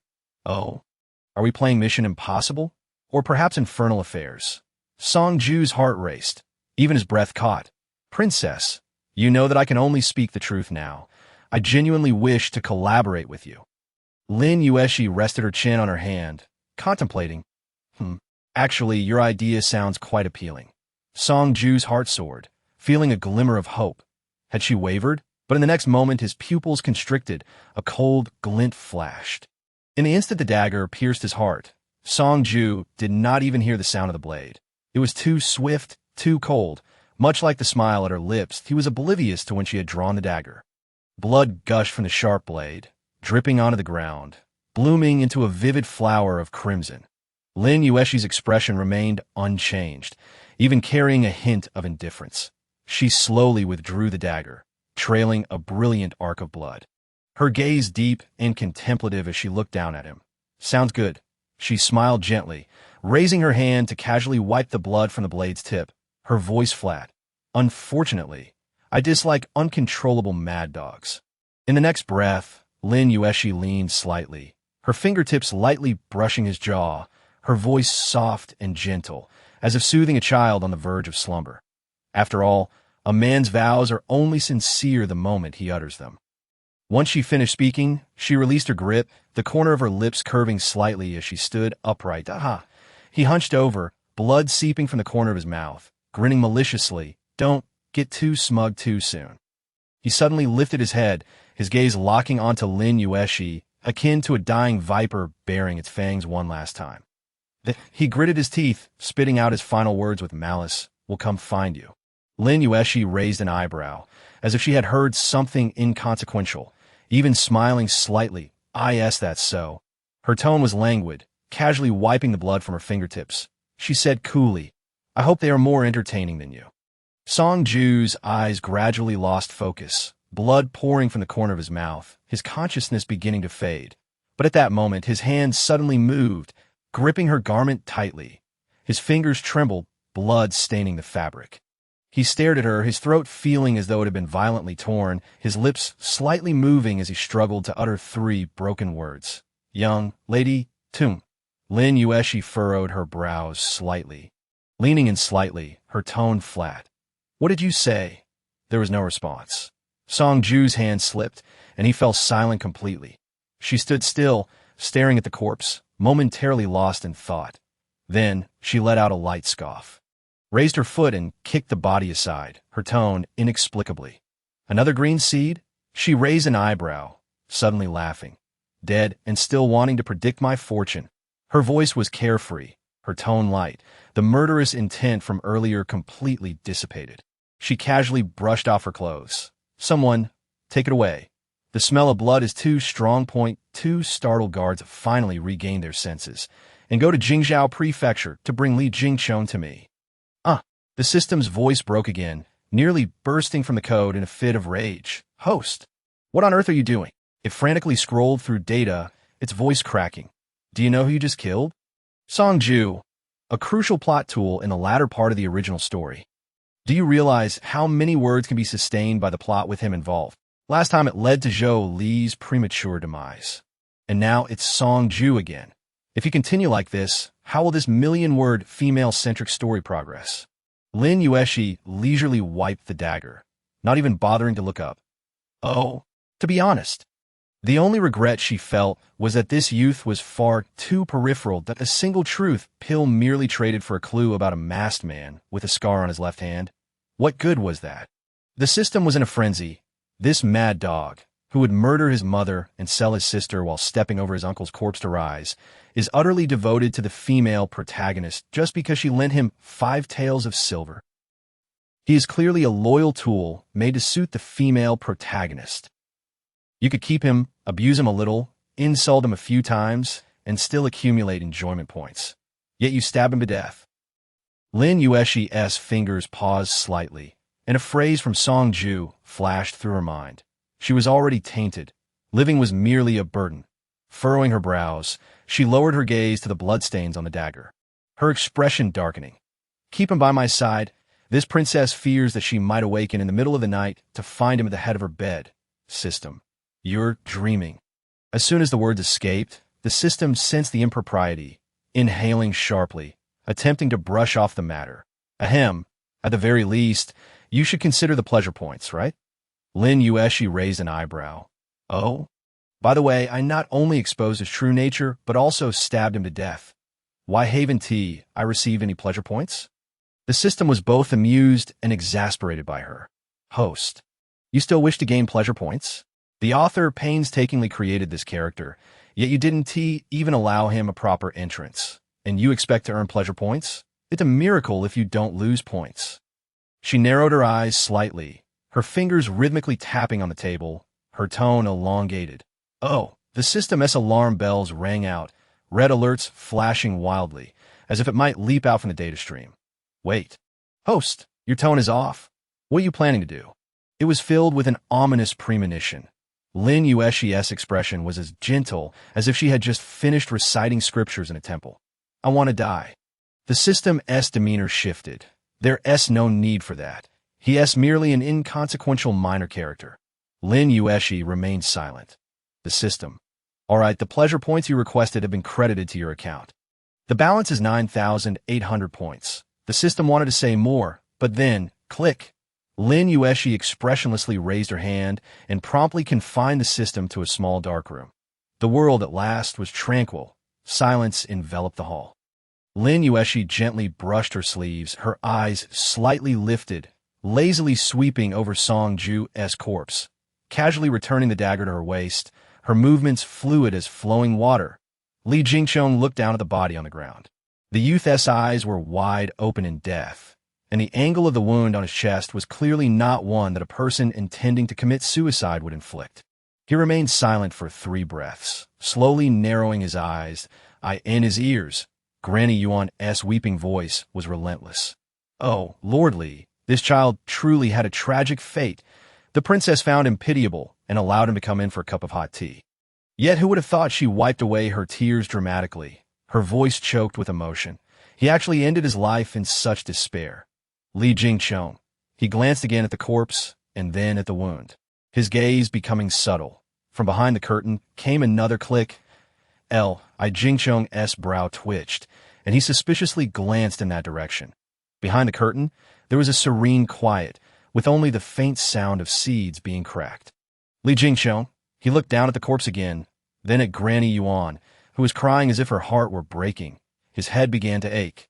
This youth was far too extreme. Granny Yuan shifted her tone, crying even more sorrowfully, insisting that the princess save her sister.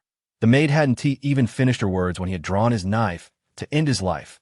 She smacked her thigh dramatically. Performing with vivid expression, The old servant was utterly stunned at that moment. Click! Behind the curtain, another crisp sound of seeds being cracked echoed. Alai Jingchung's lips twitched. He cast a sidelong glance at the wound on the corpse. Then back at Granny Yuan. Her acting was so convincing she could probably take center stage in a theater. However, Granny Yuan's expression was too sorrowful, even as she cried while subtly glancing at his reaction. Upon seeing his lack of emotion, she immediately pinched her own thigh, crying even louder, "Li Jingchong." He pondered for a moment, reaching into his pocket to squeeze his pouch, wanting to crack some seeds himself. Never mind. That wouldn't be appropriate. He silently withdrew his hand. Taking a deep breath to adjust his mindset, he spoke. This case, I will dispatch someone to thoroughly investigate. Then he scanned the room, deliberately directing his question towards the curtains. Where's the princess? Granny Yuan promptly ceased her weeping, her expression growing serious. She was startled and his resting Jingchung's lips twitched. She could play the Swana even in front of 8 corpses, yet she could be frightened by this? He glanced down at the corpse, then at Granny Yuan, remaining silent for 2 seconds. Fine, they had their reasons. Granny Yuan dutifully saw him to the door, not forgetting to shout. Lordly, the princess insists we must find out the whereabouts of that child. Do not let any filthy thing touch her. When Granny Yuan returned, she handed over a jade pendant. It was the piece that Jolie had taken from the corpse that day. Lin Yuexi held the jade pendant, contemplating for a moment before summoning Wang Shang, instructing him to take this to you in Academy. 47. Poverty. Oh, Poverty. Yuan Hui hurried in, his expression grave. Sir, we have just received word that Songju's corpse has been taken out of the Grand Princess's residence by the officials of Jingzhou Prefecture. He paused before adding, they say it was suicide. Yuan Hui, who had always admired Mr. Zhang, could not help but secretly marvel at how the young princess had repeatedly unraveled Mr. Zhang's death traps in recent days.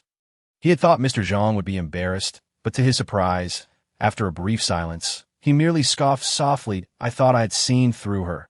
Yet I still underestimated her. Just as Yuan Hui was about to speak, Zhang Chuan interjected. Didn't she dismiss a group of servants a few days ago? Yuan Hui was taken aback, then quickly understood, whispering, Understand. I will ensure there are people in every corner of the Grand Princess's residence. Zhang Chuan nodded slightly, his expression calm as if everything were as expected. Outside the window, the sky darkened, the wind brushing past the eaves, stirring up a few fallen leaves. He said softly, No need to rush. Since she is so cautious, we shall take our time. That a chess game is not daunting if it is challenging. As long as there is enough time, we can always lead her into a deadlock. Just as Yuan Hui was about to respond, he suddenly recalled something, his tone hesitating. Sir, we just received news from the palace that the emperor has ordered Deputy Minister of Justice Liu Huai to head to Jiangnan to assist the prince in investigating the salt tax, with plans to depart soon. Zhang Chuan's brows knitted together, his eyes narrowing as he spoke in a low voice. Another pawn of the third prince. After a moment, he scoffed softly, his expression inscrutable. What exactly does the emperor intend to do? Is he truly just balancing the power between the two princes? His gaze darkened, lost in thought. Lin Yuexi's fingertips lightly tapped on the table as she listened to Granny Yuan and Lin Yui tallying the accounts. Her expression gradually relaxing from a frown to a slight smile. It wasn't too bad. After stripping that group of servants clean, they managed to scrape together 1,000 taels. The loyal Duke's residence sent over 10,000 taels, which she had other uses for. The scattered amounts found in Granny Gua's home totaled merely 2,000 taels. All in all, the actual amount of usable silver was just over 2,000 taels. Lin Yuexi nodded slightly, a flicker of comfort rising in her heart. Though 3,000 taels was not a large sum, it would suffice for a while. Moreover, Lin Yuexi, was not one to squander resources. She slowly lifted her gaze to her younger sister. Lin Yuexi was not talkative, her expressions few, and her emotions muted. Yet at this moment, her very existence was a silent accusation against the notion of poverty. Lin Yuexi sighed softly, withdrawing her gaze and turning towards Granny Yuan. Her loyal old maid, dedicated and tireless, had exerted great effort for the sake of the nearly bankrupt Grand Princess's residence. Granny Yuan had fretted countless times to save this crumbling estate. However, worrying aside, the harsh reality still had to be faced. She rubbed her throbbing temples, suddenly sitting up straight. What about the shops? Years ago, the Grand Princess had intended to give one of the shops to their Aunt Lin Yao as a dowry. But their aunt had been considerate of the three siblings and had only taken 2,000 taels with her when she married. Granny Yuan quickly replied, "The two shops brought by the Grand Princess are still intact." Still intact? Lin Yuexi became intrigued. Had Wuxi sold them? Granny Yuan nodded. "The land deeds have always been in my hands. She cannot touch them." Lin Yuexi immediately cast her a look of appreciation. However, Granny Yuan remained impassive, merely squeezing the prayer beads on her wrist, as if to say, "Princess, there's no need for excessive praise. I am merely fulfilling my duty." Lin Yuexi's lips curled into a slight smile, her mood gradually warming. With shops, there would be silver. The problem was not significant. However, the next moment, Granny Yuan added faintly, "But these two shops are currently suffering considerable losses." Lin Yuexi's smile faltered. "What?" "The accessory shop and the spice shop were once among the best in the capital," Granny Yuan explained slowly, "but over the years, under Wuxi's management, they have been run into the ground. The original shopkeeper and all the staff have been replaced, and they've been cutting corners and misrepresenting the quality, resulting in severe losses. Now that those pests have been driven away and the original shopkeeper has been brought back, recovering to vitality," she paused, glancing meaningfully at Lin Yuexi, "will require at least another 1,000 taels to be invested." Lin Yuexi. She rubbed her forehead, taking a deep breath, striving to prevent herself from succumbing to despair too quickly. Gritting her teeth, she slowly said, "What else?" Lin Yuexi replied nonchalantly, "There is also a farm on the outskirts of the capital Do." Lin Yuexi's eyes glimmered slightly. "The Guo family hasn't even taken action regarding this." Mama Yuan let out a cold snort. "She dares not. The land in the outskirts of the capital is surrounded by royal relatives. Even changing a doorman or repairing a wall can become the talk of the entire capital." However, before this fleeting sense of luck could settle, Mama Yuan continued, "It's just that, a few years ago, Mama Guo was quite harsh on the tenants, and this year's harvest has dwindled by half, leading to a deficit." Lin Yuexi. She abruptly shut her eyes, taking a deep breath in an attempt to steady herself. Yet, before she could regain her composure, she heard Mama Yuan's tone shift again. "Your Highness, autumn has already arrived, and the weather is growing colder day by day. There are many items that need to be prepared." A pang of alarm struck Lin Yuexi's heart. Mama Yuan began counting on her fingers. "Such as winter clothing. There are dozens of people in the manor, and not a single piece has been tailored." Lin Yuexi's breath hitched. While the ordinary servants could make do, this year was particularly harsh, and everyone's clothes were in tatters. The young master and the second young lady were at a growing stage. How could last year's cotton clothing still fit? What about the guards? The doorman? Those who kept watch at night had no winter clothing. If they fell ill from the cold, who would take their place? The elderly women in Mama's quarters were already slowing down, and winter's chill was most fearsome. If they fell ill, how could they attend to the princess next year? Moreover, the tenants on the estate had children who lacked even proper shoes. If new clothes were not distributed this year, they might freeze their toes off. And let us not forget the kitchen. During winter, charcoal and firewood must be stocked, and with prices soaring for rice, oil, and salt, which of these does not require silver? Enough! Lin Yuexi suddenly raised her hand, her gaze vacant, her body stiffened in her chair. A throbbing pain pulsed in her head, her temples pounding. The words "no silver," "to prepare," and "your highness" echoed like thunder in her mind. She had thought that the 3,000 taels of silver would suffice for some time, but what was it? It was merely a drop in the bucket. She had believed this to be the worst news. However, Mama Yuan suddenly fell silent for a moment, her expression hesitant, before finally biting her lip and speaking. "In winter, it is customary to present generous gifts to the elders of the royal family." Lin Yuexi's eyes widened in disbelief. What? She could hardly make ends meet herself, and now she was expected to give winter gifts to others? Mama Yuan's voice dropped slightly. "Every year, the princess's residence sends winter gifts to various families within the palace. To the royal family, the maternal relatives, and the noble families in the capital. This has been a custom for decades. But rest assured, Your Highness, the return gifts from others will not be lacking. Lin Yuexi. You should have mentioned this sooner. She pressed her fingers to her forehead, gritting her teeth. Did Li Jingqiong and the others find any silver in the brothels, gambling houses, or money shops? She clenched her jaw. Did they not seize any silver? Those places on any given day could swindle away thousands of taels of silver.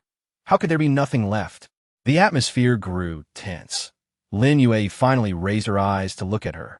Her expression still calm, but her words were starkly realistic. What they confiscated, can it still be returned to us? Lin Yuexi shot her a glance, as if to say, aren't you thinking too small? Chen Fuqing, that rascal, lost silver at the gambling house. And isn't that all coming from my purse? Lin Yuexi's ire grew, and she sprang to her feet. Let's go to the Jingzhou mansion to demand money from Li Jingqiong. Mama Yuan, quick-witted, seized her arm. Your Highness, calm down. I have already inquired. By the time the Jingzhou mansion's people went to investigate, those places had long been cleared out. Not only us, but even the Jingzhou mansion could not find any silver. Lin Yuexi paused, narrowing her eyes. What do you mean by that? With the culprits akin to mice, scuttling away without a trace. Mama Yuan's tone turned somber. Even the 10 taels meant to compensate the victims had to come from the Jingzhou mansion's own pockets. The Jingzhou mansion had to dip into their own funds? Lin Yuexi stroked her chin, suddenly feeling that her own predicament was not so dire after all.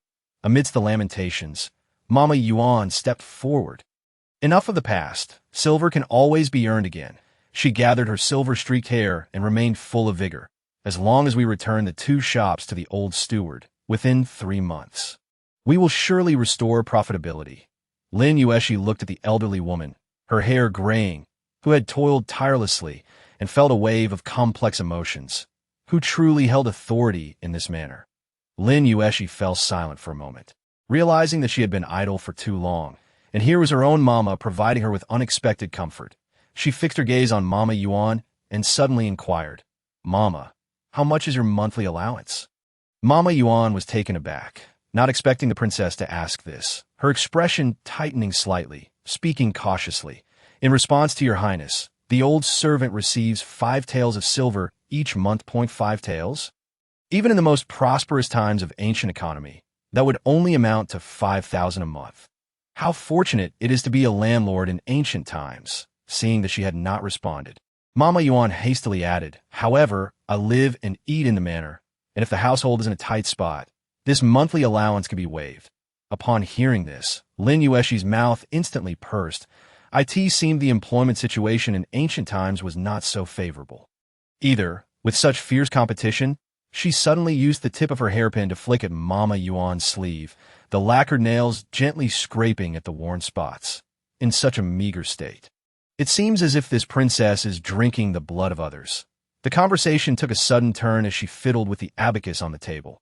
From today onward, Mama's loyalty. The abacus clicked against the engraved marks on the beam, stopping precisely at the 20-tael vermilion mark. This is the amount that befits you. Mama Yuan was momentarily taken aback, even thinking she had misheard. Spring Flower and Autumn Moon exchanged astonished glances, wondering if the princess had been driven mad by her recent imprisonment. Even Lin Yuexi slightly raised her gaze, a hint of surprise in her expression, as if this was the sister who had once warned her to ensure not to let the servants take even a fraction of a tael. Finally, Mama Yuan came to her senses, overwhelmed with gratitude and fear. Your Highness, the old servant cannot accept this. Lin Yuexi, unfazed, interrupted her, speaking as gently as if coaxing a stubborn elder. This manor is your home. Now that I have taken charge, it will remain so. She tilted her head, smiling. This princess delights in seeing loyal servants adorned in gold and silver, infuriating those ungrateful wretches. Her eloquent words flowed like water, leaving Mama Yuan momentarily speechless. She opened her mouth, wishing to decline again, but Lin Yuexi pressed a hand to her lips. Mama, is this not what you deserve? Mama Yuan. She truly felt a swell of emotion, tears and snot flowing as she waved her hands. Oh, Your Highness, I truly do not deserve it. Yet while she spoke of unworthiness, Her eyes were already calculating how to save further expenses with those 5 taels for the princess, with such a steward. Lin Yuexi felt a twinge of shame for her previous idleness. She waved her hand, casually passing the responsibility. From now on, all matters of the household will be entrusted to you, Mama. Though Mama Yuan continued to humbly protest that she could not accept it. Her eyes already sparkled with determination. Lin Yuexi turned to Spring Flower and Autumn Moon. And you two, the ones who remain in the manor alongside me during this trying time, from today onward, your monthly allowance will double. This princess intends to let all of the capital know that even the ants in my courtyard receive more than 3 grains of rice. Joy and gratitude erupted among the crowd. When the cheers subsided, Mama Yuan suddenly hesitated, her words caught in her throat. However, Your Highness, the household is currently short-handed. Lin Yuexi finally recalled this matter, furrowing her brow. How many people are there in the household now? Mama Yuan pondered for a moment before answering. Including myself, there are a total of 17 people in the manor. After some clarification, Lin Yuexi gained a general understanding of these 17 individuals. The core team consisted of Mama Yuan, Spring Flower, and Autumn Moon. The kitchen management included Aunt Hua and her daughter-in-law, as well as her daughter. The security department comprised Wang Zhong, the head guard, a loyal former subordinate of the Grand Princess, and his son Wang Sheng, who served as a guard in the manor, along with 3 other guards who were severely insufficient. The remaining personnel included several honest and simple servants responsible for cleaning. The positions that were lacking included Lin Yuexi's personal maid, none, a young servant to assist her, none, and guards severely lacking. As for the abducted doctor who, while he had a young servant with him, he still required another to relay messages. After finishing her explanation, Mama Yuan cleared her throat.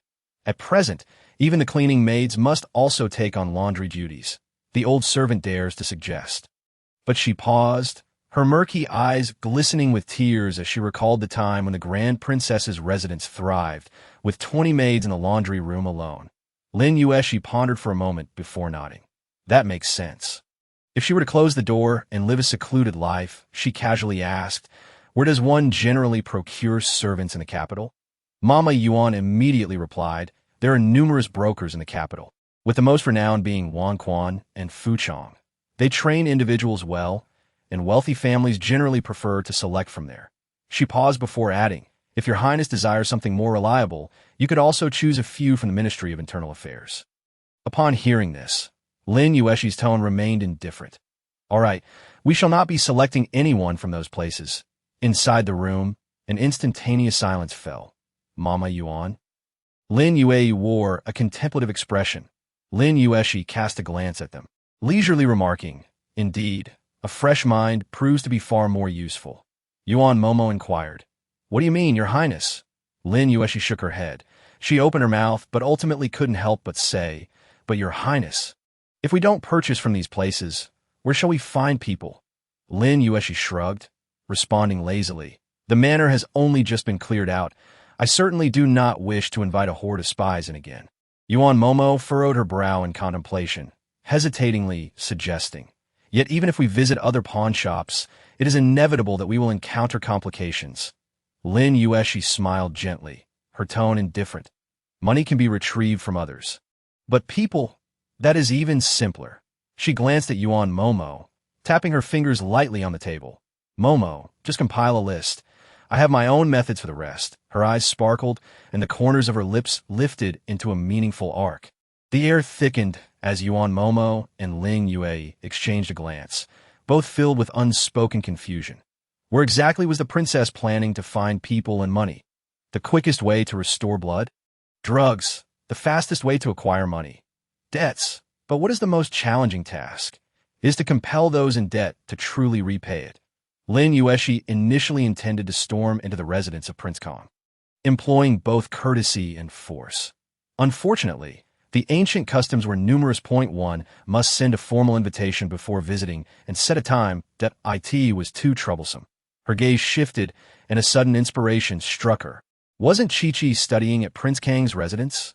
It was only natural for an elder sister to escort her younger brother's school, and for a niece to pay respects to her elders, thus making it logical. However, when Lin Yuexi proposed this idea during mealtime, Chi-Chi's spoon froze in mid-dash air. It was not a mere moment of surprise, but rather a stiff, restrained, and anxious halt, much like a small beast that had been frightened. Chi-Chi's movements slowed for a moment, her gaze flickering. What if we let Chi-Chi rest for a few more days? She rarely offered such advice. Chi-Chi, she softly called, her tone gentle yet akin to a blade of ice in the darkness. Lifting her head, the little one's back visibly stiffened. Yet he slowly raised his head, his eyes like black grapes, glistening with grievance, hesitation, and a hint of timid exploration. What? Don't want to go? Chi-Chi sniffled, his gaze wandering. His small hands stealthily shrank into his sleeves. Lin Yuexi's brow furrowed, her fingertip hooking, directly unveiling his sleeve to reveal a patch of dark bruises clinging to his slender arm. It had been several days. The color was fading, yet it remained a shocking sight. Lin Yuexi's fingertip grazed the sleeve's edge, her tone casual. Who did this? Chi-Chi bit his lip tightly, his eyes reddening, lowering his head in silence. He couldn't speak. There were many of them. He couldn't fight back, nor could he escape. The teacher didn't care, and the prince's residence was vast. No one would help him. He didn't want to trouble his big sister. He fought back tears, resembling a small beast cornered. Lin Yuexi suddenly raised her voice. Didn't I say that if someone bullied you, you must tell your big sister, and she will stand up for you? Upon hearing the word stand up, he finally broke down, exclaiming they shot me with slingshots, stuffed dead mice in my bag. They even poured out my food, and I starved all day. The teacher didn't care. They called me a wild child, said my sister would eventually abandon me. Ooh, the little one rambled incoherently, tears streaming down his face. Ding, Chi-Chi's dependency on the host has reached 10, current strategy value, 93. As the mechanical voice echoed in her ears, her comforting hand suddenly intensified, and amidst the child's sobbing, she shouted, "Get lost!" In truth, she was not fond of weepy children. Yet at this moment, her hand gently rested on Chi-Chi's back, patting rhythmically in a soothing manner. Tender, patient, and exceedingly restrained. Yet within her gaze, there lay a chilling coldness. Chi-Chi sniffled, his voice trembling. They deliberately threw my books. Even stepped on my hands, forbidding me to pick them up. I wanted to fight back, but there were too many of them. I can't win, and I'm afraid they hit me again. Lin Yuexi's expression darkened, her fingers softly gripping Chi-Chi's back, gently stroking his fine hair, her gaze icy as if it had been tempered with frost. Her voice was calm, her tone measured. Chi-Chi, Chi-Chi sobbed. Looking up at her in confusion, Lin Yuexi smiled faintly, her fingertip brushing against his face, her tone impossibly gentle. Who says you cannot fight back? Ding. The host's Black Lotus state is about to erupt. The system kindly reminds, please restrain yourself. Do not dismantle the prince's residence. Her lips curved into a smile, though her eyes held no warmth. Tomorrow, sister will take you to school. Chi-Chi trembled, uncertain whether it was from fear or anticipation. Lin Yuexi's fingertip brushed against his tear-stained face, her voice light as a feather. Yuan Momo were the most little beggars in the city. That day, the various residences in the capital secretly observed the movements of the Long Princess's manor. Astonished to find that Princess Yuaning had taken a stroll through the streets and returned with 7 or 8 little beggars in tow. Upon the news breaking, everyone was left in doubt. What was she up to? Even if she lacked servants, she shouldn't resort to such lowly measures. That night, Lin Yuexi retired early, yet regrettably did not hear that familiar voice again. The following morning, as the old servant guarding the side gate of Prince Kang's residence opened the door, he was momentarily taken aback. Lin Yuexi held Chi-Chi's small hand, followed by a procession of 8 scrawny little ones, all around 5 or 6 years old, with thin arms and legs, standing in a row as if ready to be slaughtered like quails. The old servant. The princess is sending her brother to school? That is understandable. But what about this string of little ones following her? Are they here for school or to form a children's army? He greeted her with a beaming smile. Ah, Princess Yuaning, your esteemed presence is a delight. His eyes couldn't help but glance at the 8 little quails trailing behind. Lin Yuexi was in high spirits, casually explaining. Chi-Chi feels quite lonely at school. He wanted to choose a couple of little attendants to try out, the old servant.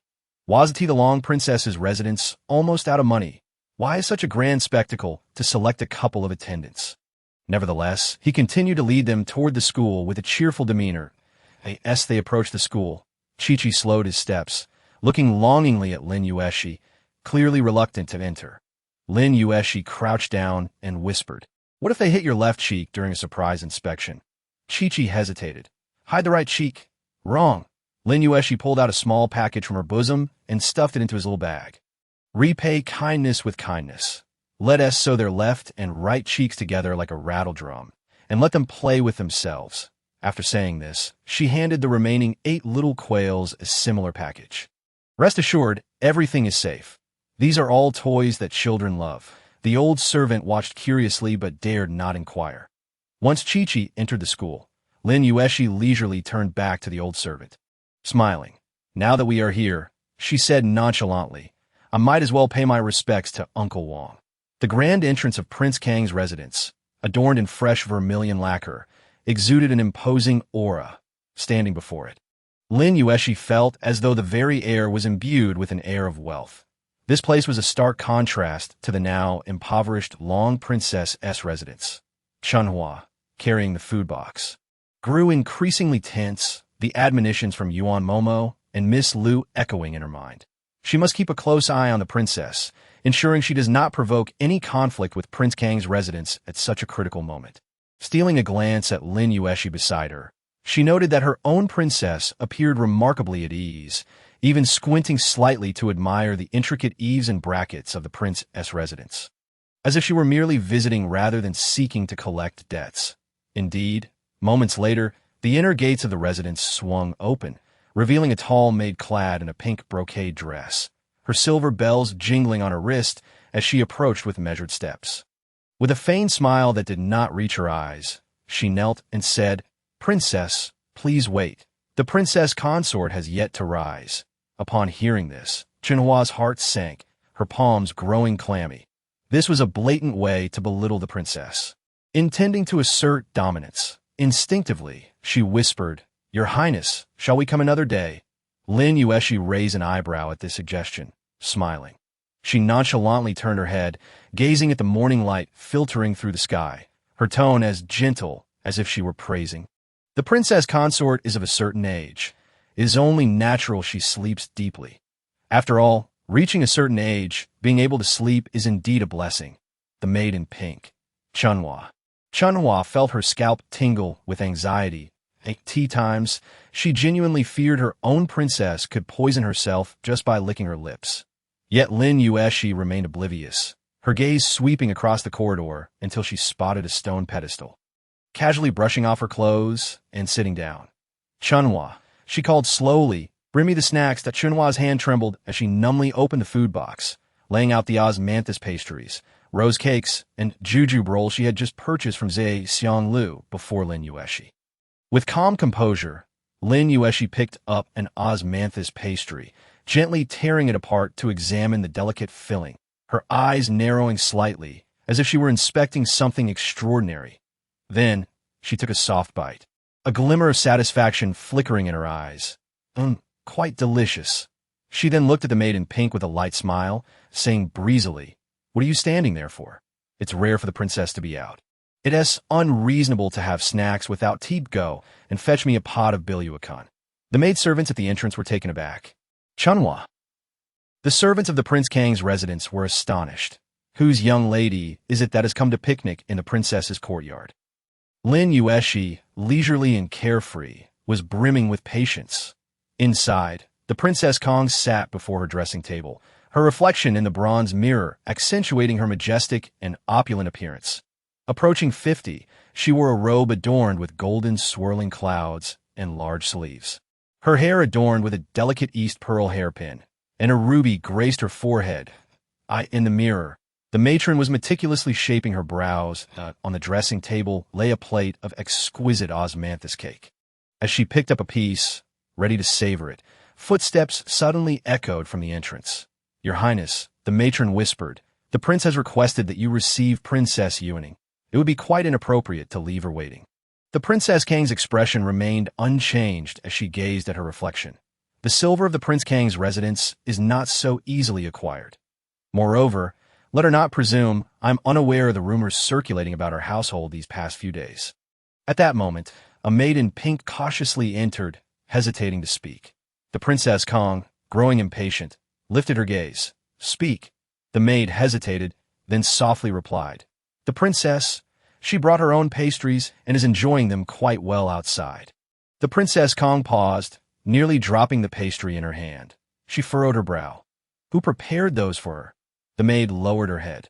She brought them herself. After a moment's hesitation, she lacked the courage to voice the sarcastic remark about her mistress's age. Instead, adding, she also requested that we prepare tea for her. The air grew slightly tense, and, after a moment, the matron standing nearby chuckled softly, her tone unhurried. Not long ago, this old servant's son went to the residence of the Grand Princess on the prince's orders. The Princess Kong subtly turned her gaze towards her. The matron smiled, gently adjusting her sleeve, her tone gentle. Upon returning, he mentioned that the princess is quite charming, though perhaps lacking in guidance, particularly in matters of social etiquette.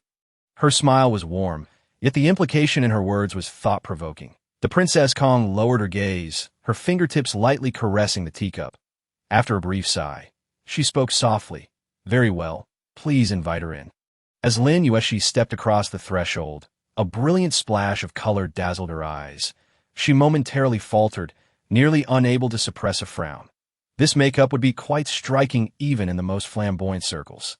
The crimson lipstick was so vibrant it could drip, the rouge on her cheeks more vivid than that of a stage performer. And her hairstyle was meticulously arranged, yet paired with a solemn and dignified golden robe that created an incongruous appearance. As if two actors from entirely different plays had been awkwardly thrust together. Just as Lin Yuexi took her seat, the Princess Kong sighed. Your mother often brought you to the residence when she was alive. You were just a child then, always relishing my candied fruits, insisting that your mother make you skirts so you could twirl around in the courtyard, demanding compliments on your appearance. Lin Yuexi smiled. Is that so? She languidly propped her chin on her hand, as if reminiscing about her childhood, which had faded from her memory. After a moment, she cast a cryptic glance at the Princess Kong and slowly remarked, however, I do recall that the princess enjoys gazing into mirrors. The Princess Kang's fingers paused, her expression cooling slightly. This little girl had sharp tongue. She lifted her teacup, concealing her emotions, her tone nonchalant. This princess is well aware of your purpose in visiting today. However, Chunshur is merely a minor concubine in this household. The actions of her maternal family and elder brother have nothing to do with my residence. If you insist on involving yourself, it would seem rather unreasonable. Her words were measured and deliberate, each syllable imbued with decorum and restraint. Nonetheless, out of respect for your mother, I find it difficult to remain indifferent to your household's circumstances. Raising her hand, the matron behind her promptly presented a stack of silver notes, respectfully extending them towards Lin Yuexi, a modest gift. I hope you will not trouble yourself further about this matter. Lin Yuexi accepted the silver notes and began counting them on the spot. 2,000 taels. She gently shook the notes, her tone languid. Your Highness is indeed generous. Chenhua's breath nearly hitched. 2,000 taels. Just like that, they were dismissing her. It is worth noting that when the loyal and diligent Marquis's family merely came to apologize, they obediently compensated with 10,000 taels. She swallowed hard, instinctively stepping back. Fearing her young mistress might upend the table in fury, the Princess Kong observed her accepting the silver notes, her mind already made up. Should she dare to cause a scene here, today, this elder would take the opportunity to teach her a lesson in decorum. She spoke slowly, her tone imbued with the authority of an elder. This sum of silver is but a token of my goodwill as your elder. Should the princess find it insufficient, I can certainly add 100 or 2 more. Before she could finish her sentence, Lin Yuexi suddenly let out a light laugh, slamming the silver notes onto the table with a resounding clap that startled everyone present. The Princess Kang's countenance darkened instantly. Who dared to strike the table in her presence?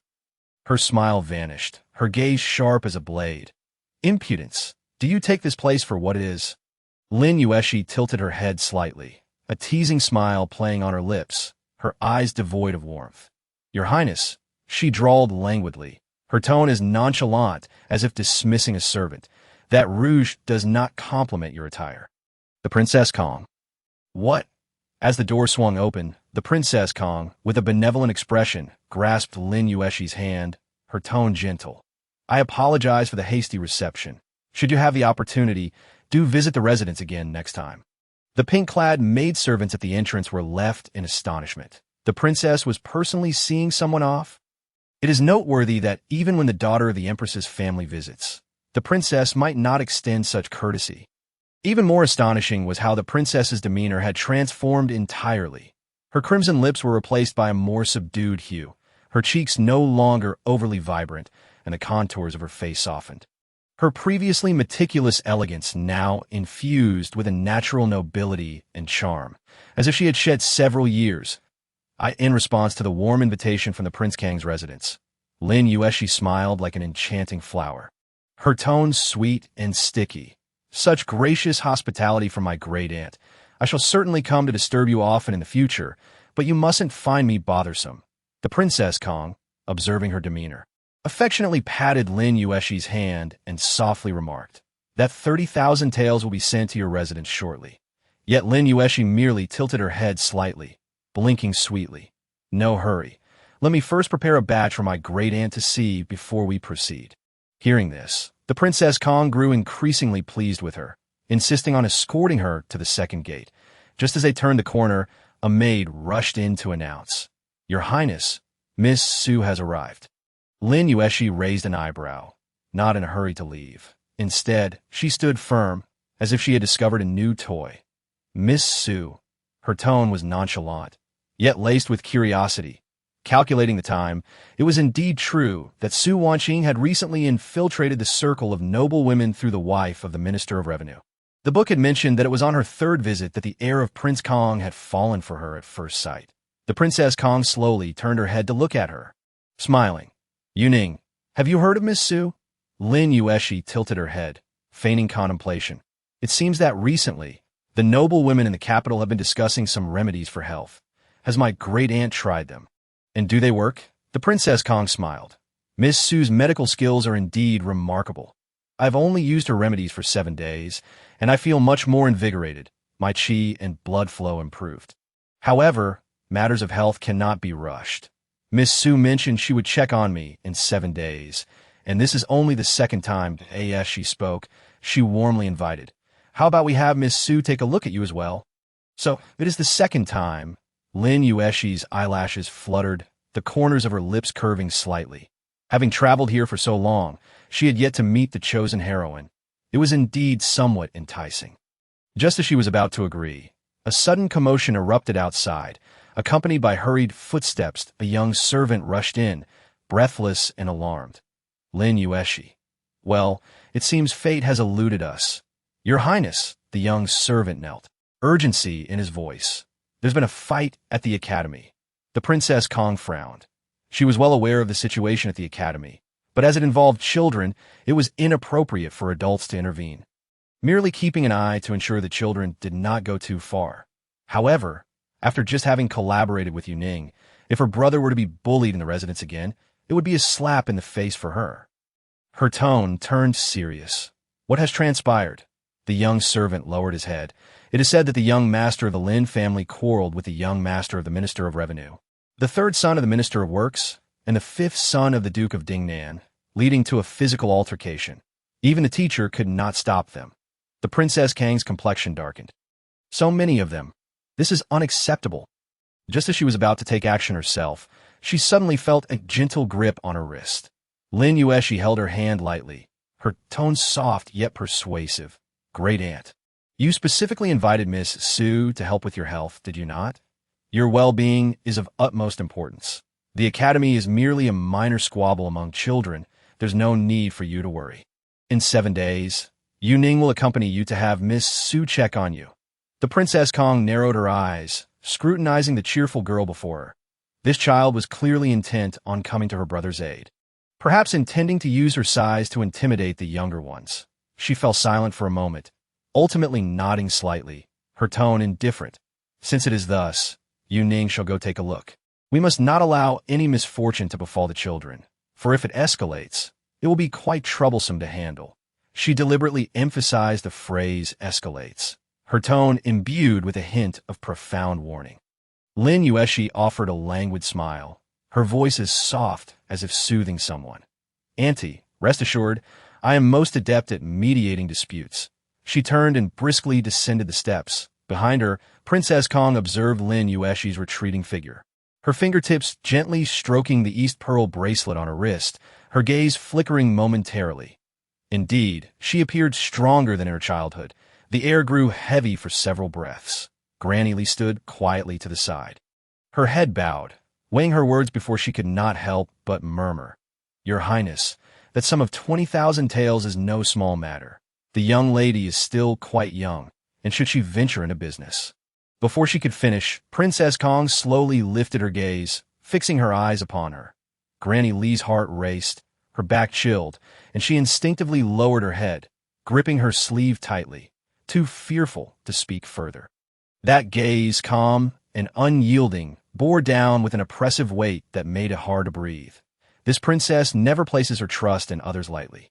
Princess Kong withdrew her gaze, retrieving a gilded hand mirror from her sleeve. The mirror's surface reflected her delicate features, her complexion soft, her demeanor dignified, lacking the rigidness of formality while exuding a sense of grace and elegance. She gently caressed her own face and softly instructed, Keep a close watch. Do not let her suffer any losses. Granny Lee's heart tightened, and she responded in a hushed tone. Chunhua hurriedly caught up, her heart in turmoil, unable to resist, asking softly, Your Highness, where are we going now? Lin Yuexi continued her leisurely pace, responding slowly. What else is there to do? Of course, it is to gather the little rascals. Lin Yuexi walked with an air of nonchalance, her steps light, and her mood quite cheerful. She raised her hand to rub her wrist, conversing with the system in a good-natured manner. Money comes too easily, which diminishes the sense of accomplishment, system. Host, you plan to swindle her out of 20,000 taels for something worth only 500 delight points? Lin Yuexi raised an eyebrow, leisurely retorting, What do you mean by swindle? Those delight points were earned through my own hard work. She laughed with self-satisfaction, brushing off her sleeve. Don't you think I'm quite generous? Bringing her into the fold to help her repay my money? System. It seems that someone is determined to use the other as a free backing. Just as it was contemplating how to phrase a reminder for the host to win over her younger siblings soon, lest the shop remain unupgraded, it suddenly heard the sound of light footsteps ahead that a maid from the Wangfu led a woman dressed in a simple, flowing gown towards them. She possessed gentle features and a serene demeanor, as if she had stepped out of a painting, a beauty from Jiangnan system.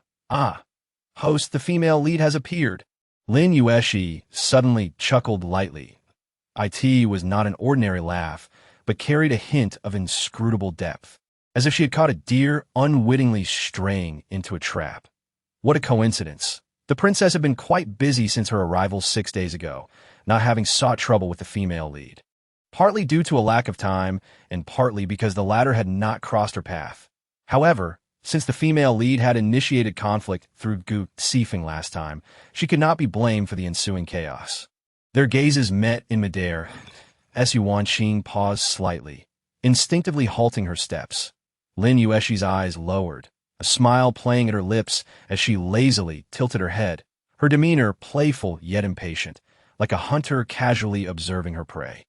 In just one glance, Su Wanqing felt an invisible weight pressing down upon her. Her fingertips involuntarily tightened for a moment, and she subtly stepped aside, her movements gentle and poised, exuding a sense of humility as if she were merely yielding without any intent of contention. Yet Lin Yuexi remained still. She did not immediately walk away, but cast a fleeting glance at Su Wanqing, her gaze akin to an unfathomable lake, shimmering yet exuding a chilling aura. Then she suddenly smiled. No flavor at all. Her voice was neither loud nor soft, leisurely laced with a hint of amusement, as if she were watching a farcical play. Su Wanqing momentarily halted, her eyes flickering as she prepared to speak. But Lin Yuexi had already taken a step forward. The two stood in close proximity, the hem of Lin Yuexi's skirt nearly brushing against Su Wanqing's clothes, carrying a faint scent of sandalwood. Su Wanqing instinctively held her breath, a strange sensation washing over her, as though in that instant, she were the passive one. System. They've met. Host, you and the female lead have finally come face to face. Simultaneously, 2 notifications popped up on the interface. Ding. Encounter with the yin-yang female lead. Delight points 200. Ding. Disregard for the female lead. Delight points 100. Lin Yuexi twitched the corner of her mouth. Indeed, the female lead was worth far more than the dull goo, Sifeng. She had no desire to linger further. Leisurely departing, Yuanqing stared at Lin Yuexi's retreating figure, her gaze flickering. After a few moments of silence, she slowly inquired. That person just now was... The maid cautiously replied. In response to your question, that was indeed Princess Yuning.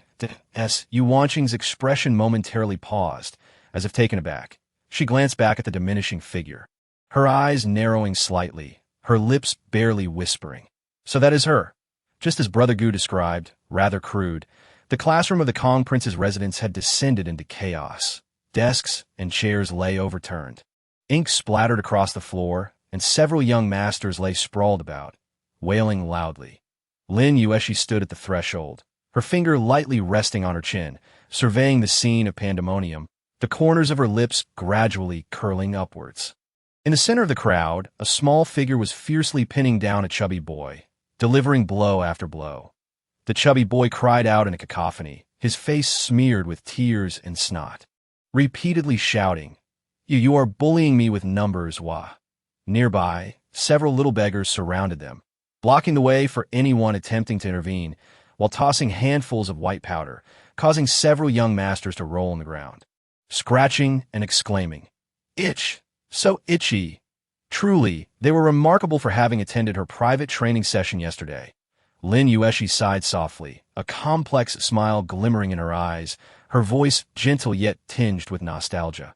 Alas, they still aren't being ruthless enough that it was time for him to learn some underhanded tactics. As the children grew increasingly fervent in their scuffles, some young masters rolled on the ground, with one even clutching a pillar, crying, Mother, I want to go home. Wah wah. The guards of the Wangfu were nearly upon them, and the teacher was frantic, his hands trembling, his face flushed, his lips quivering. Approaching 50 years of age, he was slightly portly, his beard meticulously groomed, exuding a heavy scent of ink. Had it not been for his current expression of rage, he would have appeared the very picture of a hypocritical sage upon Lin Yuexi's arrival. Someone beside her whispered a reminder, and the teacher hastened to approach, his tone both anxious and furious. Princess, you must quickly order Lin Yan to stop. He clenched his ruler tightly, the aged Adam's apple bobbing beneath his loose skin. Those are the offspring of important ministers. If anything were to happen, can you bear the responsibility? Hearing this, Lin Yuexi lifted her gaze, then slowly turned towards Chi-Chi, her voice soft, as if coaxing. Chi-Chi, cease your actions. The words were as light as a breeze, barely audible even to the teacher standing beside her. Yet Chi-Chi remained unmoved, continuing to relentlessly pound the chubby boy, her small face taut, her eyes fierce like a little leopard. The teacher's well-maintained complexion turned ashen. Gritting his teeth, Princess, before he could finish, Lin Yuexi abruptly tilted her head, her eyes narrowing slightly. Are you instructing this princess on how to conduct matters? Her tone, though calm, carried an unsettling chill. The teacher's breath hitched, his neck stiffening, words choking in his throat, his face shifting from pale to red. Despite having served as a teacher for many years, he had never endured such humiliation even in front of the noble offspring. He gritted his teeth, suppressing his anger, and coldly retorted, I am merely offering good advice. If the princess fails to recognize kindness, she may well invite great trouble upon herself. Lin Yuexi remained silent for 2 seconds, appraising him. Then she paused slightly, casually adding, Teacher, you have something green stuck in your teeth. The air became charged. The teacher's expression instantly shattered. All eyes converged on the teacher's mouth as he instinctively pressed his lips together. His complexion swiftly turning from ashen to a deep shade of liver, he opened his mouth to retort, only to realize that indeed, a piece of green vegetable was lodged between his teeth. In front of so many witnesses, he had made a fool of himself. He stood frozen, unsure of where to place his hands. Lin Yuexi, however, had already lazily turned her head away, offering no opportunity for him to recover. Lightly adding, "Quite sizable, indeed, teacher." Just as the guards of the Wangfu were about to enter, Lin Yuexi finally leaned against the backrest, lazily calling out, "Chi-Chi." With a sudden pout, Chi-Chi lifted her head. Her eyes reddened, and her voice filled with a profound sense of grievance. "Big sister, I am not a coward."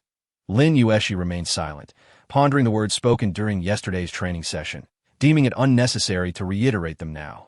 Chi-Chi promptly leaped off the little chubby boy, diving into Lin Yuexi's embrace, clinging tightly to her legs, her nose sniffing like a wronged little puppy ate tea that moment. The other young master's attendants hurried forward to assist their little lords.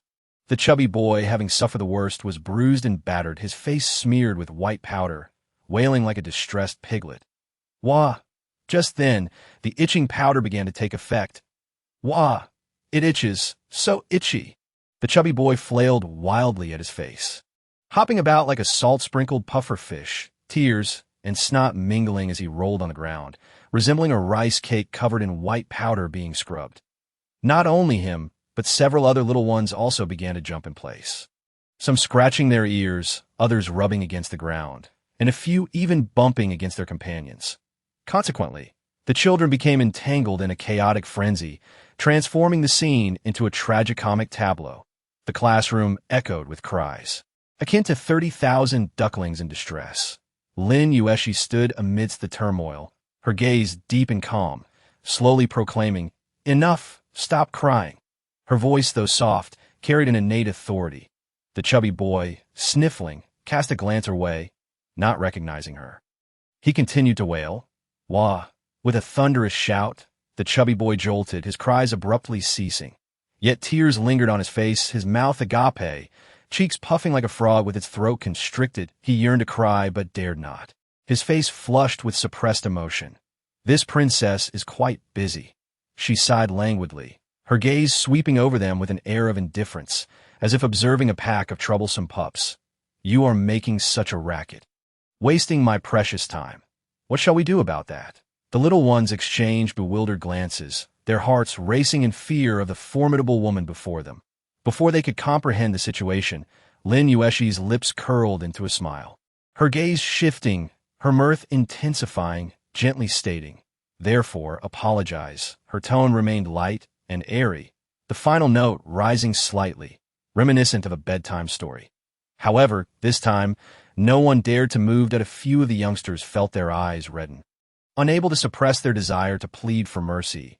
But before they could utter a word, Lin Yuexi cheerfully added, her gaze sharpening, "Otherwise, you can all come at me together." What? She truly did that. The Princess of Kong abruptly sat upright, her brow twitching, nearly toppling her teacup. The young servant knelt on the ground, his voice trembling. "Nay, not only that, but those young masters are crying and begging for a bath." Yet the princess insists they confess to bullying Lin Xiaogongzi, and they must sign a confession. The room fell into a sudden silence. The Princess of Kong pressed her fingers to her temples, feeling her temples throb. Was this girl genuinely audacious, or simply foolishly daring? Each of these children's parents held significant power in the court, and here she was, brazenly tearing apart their facade and demanding signatures. The young servant cautiously continued, "Now, the attendants of those young masters have returned home to report, claiming that their parents must come in person to fetch them." The Princess of Kong took a deep breath, her sleeves brushing aside as she spoke in a low tone. "Very well, I shall go see for myself." Her robes billowed as her pace quickened. Su Wanqing, who had been writing a prescription for her, paused slightly, the ink smudging. She raised her gaze, watching the hurried figure of the Princess of Kong depart, slowly setting down her brush, her fingers gently rubbing her wrist bones, narrowing her eyes slightly. This princess was indeed too reckless. It was rare for her to harbor such disdain for anyone, especially considering the way that girl had just looked at her. And no wonder Gu Gij was so fond of her. The cries had ceased, and the little masters, now clad in fresh clothing, stood in small groups, each bearing a look of grievance, occasionally scratching at themselves, clearly not yet free from the lingering itch. Meanwhile, the instigator, Princess Yuaning, leisurely sat on a stone bench, legs crossed, nonchalantly munching on sunflower seeds, the shells scattered across the ground, carried by the wind in all directions. The Princess of Kong inhaled deeply before finally approaching, her tone tinged with restraint. Yuaning. The case at the Dali Temple has only just concluded. Now is not the time for ostentation. Lin Yuexi looked up from her seeds, her expression curious. The Princess of Kong adopted a tone befitting an elder, softening slightly. You are still young. Such notoriety may not serve you well. Lin Yuexi listened, nodding slowly. Indeed, a typical elder's admonition. Then, without haste, she raised her hand, offering a handful of seeds, her tone sincere. Aunt, would you care for some sunflower seeds? No.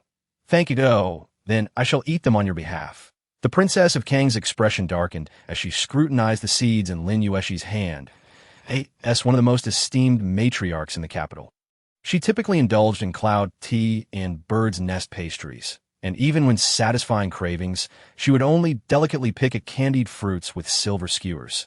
Eating sunflower seeds? She had not even peeled them herself. Did she take her for a gossipy old maid? After a brief silence, she ultimately accepted one seed, mimicking Lin Yuexi's actions, gently cracking it open. Spiced? Lin Yuexi replied with utmost seriousness. I have tried several kinds today. This flavor is the most delightful. The Princess of Kong regarded her with a penetrating gaze, her irritation finally dissipating. Very well. With me here, those ladies shall not dare to act against you. She settled down. Cracking open a seed, her brow furrowed as she contemplated whether this girl was genuinely carefree or calculatingly composed. Once the Princess of Kong was seated, Lin Yuexi remarked, Aunt, I am fully aware. Hence I allowed them to come to me. Otherwise, would you have me drag their children from house to house, banging drums and making a fuss? The Princess of Kong took a moment to process this. Realizing she was responding to her earlier query, she intended to say something more, yet fell silent, cracking open another seed. To be honest, snacking while waiting was rather pleasant. Most of these noble families resided nearby. And soon after, a commotion erupted outside, followed by a flustered announcement from a young servant. Lin Yuexi, hearing the noise, continued to leisurely munch on sunflower seeds, seemingly unperturbed. The visitor was the wife of the Minister of Revenue, Madame Chun. Before she even entered, hurried footsteps could be heard that a few attendants followed closely behind, their expressions fierce, clearly alarmed by their young master's dismal state. The Minister of Revenue, Wang Jin, was the second-place scholar of the current emperor's first year in power. Having gained the emperor's trust due to his adept financial management, thus enjoying a rapid rise in his career, he married Madame Chun and had 2 sons and a daughter, with the Wang family's youngest son being the most favored, often doted upon by his mother. Any slight mishap could cause an uproar in their household. At tea that moment, upon entering, Madame Wang beheld her son, bruised and battered, remnants of red marks still visible on his body, weeping like a small piglet. Wah, the chubby boy, spotting his mother, rushed over, clinging to her leg, his face smeared with tears and snot. Mother! Wah, I am so scared. Madame Wang's heart shattered as she embraced him tightly, nearly shedding tears herself. Suddenly, she looked up, her face aflame with fury, only to find Princess Yuaning leisurely munching on sunflower seeds, arching an eyebrow at her. Madame Wang, you have arrived quite promptly. Madame Wang's expression darkened. Princess Yuaning. Such a fiery temper, Yuaning remarked, brushing off her sleeves, that I presume you feel a twinge of shame for your son's actions. Choose between compensation and a slap. Lin Yuexi proposed casually, handing a piece of paper to Chunhua. I happen to have a confession signed by your esteemed son. Perhaps you should take a look?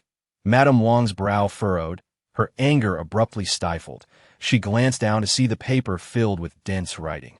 It detailed how her son had derived pleasure from bullying Lin Xiaogongzi since March of this year, kicking him one day, tugging at his clothes the next, snatching his books, and tossing them into the pond, and even encouraging other children to lock him in the woodshed without food for an entire day. Madame Wang's expression darkened as she clutched the confession tightly, her gaze shifting ominously towards the chubby boy. He shrank back, muttering, Mother, I was just playing with him. Madame Wang inhaled deeply, fully aware that her child was a little tyrant, taking advantage of their parents' indulgence without regard for others. Before coming, she had only heard that he had been beaten, but upon seeing the confession, she could begin to comprehend Princess Yuaning's actions. The Princess of Kong observed the mother and son silently. Finally speaking, "Madame Wang, let this matter be discussed between you and Yuaning." Implicitly, she communicated her intention to refrain from interfering, allowing the two involved parties to resolve the issue themselves. Madame Wang gazed at her son's bruised visage, still feeling somewhat reluctant, gritting her teeth before speaking in a low voice. "Princess Yuaning, children's quarrels should not escalate to this extent, should they? If there's an issue, you could have approached me directly. What is the meaning of bullying the small with the large?" Lin Yuexi shrugged, smiling sweetly. "Isn't Madame Wang seeking out this princess as a means of bullying the small?" Madame Wang was momentarily speechless. She wished to assert that she was defending her son, but as the words lingered on her lips, she suddenly realized that the other party was also standing up for her younger brother. Her complexion shifted slightly, momentarily rendering her speechless. Her gaze dimmed, the smile at the corners of her mouth vanished abruptly, and her eyes grew increasingly frigid. Lin Yuexi's smile faded as she gently tapped the table with her fingertip, her tone soft. "However, Madame Wang, your esteemed son merely lost a duel today, and yet you come at me with such ferocity." She paused, her eyelashes fluttering downwards, her voice taking on a whimsical lightness. "Should I take these testimonies and bring them to the gates of Jingzhou Prefecture with Qiqi in tow?" Suddenly lifting her gaze, her lips curled into a slight smirk, her expression icy, so that the entire capital may know that the Minister of Revenue, Lord Wang, has raised a son who finds joy in bullying his classmates. Madame Wang's countenance changed dramatically. This princess, when incensed, truly dared to stir up a ruckus throughout the entire capital. Her eyes flickered, her tone softening somewhat. "Princess Yuaning, indeed my little Qian has been rather unruly, and today as events were quite inappropriate. How about we?" She hesitated, tentatively suggesting, "Let us end this matter here." Lin Yuexi smiled, her eyes curving gracefully, her voice gentle. "Madam, you are indeed worthy of being the wife of the Minister of Revenue. Your calculations are quite astute."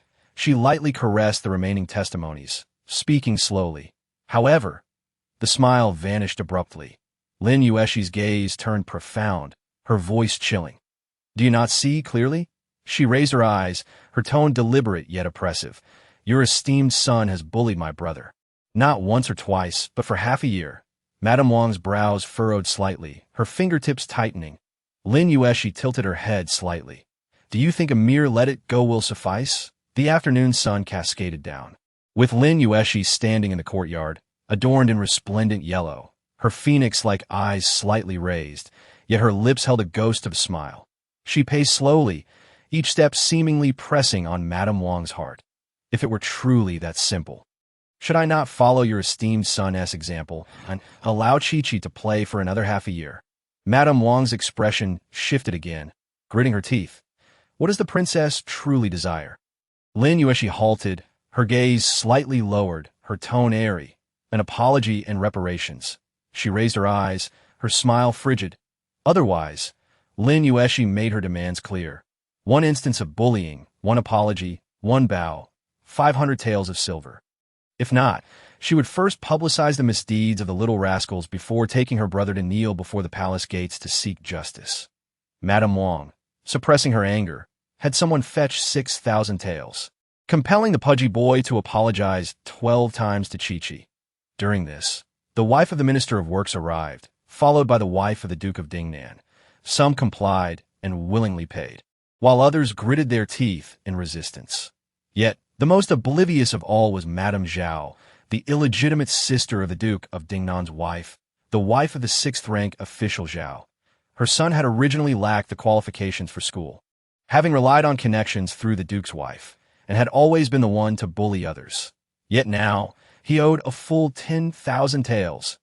As Madame Zhao entered, she exchanged glances with her legitimate sister, her expression darkening, and with a sardonic smile, she retorted, "Princess, do not be so overbearing.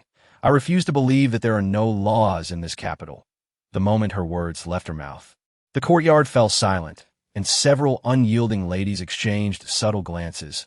Lin Yuexi, hearing this, stood up leisurely, gently weighing her sleeves. Before Madame Zhao could react, she saw the princess's eyes dancing with mirth, her wrist flicking gracefully. Slap. A crisp slap echoed as Madame Zhao was struck, her vision filled with stars. The crowd fell into a hushed silence. The wind rustled through the courtyard, a few withered leaves drifting down, as everyone regarded Lin Yuexi with the look of a mad woman defying all conventions.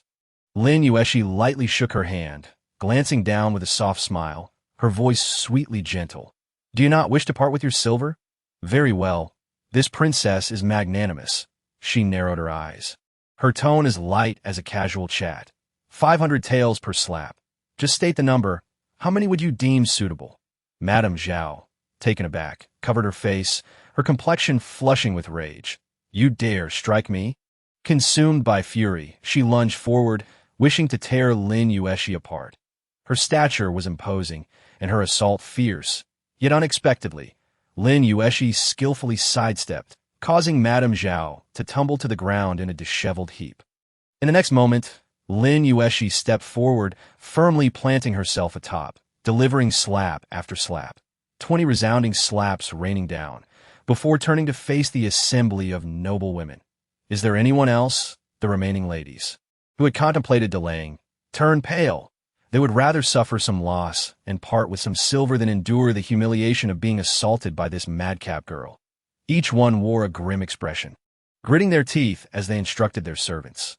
"Hurry, bring the banknotes." Shortly thereafter, all complied and offered their silver willingly, even if the emperor were to speak on their behalf in the future. Being publicly slapped by a young girl was an indignity they could not endure. The wife of Prince Kong leisurely cracked open a handful of sunflower seeds, relishing the spectacle more than a story at the tea house.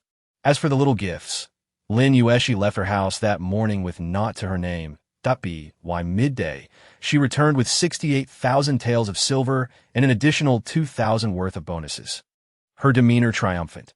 Upon entering, she distributed silver to 8 little beggars, 1 tael each, while simultaneously offering them 2 choices: to sell themselves or stay. If they declined to sell, they would receive an additional 10 taels and be free to leave. Ultimately, only one 8-year-old named Gaudan accepted the silver and departed. Lin Yuexi surveyed the remaining 7 little rascals, nodding in satisfaction, and instructed Chunhua to take them away to tea the dining table. Lin Yuexi leisurely picked up a piece of honey-glazed pork, savoring its sweet and tender flavor. Opposite her, Granny Yuan fidgeted anxiously. "Princess," she whispered urgently, her expression grave. "We've acquired the silver, but if this matter spreads, those ladies will not let it rest easily. Should it reach the emperor's ears, what will you have him think? Perhaps we should return the money." Lin Yuexi rested her chin on her hand, speaking languidly. "If not this way, how can I leave a lasting impression on them?" Granny Yuan's heart raced, sensing trouble. What impression could that possibly be? Lin Yuexi smiled, her eyes slightly narrowed. In this life, one must maintain a few friends and enemies. Who knows? Today's foes may very well become confidants by tomorrow. Granny Yuan opened her mouth, but found herself momentarily speechless. By the way, Lin Yuexi's gaze turned serious. "What about the items I instructed you to prepare?" Granny Yuan quickly ordered a servant to fetch them. Before long, 10 intricately carved Nama boxes were neatly arranged on the table, the lids inscribed with the characters Yurenfang. They had been hastily crafted overnight and delivered that morning.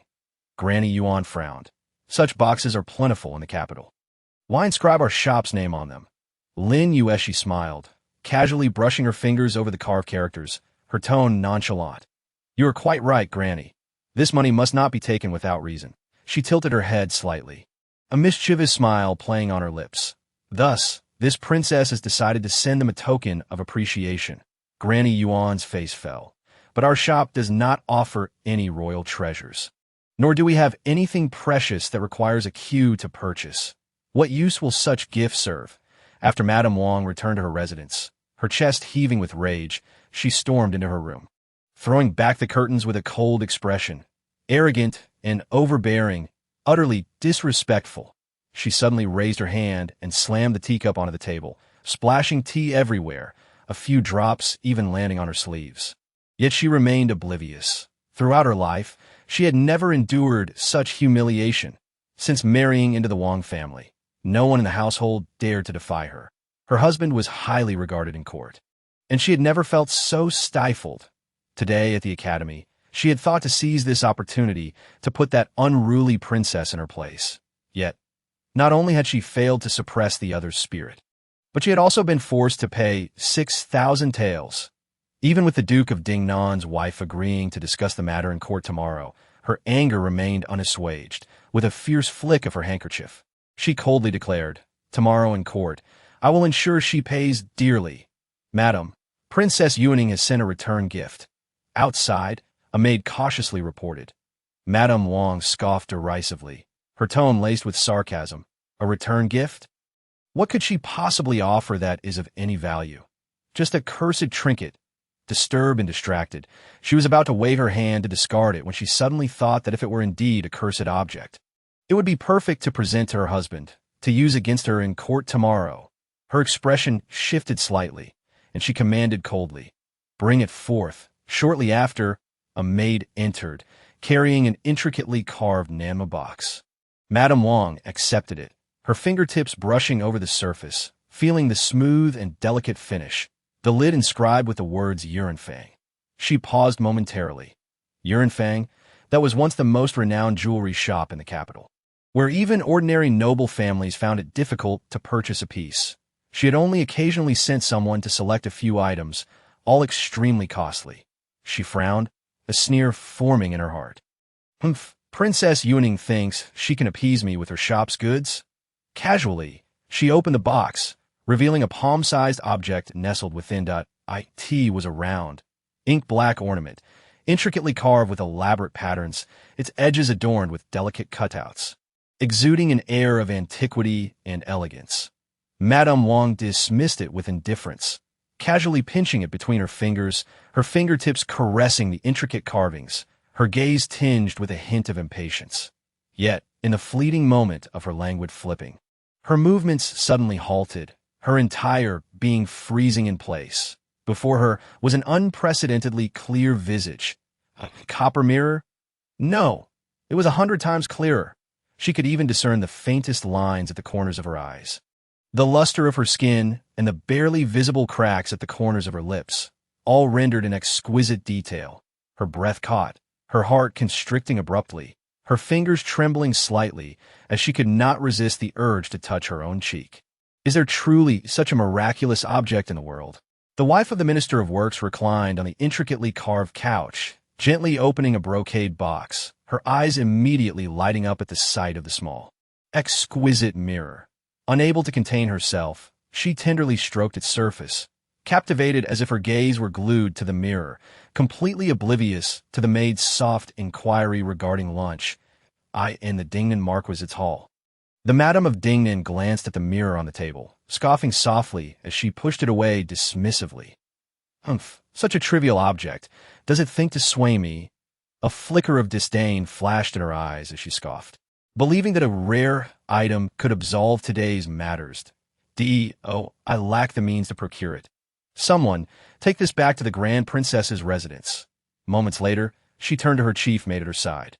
Lowering her voice, "Go to Yuanfang and have them prepare 10 mirrors just like this one." To half an hour later, the maid rushed back to the hall, breathless, reporting that the manager of Yuanfang had stated that this item was not produced in their shop, but was exclusively crafted by Princess Yuning, and had only just been unveiled. The manager also mentioned that the mirrors would not be sold publicly for a short time, with the earliest availability being 3 months from now. The Madame of Dingnan's eyes widened in shock, her expression changing drastically. She grasped the edge of the table, her voice rising sharply. "Hurry and find out if that mirror has been returned, if it hasn't reached the Grand Princess's residence." "Stop it at once," a matron quietly responded. "Madam, you just ordered. It has already been sent to the Grand Princess's residence." Madame of Dingnan. Why is it that they're so swift on ordinary days, yet so sluggish now? In Yuanfang, early morning, in the Golden Lawn Hall, the court proceedings were nearing their conclusion. The Duke of England waited impatiently, feeling increasingly irritable. The Dingnan Marquis remained unmoving. The Minister of Revenue did not stir. Even the fathers of the children who had been beaten black and blue were as silent as stone Buddhas in a temple. The Duke of England's face darkened, and he cast a glance at the imperial censor Fong. Understanding the cue, Fong rose abruptly, cupping his hands and speaking in a deep voice. "Your Majesty, I have a memorial to present." All present, civil and military officials alike, turned to him. Emperor Jingxian sat imperially. His gaze slightly lowered, his tone unhurried. "Speak." Fong pressed his voice, resonant and firm. "Yesterday, Princess Yuaning, disregarding her elders, brazenly bullied others, inciting a group of beggars at the residence of Prince Kong to assault the children of officials. Afterwards, she even coerced them into signing documents, demanding exorbitant sums. If this matter is not severely punished, I fear it will be difficult to appease the public." Upon hearing this, the court erupted in an uproar. The Duke of England smirked inwardly, eagerly awaiting how Lin Yuexi would resolve this. However, after a moment, he was taken aback to find the court enveloped in an unnerving silence. The Dingnan Marquis bowed his head, as if he had not heard. The Minister of Revenue maintained a placid demeanor, not even raising an eyelid. The fathers of the beaten children remained mute, showing no sign of rising, that a sense of foreboding settled in the Duke of England's heart as he sensed something was amiss. Emperor Jingxian's gaze narrowed slightly, resting on the Minister of Revenue, his tone steady. "Wang Qing, is this true?" The Minister of Revenue stepped forward slowly, cupping his hands, his tone steady, replying, "To your Majesty." This matter indeed occurred. Fong, hearing this, was overjoyed and poised to embellish the story further, only to be met with the minister's continuation. "But this incident arose from my son's mischief, provoking the princess. Her punishment was merely a light reprimand. I have already reached an understanding with the princess yesterday, and the matter is resolved." Fong was still unwilling to relent, bringing up the incident of Lin Yuexi publicly striking the court lady. But the Minister of Revenue retorted, "Debts must be repaid. If one cannot pay, should they not be subjected to violence?" "Fong." The Duke of England. Emperor Jingxian raised an eyebrow, his tone calm. "Since it is resolved, I shall not pursue the matter further." His gaze shifted to Fong, laden with meaning. "The role of the censor is to discuss state affairs. Yet, one must ascertain the facts before presenting a case. How can one act rashly upon mere rumors?" Fong felt a chill run down his spine, cold sweat trickling down his back, and he knelt abruptly. "I'm terrified. I was merely concerned that the princess's actions might be too extreme and affect the court's dignity." Emperor Jingxian remained non-committal, stating coolly, "This matter is concluded. There is no need for further discussion." Dismissed. Fong was left speechless, retreating to his place, his expression disheveled. The Duke of England's countenance darkened, his fingers tightening slightly. What on earth is going on with these fools? In Yuanfang, rest assured, once the goods arrive, I shall certainly inform the residents. Manager Tao wore a broad smile, personally escorting a well-formed maid to the door. Then turning, his smile fading as he exhaled deeply. From the afternoon of yesterday until now, the threshold of the shop had nearly been trampled, and he had been left parched from talking, not even having time for a sip of tea. Though he was pleased, Yuanfang had not been this bustling for quite some time. He could not shake the worry. Would the princess's promise of 3 months for the delivery hold true? The thought tightened his chest, prompting him to rub his temples, but he turned to look at the counter, where a delicate wooden box lay, its lid slightly ajar, revealing a corner of a smooth, flat mirror, reflecting the lively figures in the shop. This was a sample piece specially reserved by the princess. Since yesterday, countless pairs of eyes had been fixated upon it, itching to snatch it away. Had he not guarded it fiercely, it would have surely been taken. Manager Tao swallowed hard, gingerly retrieving the entire mirror. He had seen many treasures before, but a mirror of such extraordinary clarity was a first for him. Gazing at his reflection, he could not help but touch his face. Goodness, he could even see the tiniest hairs at the tip of his nose with startling clarity. This object is truly miraculous, as he pondered this. The young attendant beside him cautiously inquired, "Manager Tao, will the mirror really arrive in 3 months?" Manager Tao abruptly halted, his expression darkening as he snapped the mirror shut with a loud clap. Glaring fiercely at the young attendant, Go, go, go. Get back to your duties. This is not something for you to be concerned about." Young attendant. Manager Tao spoke harshly, but deep down, he felt more anxious than anyone. If you ask me, who can I ask? Elder Gong entered the study with his head bowed, respectfully greeting. Emperor Jingxian casually flipped through memorials, his tone indifferent. What news? After morning court, he had sensed something amiss and ordered an investigation. It turned out that Princess Yuaning had sent a gift to each household, calming the ladies' tempers. Curious, he had ordered his men to ascertain the nature of the gift that wielded such influence. Elder Gong reported with hands at his sides. Your Majesty, the gift sent by Princess Yuaning to the ladies is a palm-sized copper mirror. Copper mirror? Emperor Jingxian raised an eyebrow, casually commanding, bring it forth. I wish to see it. The hall fell silent for a moment. Emperor Jingxian looked up, only to find Elder Gong standing still, not moving an inch. Elder Gong's mouth twitched as he dryly responded, replying to Your Majesty. That mirror is currently unavailable. Emperor Jingxian furrowed his brow. What do you mean? Elder Gong cleared his throat, steeling himself. It is said that this item is exceedingly precious. The stock in the market has been depleted, and new mirrors will not be available for 3 months as of now. Aside from those cherished by the various ladies, the only one to be found in the market is held by the manager of Yuanfang. He paused, a twitch at the corner of his mouth. I have heard that the manager treasures it greatly, keeping it close, never letting it out of his sight, not even when he sleeps. Emperor Jingxian, the mighty son of heaven, cannot even lay eyes on a mirror. Yet he could not simply steal one from the various ladies or from the manager.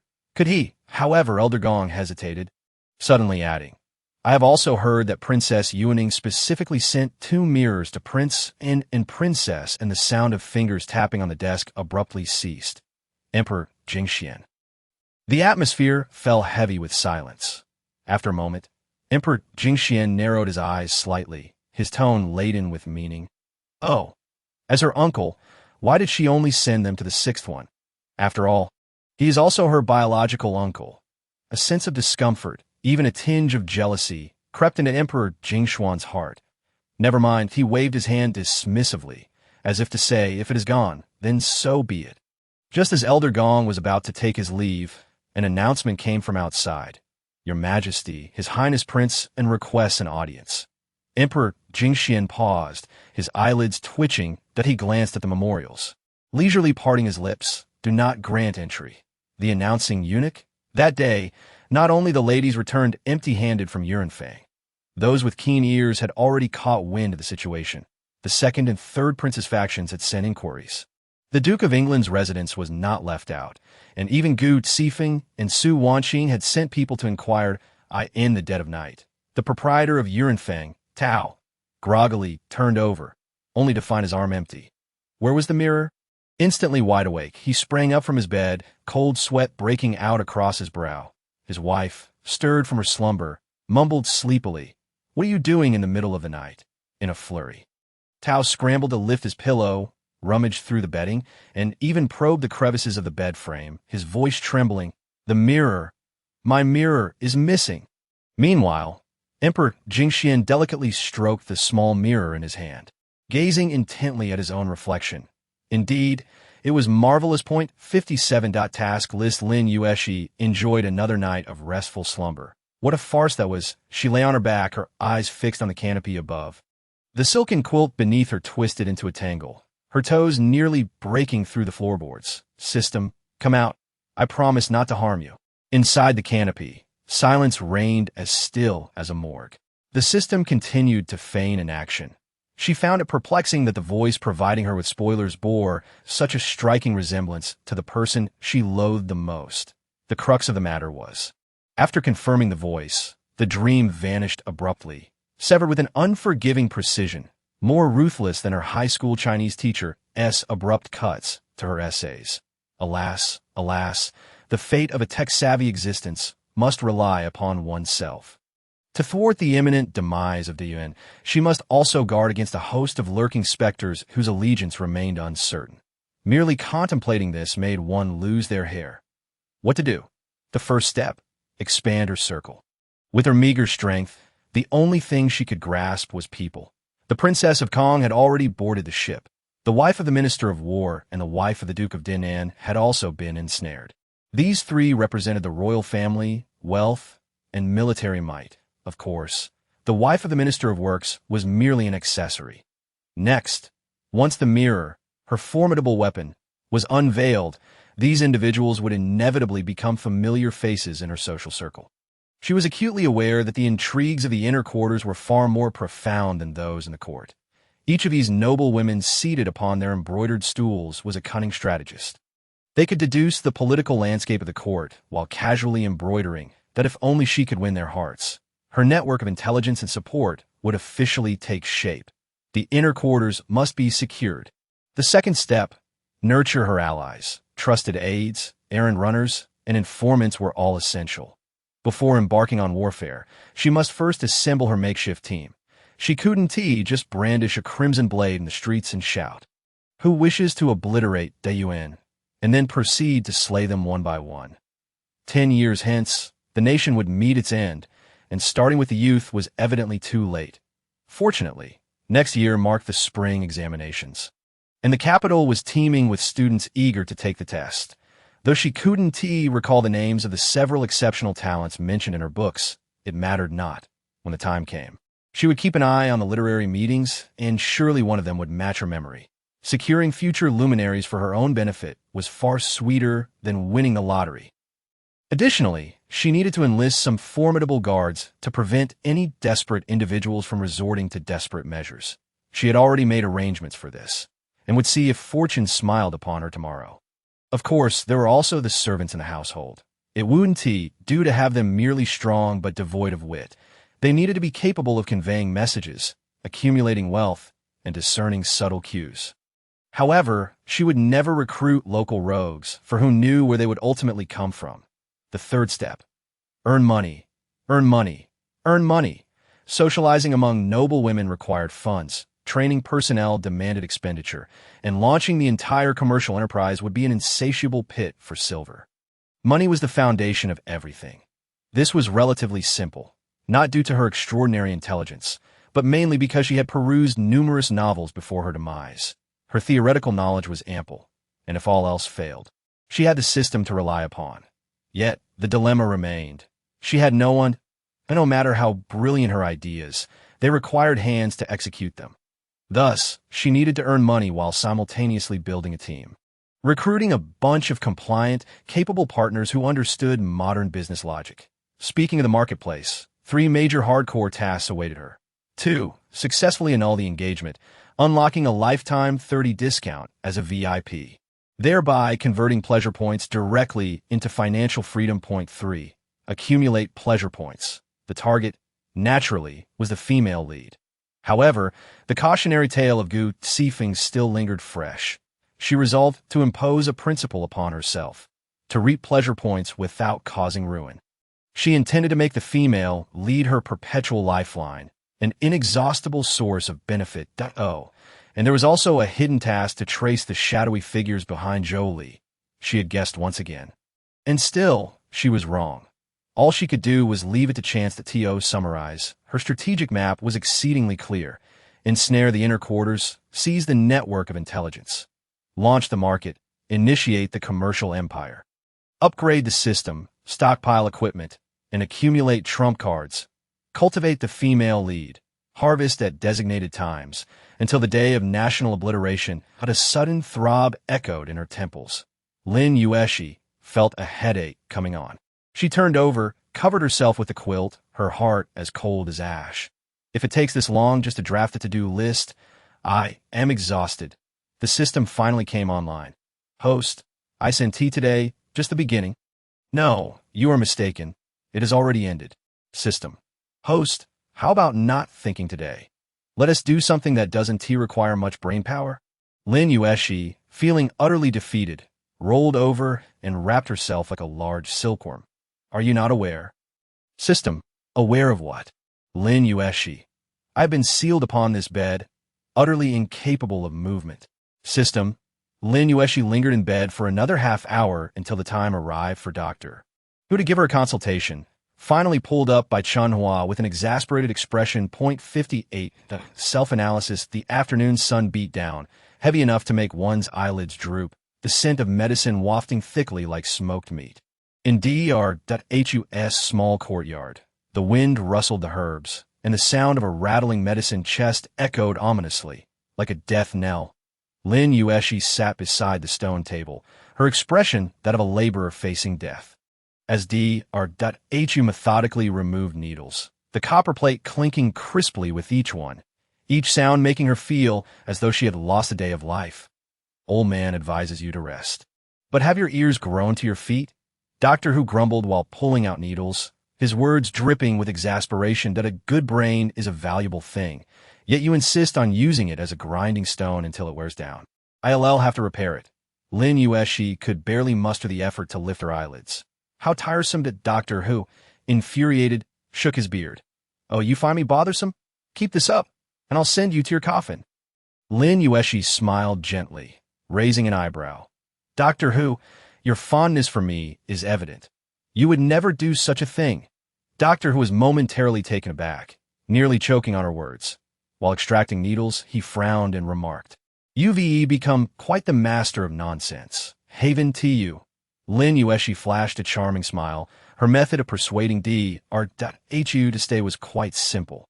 Appease his tastes. She first presented him with an excerpt from The Secret Art of Goo, blood-corroding heart goo, and upon receiving it, Doctor Who cherished it dearly, willingly agreeing to stay for 3 months. However, she confidently declared, "That is acceptable. I've had unique insights into medical principles since childhood, that if you have any uncertainties during this time, do not hesitate to consult me." Upon hearing this, the then-physician Dr. nearly laughed his teeth out, casually tossing her several medical questions as a test. Unsurprisingly, aside from common herbs like angelica and nodo ginseng, she was utterly clueless about everything else that Dr. immediately scoffed. "You don't even grasp the basics, yet you dare to claim unique insights? Then, Doctor Who, please enlighten me. Why is it that we first use strong liquor to cleanse wounds?" Dr. replied offhandedly, "Naturally, to purge filth and dispel toxins, preventing malevolent energies from invading." Wrong. It's to kill bacteria. What bacteria? A type of minuscule organism invisible to the naked eye, smaller than fleas, and more numerous than your beard. Dr. stared at her in confusion. "Are you spinning tales?" Yet Lin Yuexi proceeded to explain bacteria, plague, and sewage in detail. Though Dr. scolded her for spreading confusion, the following day he stayed up late transcribing 3 pages of notes. From that day forth, he never broached the subject of only staying for 3 months again, instead often hinting at inquiries regarding these invisible entities. Even Lin Yuexi's decision to keep Chua by his side went unchallenged. After all, this girl was indeed clever, full of life, and occasionally shared bizarre tales that exercised his mind.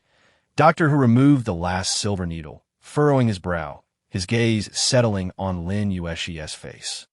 His tone unexpectedly serious. "Princess, the most crucial aspect of your ailment is nourishment.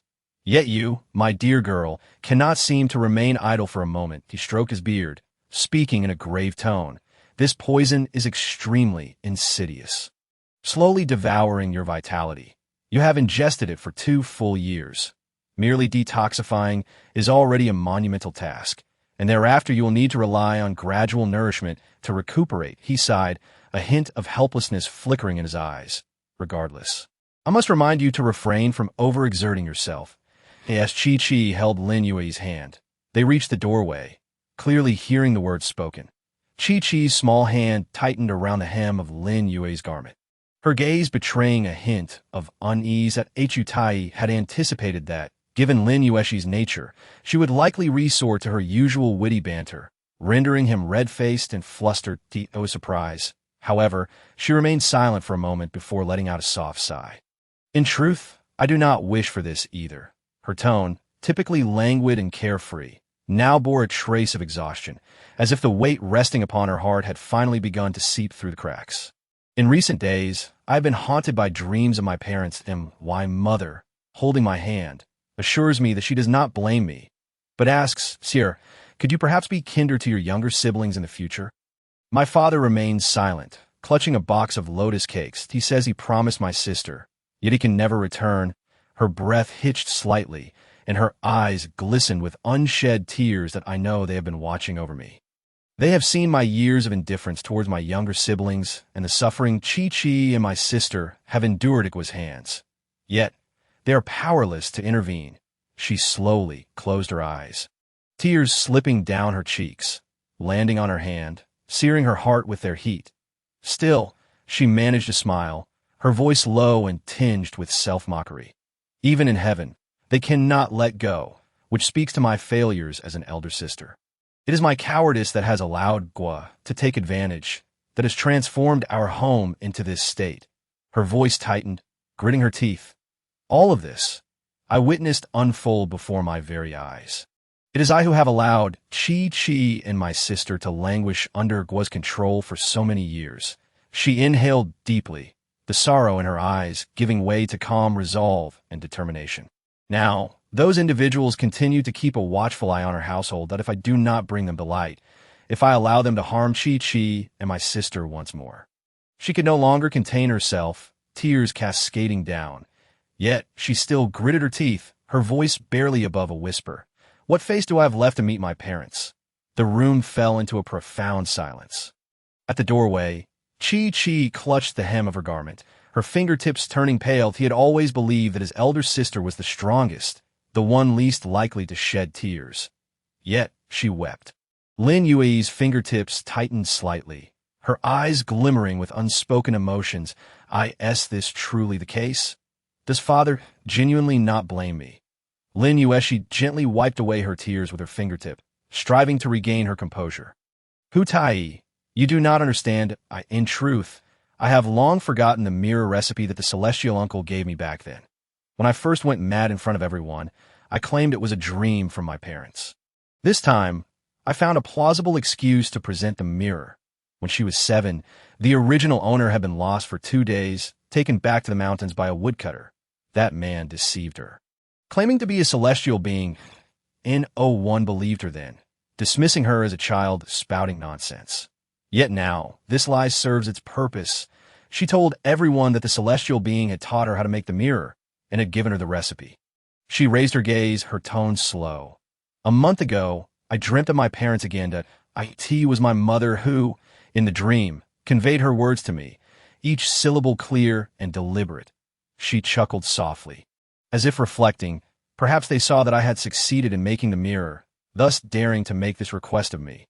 They believe I am capable. Lin Yuexi's emotions reached their peak.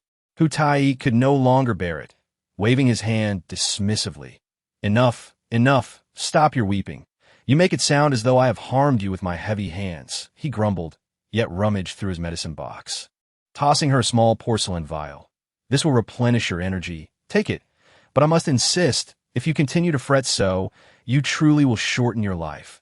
Lin Yuexi caught the vial, squeezing it lightly, and suddenly smiled gently. It is but a fleeting life. If I can forge a bright future for Chi-Chi and my sister, it will have been worth it. Chutai frowned, snorting. You speak as if you were already dead. How morbid. He flicked his sleeves impatiently, urging. All right, let us be off. Return at this time tomorrow. Lin Yuexi's smile deepened as she rose, glancing towards the courtyard entrance. The spot where Chi-Chi and her sister had stood was now empty, save for a fluttering corner of her wrinkled skirt. Lin Yuexi's fervent efforts had borne her a mere 98 on her progress panel. She rubbed her eyes in disbelief. Was it truly 98? This task was proving excessively challenging. Wiping the corner of her eye, she stared into the void, questioning her existence. System, do tell me honestly, could she possibly be an artificial intelligence? System, I can hardly contain my own tears. And yet she remained steadfast at 9-8. Is she truly toying with me? The system hesitated before delivering a quiet jab. Might your sister have discerned that you are orchestrating all of this? Moreover, host, your narrative is excessively laden with self-sacrifice, as if you bear the weight of the world alone, should she ever discover. Lin Yuexi raised an eyebrow, her neck stiffening. Have I spoken incorrectly? I am nearly suffocated by this poison, yet I must uphold this facade. Am I not suffering? Am I not weary? If they benefit, why can I not voice my grievances? She scoffed. Should I play the role of a humble beast of burden, toiling tirelessly until death, while the children believe it is their due? She could not accept that. She longed to offer a modicum of kindness, transforming it into a grand blessing that would touch the hearts of all. In life, the most important thing is reciprocity. The system fell silent for a moment before speaking softly, but might they bear too much, becoming overly understanding? The moment the words overly understanding fell, Lin Yuexi's fingers froze. It was as though a sound had gently tapped against her heart. Light, yet a touch cold, in a distant memory, a withered hand rested lightly upon her head. The voice aged yet filled with tenderness. Our dear Sierra is truly understanding. It felt like a sigh, a shackle etched into her very being. Her eyelashes fluttered slightly, her palm instinctively tightening. Yet in but a moment, the emotion in her eyes dissipated, returning to nonchalance. She rubbed her brow in annoyance, waving her hand dismissively. Never mind, there is still time. Let's leave it at that for now. System. What if you do not retrieve the recipe? How will you produce the mirror in 3 months? And if the task remains unfulfilled, what if, Lin Yuexi? When we reach the bridge, we will find a way across. Can one truly die from a full bladder? System. What a splendid mindset. Yet, it was not merely a good mindset. If this strategy proved ineffective, she would certainly need to rethink her approach. Patience was essential in matters of the heart. After today, as task had met with failure, the young and tender-hearted Lin Yuexi intended to return to her resting place when she noticed Granny Yuan standing at the door, her face a picture of indecision. Upon inquiry, Lin Yuexi learned that the mirror she had left at Yurenfang had been stolen. She had deliberately retained a mirror at the shop to entice those individuals, waiting for them to see, touch, and yearn for it, so that when the mirror was officially unveiled, it would create a sensation. Yet, how could it have been stolen so soon? Was it true that the mirror, which Manager Tao held so closely to his chest, could vanish in such a manner? It appeared that fate had no intention of allowing her any respite today. Lin Yuexi resolved to personally visit Yurenfang with Chanhua. Manager Tao looked as though he had lost a loved one, clutching at air, his face a mask of despair. I held it tightly last night as I slept. It was right beside me. How could it have disappeared? The system was moved. Such devotion, it surpasses even that towards his wife. Lin Yuexi, silently, she produced a mirror and handed it to him, advising him to keep a closer watch this time.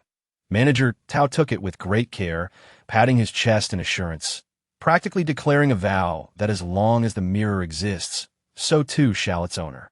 Since they had not harmed Manager Tao, she decided to feign ignorance. However, as a result, she had considered establishing a workshop dedicated to producing mirrors, but it now seemed that once the recipe was widely circulated, it would undoubtedly attract attention and perhaps even imitation and theft. Rather than risk that, it would be wiser to limit the mirrors to a limited release, offering only a few each month to tantalize their desires. With her decision made, she aimlessly wandered about the shop, WY the counter. A young attendant energetically recommended blush to a young lady. This peach pink shade complements the skin beautifully. You should give it a try. The young lady applied the blush to her hand and admired it in the mirror, her brow furrowing slightly. Her companion leaned in to take a closer look, shaking her head. It's the same as always. Let us check next door. I hear their new powder pink is stunning.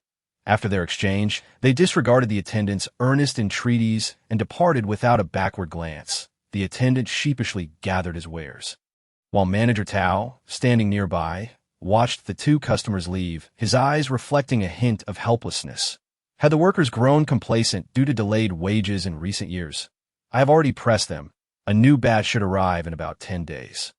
Lin Yuexi did not respond, casually flipping through the rouge box, silently critiquing the color that resembled the morning makeup of a small widow from the early years beneath the imperial city. No wonder the customers had all fled. She then turned her gaze to the other skincare products in the shop, which displayed exquisite jade creams, rice water face powders, and Chibai creams. A plethora of jars and bottles were on display. However, she pondered that to swiftly capture the hearts of customers, starting with rouge would be the most suitable approach. After all, skincare products emphasize long-term care, while rouge, once applied, reveals immediately whether the color complements the skin and if the texture adheres well. Moreover, the rouge for Diyuan was merely used to enhance the complexion, unaware that the color and application techniques could actually refine facial features and enhance one's appearance. If she could market this as a selling point. Even if the colors were the same, they could still outshine their competitors. With this in mind, Lin Yuexi spoke up. "Where are the workers who make the rouge?" Manager Tao was taken aback, noticing her serious demeanor, and quickly called for a worker. "Go," summoned old Lu and the others from the backyard, and a moment later, several workers clad in coarse, short shirts entered, their sleeves dusted with red rouge powder. "What does the young lady require?" Lin Yuexi approached the counter, picked up a rouge box, and gently applied some to the back of her hand, her brows slightly furrowing. "The color of this batch is not refined enough. It appears too dull and lacks brightness." Old Lu scratched his head, feeling somewhat embarrassed. This batch was made earlier, and due to delays in wages, the workers became lax, inevitably skipping a few steps in the process. However, for the recent batches, we have followed the procedures meticulously, and the color should not present such issues. Lin Yuexi understood. Tapping her fingers lightly on the box lid, she stated calmly, "This kind, do not display it again in the future." Manager Tao was stunned. But this is all money. Displaying inferior products here does not earn money. It drives away customers. Lin Yuexi's tone was measured. If this shop wished to turn its fortunes around, it could no longer rely on such goods to deceive others.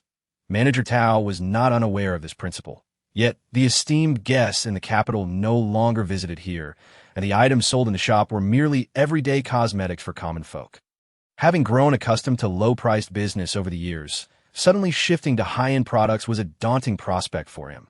Suddenly, Manager Tao recalled the mirrors. Without hesitation, he replied, "All right, I will heed the young lady's guidance." Satisfied, Lin Yuexi's gaze swept across the rouge boxes on the counter. She casually picked one up and opened it. "Only these 3 colors?" Old Lu scratched his head. "We can create many colors. But these few are the best sellers." Lin Yuexi chuckled lightly. Not enough. She pushed the 3 rouge options towards everyone and began to critique each one. "Vermilion red is deep and serious. Yet it is too rigid. Peach pink leans towards a lighter shade, favored by young girls, but it can backfire on slightly darker skin tones. Maple leaf red is versatile, yet lacks a memorable quality." Leaning lazily against the counter, she elongated her tone. "With just these 3, do you expect the young ladies to fight over them, to sell like hotcakes? One must follow the 3-second principle." Everyone was taken aback. "What on earth is that?"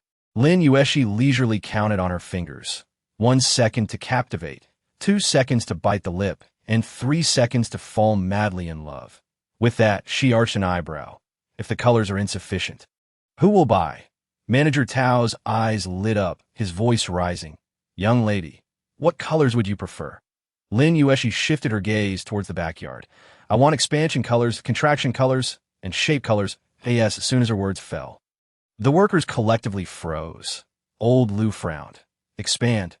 Expand? Contract? Shape?" The young workers looked puzzled. "Is that a new name for the rouge, or is something wrong with our hearing? You all have been focusing on the same old styles for years. It has time for some training." Lin Yuexi casually brushed aside her handkerchief, dipped a bit of peach pink on the back of her hand, tilted it slightly to let the light reflect off the rouge. "Now, widen your eyes and observe closely." The workers craned their necks as she lightly asked, "Why does such a vibrant color make the hand appear yellow?" After exchanging glances, someone weakly ventured, "Is it not bright enough?" "Exactly." Lin Yuexi snapped her fingers. When the color is lifeless, applying it turns it into something akin to old wall plaster. Even a living person could be rendered as a paper effigy.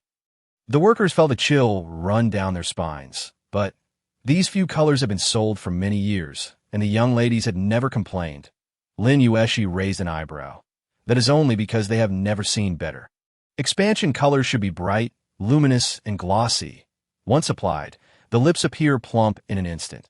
Contraction colors should be cooler and deeper, giving a refined and delicate appearance. Shape colors should have gradients and soft transitions. Merely pressing the lips together gives the impression of having just been kissed." Manager Tao nodded repeatedly. The workers were sweating profusely. "Young lady, this new method is truly not something that can be achieved with just a few adjustments." Lin Yuexi flicked her sleeves. "If you don't know how, then learn. You all just need to produce. If it doesn't T-sell, This young lady will take full responsibility. The workers exchanged glances. Their feet still unmoving, but Lin Yuexi had already stepped towards the backyard, tossing her handkerchief behind her. I will teach personally. The workers were half bewildered and half excited, their minds still processing. Yet their legs obediently followed. Manager Tao was momentarily stunned and quickly pointed at the young attendant. Watch the shop. With that, he hurriedly chased after her. Old Lu and the others, being seasoned workers, quickly grasped the fundamentals of the three colors within 2 hours. Although they still had their doubts, Lin Yuexi promptly offered 10 taels of silver, declaring, "In 3 days, the first batch of samples must be ready. This silver is yours." She did not engage in lengthy discussions or haggling, adding with a swift motion, "Do well, and there will be ample work ahead. Do poorly, and consider these 10 taels as dog food." The workers had never encountered such a decisive patron before. Seeing the glimmering silver, they had no reason to refuse. Old Lu slammed his palm on the table. "Let us do it." With that, Lin Yuexi did not linger, turning with Chunhua and exiting the shop. She had initially intended to stop by the spice store, but midway, she suddenly spotted a 2-story bookstore, its eaves adorned with copper bells that jingled in the gentle breeze. The sign bore 3 gilded characters, Jing Shui Bookstore. Lin Yuexi recalled that there seemed to be one across from her home as well, and it was a chain store. The bookstore was not particularly large, featuring intricately carved doors and windows, with a white jade threshold. Upon entering, a faint scent of ink wafted through the air. The walls were adorned with calligraphy from famous scholars, and the center displayed exquisite brocade books. The shopkeeper, keen-eyed, quickly noted her fine attire and approached with a broad smile. "Ah, miss, are you looking for a particular book?" Lin Yuexi glanced around, cleared her throat, and leaned closer to the shopkeeper's ear. "Do you have any storybooks?" The shopkeeper's eyes brightened, grinning like a rat that had stumbled upon a grain store. "Yes, yes. Do you prefer a tempestuous tale, or one as gentle as jade? Our newly arrived embroidered pavilion's Fate in the Tale of the Red Plum are sure to please. And they even come with a sequel Under the Moonlight. Would you like them?" Lin Yuexi. As the shopkeeper led the way, he felt a surge of joy. What sells best in bookstores, of course. It is storybooks. They revolve around the same mundane affairs, yet young ladies and wives adore them. After purchasing one, they return for the next, always inquiring if there is a sequel. Lin Yuexi followed him to a corner, where several illustrated books were neatly stacked on the shelf, their covers so vibrantly colored that they seemed to drip with red oil, appearing rather indecent. After the shopkeeper finished greeting her, he quickly went to attend to other customers. Lin Yuexi casually picked up one, flipping through a few pages, and indeed, it was the familiar tale of a poor scholar who climbs the embroidered pavilion and falls head over heels for a charming young lady. She rolled her eyes.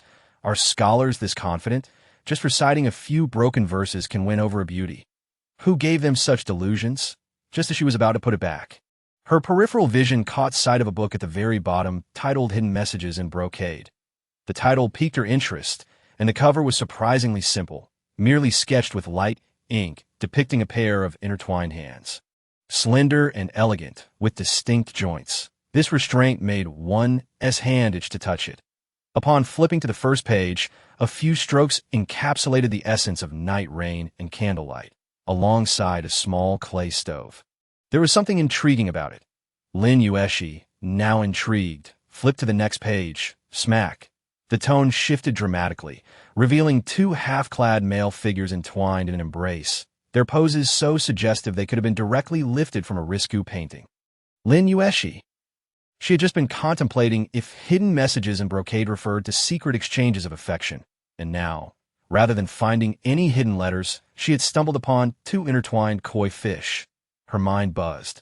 Freezing for a full 3 seconds, a voice from the host whispered, "Host, what are you doing?" Lin Yuexi, unfazed, replied, "Studying human mechanics." The host, ? Lin Yuexi, Cultural Studies, Understanding the Supply and Demand Dynamics of the Ancient Male Aesthetic Market. The host nearly blue-screened on the spot. Lin Yuexi expressionlessly turned sideways, hastily grabbing another book for cover, retreating behind the bookshelf, fearful that Chunhua might suddenly approach. Yet, the storybook in her hand seemed to have hooks.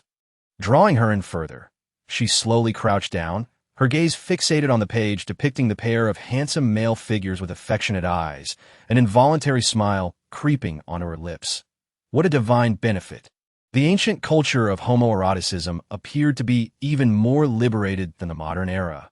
Her pace of flipping through the book quickened, her breath became lighter, and even her fingertips glimmered with excitement. As the spring flowers entered, carrying a medicine pouch, she caught sight of her own lady crouched in the corner, cradling a book of indeterminate origin. A smile, distinctly different from her usual demeanor, slowly unfurled upon her face, appearing almost benevolent. Yet moments later her brow furrowed, followed by another smile, then another frown. At this juncture, Lin Yuexi's inner monologue surged. Xiao Gong swiftly grasped his neck and reminded him that bitter fruit is still fruit. Crouched in the corner, Lin Yuexi beamed with crescent-shaped eyes, her gaze brimming with a warmth that seemed on the verge of overflowing. Beneath the moonlit blossoms, as her attire grew looser, the two exquisite male figures were poised to dissolve their past grievances, their eyes laden with unspoken affection. Just as she was about to turn to the most tantalizing passage, an exquisitely crafted boot halted before her. Lin Yuexi froze and slowly lifted her gaze. Following the boot upwards, she beheld a long robe adorned with cloud patterns, and further up, a face as refined as jade, exuding a casual gentleness. The system activated instantaneously. Alert! Character card loaded! Xiao Yao, the third prince. Son of concubine Shun, the esteemed light of the Ministry of Rights, and most crucially, immensely wealthy. Lin Yuexi, her mind exploded in a whirlwind, nearly causing the book to slap against her face. Cousin Yuning. Xiao Yao's tone was nonchalant, with a slight upward inflection at the end. What a coincidence. Lin Yuexi's lips twitched, his third cousin. In a flurry, she snapped the book shut, the cover facing upwards. Fortunately, she had the presence of mind to use a weathered, yellowed copy of Sun Bin's Art of War as a makeshift shield. Xiao Yao's gaze skimmed the cover, pausing slightly, his brow lifting almost imperceptibly. This cousin was not as simple as she appeared. Was she delving into military strategy? His tone remained calm, yet his eyes shimmered with curiosity. Lin Yuexi regarded the book in her hands, her expression inscrutable. In matters of war, deception reigns supreme. Acquiring more knowledge can never be amiss. That could be taken home for further study. What was she crouching for? To attune to the earthly energies. With a countenance unflustered, Lin Yuexi declared, the texts of warfare assert, knowing the earth and the heavens is key to victory. Xiao Yao, he chuckled softly, a hint of exasperation lacing his voice. Rise, for one cannot fully perceive the earthly energies by crouching for but a moment. Today, anything you desire from the library shall be on my account. After all, the entire bookstore is his domain. Lin Yuexi's eyes sparkled with excitement. One must seize every opportunity. Without hesitation, she pointed to an array of storybooks. Shopkeeper, I'll take all of these. Today, Master Xiao shall foot the bill. Xiao Yao, the shopkeeper. Your Highness. Xiao Yao raised his gaze to meet her exuberant expression, his lips curving slightly upwards. My cousin has a passion for reading. Consider it my support for education. Lin Yuexi beamed, her smile radiant, yet her mind racing through the plot lines involving this third prince. Xiao Yao, seemingly unperturbed, was embroiled in a fierce struggle for the crown prince position against the second prince, until he encountered Su Wanqing, whose singular beauty led to a lifelong fixation, refusing to marry the daughter of a powerful minister chosen by the concubine. Lin Yuexi was aware that the original heroine was presently entwined with the second prince. While this third prince languished in the palace, starved and forlorn, she recalled this classic scenario with vivid clarity, and as she regarded Xiao Yao, her expression became intriguingly complex, tinged with sympathy, pity, and a hint of amusement. Xiao Yao, astutely sensing her peculiar gaze. The bookstore provided delivery service, and Lin Yuexi patted him on the shoulder, earnestly advising, Cousin, the journey of life is long. Do not become ensnared in trivialities, Xiao Yao. Only after her figure vanished around the corner did Xiao Yao slowly retract his gaze, pondering deeply as he lightly tapped the bookshelf. His cousin had just been perusing military texts, yet had deliberately taken the storybooks instead. The corners of his lips turned upward slightly, a smile barely perceptible It appeared that this cousin wished to conceal her talents. He turned, softly inquiring, "Have you arranged for those among the beggars?" The attendant behind him replied. Bowing, "Rest assured, master, all 7 have infiltrated. We await the lady's selection." Xiao Yao nodded, his gaze penetrating as he peered down the alleyway, silently contemplating. What exactly did she know? The streets bustled with passers-by as Chunhua lowered her head, softly explaining, "My lady, I apologize. I believe it was the 3rd prince who requested you not to remind her, correct?" Lin Yuexi did not turn back, acknowledging, "I understand. I bear no ill will." Chunhua hesitated, about to say something more, when Lin Yuexi's attention was suddenly captivated by a scene nearby. A young woman by the roadside cradled a swaddled infant, her other hand shaking a rattle to amuse him. The child giggled uncontrollably, drool spilling onto his little bib. Lin Yuexi paused, her heart feeling as though it had been gently pierced. She stood still for a moment before casually asking, "When Chi-Chi was young, did he have a favorite toy?" Chunhua, taken aback by the abrupt question, took a moment to respond. "I recall that the 2nd miss had a small tiger sewn for the young master. They say he adored it. A hand-stitched little tiger." Lin Yuexi pondered. "Do you know where I might find a carpenter in this capital?" "My lady, if you require assistance, simply instruct the Ministry of Internal Affairs." Chunhua responded smoothly. The craftsmen in the palace possess exceptional skills. They can carve and engrave as needed. Lin Yuexi grimaced. The artisans within the system follow procedures more convoluted than intricate carvings. For something as trivial as this, it would be simpler and quicker to find any carpenter outside. Chunhua considered, "I do have a cousin who once served in the household. She later married a carpenter and now runs a small shop in the capital, specializing in odd jobs." "Very well." Lin Yuexi smiled. "Please convey a message to her, requesting her presence this afternoon." Afterward, she resumed her walk, her thoughts drifting far and wide, that if Chi-Chi cherished a little tiger, then she should create several for him, ranging from small figurines to life-size versions he could ride, ensuring he could play with them at any time. With 7 little ones newly added to the household, all of whom were quite unfortunate, it seemed that mere rattles could keep them entertained for hours. If only there were a small performance stage, a swing, some rings to toss, and a rocking horse. Why not create a mini amusement park solely for the children's delight? Wait, with so many toy ideas, why not also craft the furniture? Especially considering how ancient wardrobes were either too deep to reach or too shallow to hold anything, and if she ever wished to create a sewing machine or a foot-operated fan. It would be quite convenient. She'd name it Yurenfang, producing wardrobes, walking aids, and more.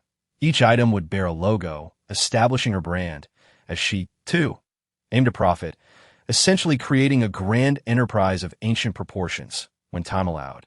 She could design women's garments and sell various doll accessories. Moreover, she could open a bookstore, featuring tales that echoed the works of Jin Yong, Gulong, and Xiong Yao, perhaps even delve into paper-making or gunpowder production. The more Lin Yuexi contemplated, the more invigorated she felt, ultimately wishing to upgrade the system to a higher tier, curious if it held the fabled AK-47, so she could assert dominance at the palace gates. Only when the system's exasperated reminders broke through her daydreams did she halt her spiraling thoughts. A mirror had taken her considerable effort to devise a rationale. Such innovations had to be tackled one by one, ensuring all acknowledged the brilliance of this lady's mind, her penchant for inquiry and exploration. Yet her excitement remained unabated. "Chunhua, how large is your cousin's shop? How is business? Should we embark on a grand venture together?" Chunhua stumbled slightly. "Let us discuss this further once we return," Lin Yuexi said, her smile bright as she envisioned inviting her over to deliberate on this significant enterprise. Chunhua's cousin, Li, along with her husband, the carpenter Wang, hurriedly arrived. The room was filled with the scent of ink as Lin Yuexi focused intently on her painting. I donned a faded blue robe, her face adorned with a servile smile. As she and Wang knelt to pay their respects, Wang's face was as dark as the bottom of a pot. Neglecting to brush off the wood shavings on his attire, he bent his knees, knocking onto the floor. Lin Yuexi, not lifting her head, instructed, "Just a moment, I'm almost finished with the final touches." With a swift stroke of her brush, she sighed in relief and finally raised her gaze. Her features were striking, a blend of languor and aloofness, Yet a blot of ink marred her right cheek, a spot of black on her nose, and ink stains adorned her sleeves and fingertips, rendering her appearance even more chaotic than her artwork. Green willows? Lin Yuexi arched an eyebrow. You've darkened considerably since we last Li paused, her nose tingling with emotion. It has been years, and yet. The lady still remembers my name from when I serve as a maid. She hastily responded, Your Highness, our shop is on the verge of closing in the capital. People are particular. Our craftsmanship simply cannot sustain us. We are considering shutting down and returning to the village. Wait. Lin Yuexi waved her hand. If you trust me, come work with me. Li and Wang exchanged bewildered glances, uncertain of what the lady meant by her words. Lin Yuexi rolled up her sleeves, her tone turning serious. As for me, I am planning to open a new shop, not dealing in ordinary tables and chairs, but in rare items that we have yet to see in the capital. I will design the products, cover the expenses, and you'll manage the shop. When profits are made, we shall share the dividends at the end of the year. I was suddenly anxious. Your Highness, this is too much for us. That we are grateful for your generosity, but how can we dare to share the profits with you? Lin Yuexi's lips twitched. Hold on. You are the inheritors of socialism and must not become part of the capitalist class. Turning her back to them, she feared that they might persuade her into becoming a blood-sucking landlord. After all, in business, I adhere to one principle. I recognize contracts, not personal relationships. The rules are established first. And profits, whether abundant or meager, must be clearly documented in black and white. She flipped her hand and slapped the prepared employment contract onto the table. Come, sign your names and leave your fingerprints. Once that is done, we can discuss the subsequent matters. The couple exchanged glances, having never encountered such a procedure, yet seeing the determined expression on the princess's face, they dared not refuse and hurriedly pressed their fingerprints. Lin Yuexi then leisurely rolled up her sleeves. All right, we shall officially commence. Smiling, she unveiled a stack of blueprints. Now, take a look at our store's treasure, furniture that will be the most fashionable in the capital. Li and Wang the carpenter were filled with anticipation. Having grown accustomed to the royal treasure since childhood, they believed that anything that made her so confident must be a masterpiece of exquisite craftsmanship.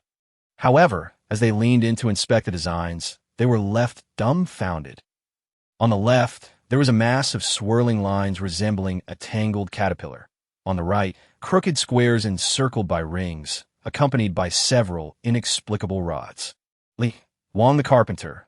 Wang secretly glanced at Li. Didn't you say the princess excels in all arts, including music, chess, calligraphy, and painting? Li, I also do not know. Lin Yuexi paid no heed to their expressions. Pointing at the first drawing, this is called a rocking chair.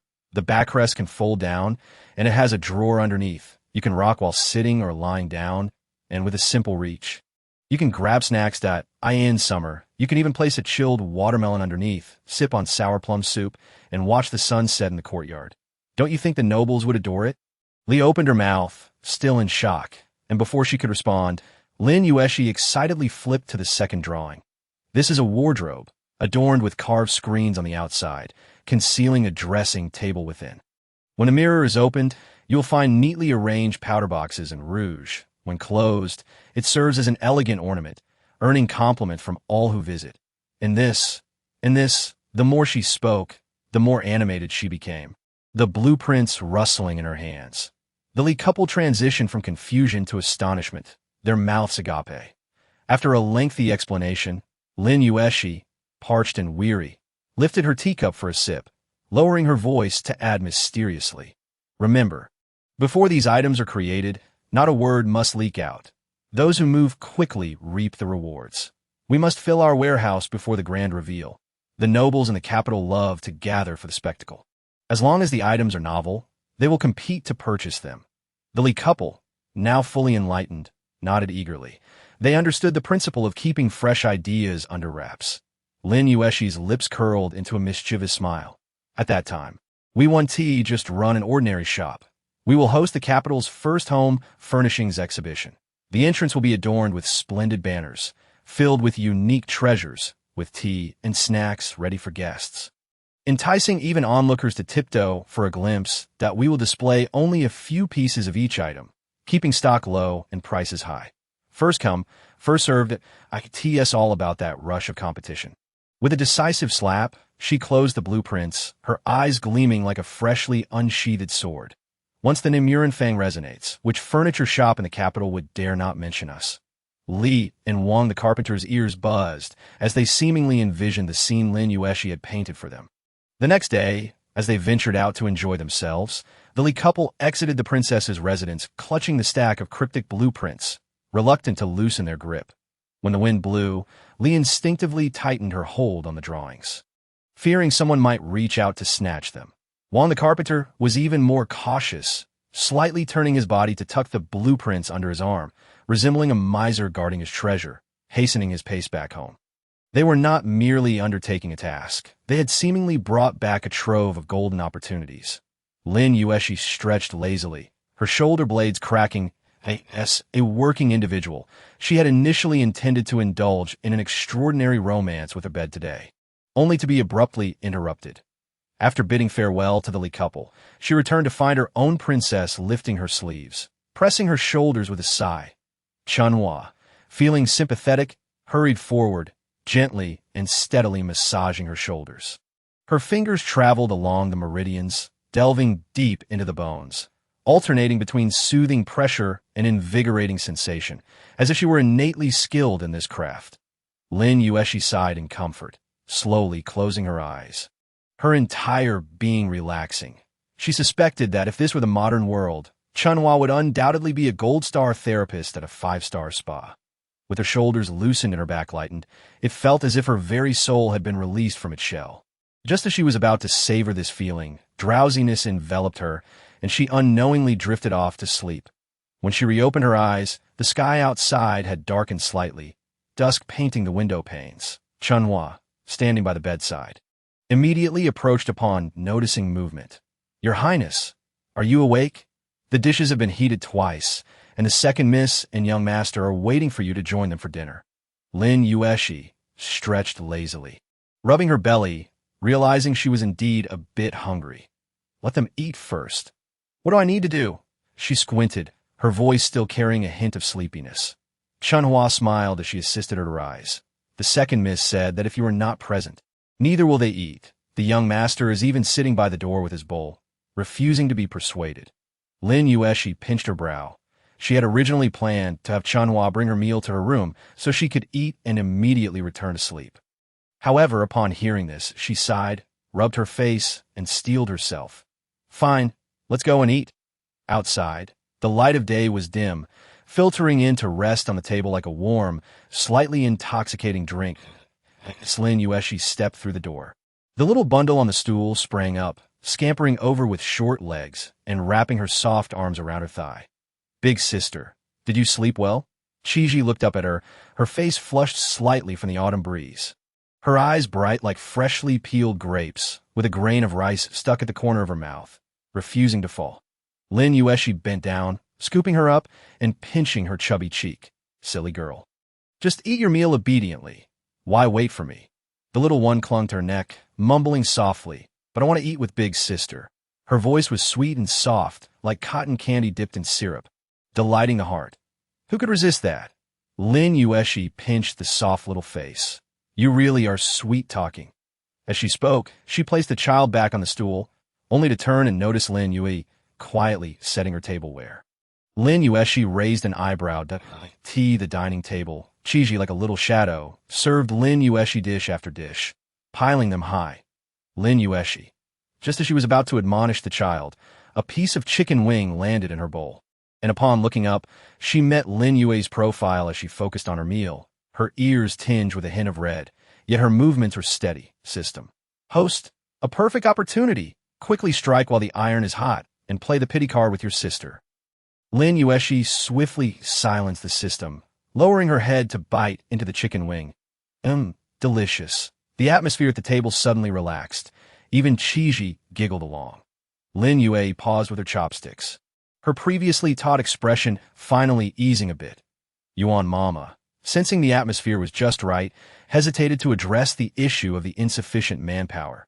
Yet before she could speak, Lin Yuexi set down her chopsticks and suddenly announced, "Yuan Mama. Everyone has worked hard these past few days. Tomorrow morning, let us tidy up and go for a trip to Mingjin City. Qiji has never seen the sea, and I visited when she was little but probably forgot by now. We'll stay just one night and return tomorrow." Yuan Mama was both surprised and delighted. It was a tremendous blessing that the princess was willing to take the two young ladies out for a trip. However, she quickly thought of the insufficient guards in the residence and pondered the possible risks. Before she could voice her concerns, Lin Yuexi smiled. "Mama, rest assured. When I delivered the mirror to the prince's residence yesterday, I mentioned it to my uncle. He said he would send 10 people to escort us tomorrow and has even lent us his villa." As her words fell, Lin Yuexi suddenly recalled something, a glimmer of understanding flashing in her eyes. Lin Yuexi pretended not to notice, lifting her bowl. "Let us eat, or else we might not wake up in time tomorrow." The autumn evening breeze wafted in, carrying a hint of damp earthiness, mingling with the aroma of the meal and the gentle laughter. This meal felt more fulfilling than ever. At the corner of West Street, 7 beggars squatted in inconspicuous places, each one positioned east and west. With broken bowls set out, they shook their tattered clothes. Looking the part, one of them stretched out his broken bowl, gazing longingly at the passers-by, his hand nearly going numb from holding it out. Yet no one paid him any mind. Finally, a chubby little child passed by. Plop! A coin landed in the bowl. The beggar quickly lifted the bowl, shouting his thanks, nearly in tears inside. How had he, just appointed as the head of the guards in the third prince's residence, ended up in such a predicament? The young man on the left has just smeared a handful of dust across his face, only to realize afterward that the dust originated from the hands of the elderly Lu next door. The one in the middle has been intently watching the entrance of the alley, rubbing his hands every 15 minutes while muttering, "Didn't the master say that the princess might come to select people early this morning? What time is it now? Did the message leak? Or did we choose the wrong spot? It can't be wrong. That dog Dan said it would be here." Just as he speaks, a few individuals are crouched at the corner diagonally across, attempting to blend in, yet their formation is too uniform, and their tattered clothing appears to be of the same style. They seem rather unprofessional. Did you see those people? What's going on with them? Who cares? Let's observe the situation. The group exchanges glances, remaining still, only to discover that the individuals across are also looking this way. The wind rustles the torn fabric, imbuing the air with a hint of danger. In the imperial study, the dishes have just been served, and Princeton has already picked up his chopsticks, praising as he eats. "Your chef's skills are truly commendable, royal brother, far superior to those lazy ones in my residence." Emperor Jingxian, disinterested, leisurely sips his wine. With half a chicken leg in his mouth, Princeton continues to chatter. "By the way, Sister Yuning is doing quite well as an elder sister. Today she took her younger siblings to the seaside for some fun." The emperor pauses slightly, lifting his gaze from the rim of his cup. "How do you know that?" "She came to find me this morning, asking to borrow my seaside villa." Princeton, with his mouth full, mumbles, "She even mentioned wanting to grill crabs. Oh, how tempting." Emperor Jingxian responds with a faint raising his cup again. "Let us eat." Princeton picks up a piece of braised pork, grinning. "Hey, royal brother, aren't you going to try this meat?" The emperor glances at him, remaining silent, and drains his cup in Mingjin City before dawn breaks. The carriage sways leisurely along the official road. Lin Yuexi huddles in a corner, her head bobbing rhythmically like the wheels of the carriage. Each jolt against the wall draws an involuntary gasp, her neck nearly twisting into a pretzel. Just yesterday, she had been lecturing Chi-Chi and Ai. Early to bed and early to rise is good for your health. We have a journey to embark upon tomorrow. Yet, upon returning to her room, she glanced up and was immediately beckoned by the towering pile of novels in the corner. Particularly, that book The Secret Passage of the Brocade Letter, where she had just reached a crucial moment. The protagonist, with reddened eyes, seizes the other's collar and pushes them onto the couch, a wicked smile gracing their lips. "Still claiming you have no feelings for me." Lin Yuexi, she read fervently until dawn, her hands feeling no longer like her own, frantically flipping pages, unable to resist the urge to dive into the story and close the door for the protagonist. By the time she finally closed the book, dawn was nearly upon her. Even more absurdly, she was still unsatisfied and rummaged through her belongings, devouring all 4 volumes of the Chrysanthemum Scholar overnight.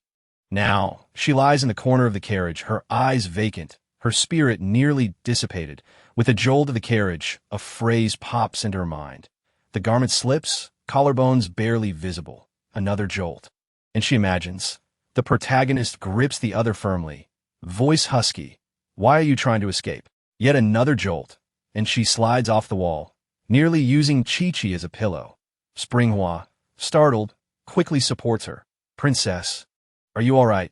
Lin Yuexi mumbles, last night's spring dream. Too shocking. Springhua looks perplexed. What? Mingjin City, the largest port in northern Yan, a golden throat of maritime trade. Southern spices, eastern lacquerware, Jiangnan's cloud brocade silk.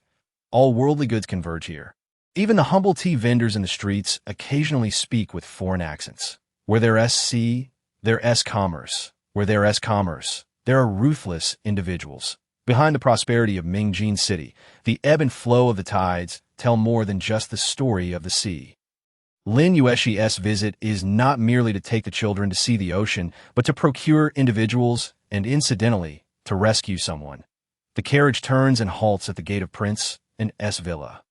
This villa, close to the bustling docks, is situated along a lively bluestone street, 3 stories high, with courtyard in the front and back, capable of accommodating 20 large carts in the stables alone. S. Lin Yuexi steps through the door. A middle-aged man in a blue cloth robe approaches, his face pale and beardless, his back bent as if ready to bow at any moment, a warm smile adorning his face. I am Wenfu, the steward of this villa. His Highness Prince and specifically instructed me this morning that the princess has matters to attend to in the coming days. Perfect. Lin Yuexi, disinterested in pleasantries, raises her hand decisively. I need you to do something. Within half an hour, summon all the pawnbrokers in Mingjin City. She pauses, smiling. Have them bring out their best goods. The steward's expression shifts slightly. He has encountered numerous nobles, but he has never seen one who immediately troubles herself with such requests. The urgency and command in her tone make his eyelids twitch that I shall do so at once. Once the steward hurriedly disappears, Lin Yuexi turns and faces Lin Yue's surprisingly familiar face. Stretching her limbs, Lin Yuexi instructs, you take Chi-Chi out for a stroll first. I'll have Wenfu arrange for 2 familiar faces to accompany you. Don't stray too far, and buy a few things you like along the way. Before she finishes speaking, Chi-Chi has already dashed over, hugging her leg and looking up with wide eyes. Big sister, I don't want to go shopping. I want to stay with you. His face still bears the remnants of sleep. His eyes, slightly red, and his messy hair sticking up like a sleepy kitten, instantly melting her heart. Lin Yue looks up, her tone flat. I also want to choose a few people. Lin Yuexi raises an eyebrow, offering no objections. All right, we'll go together, then. S. Lin Yuexi lifts the curtain. The midday heat envelopes her. The autumn breeze carries a hint of dampness, clinging to her clothes with a slight sheen of sweat, and her back feels uncomfortably warm. The moment she takes a step, she senses a tremor in the ground, signaling the arrival of footsteps from outside, that a considerable number of people are coming to eye in the corridor. Lin Yue and Chi-Chi are already seated. One holds a cup of tea, looking quite dignified. The other swings his legs, eagerly gazing at the entrance like a little deer awaiting a treat. The courtyard is impeccably tidy. The bluestone slabs glistening with moisture. Not a single dried leaf left at the base of the walls. Most striking are the few individuals standing in the corridor, their dark clothing impeccably arranged. Their postures upright and disciplined, clearly not ordinary servants. S. Lin Yuexi takes her seat. The steward promptly approaches, presenting a roster with both hands, respectfully stating, Princess, there are over 20 pawnbrokers in Mingjin City, among which these 7 are the most reliable. He slightly turns to indicate the direction of the courtyard gate. I've kept a close watch. Everyone arriving is listed in the pawnbroker's roster. Their identities clear and backgrounds clean. Lin Yuexi listens with satisfaction, pleased that the steward has anticipated her intentions with just a single remark. She flips through the roster, glancing over it lazily. Fine. Let those skilled in martial arts come in first. One of the stewards standing in the corridor immediately bows and retreats to lead the individuals in. The sounds of footsteps and the rustling of garments. Mixed with a hint of sweat, wafted into the room. Over 50 men and women kneel in unison, the thud of their knees striking the stone slabs echoing clearly. Lin Yuexi's gaze sweeps over them. Calculating the time, the young lady from the one family in the original story should be among this group. She chuckles softly. Since she has encountered them, today is indeed a perfect opportunity to seize a chance. The pawnbroker's steward steps forward promptly, wearing a broad smile, his tone neither servile nor overbearing. Replying to the princess, there are 53 individuals, all top-notch in martial arts among our 7 major pawnbrokers. Lin Yuexi glances at him, her interest waning, and lazily responds, Uncle Wang, take them to the adjacent courtyard. After they've eaten and warmed up, let them each have a turn. Keep the first 30, and send the rest back. The stewardess' expression stiffens, the smile still plastered on his face, yet his voice rises involuntarily. Princess, our pawnbrokers in Mingjin City have always adhered to rules. You may choose individuals as you wish. But to strike them, that would be against the rules. He stands at a respectful distance, his posture straight, his smile polite, yet his eyes convey a subtle warning that the princess cannot act recklessly.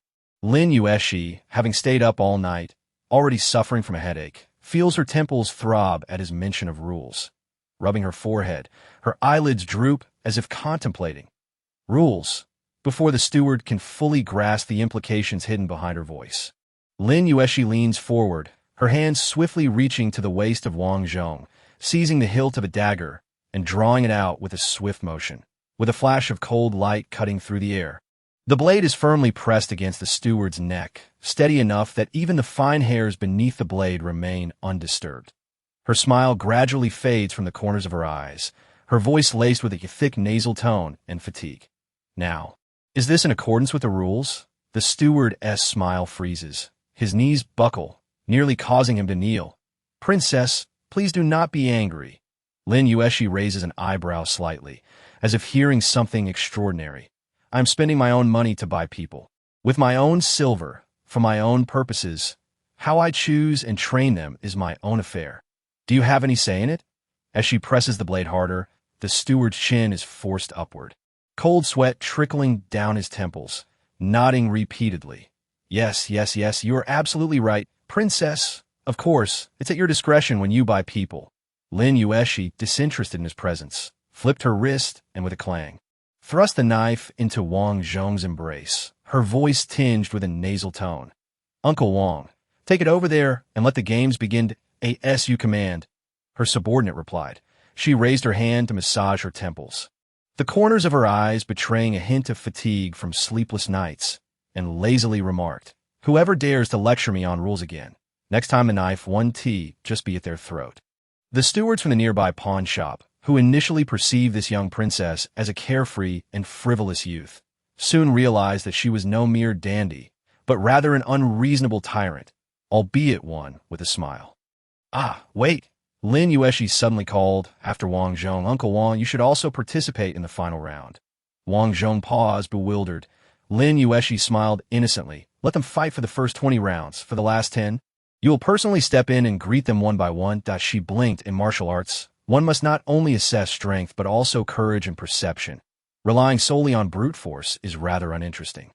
Wang Zhong, now intrigued, clasped his fists and laughed heartily. As you command. Once Wang Zhong led the others to the adjacent courtyard, Lin Yuexi drooped her eyelids and casually flipped through the roster. All right, call in those capable of accounting and reading the ledger. In this day and age, those who can decipher ledgers are a rare commodity. Among the 7 pawnshops, they had managed to gather merely 13 such individuals. Most of these were those who had erred and were sold off by their masters. Lin Yuexi scanned the line of people, casting a cold glance at the older men, their beards unkempt and their faces dark, resembling frostbitten eggplants. Suddenly, her gaze landed on the last individual, a frail girl of about 6 or 7. Dirty and sporting 2 lopsided hair buns, yet her eyes shone with a remarkable brightness. She also an accountant. Just as she pondered this, a steward from a pawnshop yanked the girl by the collar and dragged her over. Bowing with a forced smile, Princess, this girl just arrived and hasn't been trained properly. I will take her away immediately. The little girl, panic-stricken, hurriedly implored, "Steward uncle, I can do accounts. My father taught me." An elderly man beside her hastily knelt. "Your Highness, I taught her to recognize numbers and accounts. She calculates faster than I do. I beseech you to show mercy and give her a chance." Once a shopkeeper from Jiangnan's Wanfatang, he had been sold north due to unforeseen circumstances and had clung to his daughter, which led to their current plight. The steward, feeling pity for the father and daughter, paused, waiting for Lin Yuexi's response. Lin Yuexi was indeed intrigued. "You claim you can calculate faster than your father? Could you be a mathematical prodigy? Then you shall be cultivated." The steward breathed a sigh of relief. And the little girl, sensing her reprieve, nodded vigorously. "Miss, I truly calculate very quickly." Lin Yuexi clapped her hands, and Chunhua entered with 2 young attendants, carrying a heavy chest. With a loud clatter, ledgers spilled across the ground, sending dust flying. Lin Yuexi glanced at the chaos, noting these were all the false accounts fabricated by Granny Gua over the past 2 years. The distant sounds of screams from the martial arts duel reached her ears. Yet her expression remained stoic as she pointed at the ledgers. "It's your turn. Each of you pick one, and within the time of 3 incense sticks, calculate the total amount. Those who cannot figure it out will be sent back to the pawnshop." The accountants hurriedly picked up the ledgers and rushed towards the corridor, eager to manipulate their abacuses. Only the father and daughter remained, frozen in place. Lin Yuexi frowned. "What's wrong?" The little girl suddenly knelt. "I can't read. Lin Yuexi, that is a fair point, but I can calculate." The little girl suddenly looked up, her eyes red. "My father said my brain is more precious than words." Upon hearing this, Lin Yuexi did not offer her an easy way out. She merely glanced at Chunhua, who promptly stepped forward, patting the girl's shoulder. "Sister will read it for you." During this time, Lin Yuexi instructed Granny Yuan and Lin Yue to select the necessary servants for the estate. In matters of the inner court, Granny Yuan undoubtedly excelled, while Lin Yue, though young, would learn as much as she could. Lin Yuexi certainly did not wish for her sister to be confined within these high walls forever. However, if her sister were to become infatuated with so-called romance in the future, she might at least learn Granny Yuan's skills in this way. Regardless of what the future holds, she would always have a fallback plan to protect herself from falling into a dead end. As for herself, she selected a few clever young attendants based on popular examination questions found online. It must be said that the online public exam questions were indeed useful. Upon hearing one person's response, Lin Yuexi felt it was quite astute, and their thought process was meticulous. She couldn't help but ask, "Where is your ancestral home?" The person pondered for a moment before replying, "To your Highness. My ancestral home is in Yinzhou." Lin Yuexi's lips twitched. "All right, another stereotype against Shandong." The sounds of the martial arts competition echoed intermittently, making it impossible to sit still on the bench. Just as the 2 young attendants she had chosen finished their selection, Lin Yuexi decided to let the steward escort them over to see. While Lin Yuexi was fervently selecting talents, at the corner of the Western Street in the capital, 2 groups of beggars were squatting against the wall, their eyes filled with longing. One beggar from the left group stealthily pulled out a warm bun from his bosom, quickly taking a bite while glancing around cautiously. Afraid of being discovered, the nearby beggar caught sight of this and hurriedly grabbed him, whispering, "Don't eat secretly. What if the princess comes?" The guilty beggar shot him a glare and then stuffed the entire bun into his mouth. The nearby beggar, seeing this, couldn't help but mutter curses under his breath. "Aren't you afraid of choking?" The beggar, who did not choke, cradled his head and grumbled, "If she doesn't come soon, I'll really grow lice on my head." At that moment, both sides received news that Princess Yuning had left the city early in the morning, heading towards Mingjin City. The next second, the citizens of the capital witnessed a peculiar sight. The beggars on the ground simultaneously sprang up. They exchanged glances from afar, swung their sleeves, and all departed.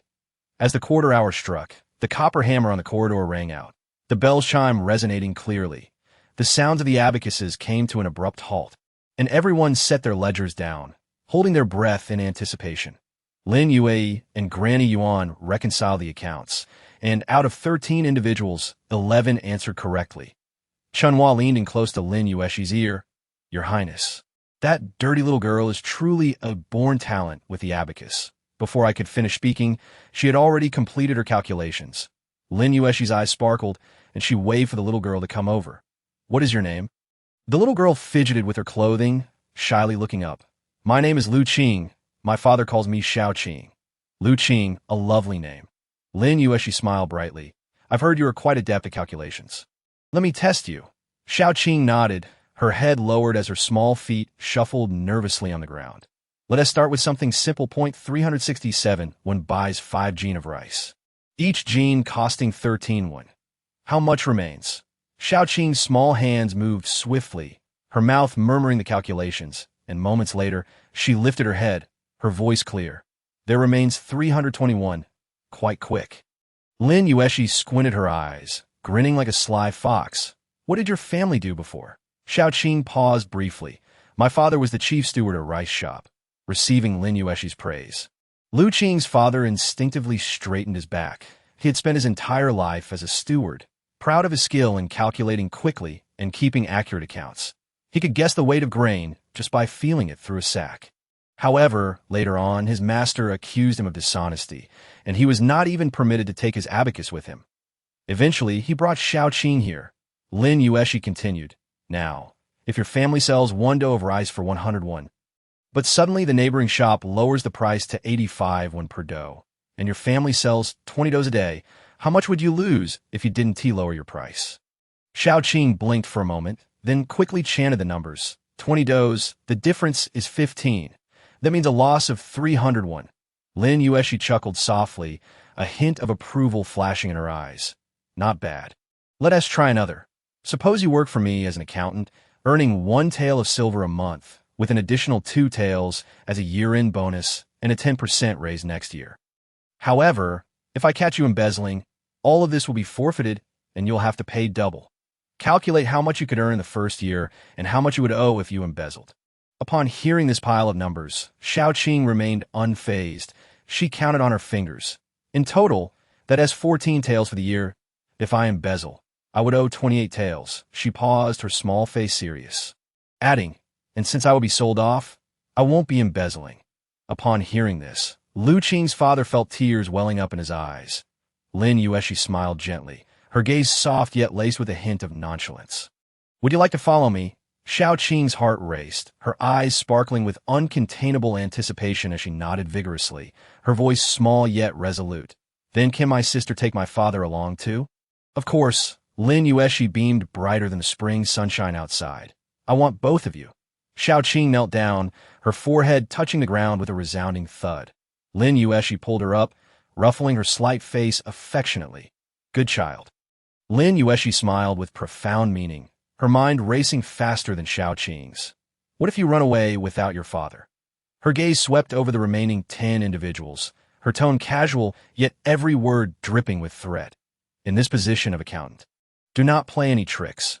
What I desire is someone who keeps accounts accurately. If the accounts are clean, I will bear the brunt of any misfortune.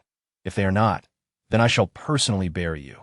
She smiled faintly, her lips curling in a cool, detached manner.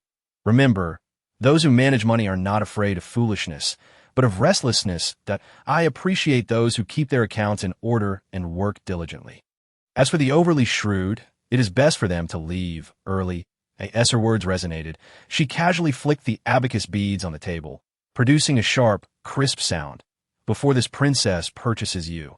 Does anyone else have something to say? A deathly silence enveloped the room.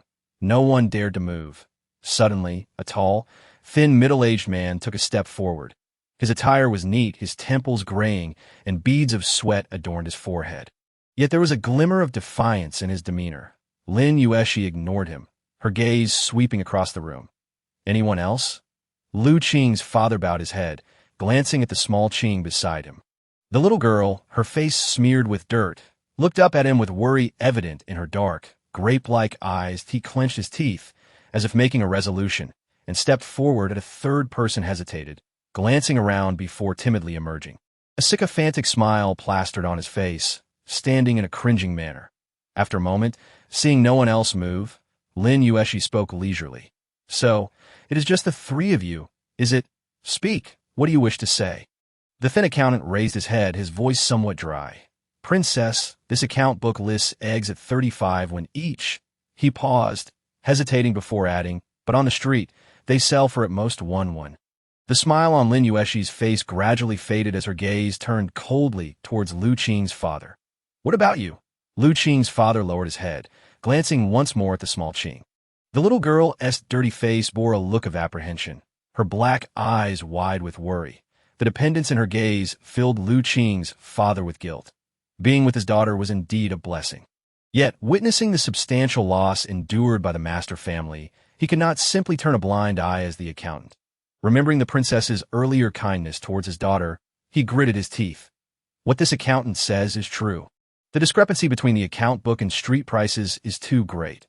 Lin Yuexi's smile vanished entirely, her icy gaze landing on the third person. And you? The third man's face turned pale. His heart sinking, he realized he had missed this opportunity. What was he holding on to? The third person felt a chill wash over him, panic setting in as he hurriedly stammered. I have nothing to say. How could there be a problem with the account book provided by the princess? Lin Yuexi's lips curled slightly in a mocking smile, her tone both indifferent and ruthless. Oh, is that so? She turned lightly, her tone shifting as she commanded. Those who answered correctly, aside from him, may remain. The third man was instantly taken aback, confusion flooding his mind. Princess, on what grounds? I answered correctly too. He could not help but raise his voice in protest, his eyes filled with bewilderment. Why should he not be allowed to stay? Lin Yuexi chose not to elaborate, casting him a cold glance before turning to ask, i.e., do you understand why I do not want him? Lin Yuexi understood her sister was testing her, and after a brief contemplation, she replied clearly. Sister mentioned from the beginning that she dislikes those who are overly shrewd. This person clearly recognized the discrepancies in the accounts early on, but chose not to speak until others did. He likely guessed that Sister was looking for someone to tell the truth. Hence he hurried to express his stance, but once Sister's expression darkened, he immediately changed his tune. Such a person may be quick-witted, Lin Yuexi continued, her voice crisp, but he is too adept at bending with the wind. He is unsuitable for the role of accountant. Lin Yuexi's eyes sparkled with approval as she chuckled. Clever. She turned to the man, her tone frostbitten, being clever to secure a position, if I were to assign you the accounts. Her smile vanished abruptly, her gaze sharp. You might find your life in jeopardy. The third man's face turned ashen, his lips trembling as if he wished to argue, yet he dared not meet Lin Yuexi's gaze. Ultimately, he lowered his head, not daring to utter a word. Lin Yuexi dismissed him with a wave, instructing that the remaining unselected individuals be taken away. She then turned to the remaining 10. You few will henceforth report to this. She pointed at the thin accountant. What should I call you? The man quickly bowed, replying to the princess, My surname is Zhou. Very well, from now on, Master Zhou shall be the chief accountant. Lin Yuexi nodded. Then turned to Lu Qing's father. Your surname is Lu, correct? You will serve as the second accountant, assisting Master Zhou. S for Xiao Qing. She shall remain by my side. Lu Qing's father was momentarily taken aback, complex emotions flashing in his eyes before he suddenly bowed.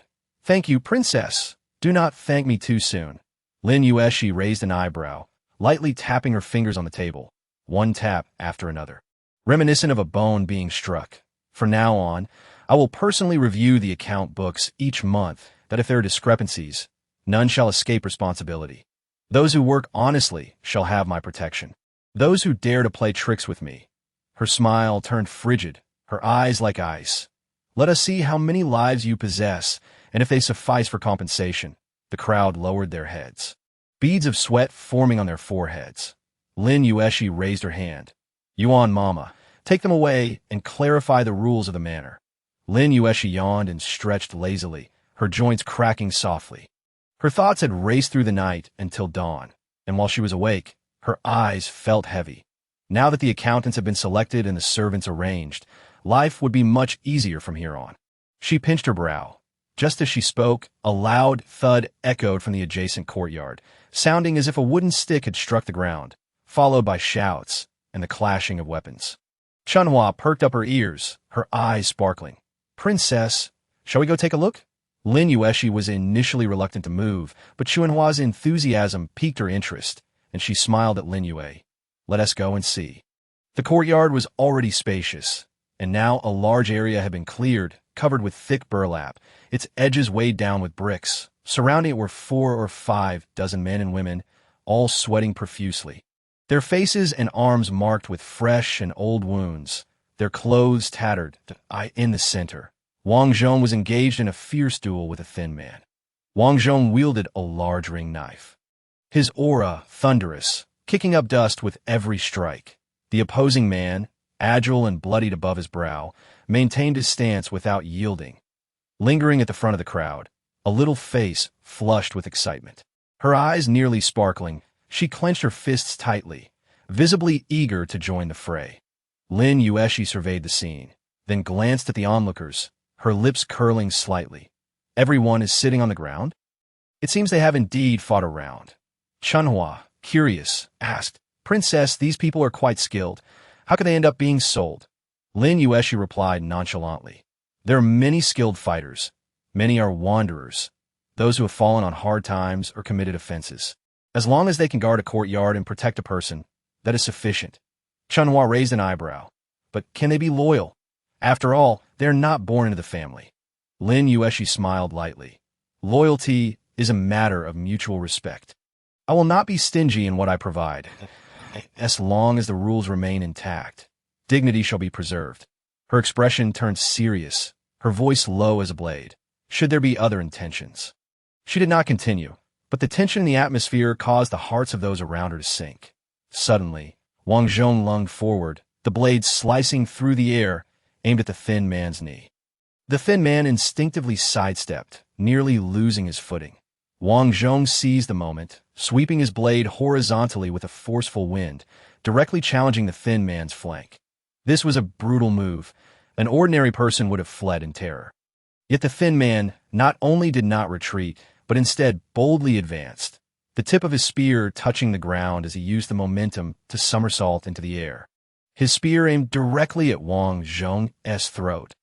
In the blink of an eye, Wang Zhong's eyes widened in shock. He instinctively raised his blade to block, yet if he had been a moment slower, both would have been injured. Just at that instant, Wang Zhong hesitated, deliberately withholding some of his strength, his blade shifting to avoid the thin man's chest. The thin man's spear, however, showed no hesitation, firmly pressing against Wang Zhong's neck. The outcome was clear. Wang Zhong released his grip on the blade and clasped his fists. Excellent spear technique. The thin man said nothing, merely stepping back after sheathing his spear, his expression calm as water. Lin Yuexi leisurely examined the thin man, a slight smile playing on her lips. This batch is quite well chosen. Wang Zhong turned, cupping his hands. Princess, 30 individuals have been selected, 28 men and 2 women. Among them, the most skilled is this gentleman Gu. Lin Yuexi ambled over to the thin man, assessing him from head to toe. What is your name? The thin man bowed his head and clasped his hands, replying to the princess. My surname is Gu, with the given name Lin. Lin Yuexi savored the name, as if tasting a cup of cold tea, the flavor both bland and bitter. She stood very close enough that when Gu Lin lowered his gaze, he could see the plum blossom embroidered on her sleeve, the stitches fine and the thread color cool, subtly shifting with her breath. Are you willing to follow me? Her voice was languid, as if asking if he would like to take a bun home. Gu Lin did not hesitate, kneeling on one knee. I am willing to serve the princess.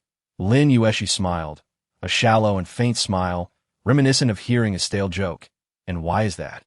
Gu Lin lowered his head, because the princess is kind-hearted, treating her subordinates with generosity. Lin Yuexi. I suspect he is mocking me, yet I have no proof. System. You possess quite a bit of self-awareness. Lin Yuexi bent down slightly, her gaze aligning with his, her eyes tinged with a hint of weariness, yet they elicited an unsettling chill along the spine. Lin froze, the very wind around him seemingly stilled. The look in your eyes is not one of loyalty, but a probing curiosity. Lin Yuexi spoke languidly, her tone as gentle as that found in a tale. Each step you take toward me pauses momentarily. You are assessing whether I am an easily placated softy or a formidable madwoman. Lin's breath hitched, his chest rising and falling with increasing rapidity. Suddenly, Lin Yuexi leaned closer, her gaze penetrating his pupils.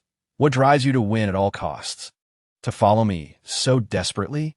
Lin's back stiffened, the coolness of the bluestone beneath his knees seeping through the thin fabric into his very bones. Fear not, I shall not drive you away. Lin Yuexi straightened, her voice reverting to that languid, slow cadence. Yet I detest secrets. Contemplate this well tonight, for at dawn I shall grant you but one opportunity. 68. Staying up late is unwise, yet so fragrant. Upon finishing her words, Lin Yuexi cast her gaze over the others present, her tone softening. And to you all, I shall not inquire into your pasts, nor pursue your secrets. She smiled faintly. But remember, loyalty is the sole rule for those who follow me. Should anyone harbor ill intentions, betray the cause, or harm themselves, my blade shall show no mercy. Her words were deliberate, her tone warm and gentle, like a night breeze wafting over a lake, devoid of emotion, yet sending shivers down the spines of those present. Cold sweat trickling down their spines. In unison, the crowd responded, "We shall obey the command of the noble lady." Lin Yuexi lazily raised her hand. Wang Zhong, take them away to tend to their injuries. Wang Zhong bowed in acknowledgement, leading the 28 men away. Once the crowd dispersed, only 2 women remained. Lin Yuexi casually glanced at them, intending to ask a few casual questions, but upon catching a glimpse, her brow furrowed sharply. Something is amiss. Wenning is clearly only 15 or 16, yet these 2 women appear to be in their 20s. She rubbed her temples, fatigue clouding her vision, and languidly summoned the system. What is happening? Where is Wenning? According to the original narrative, next month, Wenning was to be taken to the capital's pawn shop, on the brink of being sold into a brothel, only to be rescued by Su Wanqing and the second prince during her escape. Su Wanqing, soft-hearted, could not bear to witness her plight, and the second prince helped purchase her. Little did they know, this girl was the daughter of the renowned Tianqi swordhouse from the southern region of Weizhou. Later, her family retrieved her, and the Tianqi swordhouse not only promised to repay Su Wanqing a great favor, but also sent 2 skilled maidservants to protect her. How is it that now not even a shadow remains? Lin Yuexi had not anticipated the system would actually provide her with an answer, especially as it was known for its rigidity and reluctance to bend the rules. Her surprise, the system responded with, "Oh, this, I certainly won't tell you that the girl escaped the night before last, was caught and severely beaten, and is now locked in the woodshed, unable to rise. Lin Yuexi, I also won't disclose that she is under the care of that steward in gray attire, who bears a whip at his waist. Lin Yuexi, has the sun risen in the west today?" She blinked, expressing her skepticism. "System, has your code gone awry?" The system huffed. "How can my code be erroneous? I am precise and orderly." After a pause, it added petulantly, "It is rather someone who, despite being busy during the day, stayed up late reading tales last night.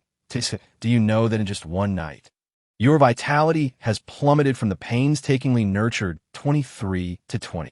The more it spoke, the more agitated it became. "I simply do not understand. Do you not know that staying up late is detrimental to your health? In such dim candlelight, you are practically glued to the lantern. 2 men are just that captivating." Lin Yuexi's face flushed, and she quickly changed the subject, defiantly retorting, "You could have reminded me." The system instantly took on a more aggrieved tone. "I did remind you, yet that someone deemed my warnings bothersome and locked me away in the little black room." Lin Yuexi, no wonder my ears have been so quiet today. An apology was out of the question. She cleared her throat and decisively shifted the focus. "All right, I shall go find someone now." She was truly exhausted, swaying even while standing, her temples throbbing as if 2 stones were lodged within, each pulse sending pain coursing through her. Her feet felt weak, requiring her to lean against the wall after just a few steps.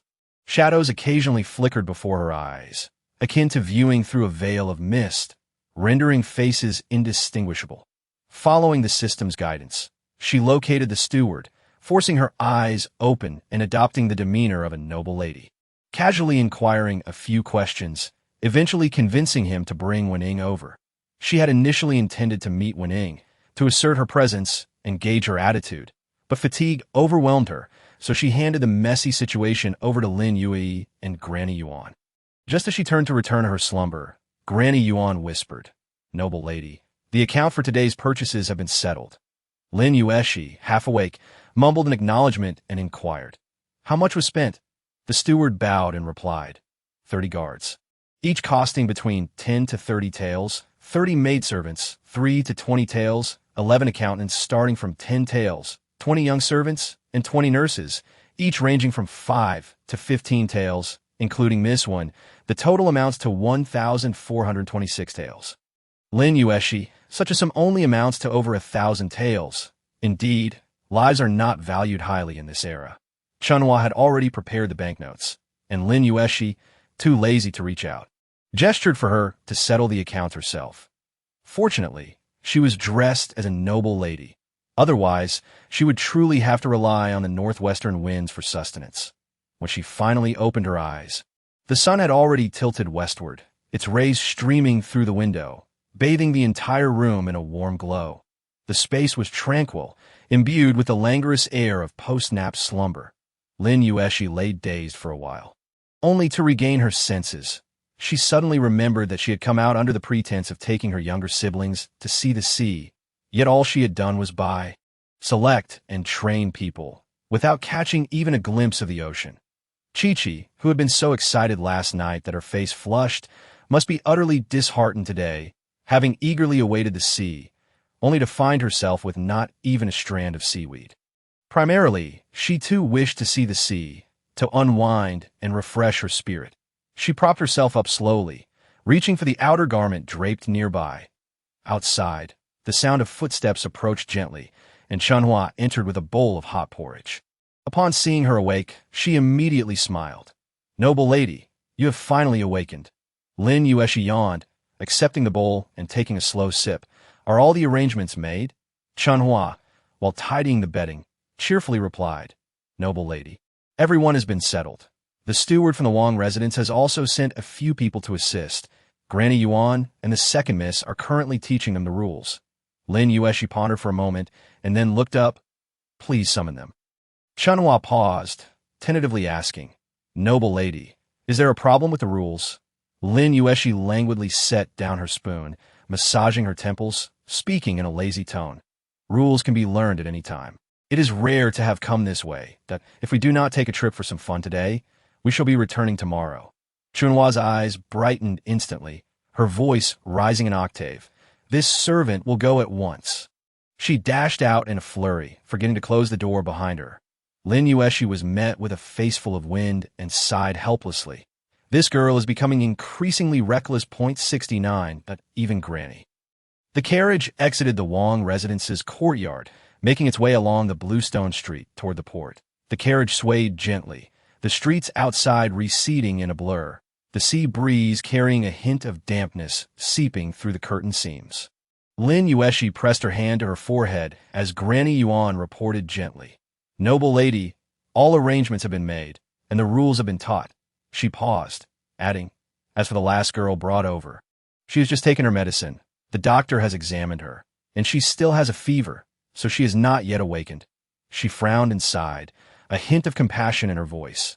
Those people were too brutal. Upon hearing this, Lin Yuexi's fingers slowly tapped against the soft cushion of the carriage. "Is that so?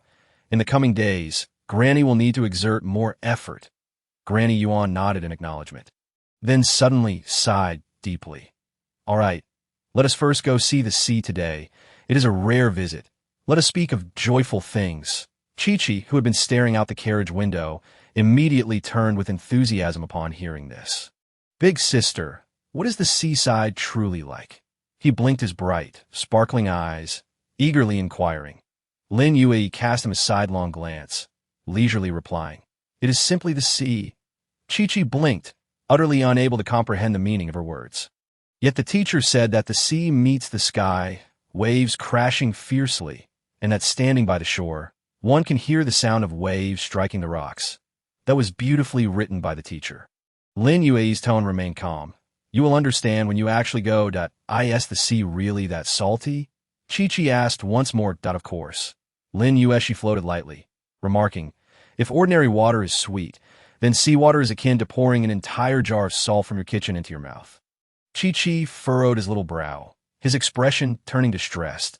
How can anyone drink that? Thus, it is undrinkable. Lin Yuexi cast him a sidelong glance, adding, otherwise, you shall taste the utmost regret. Chi-Chi promptly covered his mouth, his face filled with caution. After a moment of contemplation, he spread his small hands wide. Are there really such enormous fish in the sea? Lin Yuexi replied casually, of course there are. Chi-Chi's eyes widened. Do they eat people? They do, Lin Yuexi added earnestly, and they particularly enjoy feasting on inquisitive little children. Chi-Chi's eyes bulged, his mouth opened slightly as if he wished to argue, but in the end, he sheepishly swallowed hard and whispered, then, do they prefer the thinner ones? No. Lin Yuexi shot him a meaningful glance. They only choose the most tender. Chi-Chi's face turned pale, retreating into Yuan Mama's embrace. I'm not delicious. Lin Yuexi observed him, a faint smile curving her lips as she lazily leaned back in her seat, silent yet amused. The carriage continued onward, drawing ever closer to the port. The sea breeze grew more intense, and the distant sound of the tide became increasingly distinct. At the bustling port, people came and went, ships docked, coolies shouted, and vendors clamored, creating a scene of lively activity. Wow. Chi-Chi's voice was swept away by the sea breeze as he excitedly gazed around, his small face aglow with wonder. Elder sister, look, it's truly enormous. He pointed at the nearby sea, his eyes nearly glued to it. Indeed, Lin Yuexi replied nonchalantly, larger than your mouth. Chi-Chi. Lin Yuexi watched this scene with a gentle smile, though she did not immediately join in. She gazed at the boundless sea. Her heart stirred. It was larger than she remembered. Back then, she was no taller than Chi-Chi, holding her mother's hand, her little feet sinking into the damp sand. The waves gently lapping over her toes, icy yet soft. Her father stood nearby, laughing as he lifted her onto his shoulders, allowing her to see further. Look, the end of the sea is the sky. At that time, she had tilted her head back, blinking her eyes and asking, if I keep walking forward, can I reach the sky? Her mother had laughed softly, ruffling her hair. Silly child. The wind rose, waves surged, and all sounds faded into the whispers of the tide. Lin Yuexi slightly lowered her gaze, gripping her sleeve tightly, feeling a weight on her shoulder as Yuan Mama gently draped a cloak over her. Second miss, be careful not to catch a chill. Yuan Mama spoke kindly. Lin Yuexi nodded softly, about to shift her gaze when she heard Yuan Mama's light laughter, laced with an enigmatic tone. It's quite good that the princess has become like this. Don't you think? Lin Yuexi froze, her head snapping up in disbelief. She stared at Yuan Mama, her lips moving as if to say something, yet ultimately, no words emerged. She had always believed that she alone noticed her sister's change. But Yuan Mama, had she noticed too? Yuan Mama merely smiled, gently tightening the collar of her cloak. The breeze brushed past, carrying the faint, briny scent of the sea. Her fingers moved delicately, as if adjusting the collar, yet also serving as a silent comfort. After a moment, Yuan Mama spoke softly. Perhaps the eldest princess and the prince consort did not wish to see you and the young master suffer, which is why they sent the princess back. Lin Yuexi did not respond. She merely raised her eyes to the distance in the setting sun. Lin Yuexi stood at the water's edge, her garments soaked by the waves. A hint of helplessness in her brows and eyes. Chi-Chi bounced beside her, cradling a small crab in his hands, his eyes sparkling. Elder sister, does this crab really walk sideways? Lin Yuexi lazily glanced over. Chi-Chi leaned in closer, his curiosity piqued as he fixated on the crab's pincers, his excitement palpable. Does it pinch people? It does. Then do they fight? If two crabs were to battle, would they end up walking straight? Lin Yuexi regarded him with a knowing look, effortlessly suggesting you could try placing them together and see if they fight. Chi-Chi's eyes brightened, eager to take action, but the crab suddenly waved its pincers, startling him and causing the crab to tumble into the water. Chi-Chi. Lin Yuexi chuckled at the sight of his wide-eyed expression, her laughter mingling with the wind, a sense of delight she herself did not notice. Meanwhile, Chi-Chi had never laughed so heartily before. Lin Yue inhaled softly, her fingertips brushing the fabric of her cloak as she gazed toward the distant horizon. After a long while, she quietly replied, "Perhaps." Lin Yuexi, thoroughly enjoying teasing the child, was suddenly interrupted by the system notification that rang out abruptly. Ding 7, she called me sister, Sister 1, current progress 99. Lin Yuexi, she ain't done anything at all. Suddenly, Chi-Chi's mischievous laughter echoed in her ears, and in the next moment, the icy seawater splashed unexpectedly onto her face. Lin Yuexi slowly opened her eyes, water dripping from her hair as she fixed her gaze on the culprit. Chi-Chi, with a silly grin, took off running. "Elder sister, the big fish in the sea, just wash your face." Lin Yuexi. This little rascal was getting bolder. Embarrassed and furious, she dashed after him without a second thought. Waves crashed, and a flustered elder sister chased after a brother who was laughing so hard he could barely breathe, making their way from the water to the sandy beach. As Chi-Chi ran.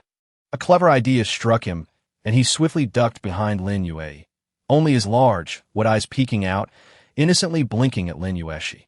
Lin Yuexi halted, her smile turning menacingly slow.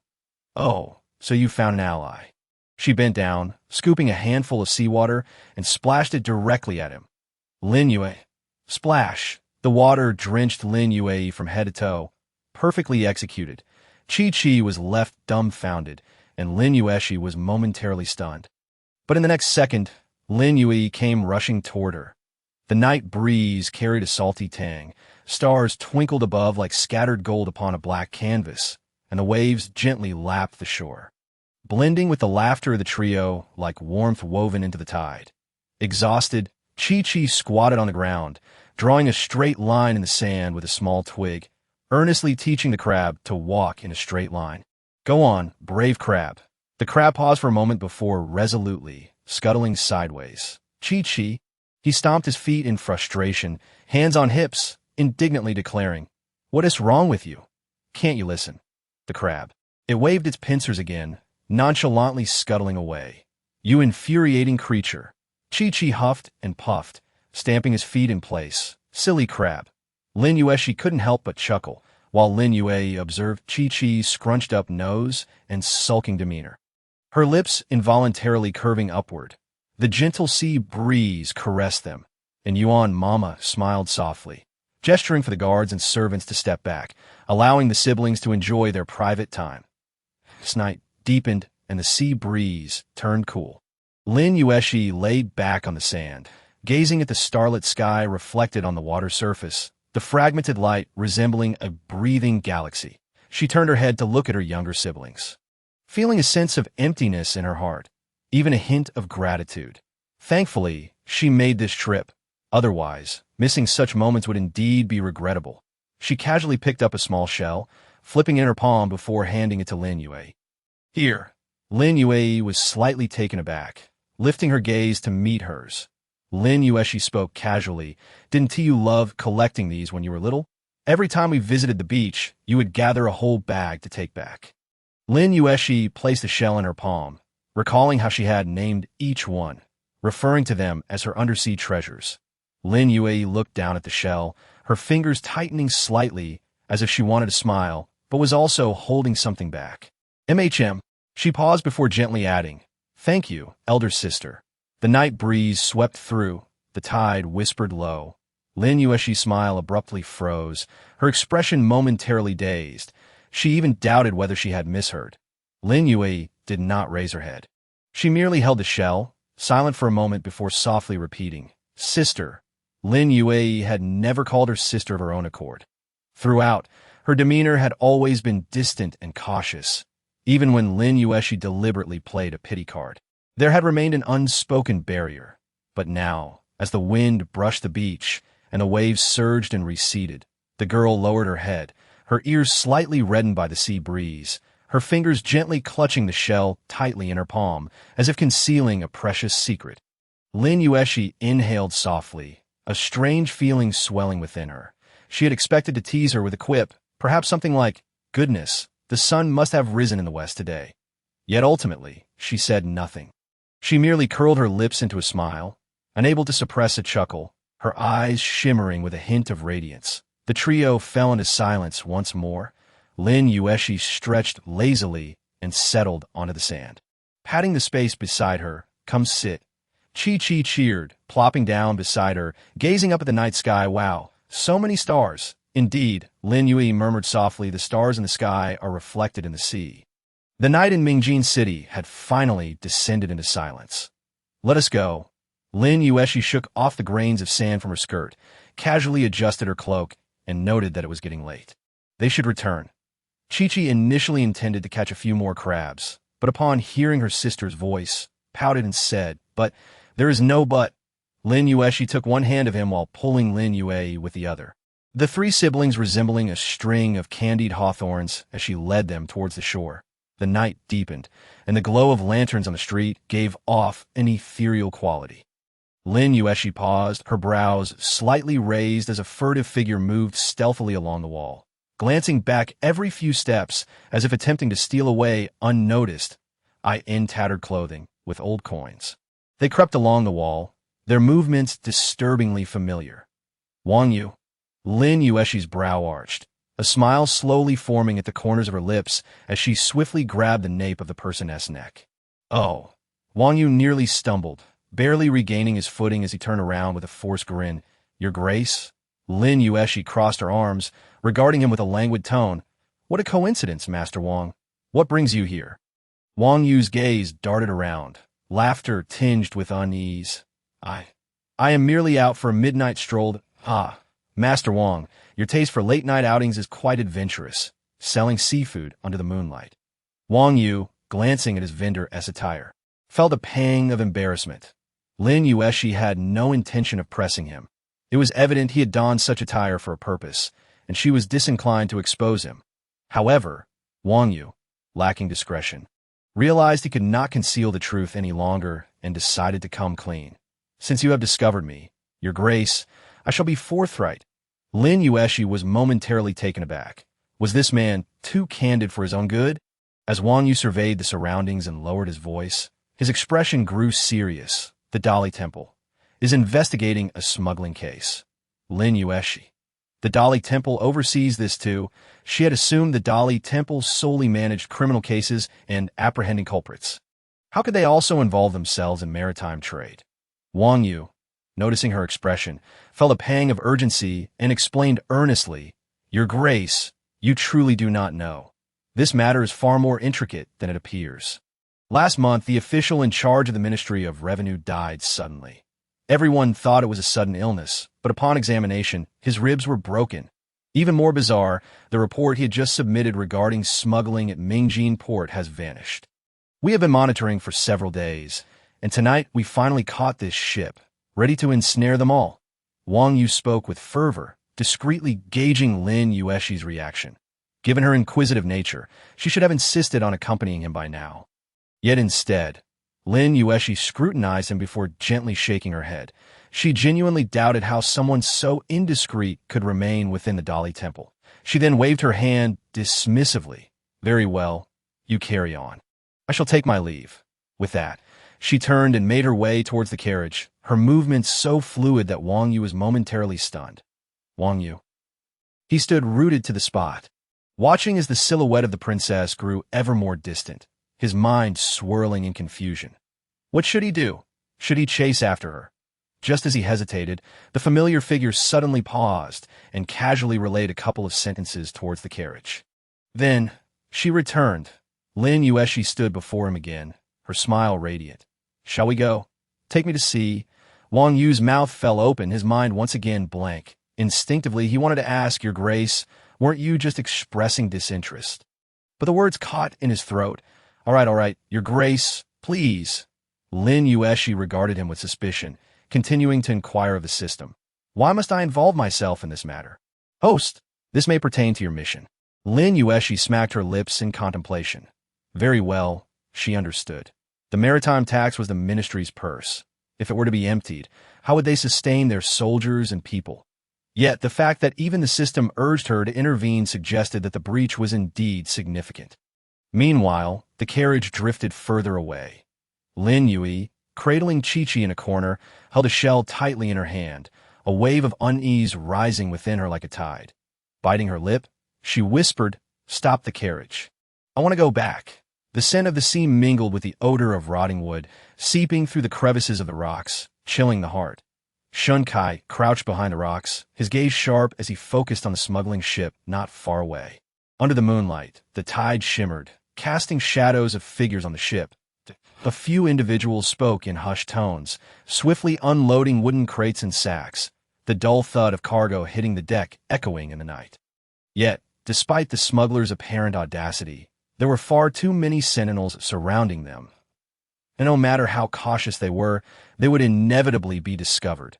The moment they made a move, the lookout would sound the alarm, and the smugglers would flee without hesitation, leaving only a few peripheral lackeys to be apprehended, while the true masterminds would remain at large. "Sir Shun, if we do not act soon, it will be too late," one of the Dali Temple subordinates whispered.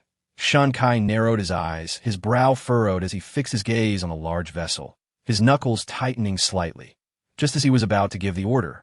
A light tap struck the back of his head. Shun Kai tensed instinctively, muscles coiling as he reached for his blade, cold eyes turning sharply, ready to retaliate. The moment their gazes met, his heart jolted, and he froze. "Yuning, your grace." Under the moonlight, Lin Yuexi, clad in a simple dress, twirled a small twig in her hand, smiling at him. "Sir Shun, would you like some assistance?" Her voice was casual, yet there was a glimmer of inquiry in her eyes. Shun Kai's astonishment seemed genuine. Lin Yuexi squinted slightly. Could it be that Wang Yu had truly let slip too much?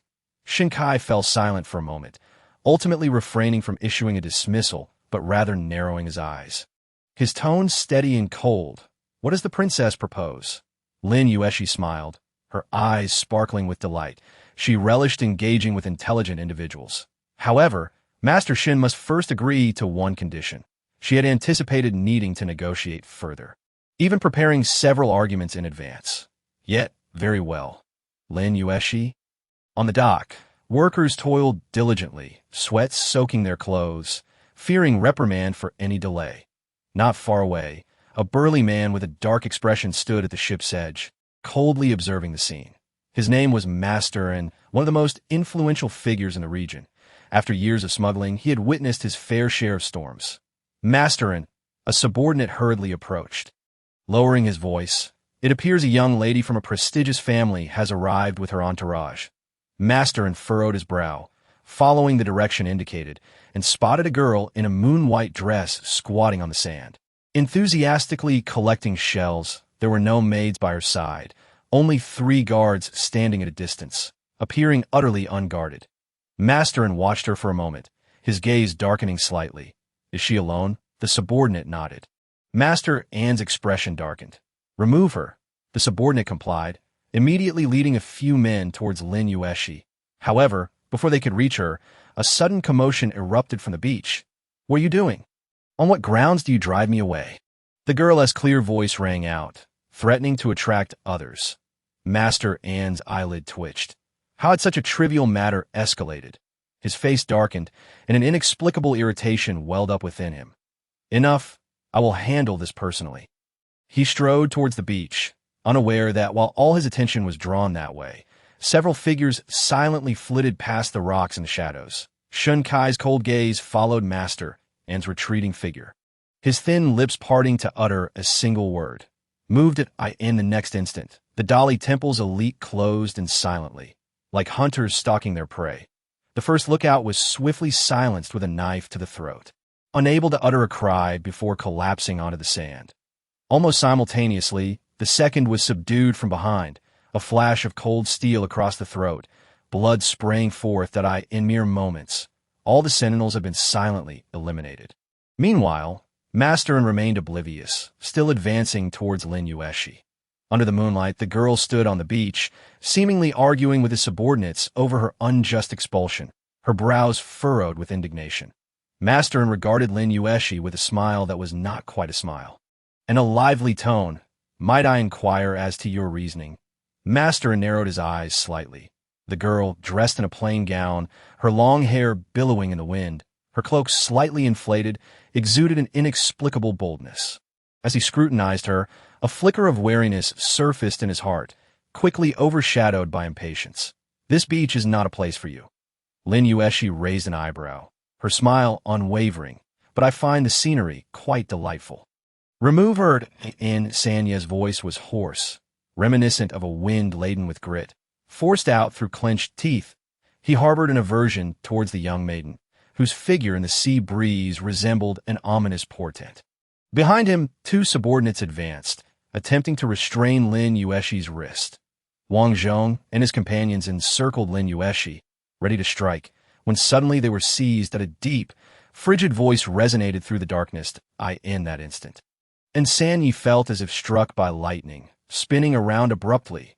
Shun Kai stood with his hands clasped behind his back, clad in black, his gaze as cold as steel. Behind him, the guards of the Dali Temple approached silently, having subdued all the spies lurking in the shadows. And San Ye's eyes widened, a chill coursing through his heart. When did they draw near? The night was dense, the sea wind howled, and a faint scent of blood permeated the air. Lin Yuexi had already taken refuge behind the rocks, escorted by Wang Zhong and others, her gaze piercing through the darkness towards the distant smuggling ship. Just then, she keenly detected a faint sound, akin to fabric brushing against the rocks. An inexplicable chill crept up her spine, and as she raised her hand to shield against the sea wind, her skin brushed against a slick, salty dampness. Lin Yuexi's breath caught. Something was amiss. Sister! Lin Yue screamed as she dashed out, her voice trembling as if it might shatter at any moment. You must run. She stumbled, barely circumventing the rocks, her knees scraped and bleeding, yet oblivious to the pain. Suddenly, a whooshing sound sliced through the air, a cold glint of a blade aimed directly at her throat. Someone, before Lin Yuexi could react, four shadowy figures surged forth from the night. Lunging towards them, protect the princess, Wang Zhong bellowed, parrying the first strike, sparks flying. Two guards of the Dali Temple swiftly revealed themselves, the clash of blades creating a whirlwind of chaos as the four became entangled in a fierce struggle. Lin Yuexi's heart raced like a drum. Just as she sought to steady herself, she saw Lin Yue rush to her side, her face ashen, lips quivering. Who told you to come back? Lin Yuexi admonished in a low, urgent tone, her hands fiercely guarding her sister. Lin Yue stood rigid, gasping for breath, her voice trembling. I was afraid something would happen to you. Lin Yuexi's heart jolted painfully, but the danger was not yet averted. With a swish, a flash of cold light glided silently through the night, the sharp edge reflecting the cold moonlight, aimed straight at Lin Yuexi's back. Watch out! Lin Yue's terrified shout shattered the night. Lin Yuexi was caught off guard as she was suddenly embraced, her sister's trembling breath echoing in her ears. She froze. That it had been so long since anyone had protected her like this, even from her sister, whom she had always perceived as cold and distant. In the next moment, her rationality yanked her back. Get away! Lin Yuexi pushed back forcefully, sending Lin Yue sprawling away, exposing herself entirely to the blade's glint. The cold light threatened her brow, and she could even smell the lingering scent of blood on the blade. Bang! A fierce gust of wind tore through the air, accompanied by a sharp whistle. As a stone struck the wrist of the assailant that had emerged from nowhere, the blade clattered to the ground, and the attacker howled in pain. Who? The night was shrouded in silence, with no one answering. Lin Yuexi's legs turned to jelly, and she collapsed onto the ground, her back drenched in cold sweat, her ears ringing as if the entire ocean had surged into her mind. Yet the assailant was a formidable opponent, enduring the excruciating pain, his left hand twitching as he drew another dagger, the cold gleam re-emerging. In the shadows, half of his face was concealed by a black scarf, revealing only a pair of chilling eyes, while a scar faintly marred the back of his left hand. Seeking death, the voice, deep as iron, suddenly emerged from the darkness. Shun Kai strode forward, the tip of his sword quivering slightly, a cold gleam shooting forth as the blade pointed directly at the assailant's throat. The clash of swords erupted, sparks flying. The masked assailant staggered back, leveraging the terrain for a leap, vanishing into the darkness. Pursue! Wang Zhong and his men instantly brandished their swords and gave chase. But in an instant, The shadows had evaded them entirely. The night wind was thick with the stench of blood, and before Lin Yuexi could fully comprehend the situation, she heard a flurry of footsteps. "Sister!" Lin Yue cried out, rushing over, kneeling, and enveloping Lin Yuexi in a desperate embrace, as if trying to meld her into her very being. Her once plump, fair face was now marred with dirt.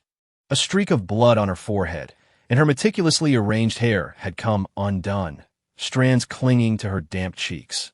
Her eyes, resembling black grapes, were now filled with terror and disarray, the corners reddened as if the sea wind had torn them.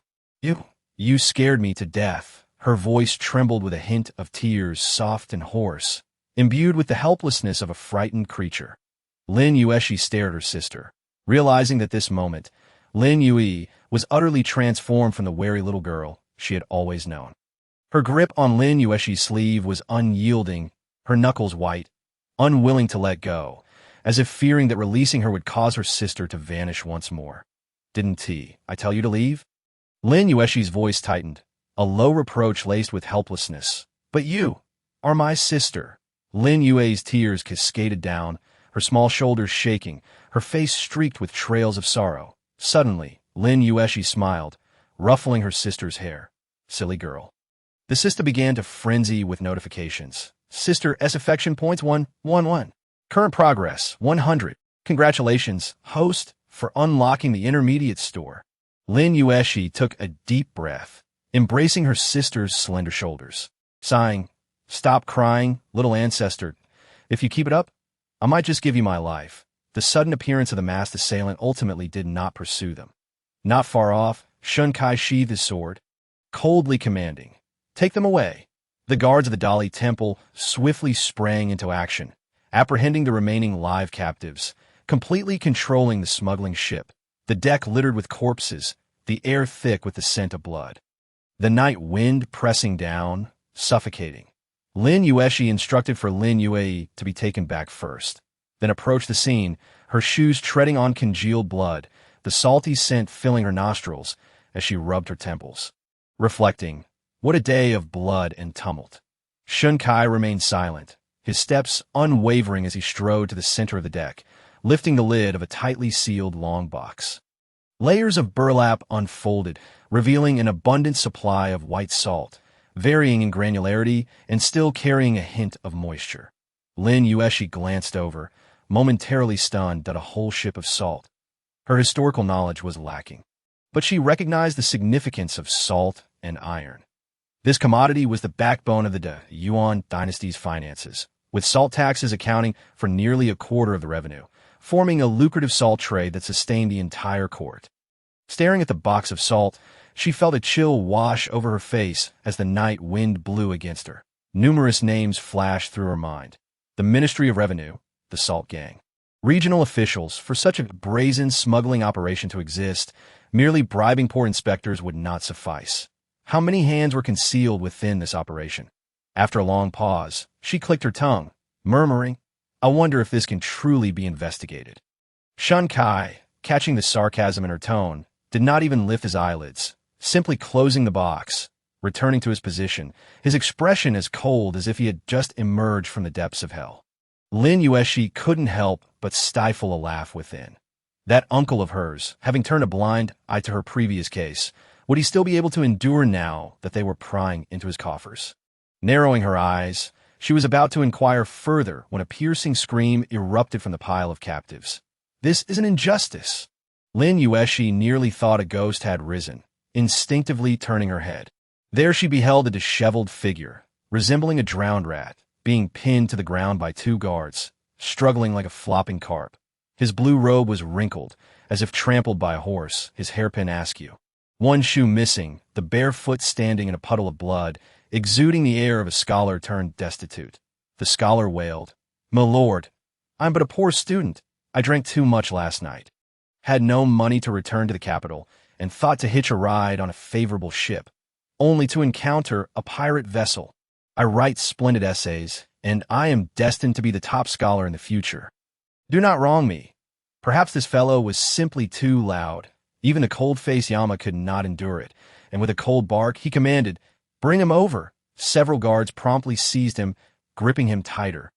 As Shinkai looked down at him, his gaze unwavering. Name? The scholar shivered, struggling on the ground, stuttering. I am surnamed Qian, given name Yun.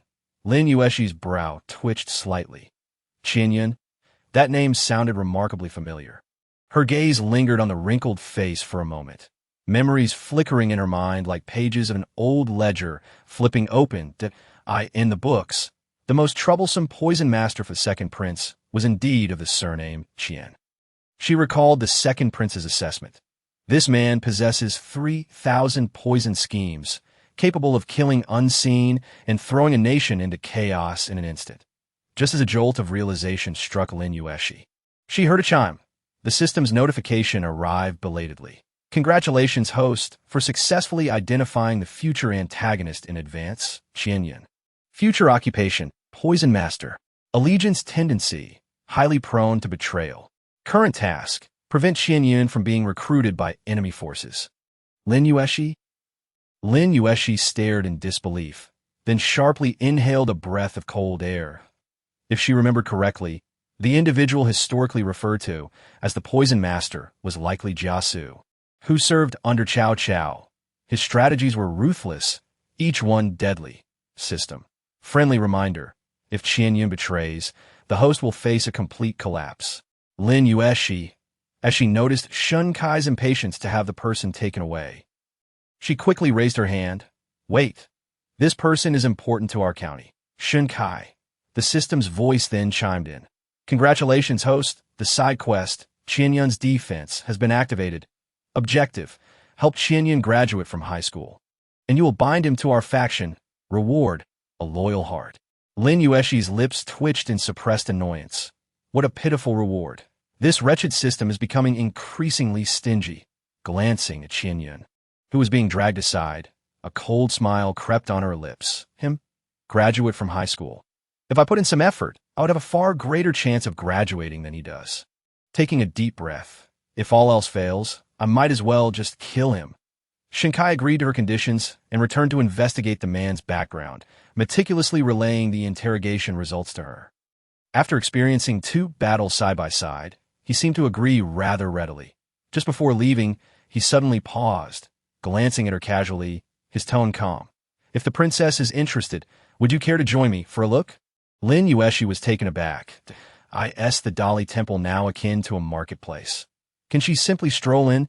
She was indeed somewhat intrigued to join the fray, but the pile of tasks at hand loomed over her like a mountain, compelling her to decline for her own safety. No, there are matters back at the manor. Shinkai merely acknowledged her with an affirmative sound, said nothing more, and turned to leave. His steps remained steady and nimble, his silhouette as sharp as a blade. Yet Lin Yuexi felt an inexplicable sense of disappointment from him. As night deepened, the carriage swayed into the royal manor's annex. Lin Yuexi disembarked, rubbing her temples as she prepared to enter the house. When she caught sight of a familiar figure darting in the corridor, she halted her steps, squinting to see more clearly, only to realize it was Lin Yue.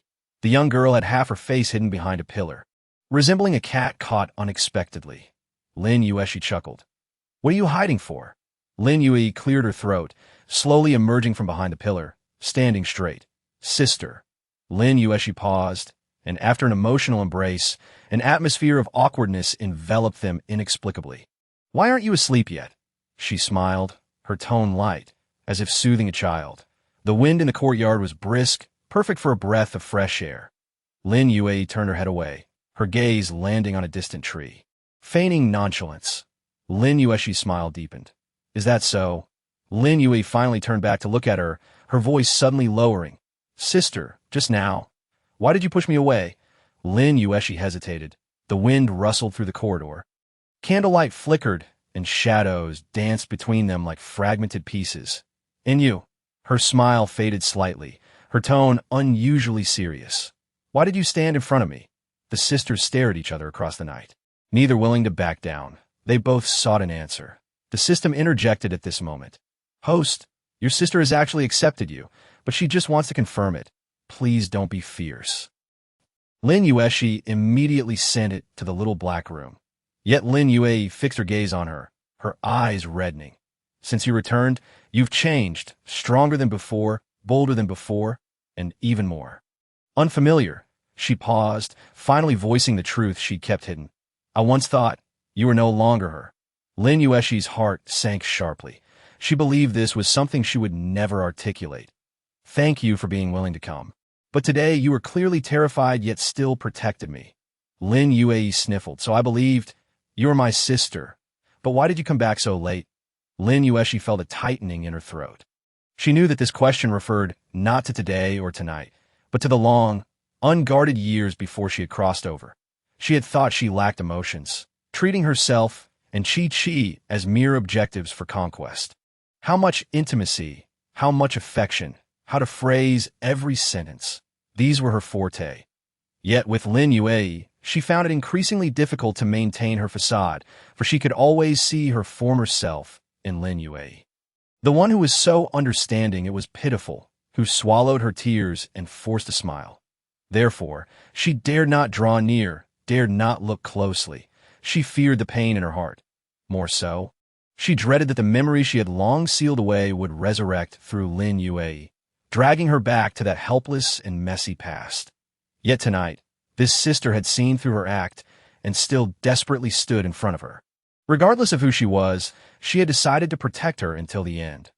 Lin Yuexi's nose tinged with acidity, tears streaming down her cheeks. Nonsense. Whether it is nonsense or not, Lin Yuexi lifted her hand to gently smooth back Lin Yuexi's disheveled hair. Her tone suddenly turning serious. From now on, sister will not come back late anymore. I am very sorry for making you so understanding. Lin Yuexi shook her head vigorously. I've already grown up. I know. Lin Yuexi nodded, her smile gentle. Today, you arranged for the servants to send Chi away and returned alone, even managing to delegate the household chores to the matron. I am more aware than anyone how much you truly understand. Afterward, she hugged Lin Yuexi tightly, her voice slightly strained. With your sister here, you need not be so understanding anymore. Lin Yuexi's shoulders trembled violently, tears flowing uncontrollably as she clung to her waist, burying her head into her embrace like when they were children. After a long time, her voice emerged low and muffled. Actually, I have long wanted to thank you. Thank me for what? Lin Yuexi was slightly taken aback. Thank you for being willing to come. Lin Yuexi felt a lump in her throat, smiling as she pinched the nape of her neck. Silly. Aren't you? Lin Yuexi said nothing, only holding her tighter. The night breeze swept through the corridor, failing to disperse the damp warmth enveloping them. This time, neither of them pushed the other away. As night deepened, the room glowed with warm yellow candlelight, sandalwood drifting, steam rising, gently radiating warmth. The hot water flowed over her shoulders, washing away the blood and the salty tang of the sea breeze, as if it dissolved all misfortune along with it. Leaning against the tub, her hair half wet, she felt like a soft, boiled shrimp, too lazy to move or think. Lin Yuexi's fingertips lightly skimmed the water surface, feeling the warmth's buoyancy, and couldn't help but mutter, what on earth am I toiling for every day? First, I caused a ruckus in the servant market of Mingjin City. Second, I took my siblings to see the sea but accidentally dismantled a smuggling gang. Third, I conveniently acquired a future poison master and partially took over Dali Temple's criminal investigation duties. She sighed. The fate of this dynasty seems to rest entirely on my shoulders. Suddenly, she jolted her eyes wide open, her pupils constricting. Wait! In a start, she sat upright in the water, her damp hair sticking to her shoulders. System, what about the gift for my mall upgrade? Silence enveloped her consciousness. Lin Yuexi furrowed her brows, probing within to find a small black mist squatting in the little black room, looking utterly dejected, like a wretched child in detention. Just as she was about to speak, the system coldly interjected. Humph, host, did you finally remember me? Lin Yuexi, she replied dismissively. All right, don't be angry, let's get to the point.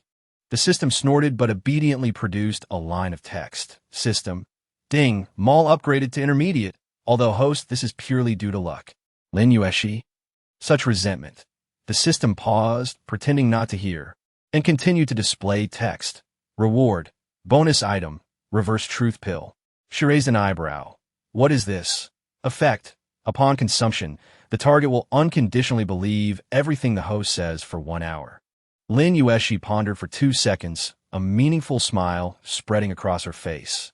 If I were to tell Gu Sifeng, you owe me 100,000 taels, would he believe it? The system fell silent for 3 seconds. Theoretically, yes. Lin Yuexi leaned back against the tub, her fingertips lightly tapping the water's surface, her smile growing increasingly dangerous. How intriguing. Lin Yuexi sighed, her fingers gently tracing the water's surface, her gaze becoming somewhat distant.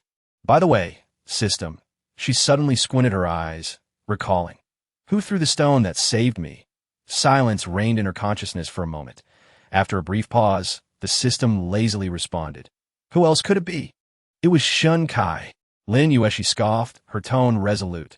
No, that's wrong. She closed her eyes, replaying the scene in her mind. Shun Kai's position at that time. No, he arrived just in time to seal the assassin's throat when the dagger was drawn for the second time. But that stone was thrown before he appeared.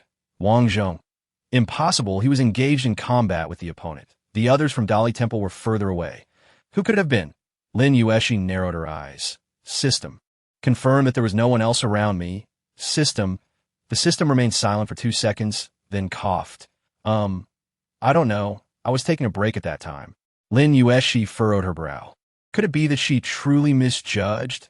The water's surface rippled gently, and the air filled with the warm fragrance of sandalwood mixed with the steam from the water. She ceased to dwell on it. Narrowing her eyes as she leaned against the tub, completely emptying her mind, 0.75 flowers, petals, leaves.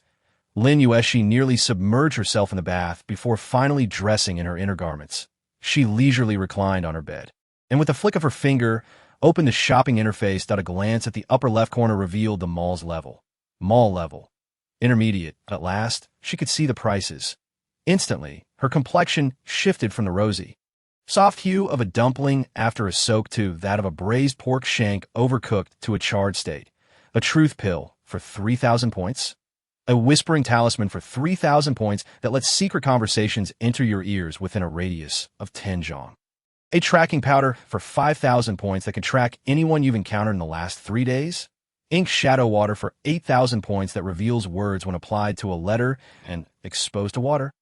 A misfortune pill for 15,000 points that brings a day of bad luck. A concealment talisman for 20,000 points that makes one overlooked for 15 minutes, allowing for a timely escape. Lin Yuexi was left speechless. She took a deep breath, gazing at the ceiling for a long moment, before suddenly sitting up and pointing at the system interface, exclaiming, I worked tirelessly to upgrade this mall, just to see this. Is this a mall or a robbery? 3,000 points for a single truth pill.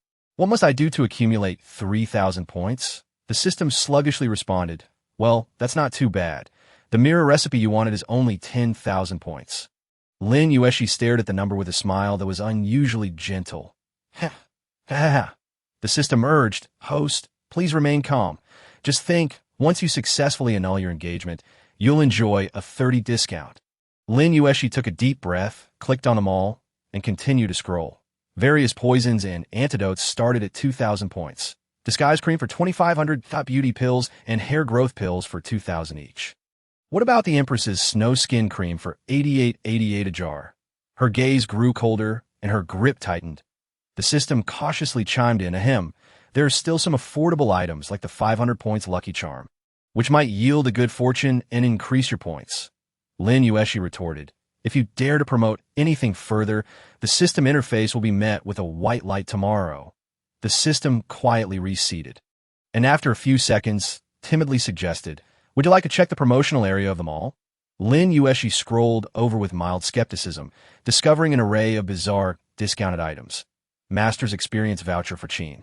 Chess, calligraphy, and painting originally priced at 38.88, now for 5.99. Effect. Master all 4 skills within 30 minutes, elevating your charm and grace. Side effect. Skills vanish once time is up, leading to an embarrassing fall from grace. Acting Pinnacle Experience Card. Originally 5,000, now for 7.99. Effect. Unleash your acting prowess for 30 minutes, effortlessly switching between sorrowful, shy, amnesiac, and madcap personas, performing at an award-winning level. Side effect. Emotional turmoil for 30 minutes post-use.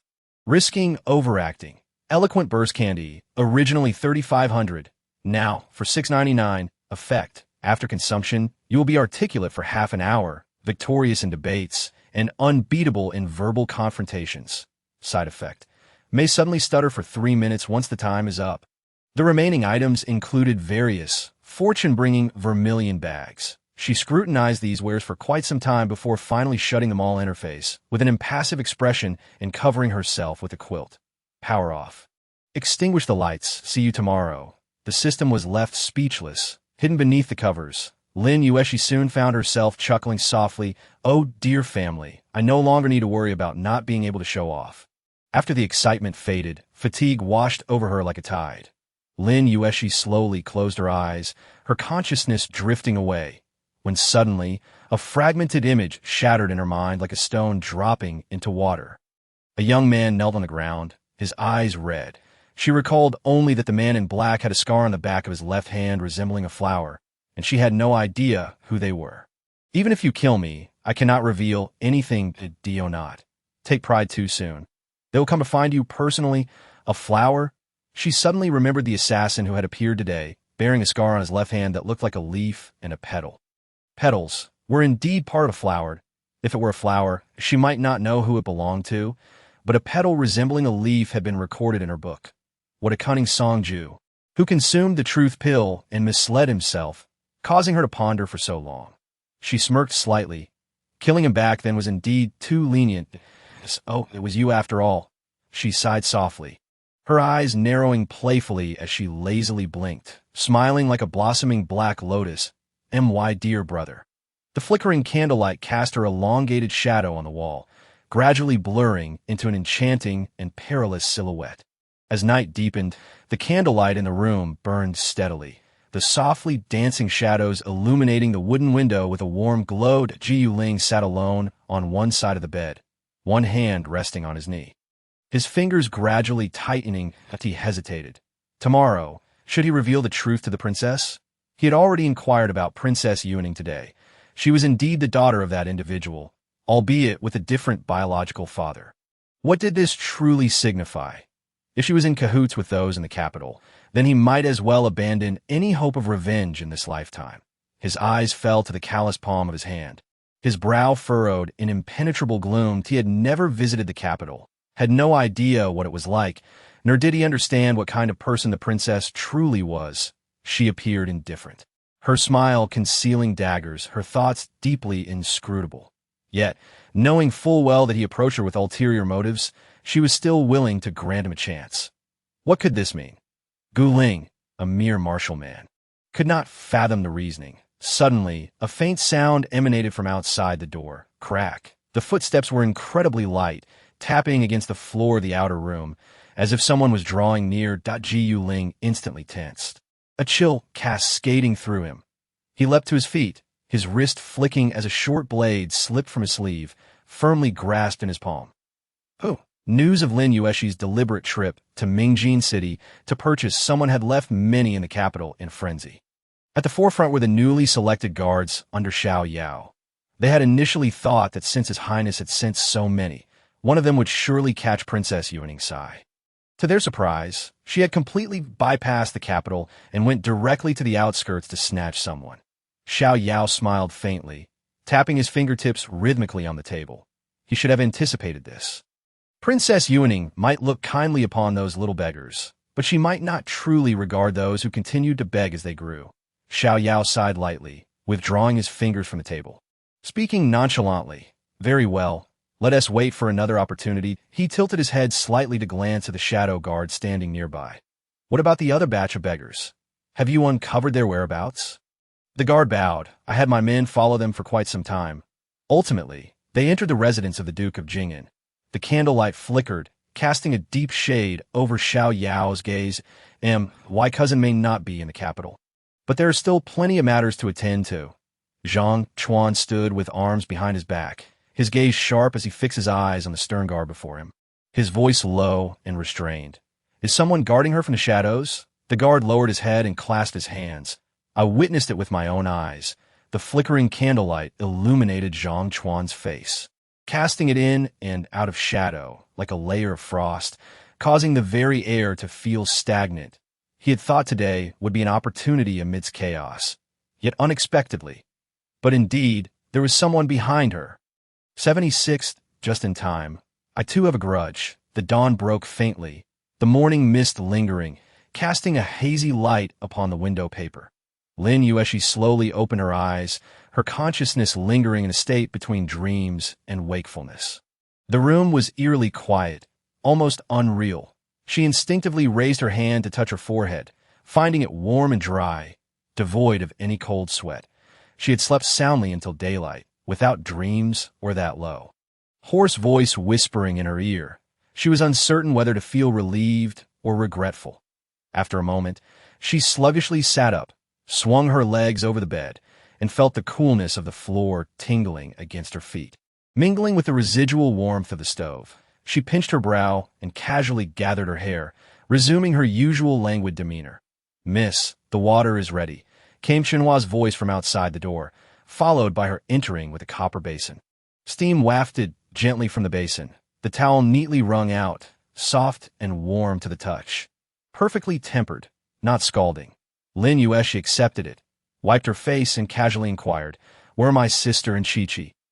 Chunhua replied with a smile. The second young lady rose early, having arranged everything that needed to be done. "The young master has also finished his breakfast," she handed over a comb, her tone unwittingly laced with a hint of nostalgia. "The second young lady is starting to resemble the eldest princess more and more." Lin Yuexi had yet to respond when Chunhua realized her slip and quickly moved the copper basin aside, saying, "Princess, our second young lady mentioned that we must return after breakfast. Doctor who specifically instructed that you need to go back for your acupuncture on time." Lin Yuexi paused, her hand stilling as she lifted her gaze to meet Chunhua's. Her expression subtly shifting. "Understood." Chunhua stifled a laugh and added, "By the way, Princess, Uncle Zhong just reported that Gu Ling has requested an audience." On the table lay several exquisite breakfast dishes. A bowl contained steaming hot shredded chicken porridge, with the rice grains tender and glutinous, floating alongside shreds of chicken, adorned with a few drops of vibrant green scallions. Beside it, golden threads of flaky pastry were cut into neat little squares, their hue a rich yellow, delicate and sweet. Shrimp cakes accompanied by plum sauce boasted a crispy exterior with a tender interior, while a small dish nearby was garnished with slices of tender cucumber. There were also honey-glazed lotus slices, soaked in a warm caramel hue, each piece translucent and sweet without being cloying. Lin Yuexi slowly scooped a spoonful of porridge, reflecting inwardly that reincarnation truly required a certain finesse. In her previous life, she had scrimped and saved, even hesitating to add meat filling to buns, unlike now, where a breakfast was more lavish than the New Year's Eve feast of it. Escu Lin entered. He suddenly knelt down with a thud, causing Lin Yuexi to nearly spill her porridge back into the bowl. She slowly raised her head, first glancing at the bowl, then at the kneeling Gu Lin, the corners of her lips curling upwards as she asked lightly, "Have you thought this through?" Gu Lin's forehead touched the floor, his voice husky. "I begged the princess for mercy." Lin Yuexi replied, "I bought you to save my life, not to save yours. Who taught you to switch concepts?" She leisurely scooped another mouthful of porridge, scrutinizing Gu Lin, who had come to confess so early in the morning, dressed in coarse fabric, with remnants of medicinal powder clinging to his cuffs. His shoulder wound tightly bandaged and blood-soaked dirt lodged under his fingernails. He appeared as if he had just crawled out of the ruins, more like a seasoned outlaw than the fugitive he had been the day before. Seeking help, Lin Yuexi raised an eyebrow, her tone laced with a teasing curiosity. "Whom did you offend?" Gu Lin knelt upright, recalling the persuasion of the man who had appeared suddenly the night before. "Stealing himself. This man is of high status, a royal relative, a favored one before the emperor." He paused, lifting his gaze to Lin Yuexi, as if fearing that by uttering the name, she too would be implicated. Lin Yuexi tilted her head, a cold smile gracing her lips. "What? Do I need to ask you to speak?" A flicker of struggle crossed Gu Lin's eyes, soon overshadowed by an intense hatred, as he pronounced slowly, "Gazhao, Yuan." The air seemed to stutter momentarily. The spoon in Lin Yuexi's hand clattered back into the bowl, porridge splattering forth. She did not bother to wipe it, her smile as faint as the morning mist. So, it is a person named Gu. Gu Lin gritted his teeth, knocking his head against the floor again. If the princess finds it troublesome, I shall leave immediately, and will never implicate you. Lin Yuexi narrowed her eyes at him, her fingertips lazily drumming on the bowl's rim. Her smile deepening. Leave? No need, it just so happens that I have a grudge against him too. The autumn breeze wafted through the window, carrying the fragrance of osmanthus flowers, as she leisurely scooped another spoonful of porridge. The corners of her eyes reddening slightly, infused with a hint of madness. Speak then, what grievances do you share? Upon hearing this, Gu Lin's taut nerves finally relaxed for a moment. I was originally a guard for the Ouyang family of Jiangnan, serving by the young master's side for a full 25 years. Ouyang family? Lin Yuexi propped her head lazily. The old salt merchants of Jiangnan?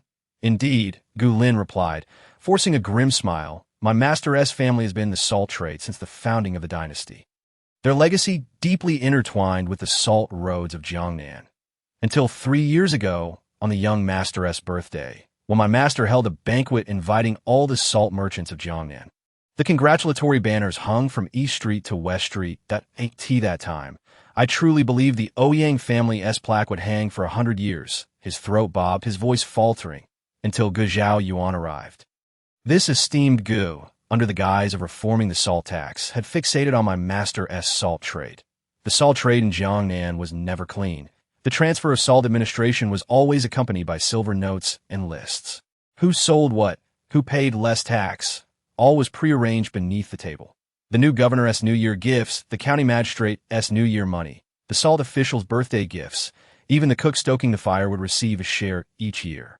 The Ouyang family managed to remain stable because my master had once presented a concubine to the former salt official and gifted a box of southern pearls. Alas, the former official retired. And Gu Zhao Yuan immediately began to dredge up old grievances, subsequently raiding the warehouses, ultimately cornering the family in their ancestral hall, colluding with sea bandits, evading salt taxes, smuggling salt. Each charge could lead to their complete annihilation.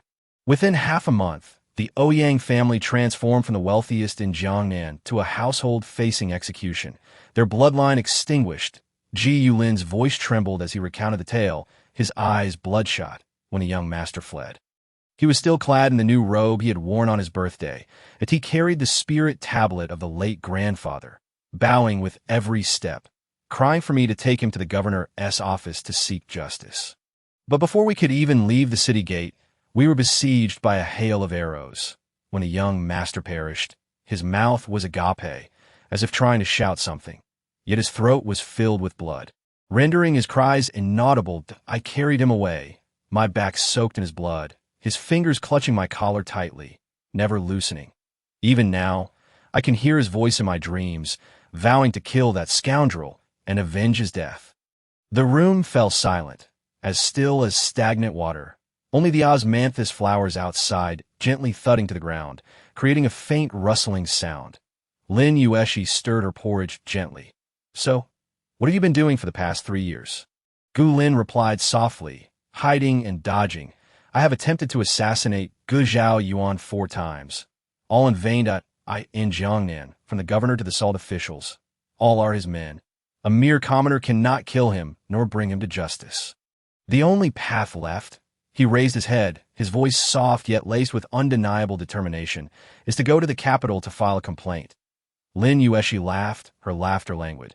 Do you truly believe there are officials in the capital who can be petitioned? Gu Lin offered a bitter smile, his eyes reddening. At the very least, there is still the emperor in the capital.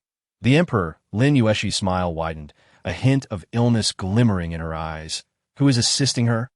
She recalled her own case regarding the borrowed money, ultimately resolved by a few insignificant subordinates.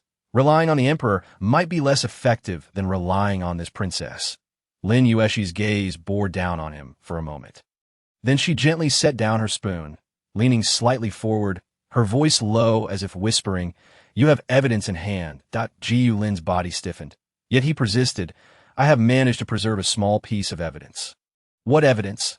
Lin Yuexi leaned back against her chair, slowly raising her hand to press her temples. Her tone languid. Show it to me. Ji Yulin's forehead remained pressed to the ground, He murmured, "I dare not deceive the princess.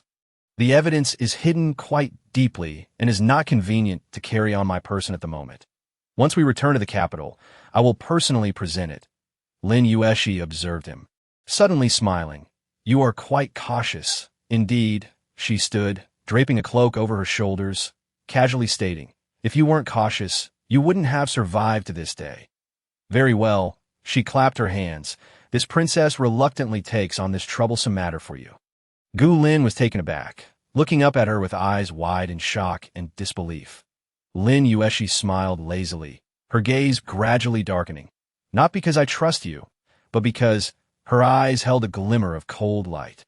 "This princess happens to have some grievances with this Gu Zhao Yuan as well. Adding your matter to the tally is hardly a burden." Ji Lin knocked his head fervently, his voice slightly hoarse. "I vow to serve you to the death." Lin Yuexi raised an eyebrow. "Don't die too early. Keep your life to work diligently." Lin Yuexi waved her hand languidly. "All right, go find Uncle Zhong, tidy up, and join us in returning to the capital shortly." She had no desire to look further, lowering her head to continue her porridge, leisurely adding, "Remember, before you have a guaranteed strike, do not cause trouble for this princess." Ji Lin knocked his head again, hesitating for a moment as if he had more to say. Lin Yuexi raised an eyebrow. "Is there something else?" Gu Lin clenched his teeth, his voice dropping a few pitches. "Last night." Lin Yuexi frowned as she listened, narrowing her eyes. "You mean last night someone sneaked into your room, urging you to reveal the truth to this princess?" Gu Lin nodded, his brow furrowed tightly. "That person had exceptional martial skills. I do not believe I was a match. Furthermore, it was dark, and I could not clearly discern his appearance, only that he appeared to be around 30, with a slender build." Lin Yuexi slammed her spoon into the bowl, her smile unwavering. "As long as you are willing to share this with me, that suffices. The rest you need not worry about."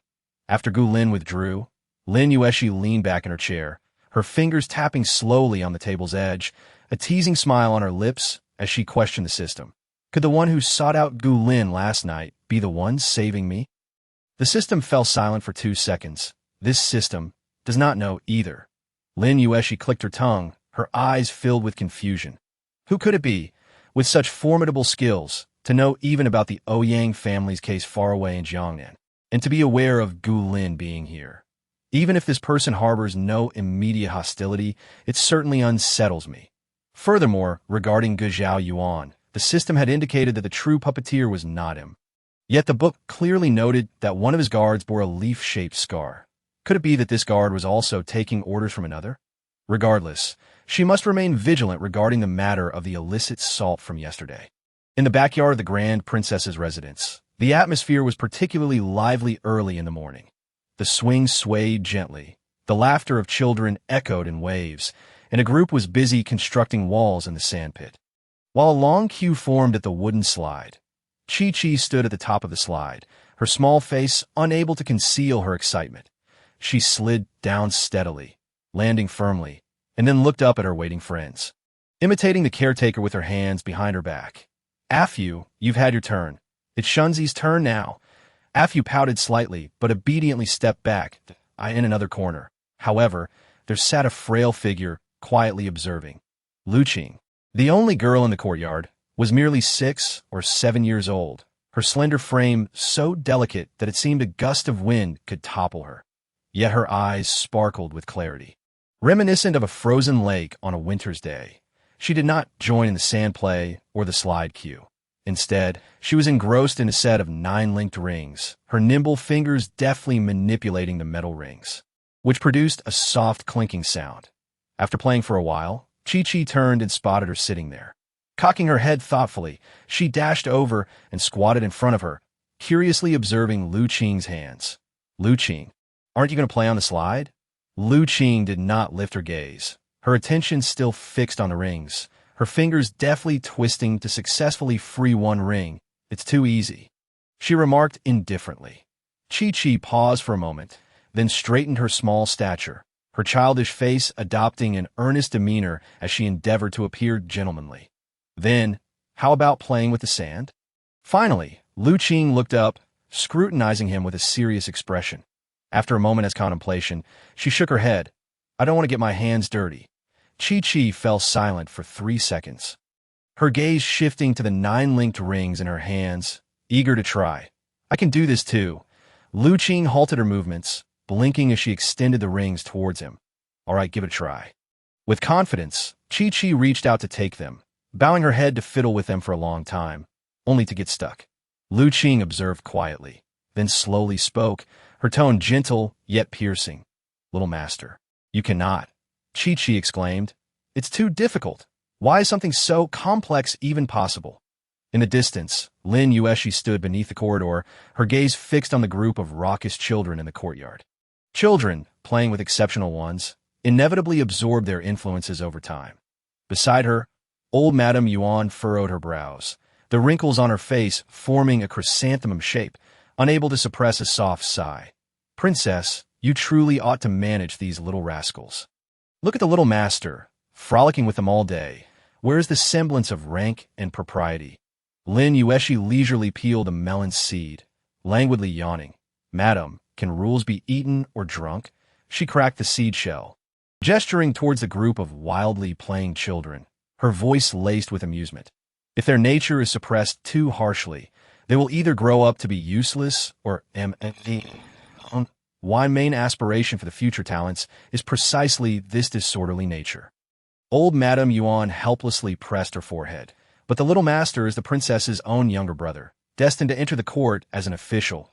If he mingles with these ill-mannered children, what if he picks up their habits? Lin Yuexi cast a lazy glance at her, her lips curling into a faint smile. Madam, do you believe that this group of disorderly children will not achieve as much as any scion of a noble family? Old Madame Yuan was momentarily taken aback, her lips moving as if to say something, but Lin Yuexi gently grasped her arm. Enough, madam, she said softly, her palm warm, transmitting comfort through her sleeve. Out of sight, out of mind. Did you not say you were going to assist in training the new batch of workers? Don't let it upset your health. With that gentle tug, old Madame's heart softened slightly. Yet she couldn't help but continue her nagging. It's easy to loosen the rules, but difficult to rein them back in. Oh, madam, you're absolutely right, Lin Yuexi replied with a smile, playfully linking her arm with hers and shaking it like a child. All right, madam, let us stroll over there. Today, she was determined to extract some information from old Madame. The pair strolled slowly along the corridor. The bluestone path was bathed in the warm hues of autumn sunlight. The maple leaves on the branches tinged with a soft red. A gentle breeze rustled, causing a few leaves to flutter down, lightly landing on the lake's surface, creating ripples that spread outwards. The wind chimes by the lakeside swayed gently, their crisp sounds mingling with the distant laughter of children, creating a serene ambience that felt both near and far. Lin Yuexi squinted slightly, observing the floating leaves carried away by the wind, and casually remarked, Madam, could you share more about my mother? Old Madame Yuan was momentarily taken aback, seemingly surprised, yet she quickly composed herself, letting out a soft sigh. Speaking of which, the princess's temperament truly resembles hers from the past, though. Lin Yuexi raised an eyebrow, intrigued. In what way? When she was young, the princess was the most carefree child in the entire Forbidden City. Old Madame Yuan's gaze softened slightly, as if peering through Lin Yuexi back to that distant time. The late emperor was in poor health, yet he doted on the princess above all. No stars for the moon. No one was allowed to let her shed a single tear. But the princess was never a spoiled child. Old Madame Yuan chuckled softly. In fact, she was the most caring and considerate of others. She seemed to recall something, pausing briefly, her smile deepening. That year, when she was just 6, the late emperor had spent 3 consecutive nights working without rest. The Imperial Medical Office advised him several times, but he ignored them. The princess, having heard somewhere that staying up too late would shorten one's lifespan, stealthily donned a cloak and slipped into the imperial study in the middle of the night. Her small face stern, hands behind her back, imitating the Empress Dowager's manner of reprimanding, she boldly declared, Father Emperor, the elixir for longevity. Lin Yuexi was taken aback. What? Old Madame Yuan stifled a laugh. She believed the little eunuchs and thought that staying up too late would shorten one's life. So with her pocket money, she sent someone out to buy some elixir overnight. When she entered the hall, she was clutching a white porcelain jar almost as big as her head. She dramatically slapped the jar onto the dragon table, declaring seriously, "Father Emperor, this is the elixir for longevity. It guarantees eternal life and the Emperor's good health." Lin Yuexi, she could almost envision a small figure standing defiantly in the imperial study, indignantly chastising the Emperor. Old Madame Yuan couldn't help but chuckle. The late Emperor was stunned for quite a while, eventually bursting into laughter, of course. There was no elixir. It was merely a mixture of hawthorn, maltose, and lotus seed powder fashioned into sweet pills. Old Madame Yuan continued, suppressing her laughter. They were sickeningly sweet, and the late Emperor, under her gaze, had no choice but to eat a couple.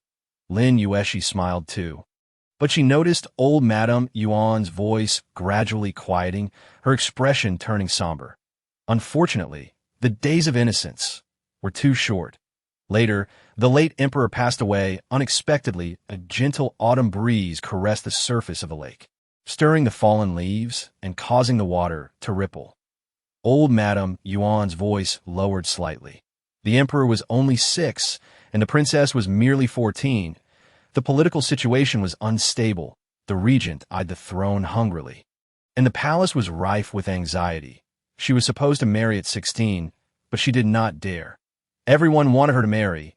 Old Madame Yuan's voice turned icy, because she was the late Emperor's most beloved daughter, and her husband would undoubtedly be a significant figure in the court. Yet she could only delay until she turned 20. Lin Yuexi smiled nonchalantly. She waited for the Emperor to grow up and for the political situation to stabilize before she could finally marry. Old Madame Yuan sighed softly. But her husband was not meant to be her good match. In the first few years of their marriage, they got along quite well. The prince was handsome, and the princess was dignified and gentle. Although their relationship was not one of deep affection, they at least respected one another. Lin Yuexi raised an eyebrow slightly. From her tone, it seems things didn't remain so harmonious afterward. Old Madame Yuan's lips twitched, her eyes revealing a hint of sarcasm. Men, once they hold power, feel as if nothing in the capital can confine them. Furthermore, even the late Emperor had to rely on his father to contend with the regent. The prince, Lin Yuexi remarked leisurely, seemed to enjoy himself quite a bit outside. Old Madame Yuan's expression darkened slightly as she whispered, "It was not merely enjoyment. Brothels, theaters, banquets, where was there not his presence? He would even personally select from the dancers sent from the border." Could Mother tolerate all of this? At that time, the late Emperor's situation was precarious. She could not afford to fall out with the Duke of England. Old Madame Yuan's voice grew hoarse. "My dear Grand Princess." She endured it all. Even when she was pregnant, the prince rarely visited her. And then, old Madame Yuan paused briefly, speaking softly. "You probably have heard about this matter." Lin Yuexi had indeed heard, for many years. Rumors circulated in the capital about a death caused by a woman's womb. Until that day, news arrived in the capital that the prince had died in a brothel, cradling 2 courtesans in his arms. The princess set down the book she held, sitting in her room for a long while. Old Madame Yuan smiled bitterly. The capital was abuzz with gossip, everyone waiting to see her laugh at the misfortune of the royal grand princess, whose husband had died in a brothel. This was not merely a scandal for the prince. It was a blemish on the royal family's honor. In those years, the disdain the princess endured was likely greater than what an ordinary person would experience in an entire lifetime. Lin Yuexi fell silent. She gazed at the surface of the lake, her eyes darkening with contemplation. Everyone claimed that the grand princess was fortunate, born into nobility, cherished as the jewel of the late emperor, and the elder sister of the current sovereign, basking in countless honors.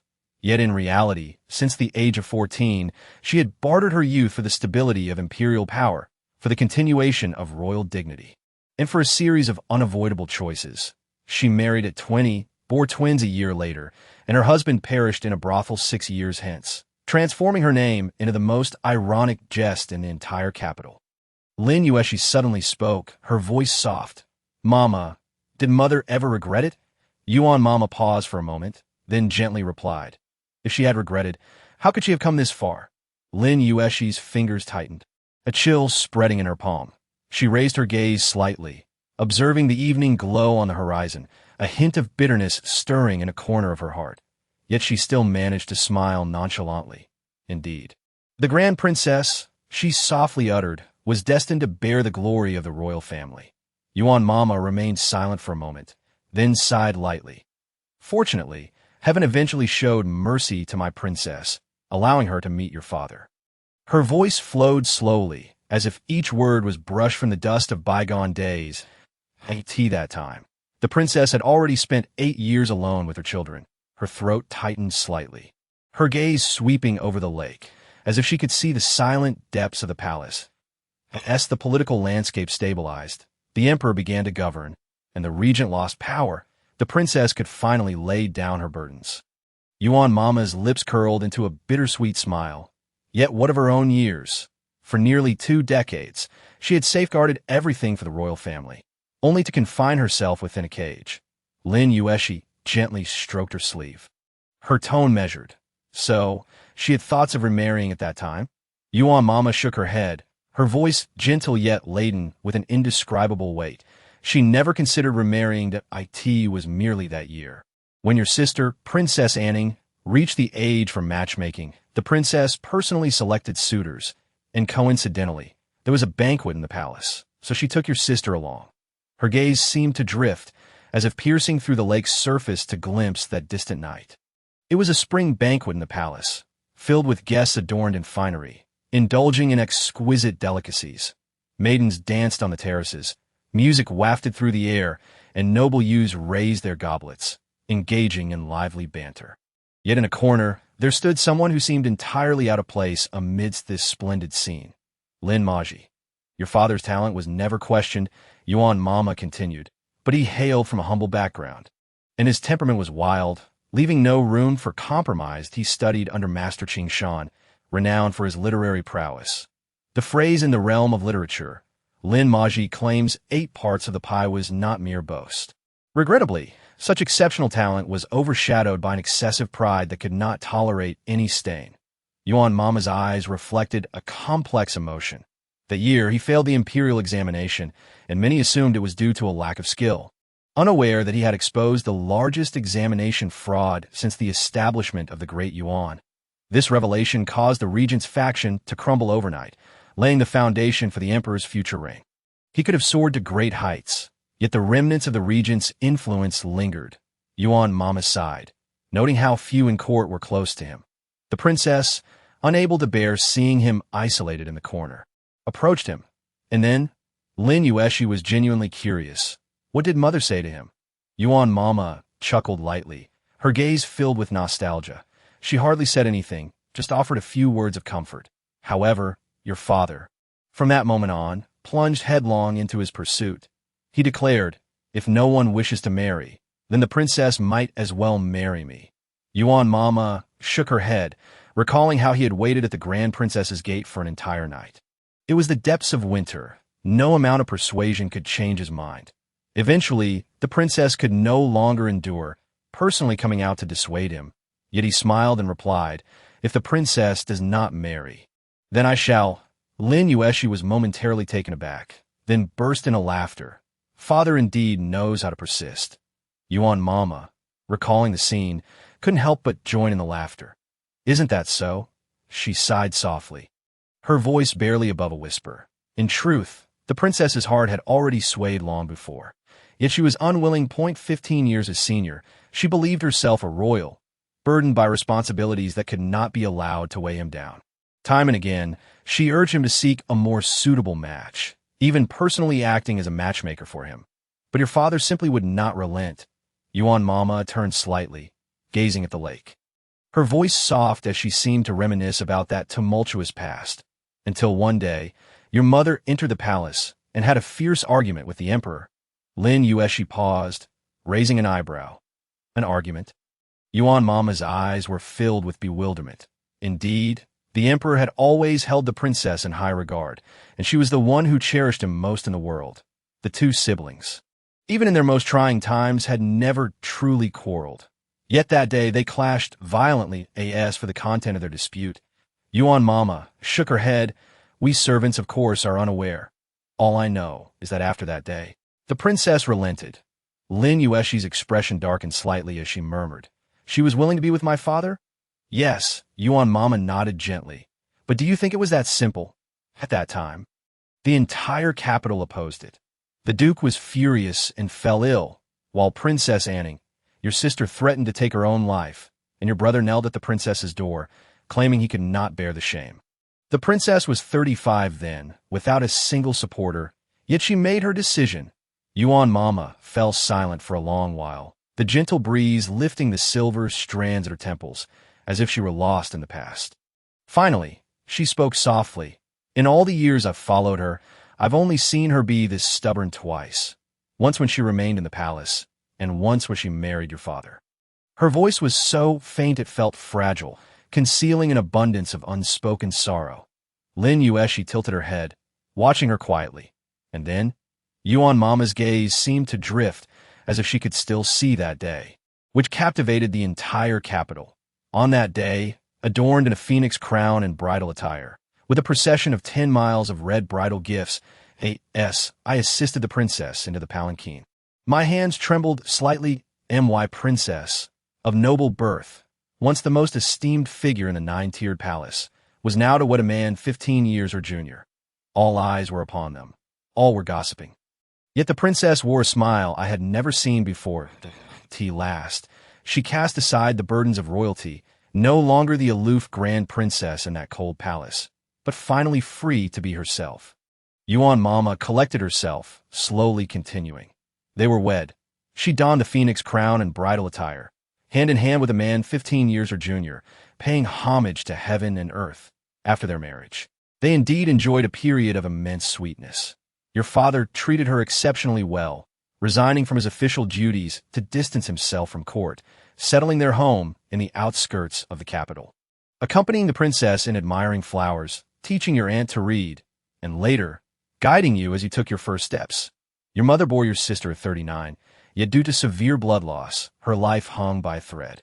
Yuan Mama's voice trembled slightly. That night, your father took up a knife, intending to castrate himself. Lin Yuexi's head snapped up, her heart momentarily faltering. What? Yuan Mama forced a smile, her eyes revealing a hint of enduring pain. He said it was his fault that the princess suffered. If she could not bear more children, he would sever that desire. The princess swore with all her might that she would not bear any more children, and only then did he relent. In those years, she was truly happy. Sometimes I even thought perhaps she was finally free from her hardships. Yuan Mama's voice caught slightly here, her gaze trembling. But ultimately, she could never await a shared old age. As the narrative reached this point, Lin Yuexi felt tears welling in her eyes. Did the investigation into Father's death yield any results? She asked, her voice low. Yuan Mama's expression shifted, and after a moment of silence, she shook her head. An investigation was carried out, yet in the end, the princess ordered everyone to cease their efforts. Lin Yuexi's eyes narrowed. Why? Yuan Mama sighed slowly, a complex emotion flickering in her eyes, as if she hesitated to speak. That time, upon receiving the news, the princess nearly fainted on the spot. When she regained consciousness, the first thing she did was command a thorough investigation. Those days, the entire capital was in turmoil. The Ministry of Justice, the Jinui, all were stirred into action. However, later, the princess entered the palace alone. Her gaze involuntarily flickered to Lin Yuexi, her tone momentarily faltering. Upon her return, she forbade any further inquiries. The hall fell silent. The wind swept through, lifting the delicate gauze curtain at the entrance, making the sunlight appear to dim slightly. Lin Yuexi's expression darkened, her fingers slowly tightening. Yuan Mama observed her, a hint of concern in her eyes. Miss, I know what you are thinking. But her voice was soft, as if afraid to disturb a secret that should remain unspoken. That time, even I believed it was. She hesitated, a flicker of doubt crossing her expression, before finally whispering. But the princess insisted it was not. Lin Yuexi fixed her gaze on Granny Yuan, her eyes as frigid as if they could pierce through the depths of her hesitations. Yet, Granny Yuan refrained from saying anything further. She merely reiterated, no, this word was too light, yet it landed heavily on Lin Yuexi's heart like a stone. She did not inquire further, for she had already gleaned the answer. After all, it was not the emperor, but someone who could compel her mother to abandon her investigation. Such individuals were few and far between. Granny Yuan sighed and slowly remarked, "Your Highness, this old servant knows that you have harbored certain sentiments towards the emperor over the years. Perhaps some, however, I must speak candidly. Back when the princess was consumed by anger, she uttered some words to the emperor that were indeed rather disrespectful. It is only natural that the emperor would harbor resentment and treat her coldly. Yet, throughout these years, the monthly allowances from the Internal Affairs Office have never faltered. The plaque of Duchess in our residence still hangs high." Her gaze gradually fell upon Lin Yuexi, softly stating, "In this world, perhaps not many remember her. But the emperor, ultimately, still does." The wind swept across the lake's surface, creating ripples. Lin Yuexi observed silently before suddenly speaking in a flat tone. "Why did the Duke of Jing'an and the Princess of Anning not allow my mother to marry my father?" Granny Yuan was taken aback, seemingly unprepared for the question. After a moment, she sighed. What other reason could there be? At that time, they were of an age to consider marriage themselves, each evaluating potential suitors. If the princess were to remarry, it would tarnish their reputations, especially when her husband was but a poor young man of 15 from a humble background. The Duke of Jing'an, with a cold expression, declared that the princess had brought shame upon the royal family. The Princess of Anning even went so far as to declare that since her mother chose to marry, she had chosen to sever their mother-daughter bond, and they would never meet again. Lin Yuexi's fingers tightened slightly. Her voice lowered. Did she truly say that? Granny Yuan forced a bitter smile. She said it right in front of the princess. Later, when the princess accompanied the duke to the northern border, she went to see them off, but refused to meet her mother even once. And what about the Duke of Jing'an? Lin Yuexi narrowed her eyes slightly. Granny Yuan hesitated before responding. He was not as resolute as the Princess of Anning, but he was even more hurtful. After the princess married, he never once set foot in the princess's residence again. The princess would visit him every year, preparing gifts herself and selecting them with care, just to see him more often. Yet every time she went, he always had an excuse to avoid her. Sometimes it was due to pressing official duties, other times it was due to ill health. Yet curiously, he never missed a banquet or the reception of guests from the Duke of England. Lin Yuexi let out a cold laugh. He certainly knows how to distinguish between what is trivial and what is significant. The princess would say nothing, but every time she returned from the Duke of Jing'an's residence, the smile on her face was so faint it was pitiful. Granny Yuan's voice became hoarse. She had been a proud person all her life. Yet before her own children, she could only endure in silence, until the Princess of Anning left for the northern border with her husband, never to return to the capital, until the Duke of Jing'an married and had children, completely severing ties with the princess. Granny Yuan looked at Lin Yuexi, her voice trembling. The princess often said that she owed a debt to her children, but gradually she came to understand. When she was pregnant with the young master, she often told this old servant that in her life, apart from you two and your father, she owed nothing to anyone. Lin Yuexi's breath hitched, her fingers slowly tightening, the corners of her eyes reddening. The wind swept across the lake, the evening glow casting a warm hue upon her profile, making her expression somewhat indistinct. Seizing the moment, Lin Yuexi pressed on and inquired further about the current state of affairs within the court. Although Granny Yuan had not engaged in politics for many years, her political acumen was sharp. Coupled with her understanding of the emperor and the old courtiers, she was able to articulate the situation with remarkable clarity. Particularly with regard to the intricate relationships in the inner court, she was well aware of who was related to whom, who maintained close ties, and what quarrels had transpired between families. It was all crystal clear. Moreover, she not only understood, but was particularly adept at elaborating on these matters. Lin Yuexi had initially prepared numerous strategies to probe gently and steadily, yet none were necessary. Occasionally, when she attempted to speak, Granny Yuan's disapproving gaze would interrupt her thoughts. Nonetheless, thanks to her, Lin Yuexi finally grasped the dynamics of the court, as the original narrative primarily focused on the female lead's entanglements with a host of men. As Granny Yuan continued her discourse, Lin Yuexi felt compelled to interject and redirect her thoughts. Do you know if there are any skilled martial artists around the Duke of Jing'an? Granny Yuan's expression momentarily faltered before she replied in a low voice. There are indeed many capable individuals around the Duke, and skilled martial artists are certainly not lacking. She pondered for a moment before continuing, when the princess gave birth to the Duke and the Duchess. The Emperor was exceedingly pleased, often holding them in his arms without letting go. Such treatment was unprecedented even for later-born princes and princesses. After the princess remarried, the Emperor treated them even better. This old servant once heard the princess mention that the Emperor even provided the Duke and Duchess with secret guards to ensure their safety. Furthermore, the old Duke of England also held them in high regard and had gifted them a contingent of elite guards in their early years. However, the specific number, this old servant does not know. Lin Yuexi lowered her gaze, her fingers absently tracing her sleeve, lost in thought.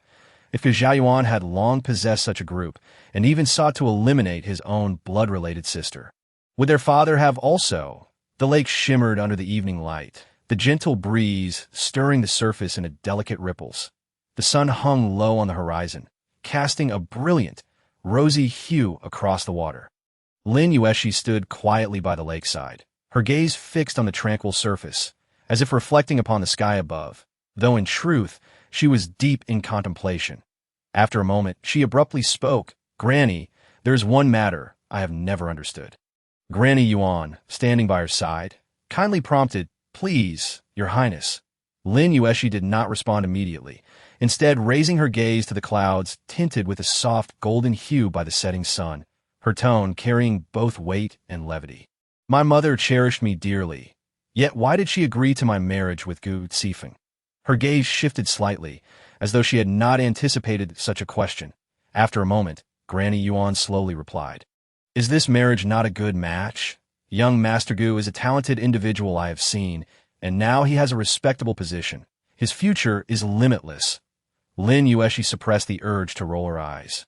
"Granny, that is not what I am asking."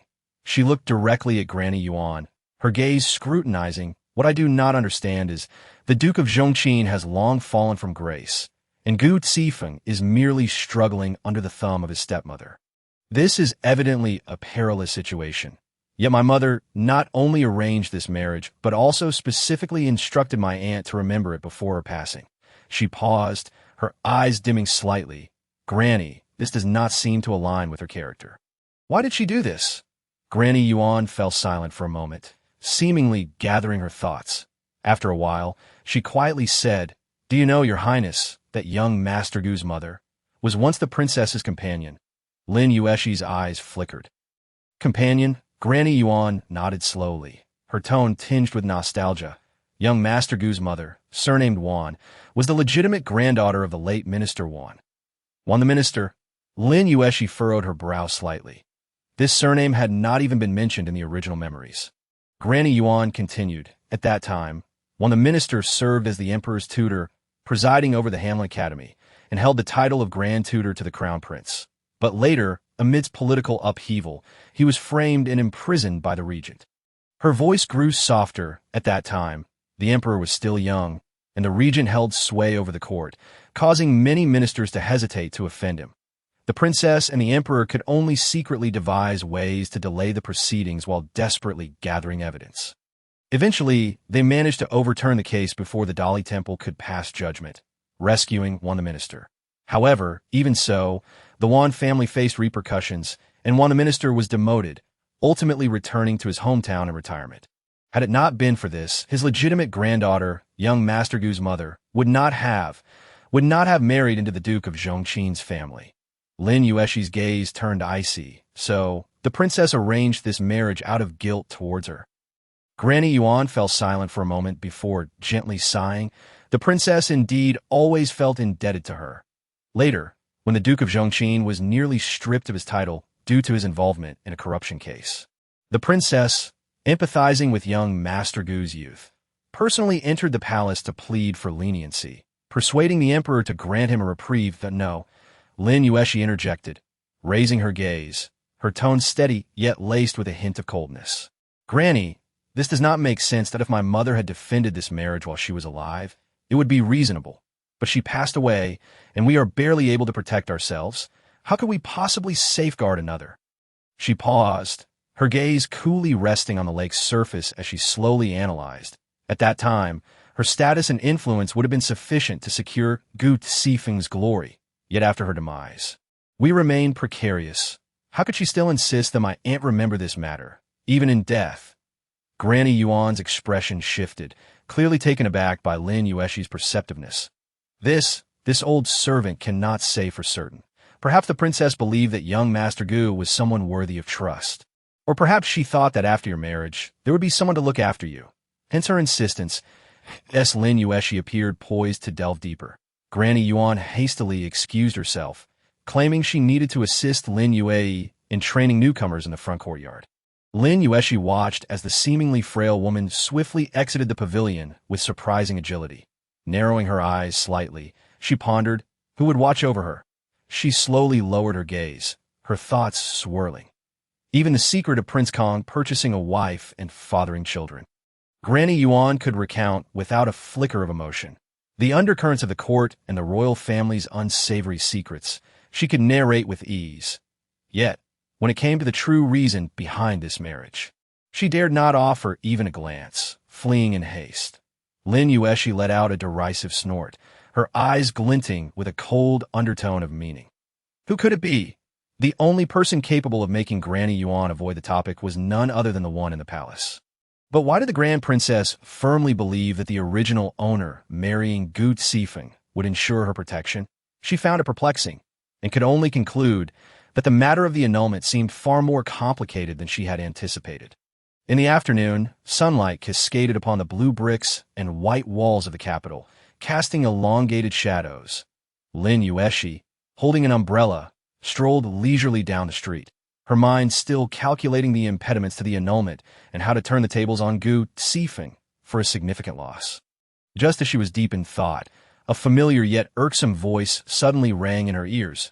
"You came to find me." Lin Yuexi paused momentarily, glancing up at speak of the devil, at the entrance of the Dali Temple. Gu Sifeng stood with his hands clasped behind his back, emanating a chilling aura, looking every bit the nobleman. Lin Yuexi thought, what nonsense is this? She didn't even spare him a glance. What gave him the audacity to assume she sought him out? However, considering his worthlessness, Lin Yuexi felt no desire to waste a breath on him. If you're sick, seek treatment, don't block my way. Having just delivered her retort, the system chimed excitedly. Ding! Target character triggered the self-inflated incident. Reward: 50 verbal combat points. Ding! Detected that the host has not insulted Gu Sifeng for 3 days. This round of retaliation rewards are doubled, yielding 100 satisfaction points. Lin Yuexi's eyes brightened. Well then, earning money is paramount. She instantly switched to combat mode, her battle points surging. Gu Sifeng, were you born with a few screws loose in your head? Gu Sifeng's expression shifted. You. Lin Yuexi wasted no time. Pointing an accusatory finger at his face, methodically enumerating his faults from head to toe. Come, young master, let us scrutinize your appearance that a pair of sword-like brows, perpetually furrowed. How miserable must your life be? A prominent nose? With a bridge like that, one might think you're perpetually gasping for air. And look at those thin lips. Do they come with built-in insulation for winter? So thin. Aren't you afraid of them splitting? The system flooded her with rewards. Ding! Precise verbal strike. Host attack power, 200. Ding! Target character's expression management has collapsed. Gu Sifeng. He unconsciously pressed his lips together, suddenly questioning whether his face was truly that ugly. Everyone had praised his handsomeness since childhood, but Lin Yuexi offered him no respite, immediately shifting to judgment mode. With a blank expression, she fixed her gaze on him. In your life, has anyone besides yourself ever liked you? Gu Sifeng's eyes darkened abruptly, his voice icy. Did I hit a nerve? Lin Yuexi raised an eyebrow, her gaze rife with provocation. Gu Sifeng's fists clenched slightly, his breathing becoming somewhat erratic. The system chimed in again. Ding. Target character's psychological defenses, 20. Host domination value, 50. Finally unable to endure, Gu Sifeng snapped. Princess, mind your identity. Lin Yuexi chuckled. What identity do I possess? Your masteress identity. Gu Sifeng's expression darkened further. He could neither argue back nor strike her, only coldly replied. This young master has no time to indulge you in your nonsense. Lin Yuexi grinned like a dubious old man. dripping with sarcasm. Such a contradictory little fellow. Speaking of which, why don't you just leave? The system interjected. Ding! Target character's psychological defenses have utterly collapsed. Satisfaction points awarded. Lin Yuexi flicked her sleeves and elegantly stepped back, feeling immensely gratified. This bout of verbal sparring had been worth it. She had delivered her insults with fluidity and gusto, leaving the air around the Dali Temple filled with the echoes of her verbal prowess. Yuexi face turned an ashen shade. His thoughts racing. Just as the atmosphere reached a stalemate, a bright voice rang out from a distance. Princess, princess. Both turned to see Wang Yu jogging over, bowing respectfully to Lin Yuexi. Lord Shun has been waiting for you inside for quite some time. He specifically sent me to escort you. Lin Yuexi waved her hand dismissively, feigning a glance to the side. Is that so? I thought Lord Shin did not welcome this princess. Wang Yu's eyes darted. Then he turned with a stern expression, addressing Gu Sifeng. Gu young master, this is the Dali Temple. The princess is a distinguished guest personally invited by Lord Shun, implying that this was no place for Gu Sifeng to cause a scene. In the Dali Temple, what authority did this young master hold? Gu Sifeng wanted to retort and regain his dignity, but with Wang Yu's higher status and Lord Shun being the head of the Dali Temple, Gu Sifeng had no voice here. He could only suppress his frustration, swallowing his words that T.O. Lin Yuexi. This scene was nothing short of breathtaking. Her spirits soared, and with a light step, she brushed past Gu Sifeng gracefully. Her pace buoyant, a smile playing on her lips as she gently patted his shoulder. The gesture was neither heavy nor light, tinged with a hint of playful mockery, as if soothing a tethered mad dog. Lin Yuexi cast a sidelong glance, her eyes sparkling with mischief. Young master, spend less time in front of the mirror. Perhaps your mind will clear in that instant. Gu Sifeng felt a jolt in his chest. His blood rushing to his head, his complexion shifting from pale to green, even the corners of his eyes reddening. At that moment, he truly wished to draw his sword. Why was he stirring up trouble with that lunatic Lin Yuexi? After delivering her scathing remarks, Lin Yuexi felt invigorated, her steps lightening. Though she had been exhausted from days of hardship and anxiety, this bout of verbal sparring rejuvenated her, making her feel as if she had been granted a new lease on life. The system chimed in with uncertainty. Wait, host, your health points just increased by 5. Lin Yuexi paused, raising an eyebrow. The system's data panel trembled. This doesn't make sense. You haven't taken medicine, rested, or received treatment. How did your health suddenly improve? You don't comprehend this, do you? Insulting others is a form of wellness. The system fell into a profound silence. IT scanned the back-end data, confirming the health increase curve was legitimate. Without any deception, IT was ensnared in deep AI ethical contemplation. Was there really such a notion? Lin Yuexi shrugged her sleeves, her steps lively, a smile dancing on her lips. The day was bright and clear, the world delightful. Even the air felt sweet. 2 days had passed since the private salt case erupted. Shun Kai acted swiftly, and while investigations had made progress, leads had also evaporated just as quickly. The official in charge of the salt tax in Mingjin City, the one most likely to hold knowledge about the salt smuggling channels, had already perished before the Dali Temple's personnel arrived, an apparent suicide, having burned a pile of ledgers prior to his death, leaving not a single complete document behind. All that remained was a room full of ashes, for the origins of this batch of private salt. The fleet from Jiangnan, the mastermind behind it, and the waterway it traversed, investigations were underway, but news would not surface in the near future. The channels for disposing of the stolen goods in Mingjin City were still under covert investigation. But with scant leads, no one had delivered any concrete intelligence in Mingjin City. Those who remained alive were either too lowly in status or had perished cleanly. Old Master had become the sole survivor. However, the issue lay in Shun Kai having served him for an entire day and night, yet this old fox stubbornly claimed ignorance, even under duress, never loosening his lips. Now, all leads were at a standstill. If Old Master spoke, the case could progress further. If he remained silent, everyone would be left groping in the dark. The entire Dali Temple had placed their hopes on one person, Princess Yuning. Lin Yuexi. The stone steps were cold, and footsteps echoed in the dim corridor, as if swallowed by some unseen force. Wang Yu walked ahead, holding a lantern. The faint glow barely illuminated the surroundings, casting distorted shadows on the walls, resembling lurking specters. Upon hearing Wang Yu's praises, Lin Yuexi smirked. "Does Lord Shun hold me in such high regard?" Wang Yu's voice boomed in the cell. "Of course, Princess, you're the only woman recognized by everyone in the Dali Temple. Not yielding to any man. The game you taught us last time is still played among us even after work." Lin Yuexi recalled the fearful expressions of the guards and couldn't help but laugh. "So, when this princess is away, they are no longer afraid?" Wang Yu, feeling embarrassed for his men, chuckled. "In any case, you don't know how delighted my lord was when you sent a message this morning." Before he could finish, a light yet heavy cough sounded from behind them, causing both to pause. Lin Yuexi caught a fleeting glimpse and saw Shun Kai, who had somehow taken his position at the far end of the corridor. His black official garb almost melded into the surrounding darkness, save for the silver thread at the collar outlining distinct lines. Wang Yu immediately fell silent, retracting his neck as he hastily stepped aside.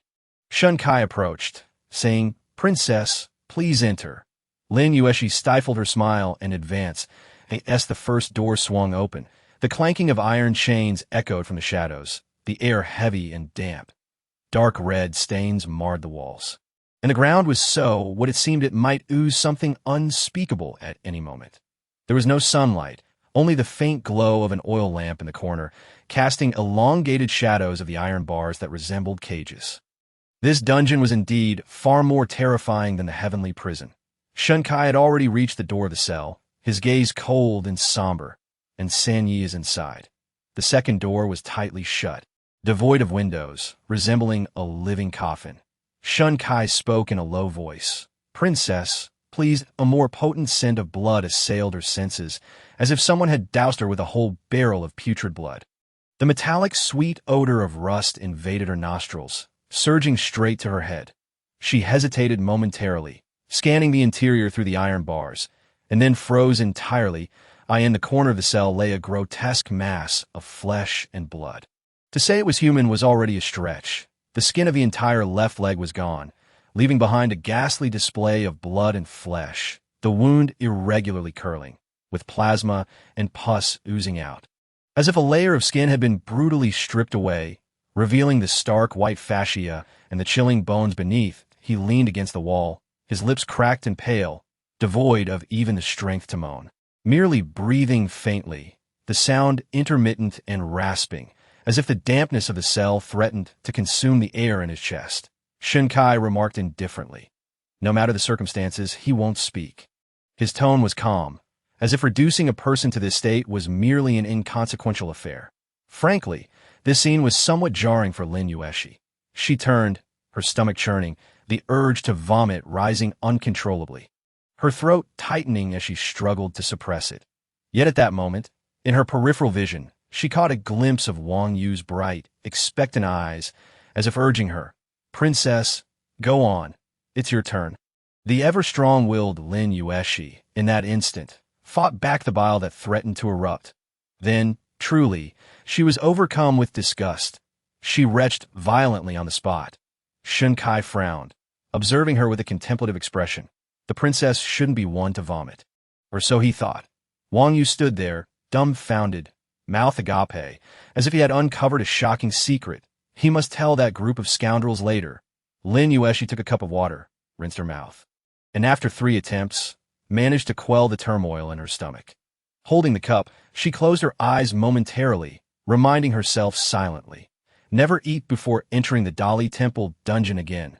So, after all this time, you haven't managed to extract anything?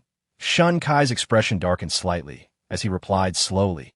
From the accent and the words of others, we deduce that this individual is likely from Suzhou in Jiangnan, an adept swimmer. Apart from that, he paused, his voice low. He has not uttered a single word. Lin Yuexi nodded, lost in thought.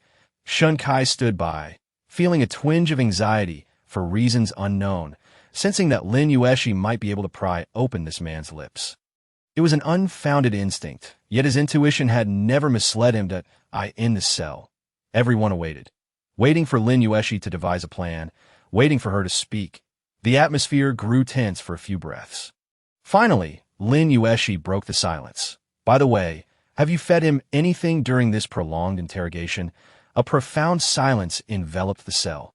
Shen Kai and Wang Yu looked up simultaneously, exchanging glances. Wang Yu cleared his throat and replied softly. Fearing he might bite his tongue in despair, we removed his jaw and only gave him a bit of water. Lin Yuexi nodded. As long as he can drink water, that's sufficient. She turned, her tone gentle. Then pour some fine Longjing tea. This princess will personally feed it to him before we inquire. Let's proceed with courtesy before force. After Shen Kai nodded, Wang Yu hurriedly rushed out to give instructions.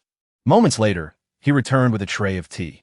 Lin Yuexi accepted the cup, her actions calm and unhurried, but her heart ached at the thought of 3,000 reward points. She silently chanted, and San Yi, you better know something, otherwise I'll flay the skin off your right leg too. Then, she took a gentle step forward, slowly approaching in San Yi under the watchful eyes of the others. Just 2 steps away. She paused slightly, suddenly twisting her wrist to hand the tea to Wang Yu. You feed him. Wang Yu. Lin Yuexi smiled innocently. This princess's new attire today should not be stained. Wang Yu pointed at himself. Me? Wasn't it agreed to proceed with courtesy first? Lin Yuexi tilted her head, her gaze innocent. Wang Yu felt an icy chill run down his spine, immediately taking the cup with a servile nod. I'll do it. I'll do it. Arguing with Princess Yuning was less effective than surrendering outright. He crouched down, gripping in San Ye's jaw, pushing his thumb, and with a crack, reattached the recently dislocated J, and San Ye's face stiffened. Emitting a muffled grunt from his throat, his gaze icy as a blade. Yet before he had the chance to act, Wang Yu had already wrapped an arm around his neck, using the other hand to bring the tea to his lips. The scalding tea spilled over the corners of his mouth, causing San Yi to instinctively struggle, his muscles tensing, but the multitude of wounds on his body rendered him powerless against Wang Yu. Forcing him to swallow, gulp, gulp. Before long, the cup was empty. Wang Yu set the cup down, flicking his wrist for another crack, unceremoniously dislocating the jaw once more. All done. Wang Yu clapped his hands, stepping back with satisfaction. Watching closely, should this fellow dare to bite his tongue, he was ready to dislocate it again. The atmosphere in the cell fell silent. Lin Yuexi stepped forward lightly, her expression satisfied, her voice gentle.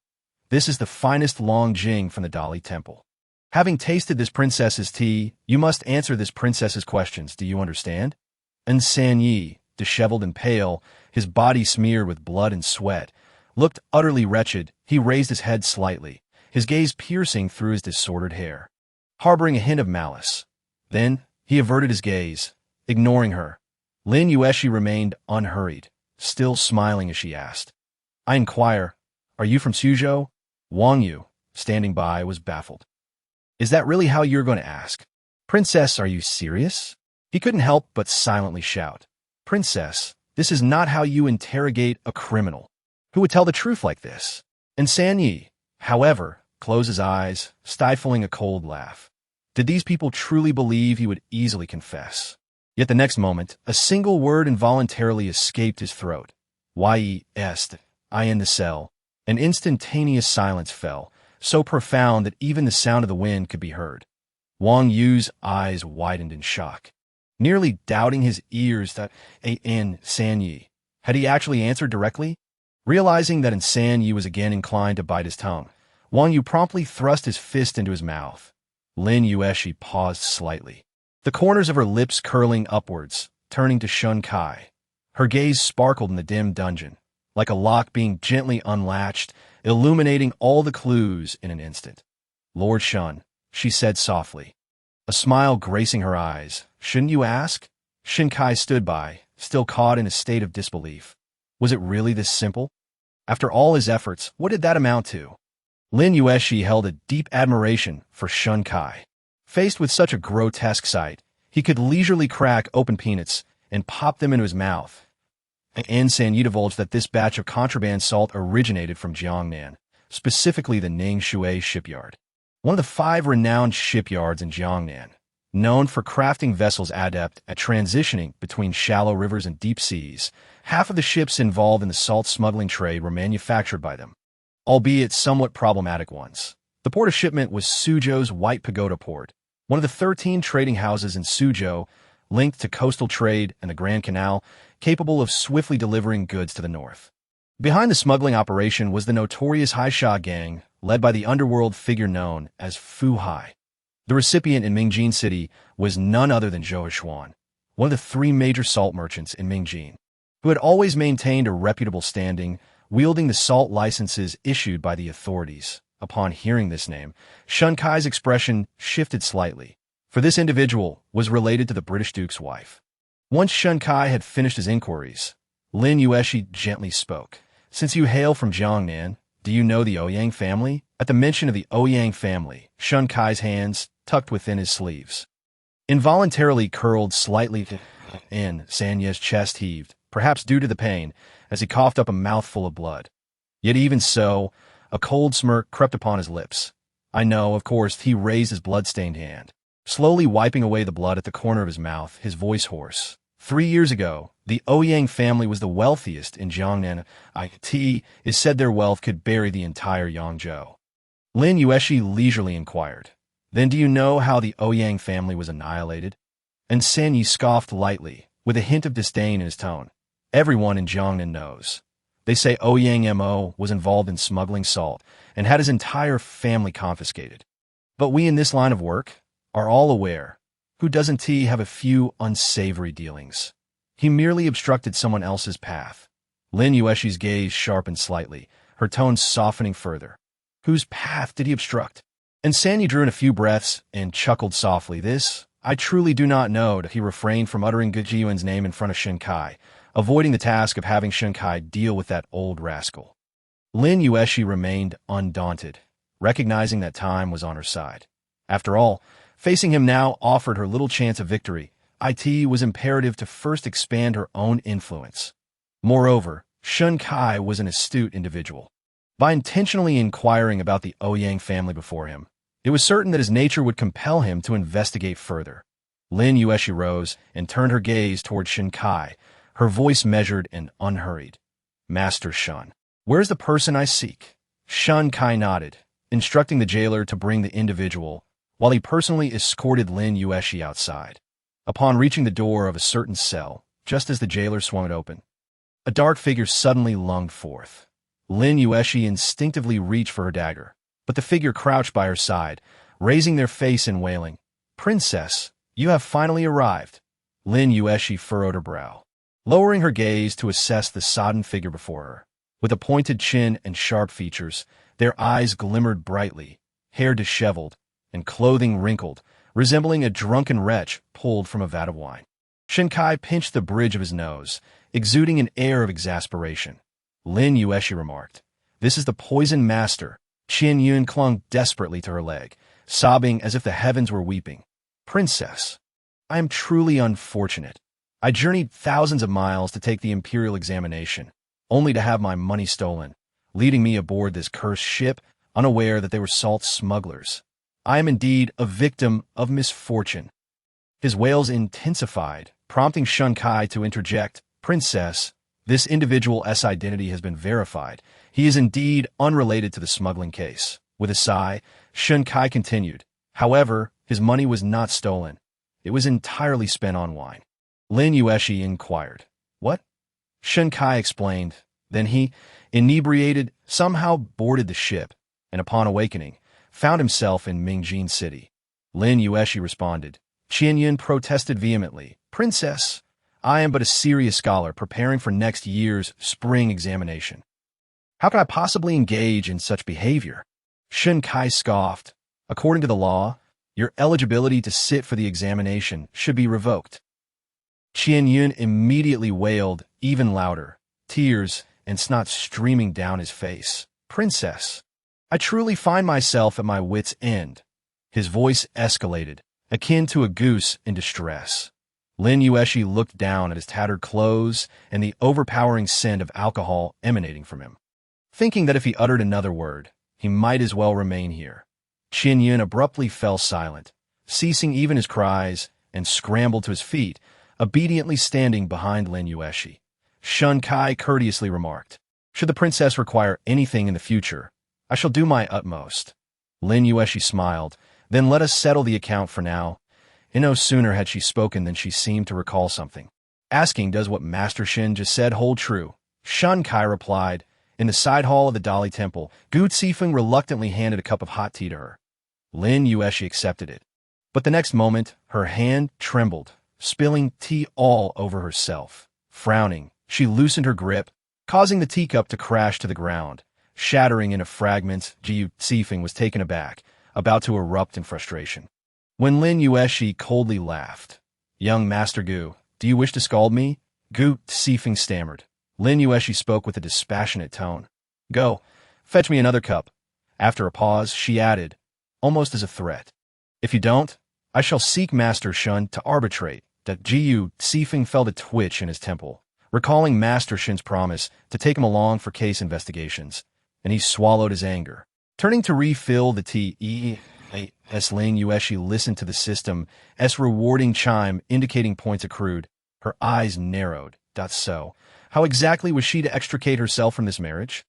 Unbeknownst to her, the clever Lin Yuexi, before departing, expressed her gratitude to Gu Zifeng for his attentiveness by bestowing upon him 2 unwelcome gifts from the heavens. Meanwhile, Wang Yu cautiously presented a teacup. "Master, it has been checked. There is no poison." Shun Kai lowered his gaze, observing the dark tea stains at the bottom of the cup, his expression darkening, voice icy. Summon a physician for further examination. Qian Yun was exceedingly content with having discovered the delightful Princess Yuning as a long-term benefactor. The prices in the capital were outrageously high. Even the most dilapidated lodgings demanded 100 copper coins per night, which he could scarcely afford, let alone food or even a sip of hot water. Yet, being in the company of the princess was a different matter. At the very least, meals and lodging were covered, sparing him the need to spend a penny. With this thought, a grin spread across his face, his large white teeth gleaming, as he jovially followed Lin Yuexi, seizing every opportunity to extol her virtues.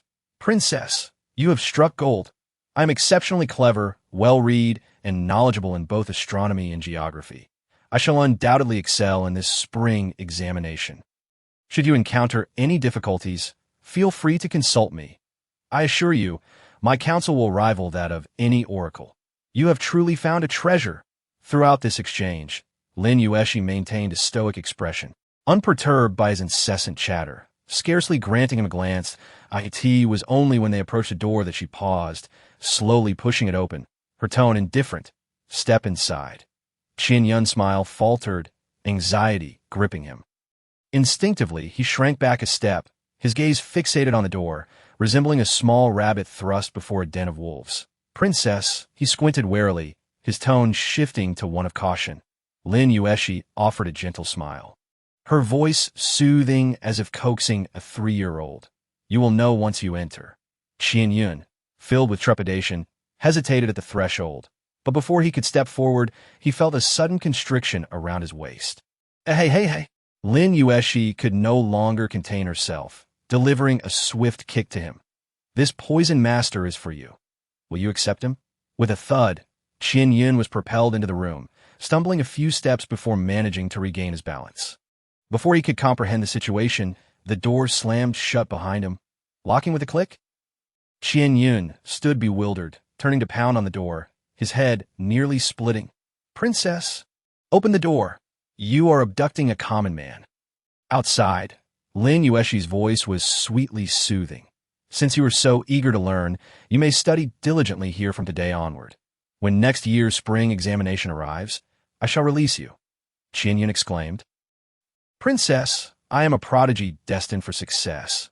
There is no need to confine me for arduous study at this moment. Princess, you must listen to me. This is utterly unacceptable."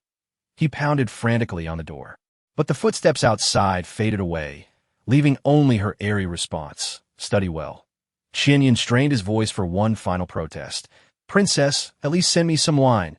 Once he confirmed that silence had descended outside, he stood dumbfounded for a full 3 seconds, inhaled deeply, and began surveying the room. He then fell silent. The room was spacious, clean, and orderly, with bookshelves lining the walls, crammed with an array of texts, from the 4 books and 5 classics to the art of war and comprehensive legal commentary. Everything one could desire. In the center stood a Wang Wally writing desk, fully equipped with ink, paper, and brushes, and even a pristine copy of selected essays for the spring examination lay nearby, on the wall behind the desk. A grand inscription declared, "The sea of knowledge is boundless. Diligent study is the vessel." Qian Yun. He struggled to divert his gaze, reassuring himself. It's all right, as long as there's a place to sleep.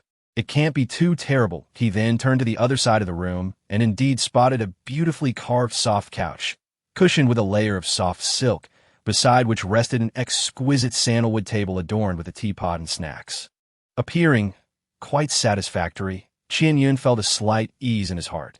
This at least suggested that the princess had not completely abandoned her humanity. Then he noticed a book placed at the head of the bed, 300 essays for night study. Qian Yun. He mechanically reached for the book, flipping to a page, only to be confronted with a barrage of dense essay topics. Qian Yun completely broke down as he plopped down on the floor, gazing skyward with a deep sigh. What on earth is happening? Lin Yuexi had initially intended to employ a gentle approach with Qian Yun, as a useful lackey must first be cajoled and gradually tamed. However, throughout their journey, Qian Yun's incessant chatter had become unbearable, akin to a cacophony of 800 sparrows in conference. Thus, Lin Yuexi decided to confine him within the room, seeking a moment of peace for her ears. When the system raised objections, Lin Yuexi merely sneered.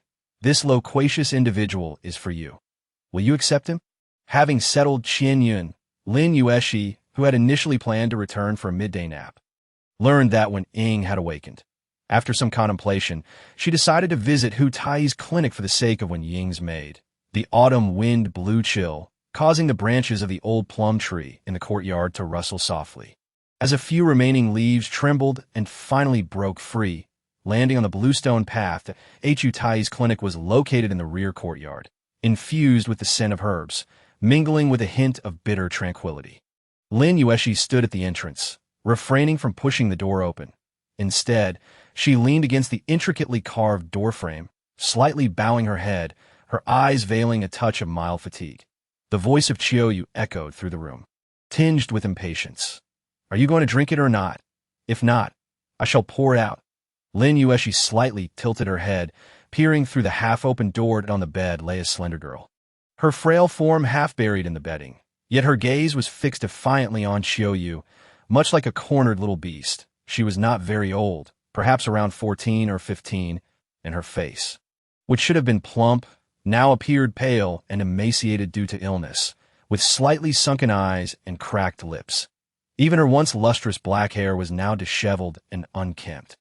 Nevertheless, her brows and eyes retained a spark of liveliness, her distinct black and white eyes revealing traces of stubbornness and wariness. Her lips pressed tightly together in a posture of unwavering defiance. Her hands clutched the edge of the blanket with whitened knuckles, her body tense, as if ready to flee at any moment. Qiuyu sighed and nudged the medicine bowl forward. "The royal physician has stated that your constitution is weak if you do not take care of yourself. You will easily fall ill." How could she possibly drink it? It was precisely because she had once trusted a benevolent-looking old woman that she was drugged and sold to a brothel. Who could guarantee that these people who bought her back were not deceiving her again? She would not be fooled a second time. Outside, Lin Yuexi had lost her patience. The female protagonist indeed possessed some capability. Yet why were these two at the wall corners so difficult to handle? Her footsteps were neither hurried nor slow, but they made Wen Ying on the bed tremble violently. Qiuyu hurriedly rose, setting the medicine bowl aside, and approached Lin Yuexi, whispering, "Your Highness, this young lady has adamantly refused to take her medicine since she awoke." Lin Yuexi's gaze fell upon Wen Ying, her expression indifferent. After a moment, she let out a light scoff and casually remarked, "If she refuses to drink, then let her be. After all, her body is her own, and if she does not recover, it will be her own suffering." Wen Ying was momentarily taken aback, looking up at her with a furrowed brow. However, Lin Yuexi did not wait for her reaction and continued, If she does not improve within 10 days, send her back to the brothel. I do not nurture the useless. With that, she turned and left. The room fell into an eerie silence. Chiyoyu was stunned, clearly not expecting the princess to say such a thing. Yet the most shocked was Wen. Her mind struggled to comprehend. What did she mean? Wasn't she bought for the purpose of being used? How could she so casually state that she would send her back to the brothel? In that moment, something within her collapsed. Did she no longer possess any value to be exploited? All at once, emotions surged within her. She missed home, her parents, and her 3 brothers, and no longer would she sneak out to become some chivalrous heroine. A wave of sorrow washed over her, and her eyes turned red in an instant. The next second, tears began to spill forth. Then, she suddenly began to wail. Lin Yuexi had just reached the door when she heard the cry. Halting in her tracks, she frowned and turned back. Why are you crying? Wen lifted her tear-streaked face, sniffing as she choked out a plaintive accusation. You are scaring me. You want tea, let me drink the medicine. And you said you'd send me back. Huh. I'm already miserable enough. Why do you have to frighten me? Lin Yuexi. Meanwhile, Chiyoyu silently picked up the medicine bowl, her tone calm. How about you take a sip of the medicine first? Lin Yuexi had slept for nearly an hour, and upon waking, she found the children playing in the courtyard again. The Li couple had delivered swings, slides, and other delightful new toys early that morning. Seizing the opportunity, they brought along blueprints and inquired about several details. After all, the princess's original designs had been spectacular, but the couple had puzzled over them all night and still failed to grasp a third of the concepts. While enjoying some snacks, Lin Yuexi explained, and as she spoke, she decided to take Shanhua to the Li family's shop for a look at. To her surprise, the shop was lamentably small, barely affording enough space to turn around. After strolling through the street, she discovered 2 shops with promising locations, and she approached to test her luck, inquiring if the proprietors had any intention of selling. The once jovial expressions of the shopkeepers darkened immediately. And had it not been for her resplendent attire, they might have thrown her out on the spot. She had planned to venture out again today, as home goods were both inexpensive and necessary. But establishing her Yuanfang brand was a crucial move. Unexpectedly, that morning, the Li couple rushed in to announce that the owners of the 2 shops were eager to sell. Lin Yuexi decisively agreed, tossing down the money to secure the shops, and instructed the Li couple to find carpenters to work through the night to connect the 2 into one cohesive space. She also allocated additional funds, insisting they hire skilled hands to craft more furniture. Upon returning, she organized the courtyard and expanded it into a mini children's amusement park, even commissioning a batch of plump wooden tiger sculptures, ensuring that every corner from slides